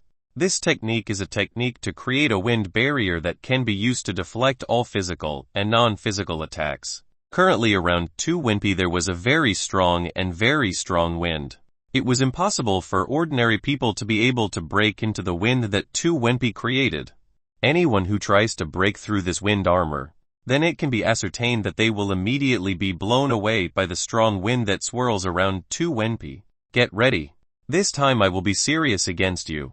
Tu Wenpei started to put on a serious face against Yi Chen. Tu Wenpei took out a large scythe from his storage ring. Tu Wenpei started spinning the large scythe in his hand very easily. According to Yi Chen, what Tu Wenpei was currently doing was showing off the strength in front of him. Yi Chen started to think that Tu Wenpei was a fool.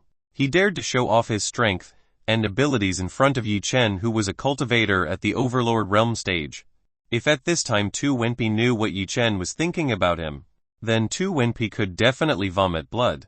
Have you finished showing off the strength you have? Yi Chen asked Tu Wenpei, who was showing off the large scythe he had. Hearing Yi Chen's words, Tu Wenpei, who was turning the large scythe in his hand, immediately stopped. Tu Wenpei looked at Yi Chen with an extremely powerful gaze.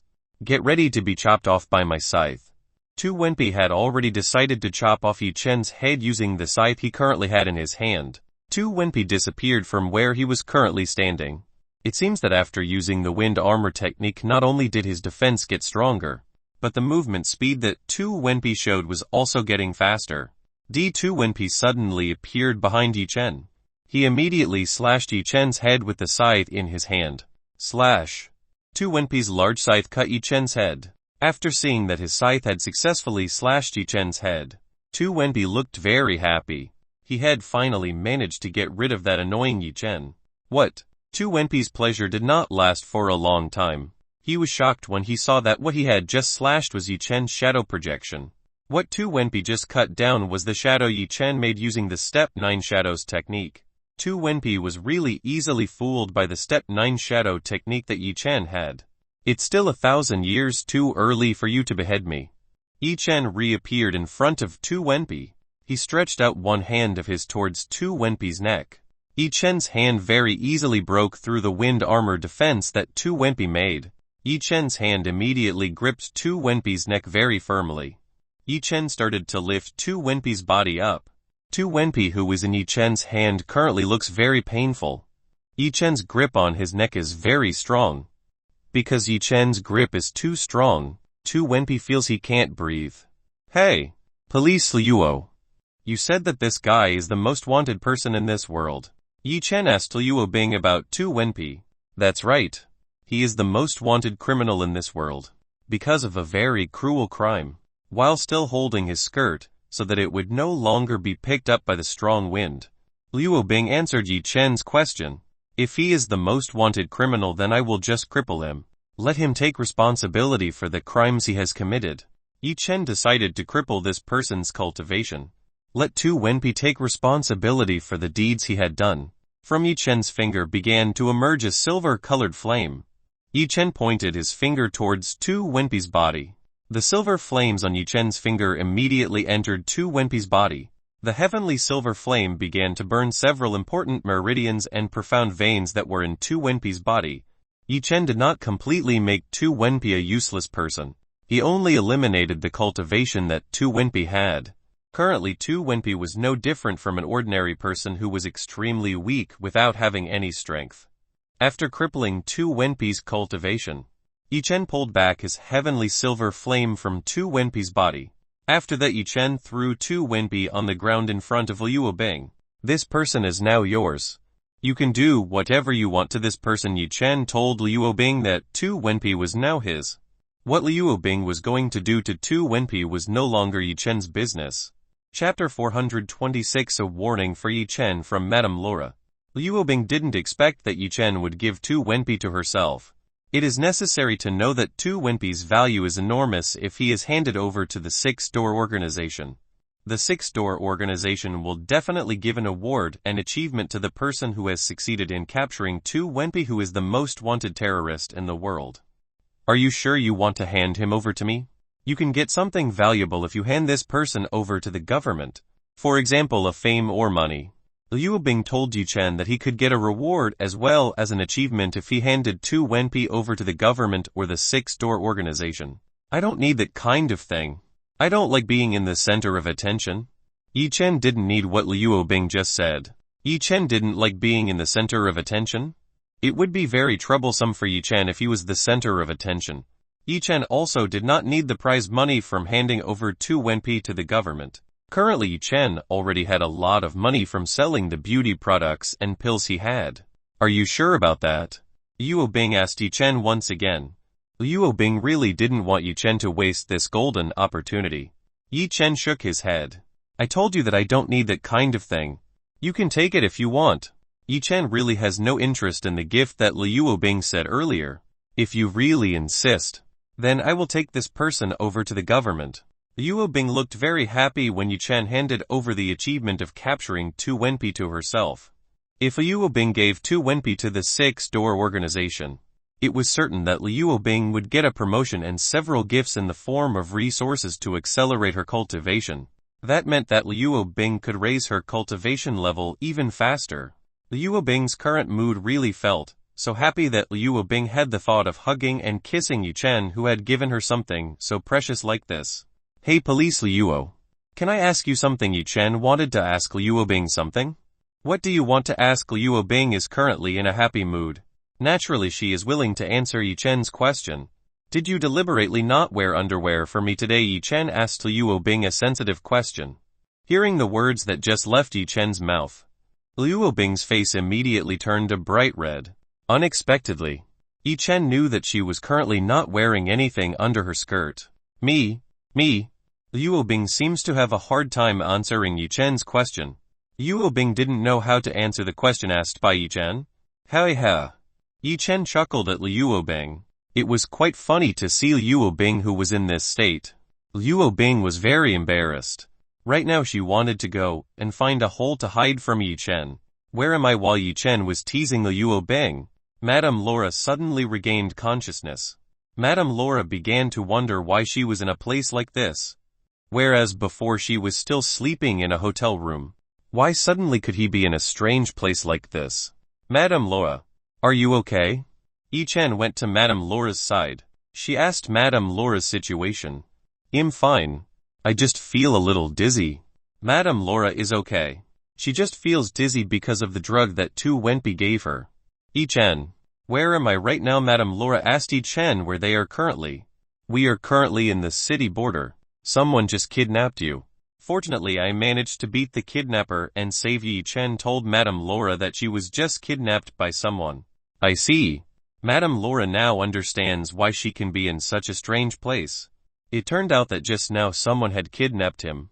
No wonder he could be in a place like this. Yi Chen saw Madame Laura, who looked normal when he was kidnapped. It seemed that Madame Laura was used to being in this kind of situation. So it wasn't strange that she didn't look scared or panicked when she was kidnapped by someone. It seems like if I continue to be here, I will trouble both of you. I better leave this city immediately. Madame Laura didn't want to trouble Yi Chen any further than this. It was better for her to leave this city and go to the next destination she should visit. Neither of us feel a bother with you at all. Right, Police Liuo? Yi Chen said to Liuo Bing. Liuo Bing only nodded lightly. She was currently too embarrassed to face Yi Chen. Thank you. But I've decided to go to my next destination. Madame Laura smiled at Yi Chen, who had comforted her. Madame Laura, if that's the decision you make, then we will take you back to the airport right away. Liuo Bing finally wanted to speak. Liuo Bing had managed to calm down herself again. She was currently on duty. She should not let this kind of embarrassment bother her, who was on duty to escort Madame Laura. Liuo Bing had to be professional in carrying out this kind of task. Liuo Bing immediately called the nearest police station. She asked the closest police who were here to take care of Tu Wenpei first. Yi Chen, can you take us to the airport by flying? Liuo Bing asked Yi Chen if he could take herself and Madame Laura to fly to the airport in this city. Of course I can. Yi Chen could of course take Madame Laura and Liuo Bing to the airport very quickly. Good. Then let's go right now. Liuo Bing wanted Yi Chen to take herself and Madame Laura to the airport right away. Yi Chen nodded. She carried Liuo Bing and Madame Laura flying towards the airport. Within a few minutes, Yi Chen, Liuo Bing and Madame Laura arrived at the airstrip. Yi Chen brought Liuo Bing and Madame Laura down in front of Madame Laura's private jet. When Yi Chen, Liuo Bing and Madame Laura came, they were immediately greeted by the 5 guards assigned to look after Madame Laura. The 5 guards lined up neatly upon welcoming the arrival of Yi Chen, Liuo Bing and Madame Laura. Welcome back, madam. The guards were very unanimous in welcoming Madame Laura's arrival. Madame Laura nodded at the 5 guards in front of her. Madame Laura turned towards Yi Chen and Liuo Bing. Thank you for escorting me while I am in this city. Madame Laura thanked Yi Chen and Liuo Bing, who had worked hard in escorting her while in this city. No problem. That's our thing, Liuo Bing said to Madame Laura. Yi Chen, before I go, there is something I will tell you. Madame Laura wanted to say something to Yi Chen. What is that? Yi Chen asked Madame Laura. Yi Chen wanted to know what Madame Laura wanted to say to him. It's about you. From now on you have to be more careful in making every decision you take. There will be a lot of strong people who come to you one by one. Don't let these strong people take something valuable from you. Madame Laura turned out to be giving Yi Chen a stern warning. Yi Chen didn't really understand the words of Madame Laura. Who were the strong people that Madame Laura meant? He was very curious about the strong people that Madame Laura said. Madame Laura, can you tell me more clearly about that matter? Yi Chi wanted to know more clearly what Madame Laura meant. I'm sorry. I can only tell you so much. You have to find out this yourself in the future. Madame Laura couldn't tell Yi Chen more than this. Yi Chen was a little disappointed when he found out about this. He had to find out for himself who the people Madame Laura was referring to. Okay, time is up. It's time for me to leave this city. Goodbye. Madame Laura bid farewell to Yi Chen and Liuo Bing. After saying goodbye to Yi Chen and Liuo Bing, Madame Laura boarded her private jet. The guards began to follow Madame Laura into the private jet. After everyone boarded, private jets started flying out of this airport. Yi Chen and Liuo Bing saw the departure of the jet that Madame Laura was in. The jet disappeared towards the horizon. It's finally over. I can now go home. Yi Chen looked happy when the task of escorting Madame Laura was finished. Liuo Bing also felt the same as Yi Chen. She felt relieved when the heavy burden she had to endure to escort Madame Laura's safety was finally over. Police Liuo. See you later. I have to go home now. Yi Chen bid Liuo Bing farewell. Without waiting for Liuo Bing's reply, Yi Chen flew straight to his villa. Yi Chen. Wait a moment. Yuo Bing stopped Yi Chen. Unfortunately, Yi Chen left this place. Even though Yuo Bing only wanted to thank Yi Chen for helping her. Looks like I should find another time to thank him. Yuo Bing decided to find another time to thank Yi Chen. Since there was nothing else Yuo Bing could do here, Yuo Bing decided to return to the police station to take care of Tu Wenpei. Chapter 427 Unfriendly visitors from the God realm came.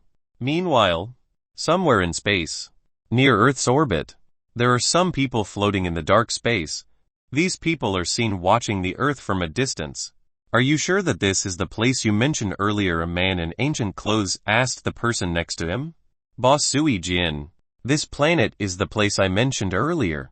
It so happened that when I passed this place, I felt a small energy from the heavenly silver flame that we were looking for. I could only feel the heavenly silver flame for a moment. After that, the small energy of the heavenly silver flame disappears. This person told Zui Jin that what they were looking for was on this planet. The man named Zui Jin laughed when he learned this. Good. Good. Good. Zui Jin said good words several times. Finally, after several days of searching, I found that woman who had dared to steal the heavenly silver flame from me. Zui Jin wanted to take back his heavenly silver flame that was stolen by a woman. The woman Zui Jin meant was of course Dongfang Ziyu. For the past few days he and all of his men had been trying to find the whereabouts of Dongfang Ziyu. They all tried very hard to find the whereabouts of Dongfang Ziyu. Even though in the past few days they have never had a second to rest while looking for the existence of Dongfang Ziyu. If Dongfang Ziyu returns to the sacred Heaven Star realm, it can be confirmed that Zui Jin's history will be finished. If he was found to have injured Dongfang Ziyu, who was the brightest jewel in the sacred Heaven Star realm, then it was certain that he would be hunted down by the sacred Heaven Star realm, which is one of the great powers that are very powerful in God realm. Boss Zui Jin, what should we do now? Do we have to rummage through this small planet to find that woman? Zui Jin's men asked what they should do at this time. No, don't create unnecessary chaos. Right now the people from Sacred Heaven Star Realm must also be looking for the existence of Dongfang Ziyu. We can't attract the attention of the people from Sacred Heaven Star Realm. Zui Jin told his men not to attract the attention of the Sacred Heaven Star Realm people who are currently searching for the existence of Dongfang Ziyu. You guys are looking for that woman secretly. I'm sure that right now she is still badly injured by the attack I did at that time. Zui Jin is sure that Dongfang Ziyu is currently still seriously injured by the attack he made a few days ago. The reason for Zui Jin to attack Dongfang Ziyu was very simple. He wanted to get the heavenly silver flame in Dongfang Ziyu's hands. The heavenly silver flame is something that is very precious to every cultivator in God realm. Even Zui Jin was willing to challenge something as powerful as the sacred Heaven Star realm to obtain the heavenly silver flame from Dongfang Ziyu's hand.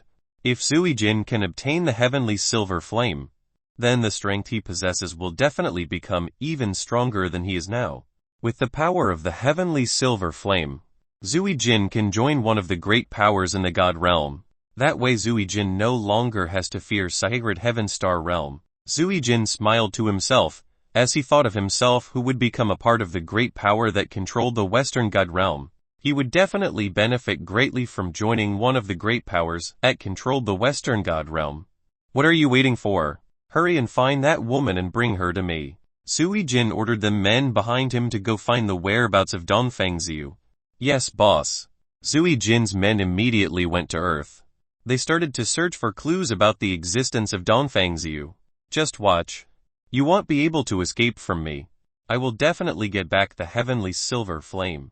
Zui Jin was very confident about getting the heavenly silver flame back from Dongfang Ziyu's hand. Zui Jin didn't know that currently the heavenly silver flame was already in someone else's hand. Even the heavenly silver flame had fused with Yi Chen. After Yi Chen parted with Liu Bing, Yi Chen immediately went to his villa. He wanted to go villa and enjoy the rest of the day. When Yi Chen flew to his villa, on the way Yi Chen happened to see a beautiful MILF woman who was being bullied by some thugs. The beautiful MILF woman was Yi Chen's acquaintance. This woman was Su Yuya. Right now Su Yuya seemed to be being bullied by some evil thugs. Seeing Su Yuya being bullied by some evil thugs, Yi Chen decided to help Su Yuya get out of this problem. Yi-chen started to get closer to Su Yuya, who was being bullied by several thugs. "Hey beautiful, would you like to go with us somewhere nice?" One of the men tried to invite Su Yuya to go to a pleasant place to visit.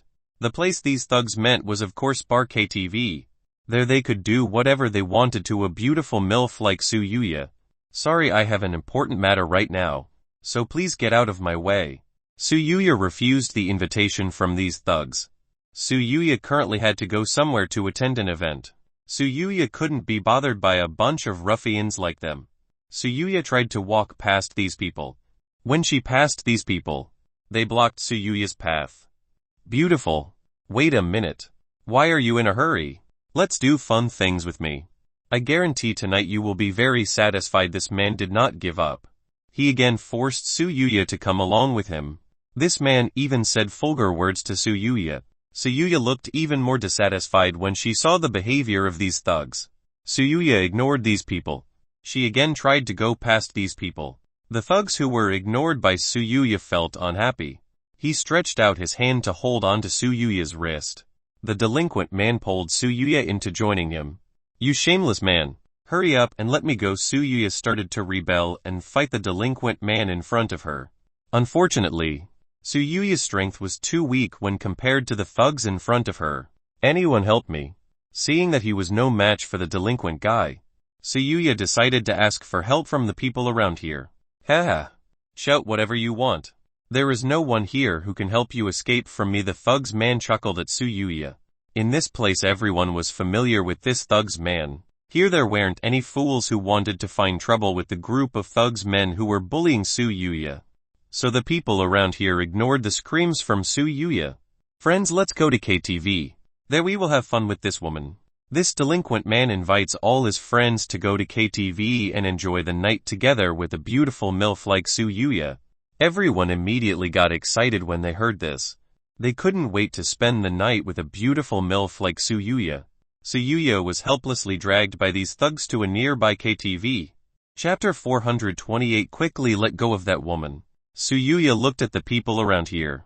He hoped that someone could help him from these thugs. Unfortunately, Su Yuya's wish might not come true. The people who were here were completely ignoring her who was asking for help.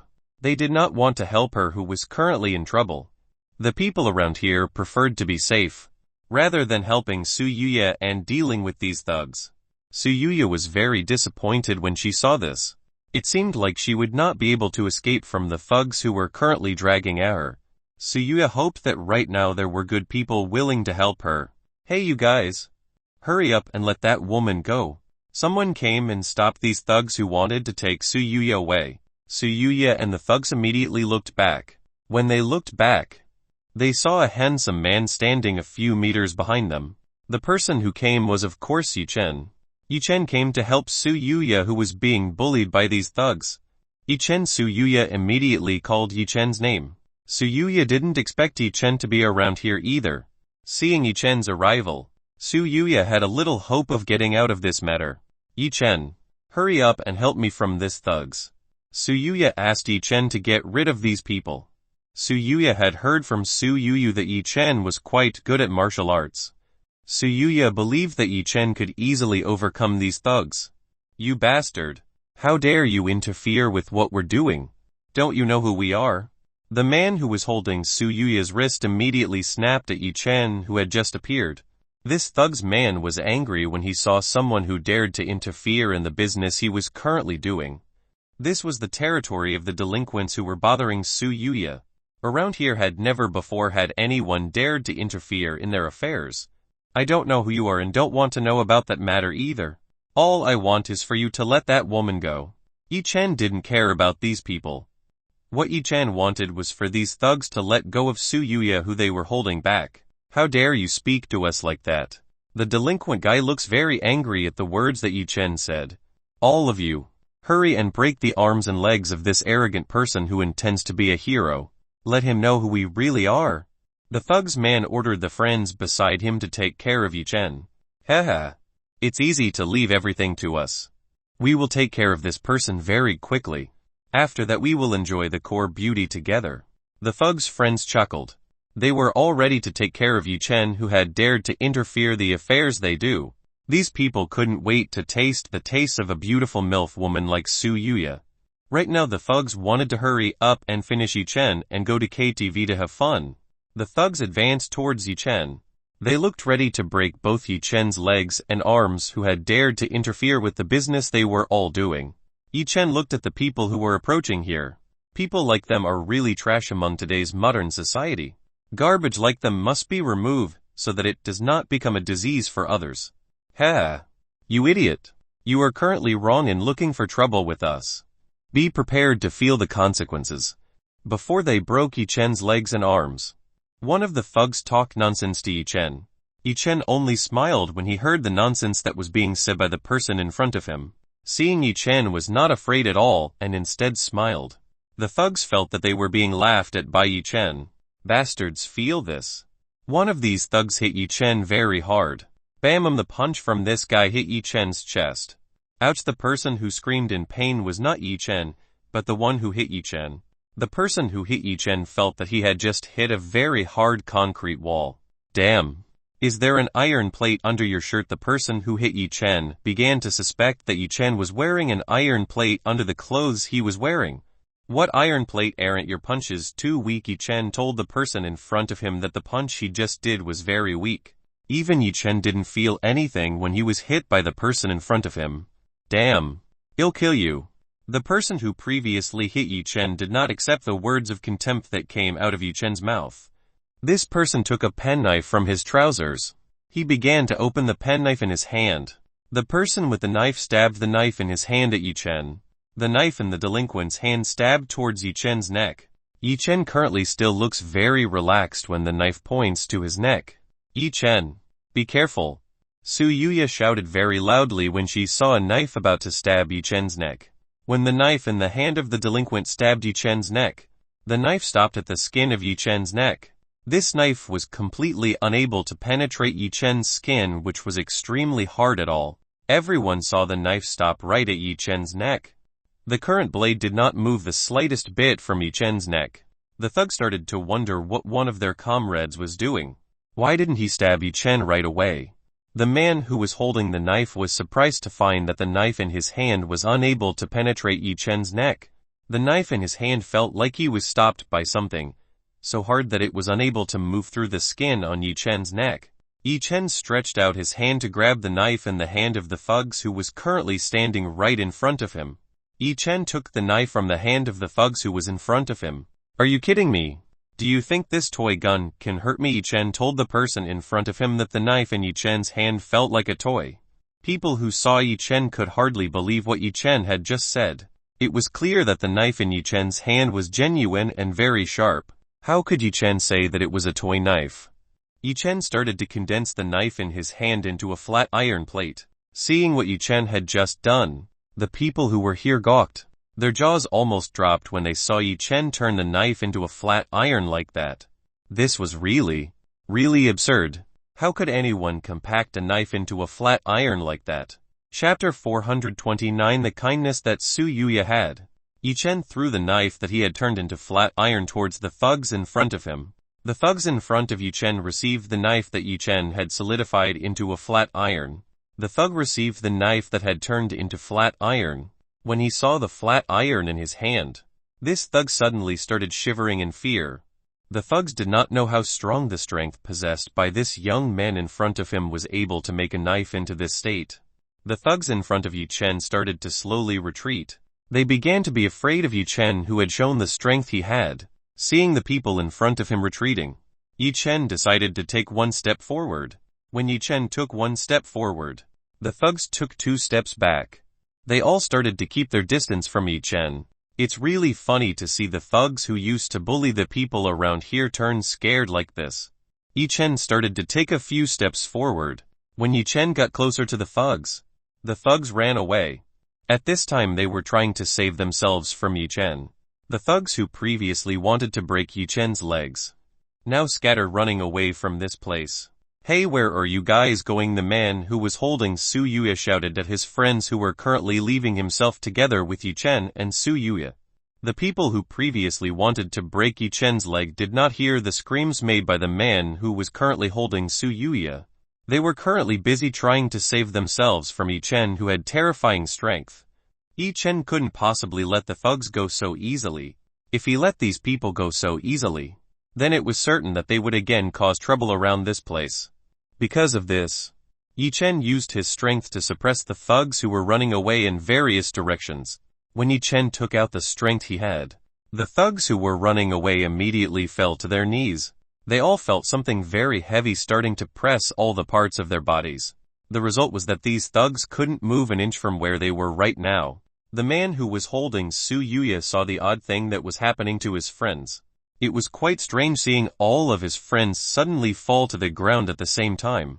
This was a very strange occurrence for the man who was currently holding Su Yuya.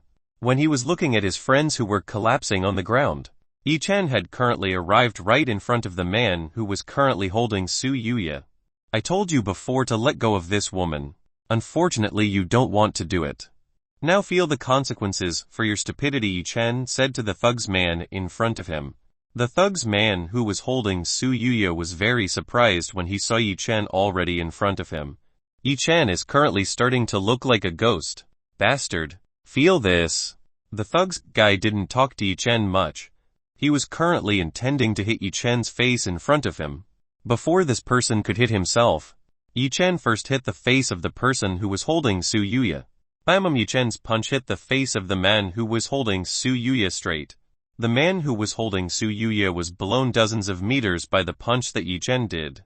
The thugs man landed several tens of meters from where Yi Chen was currently standing.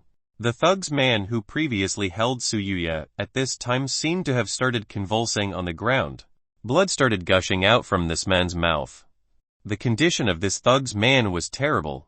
Yi Chen's punch just now looked quite strong, to the point of making a thugs man in this condition. Looks like I was too much, even though Yi Chen was enough to withstand the blow he threw at the thugs man who was holding Su Yuya. Unexpectedly, the punch he just did was still quite strong. The result was the thugs man who had previously held Su Yuya in a state that looked quite terrifying, even in such dire circumstances. This thugs man was unlikely to die from a punch from Yi Chen. At most he would be in the hospital for a few weeks. The thugs who fell to the ground saw one of their comrades beaten by Yi Chen to such a state. Seeing how terrifying this man's strength was, the delinquents began to sip their own saliva. They all started to look scared at Yi Chen. Yi Chen started to ignore the thugs on the ground. He was currently focused on Su Yuya, who was in front of him. Are you okay? Yi Chen asked if Su Yuya was okay or not. I'm fine. Su Yuya told Yi Chen that right now she's fine. That's great. Now let me teach these people a little lesson, so that they don't repeat this kind of repetition in the future. Yi Chen intended to teach a lesson to the thugs who previously bullied Su Yuya. Yi Chen stopped. Su Yuya immediately stopped Yi Chen, who wanted to cause trouble with the thugs who previously bullied her. Why did you stop me? Yi Chen started asking why Su Yuya stopped himself from giving lessons to these people. Yi Chen, don't hurt them.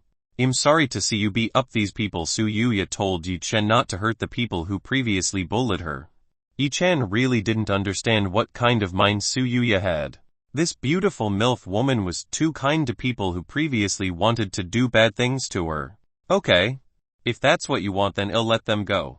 Because Su Yuya asked himself to let go of these thugs, Yi Chen would let them all go.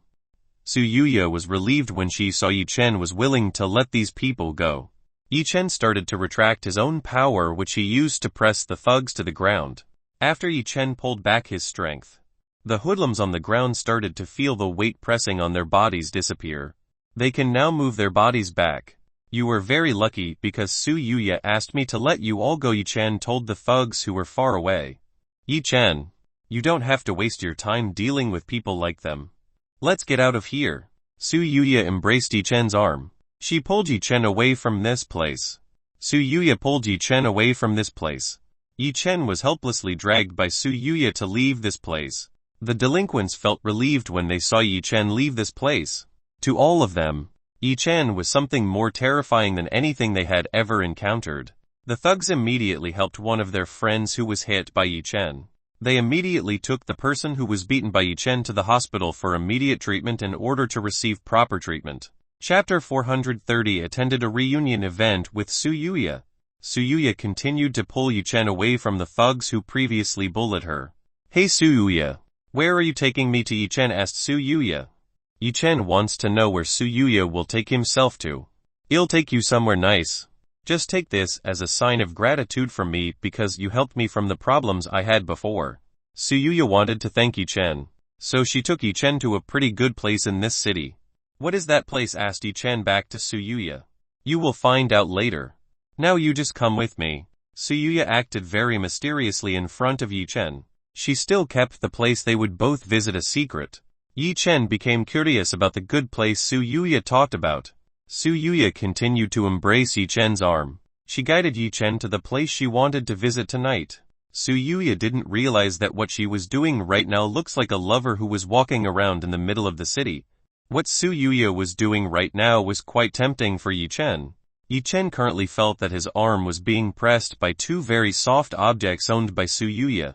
Yi-chen was very familiar with this kind of sensation, so he knew very well what soft thing was currently pressing on his arm. What Suyuya wanted was to thank Yi-chen for helping herself from the thugs. Suyuya had absolutely no thoughts of teasing Yi-chen. Yi-chen didn't mind at all if Suyuya intended to tease himself. The sensation of being pressed by these two soft objects was quite pleasant for Yi-chen. After walking for a while, Yi-chen and Suyuya arrived at a luxury restaurant and the most good food in this city. This is a very popular restaurant in this city. It is very difficult to get a room in this fancy restaurant. People who want to eat at this place must book a room in advance in order to enjoy the food in this restaurant. Unexpectedly, Suyuya would invite Yi-chen to go to such a place. You're going to invite me to eat at this restaurant? Asked Yi-chen to Suyuya. Suyuya nodded at Yi-chen. Yes. I want to thank you who helped me, so I invite you here to enjoy the most delicious dinner in this city. Suyuya wanted to repay Yi-chen with the best food she could find in this city. It so happened that in this place Suyuya and her friends when they were still in school held a reunion together. It's been quite a while since they last got together again, so Suyuya and company held a reunion again to reminisce about the past. Suyuya pulled Yi-chen into the restaurant. When Suyuya and Yi-chen entered the restaurant, they were both welcomed by a servant. Sir and Miss, have you both booked a room beforehand? The servant asked Suyuya and Yi-chen. Yes. We already have an appointment in room number 5. So please take the two of us there right now. Suyuya said the room number that had been ordered to have a reunion together. Okay. Then please both of you come with me. I will escort you both to the room. The waiter will escort Suyuya and Yi-chen to room number 5 in this restaurant. Suyuya invited Yi-chen to follow the servant. Let the servant show the way to the room that had been ordered for the reunion. The private room ordered for the reunion was on the 2nd floor, so the service should not have been bad at all. In this restaurant there are several floors.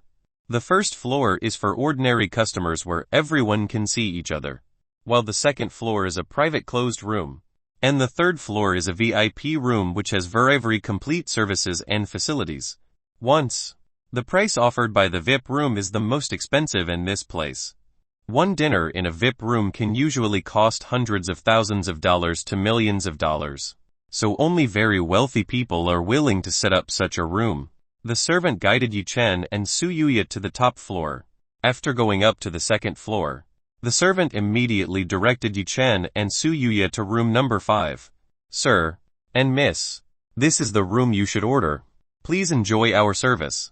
The servant told Suyuya to enjoy the services in this place. Thank you very much. Suyuya thanked the servant who had escorted the two of them to room number 5.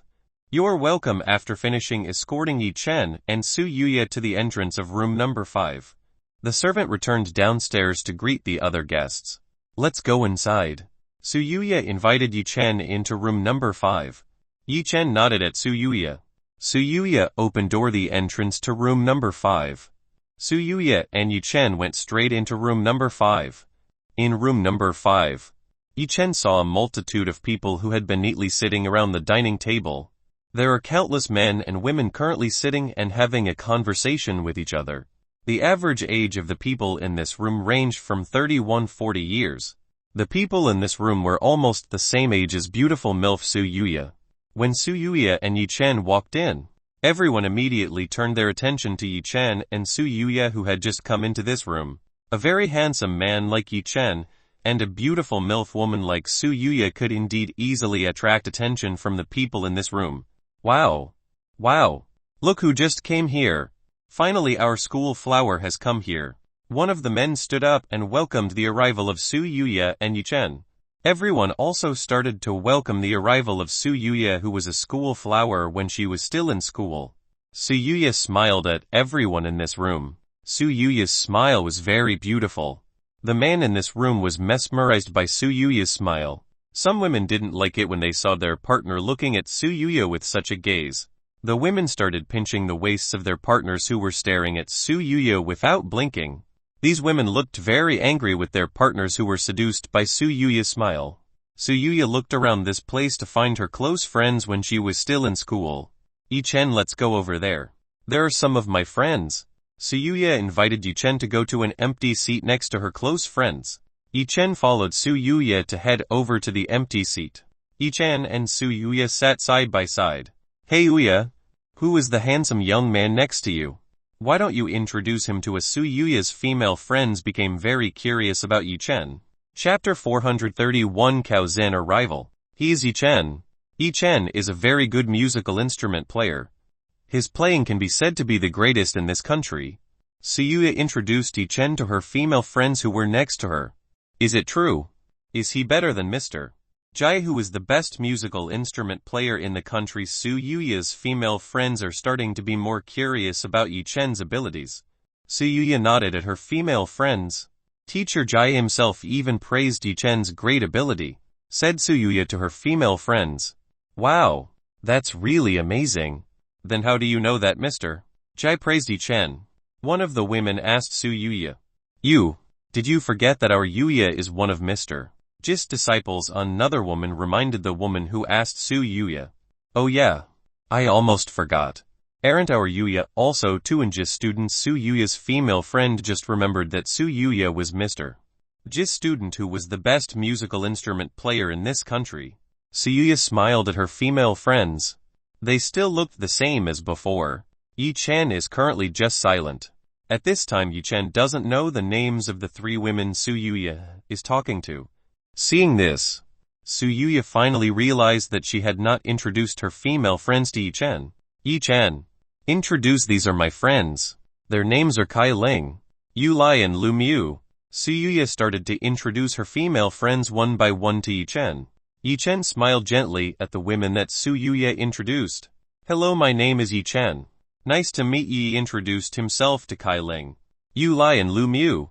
Wow, very handsome. Kai Ling, Yu Lai and Lu Miu simultaneously praised Yichen's good looks. The three of them have never met a man as handsome as Yichen.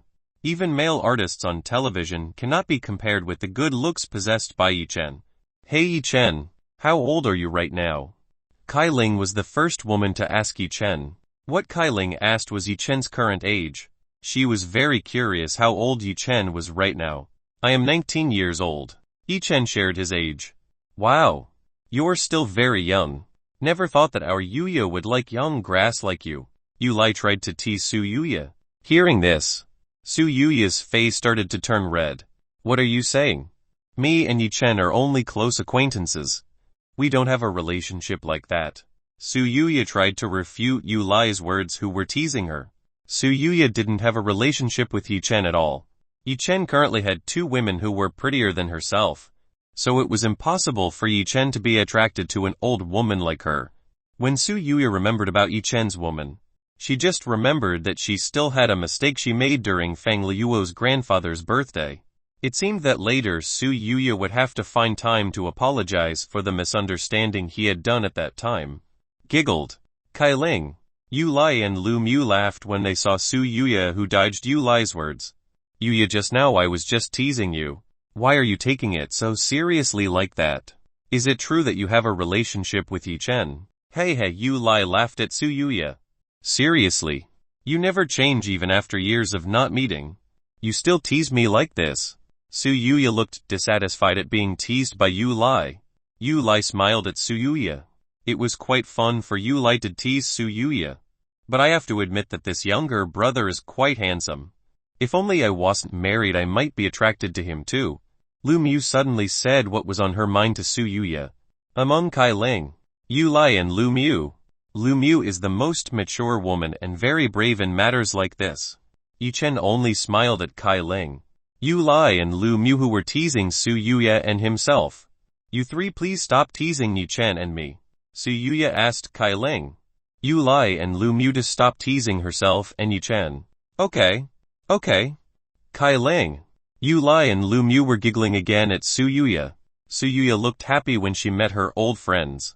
The three of them could make herself laugh. Oh yeah. Yuya, why did you come together with Yi Chen? Where is that man? Are you guys no longer together now? Kai Ling suddenly asked Su Yuya about someone. Su Yuya's mood immediately turned sad when Kai Ling asked Su Yuya about someone. He is currently in an important task, so he won't be able to come back for the next few years. Su Yuya told Kai Ling that the person he was questioning hadn't returned. He was currently still in an important task. I see. Kai Ling nodded at Su Yuya. Seeing that the mood in Su Yuya's heart changed when she asked about that person, Kai Ling decided not to continue this conversation. The atmosphere between Kai Ling, Yu Lai, Lu Mu, and Su Yuya became a little awkwardness. They were all currently silent and did not have a conversation like before. On the other side, Yi Chen was a little curious about what Kai Ling was asking. He wanted to know who the man Kai Ling was asking Su Yuya about. Judging from the change in Su Yuya's mood, this man should be very important to Su Yuya. Oh yeah. Why hasn't this event started to overcome the awkwardness? Su Yuya decided to start a conversation. We are currently waiting for someone before starting this event. Kai Ling told Su Yuya that they were all waiting for someone very important. This person was also the one who took the initiative to hold the reunion and booked a room at this luxurious restaurant. Who are you talking about? Su Yuya asked Kai Ling. Do you really not know who the person I mean? Kai Ling asked Su Yuya. Su Yuya shook her head. She had absolutely no idea who the person Kai Ling was referring to. The person I'm talking about is Cao Zhen. Wasn't he one of your pursuers back in school? Kai Ling told Su Yuya who she was talking about. Su Yuya now remembered the name Cao Zhen. In the past he was one of his most annoying pursuers. I heard that now he is a manager in a large company in the capital with a salary of hundreds of thousands of dollars per year.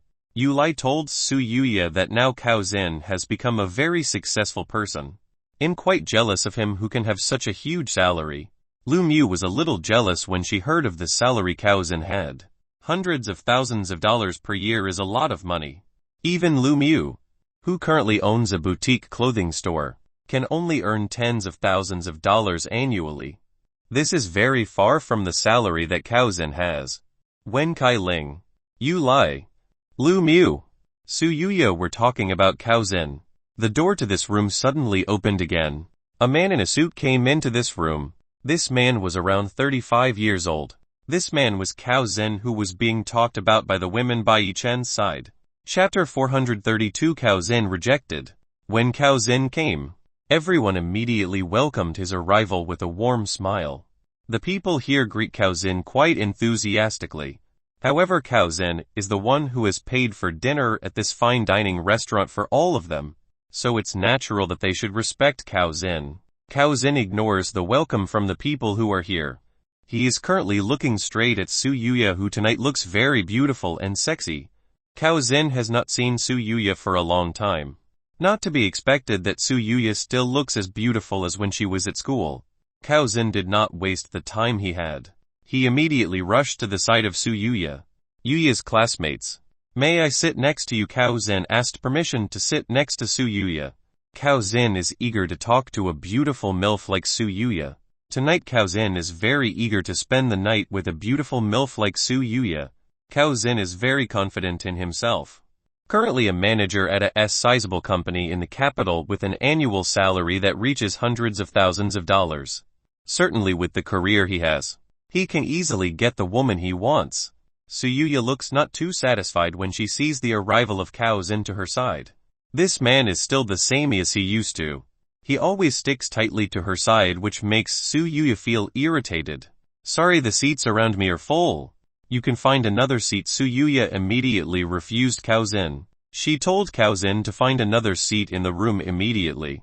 Cao Zhen's face darkened when he saw that he was still rejected by Su Yuya. Su Yuya still looks the same as she used to. Even after having such a brilliant career, Su Yuya still rejects himself. There is a bit of dissatisfaction in Cao Zhen's heart when rejected by Su Yuya. Despite being rejected directly by Su Yuya, Cao Zhen remains Cao Zhen. He will never give up on getting the adoration of his heart that he has long wanted. Hey you! Get up from your chair. Now this chair is mine. Cao Zhen suddenly expelled Yi Chen, who is currently sitting next to Su Yuya. Yi Chen is currently waiting for dinner to begin. Not to be expected that anyone will suddenly come and kick himself out of his seat at this time. There are many seats here. You can find another seat in this place. Yi Chen told Cao Zhen to go find another seat in this place. Cao Zhen became enraged when Yi Chen dared to reject him who wanted the seat held by Yi Chen. How dare you reject me? Do you know who I am? I'm the one who has booked this expensive room, so I have the right to do whatever I want in this room. Cao Zhen yelled at Yi Chen. He told Yi Chen that he was the one who had booked and paid for this room, so Cao Zhen has the right to have a seat seated by Yi Chen. Yi Chen raised his eyebrows slightly when he saw Cao Zhen acting very arrogantly and boasting of his rich self. Su Yuya on Yi Chen's side was also dissatisfied with the behavior exhibited by Cao Zhen. Whereas Su Yuya invited Yi Chen to dinner with herself in a fancy place like this, it is not thought that this will be messed up by Cao Zhen. If Su Yuya knew that the person who organized this event was Cao Zhen, then Su Yuya would not come to this place and choose to take Yi Chen to another place. Unfortunately, it's too late for Su Yuya to realize. She's currently in a room controlled by Cao Zhen. What else are you waiting for? Get out of that seat. Cao Zhen told Yi Chen to leave the seat immediately. Yi Chen better relent for now. This is an event that is being held by Su Yuya's friends. So Yi Chen does not want to mess up this event because of people like Cao Zhen. He rises from his current seat and looks for a new seat. Yi Chen, wait a minute. Let me come with you. Su Yuya decided to follow Yi Chen looking for a new seat. Su Yuya felt bad when Yi Chen was treated like this by Cao Zhen. Cao Zhen's face turns dark when he sees Su Yuya also moving out of her current seat. The reason Cao Zhen expelled Yi Chen was because he wanted to sit next to Su Yuya. Not to be expected that Su Yuya would move along with Yi Chen to another seat in the room.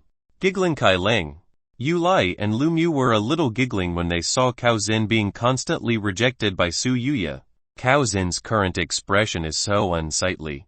He looks like he's just been told to eat a dirt. In order not to lose face in front of his old friends, Cao Zhen decided to sit in the chair previously seated by Yi Chen. Yi Chen and Su Yuya search for an empty seat. After they find an empty seat, they both sit in that seat. Yi Chen forgives for the rudeness committed by Cao Zhen. Su Yuya apologized to Yi Chen for what has been done by Cao Zhen. You don't have to apologize to me. It's not your fault, Yi Chen said to Su Yuya. Su Yuya smiled softly at Yi Chen. Oh yes, Yi Chen. I'd like to apologize to you about the problem. At that time Su Yuya would like to apologize about the trouble she caused while at Feng Liu's grandfather's birthday party. What a problem? Asked Yi Chen with a little confused. It's about the misunderstanding I caused when I was at Feng Liu's grandfather's birthday party. Su Yuya told Yi Chen about the problems she caused while at Feng Liu's grandfather's birthday party. Oh, about that problem. You don't have to apologize anymore. I've solved the problem with Xia Qingyu. I'm quite grateful to you. Because you're the one I can be honest and explain everything to Xia Qingyu. Yi Chen is not at all angry with Su Yuya. Yi Chen was even very grateful to Su Yuya. Thanks to Su Yuya, his relationship with Xia Qingyu became even closer. Su Yuya was pleased to hear that Yi Chen was not angry with her. Oh yes, Yi Chen. If you're with Xia Qingyu, then what about Zhao Yanyan? Su Yuya wants to know what happened to Zhao Yanyan. Zhao Yanyan and I still remain together. So does Xia Qingyu. Yi Chen tells Su Yuya of the relationship he has. Su Yuya's mouth was so wide open that it formed the letter O. Su Yuya was pleasantly surprised to hear this from Yi Chen. It is not thought that Yi Chen was in a relationship with two beautiful women such as Zhao Yanyan and Xia Qingyu at the same time. This is something Su Yuya had never thought of before. Su Yuya thought Yi Chen and Zhao Yanyan had separated and Yi Chen had found a new woman as his bride. Chapter 433 Inappropriate Treatment of Restaurant Waiters. Yi Chen, I didn't expect that other than being good at playing an instrument. You're also very good at making two beautiful women fall in love with you at the same time. Su Yuya told Yi Chen. Yi Chen does not know if the words that have just come out of Su Yuya's lips want to insinuate him or are praising him. Haha. You may as well be careful of me, lest you also fall in love with me. Yi Chen wants to tease Su Yuya a little. Su Yuya smiled at Yi Chen. I've become an old lady. You can't possibly be attracted to an old lady like me, Su Yuya told Yi Chen. I don't think you're old at all. You still look so beautiful right now. If someone doesn't know your real age, they'll probably think you're 25 years old. Yi Chen praised the adult beauty possessed by Su Yuya. Su Yuya does not look like an old woman at all. Su Yuya's face and skin are still very smooth at all. There is not a hint of wrinkles seen on Su Yuya's face. Su Yuya's face still looks like a 25-year-old woman with a very well-developed body. Su Yuya's face was slightly flushed when she heard the compliment coming out of Yi Chen's mouth. Su Yuya does not believe that a young man like Yi Chen will praise her nearly 35-year-old self. Somehow Su Yuya was very happy when she was praised by Yi Chen. You have a very slippery mouth. It's fitting that Zhao Yanyan and Xia Qingyu can be deceived by you. Su Yuya laughs to Yi Chen. Haha. Yi Chen also laughed. Both currently look very happy. What Yi Chen and Su Yuya are doing this time is not to escape Cao Zhen's eye scrutiny. Cao Zhen was furious when he learned that Yi Chen and Su Yuya were currently flirting with each other and laughing together. If there was no one else in this room, Cao Zhen would have approached Yi Chen and expelled him from being close to Su Yuya. Unfortunately, Cao Zhen can't do that for now. Cao Zhen is starting to think. He's currently looking for a way to deal with Yi Chen. After thinking for a while, Cao Zhen finally has a way to deal with Yi Chen. Cao Zhen will humiliate Yi Chen in front of Su Yuya and the people in this place. Cao Zhen knows what he has to do for it. Cao Zhen called one of the waiters who had been provided in this room. Cao Zhen whispers something to the waiter. When Cao Zhen whispers something to the servant next to him, Cao Zhen pointing his finger to point at Yi Chen, who is currently having a conversation with Su Yuya. The waiter nodded at Cao Zhen. Cao Zhen nodded contentedly to the waiter next to him. He gave a 500 to the waiter, he told. The waiter who received $500 looks very happy. The waiter will definitely do what Cao Zhen told you to do. After getting an order from Cao Zhen, this waiter immediately came out of the room used for the reunion event. Applause. Cao Zhen suddenly clapped to make the people who were doing the talk to shut up. Hearing the applause from Cao Zhen, everyone immediately stopped talking to each other. My friends have not met and gathered like this for a long time. Today I gather you all here to relive the past that we have. Cao Zhen began speaking in front of everyone who was here. Everyone started listening to the rant that Cao Zhen is currently saying. Yi Chen himself can't wait to try the food served by this restaurant. From morning Yi Chen hasn't eaten anything yet, so he's a little hungry. Finally, after a long time, Cao Zhen finally finished his speech. Then let's just start the dinner. Cao Zhen immediately started this dinner. Applause. Applause. Applause. The people who are here are starting to applaud Cao Zhen. These people can't wait to taste what the food is like in an expensive restaurant like this. Some of the waiters of this restaurant come into the room. They bring some dishes on top of which there is food that looks very delicious. All the dishes brought by the waiter have the same stuffing on it. The waiters began handing out plates on which there was food to everyone in the room. After the waiters at this restaurant distributed the food evenly, everyone started to eat the food that was in front of them. Yi Chen looked at the plate in front of him. On the plate in front of Yi Chen there was only a prayer and tomatoes. Yi Chen began to compare the food on his plate with those around here. Obviously what Yi Chen got is very different from the people who are here. Hey you! Are you sure you didn't give me the wrong plate? Yi Chen asked the waiter behind him. Sorry sir. It looks like we're running out of the same food stock for you, so we can only give you food like that. The waiter in the back tells Yi Chen that the food in the order is up. So Yi Chen gets nothing. Then why don't you give me another food? Yi Chen said to the waiter behind him. Sorry. The food ordered by Mr. Cao Zhen is just this.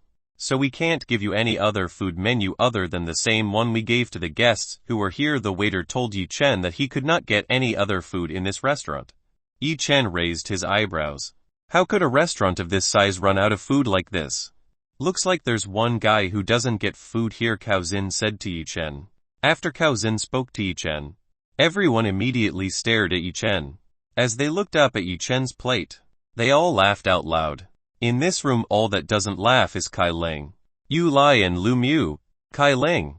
Yu Lai and Lu Mu were sorry when they saw what was on Yi Chen's plate. What's on Yi Chen's plate is just a prayer and tomatoes. This is a long way off when compared to the food in front of each one. Su Yuya sees that Yi Chen is getting a very inappropriate treatment once. How can a large restaurant like this serve a prayer and tomatoes to their customers? Yi Chen looks at Cao Zhen. It looks like what's going on with him right now is planned by Cao Zhen. Yi Chen, how about you just take my food? Su Yuya gave Yi Chen the food ration she had. Su Yuya was really bad when she saw Yi Chen who only got a prayer and tomatoes. Whereas Su Yuya was the one who invited Yi Chen to come here. It is not thought that Yi Chen would receive this kind of treatment. It's not necessary. I can order my own food, Yi Chen told Su Yuya. Hearing this, Su Yuya's heart felt sad. It seems that at this time Yi Chen is really angry. Chapter 434 I want to rent my own room.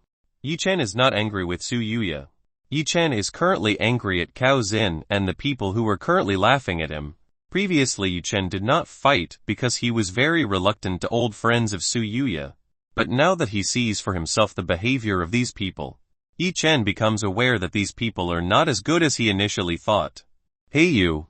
I want to order my own food. Quickly get menu. Yi Chen yelled at the waiter behind him to give him the menu that was in this restaurant.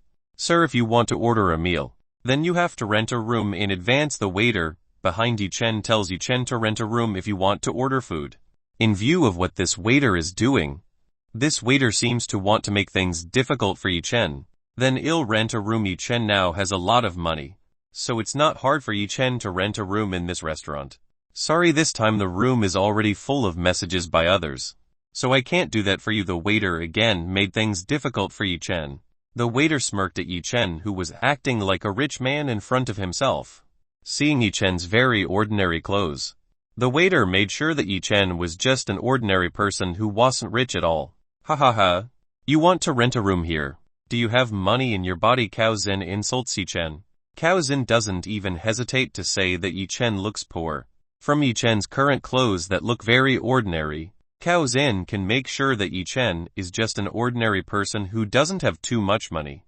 There is no way that people who have a regular appearance like Yi Chen can rent a private room in this restaurant. This is why Cao Zhen dared to humiliate Yi Chen in front of the people who were here. People here started laughing at Yi Chen. Most of these people thought Yi Chen was very young and too stupid. The price to rent a room in this restaurant is not cheap. The price can reach thousands of dollars. Even the food sold in this restaurant is very expensive. Once the value. Most of the people who attend this reunion event may not even be able to pay for the food they are currently eating. For these people, the food they are eating is very expensive and very tasty. Food like this can cost them the savings they have collected painstakingly. That's why when Yi Chen said he wanted to rent a room and order a meal, these guys thought of Yi Chen as an idiot who didn't know anything. Yi Chen raised his eyebrows. At this time he looks very dissatisfied with the waiter behind him. This waiter really dares to underestimate him. If Yi Chen wants this right now, he can buy this restaurant with the money he has. Actually, Yi Chen doesn't really like to show off the wealth he has. But since Cao Zhen touches his lower limit, then Yi Chen will show who he really is. Hurry up, call your manager. I want to talk and complain to him. Yi Chen wants to talk to the manager of this restaurant. Our manager can't be bothered by someone like you. The waiter behind Yi Chen tells us that their manager can't be bothered at this time. I don't care. Just call your manager here, Yi Chen said to the waiter in a fairly high note. Yi Chen has lost the patience he has. This waiter really annoyed him. Don't you hear what he's saying? Quickly call your manager here. Otherwise I'll call the owner of this restaurant. Su Yuya took the initiative to help Yi Chen. Su Yuya is unlikely to stay when she sees the treatment received by Yi Chen.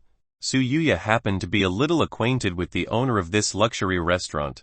Su Yuya had met the owner of this restaurant several times. While being threatened by Su Yuya, the waiter who were behind started to get scared. If it was true that Su Yuya found out about the big boss who owned this restaurant, then the job he currently had would be over. He looked at Cao Zhen, who was far ahead of him. He tried to ask Cao Zhen for help. Cao Zhen shook his head at the waiter behind Yi Chen. He told the waiter not to be afraid of the threat from Su Yuya. Seeing Cao Zhen supporting himself, he gained her confidence again. Miss, if you really want to call our big boss, then do it. The waiter at the back seemed to be challenging Suyuya. He couldn't believe that Suyuya had the contact information of their big boss. Okay. You asked me to do it. Suyuya took out her cell phone that was in her bag. She started looking for contact information of this restaurant owner. After finding the contact information she was looking for, Suyuya immediately made a call. A while later, the other party received a call from Suyuya. Suyuya started talking to the other party who was on the other side of the phone. She informed the other party about what was going on in this room number 5. After 1 minute of making a call with the boss of this restaurant owner, Suyuya ended the call. Yi-chen, the manager will come here soon. Suyuya told Yi-chen that the manager of this restaurant would come here soon. Yi-chen nodded at Suyuya. He was quite happy with what Suyuya was doing. The waiter behind Yi-chen only sneered at what Suyuya was doing.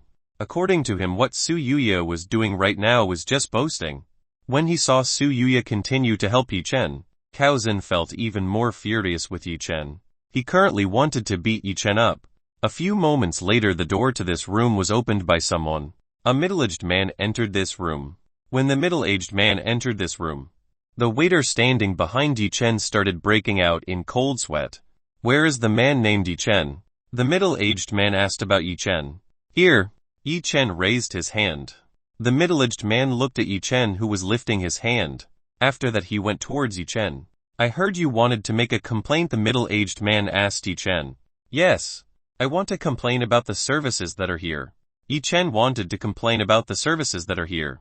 What's wrong with our service? The middle-aged man asked Yi-chen about the service problem in this restaurant. My manager can explain it for you. The waiter behind Yi-chen immediately tried to talk to the middle-aged man who had just arrived. Shut up. I'm not talking to you. The manager snapped at the waiter behind Yi-chen. The waiter behind Yi-chen immediately fell silent and lowered his head. Please explain in more detail to me. The manager asked Yi-chen to explain what happened in detail. Yi-chen began to explain what happened to this restaurant manager. Hearing this, the face of the restaurant manager turned unsightly. He did not think that if something like this could happen. How could a classy restaurant waiter dare to treat guests like this? It's really not very worthy of being hired as a waiter in this fancy restaurant. Hey you! Hurry up and tell me what's going on. How can you treat guests in this way? The manager immediately asked the waiter who was standing behind Yi-chen. Me. The waiter standing behind Yi-chen was confused enough to explain everything to his superior. There was no way he would tell if he was bribed by Cao Zhen, that his work would end here. Manager? Actually, I don't want to do something like this. I was forced by the person who rented this room to do this kind of thing. He is the one who pays for all the food here. So I just obey what he says. The issue of responsibility to Cao Zhen. Cao Zhen's face turned dark as the maid told everything to Suyuya and the people who were here. His reputation could be tarnished because of something like this. Hearing this, everyone started whispering to each other. They were currently talking about Cao Zhen. You despicable waiter. How dare you accuse me of such a thing? Cao Zhen tried to defend himself. He wouldn't let his reputation take a turn for the worse in front of his old friends. Cao Zhen, just admit what you've done and apologize to Yi-chen. Suyuya asked Cao Zhen to confess his actions and apologize to Yi-chen. Classmate Yuya, I really don't do anything like that. Believe me. Cao Zhen tried to convince Suyuya. I don't believe you. Suyuya couldn't believe the words that came out of Cao Zhen. She trusted the words that came out of the waiter behind her right now. Yi-chen saw the debate that was going on here. If this was continued, then there would be no end. Yi-chen had to end it all. I want a room. Can you give me a room? Yi-chen asked the manager who was nearby. Part 6 of the series ends here. Thank you for watching and listening. If you find it interesting, please give us a like, a comment and a subscription so that we have the motivation to make the next videos.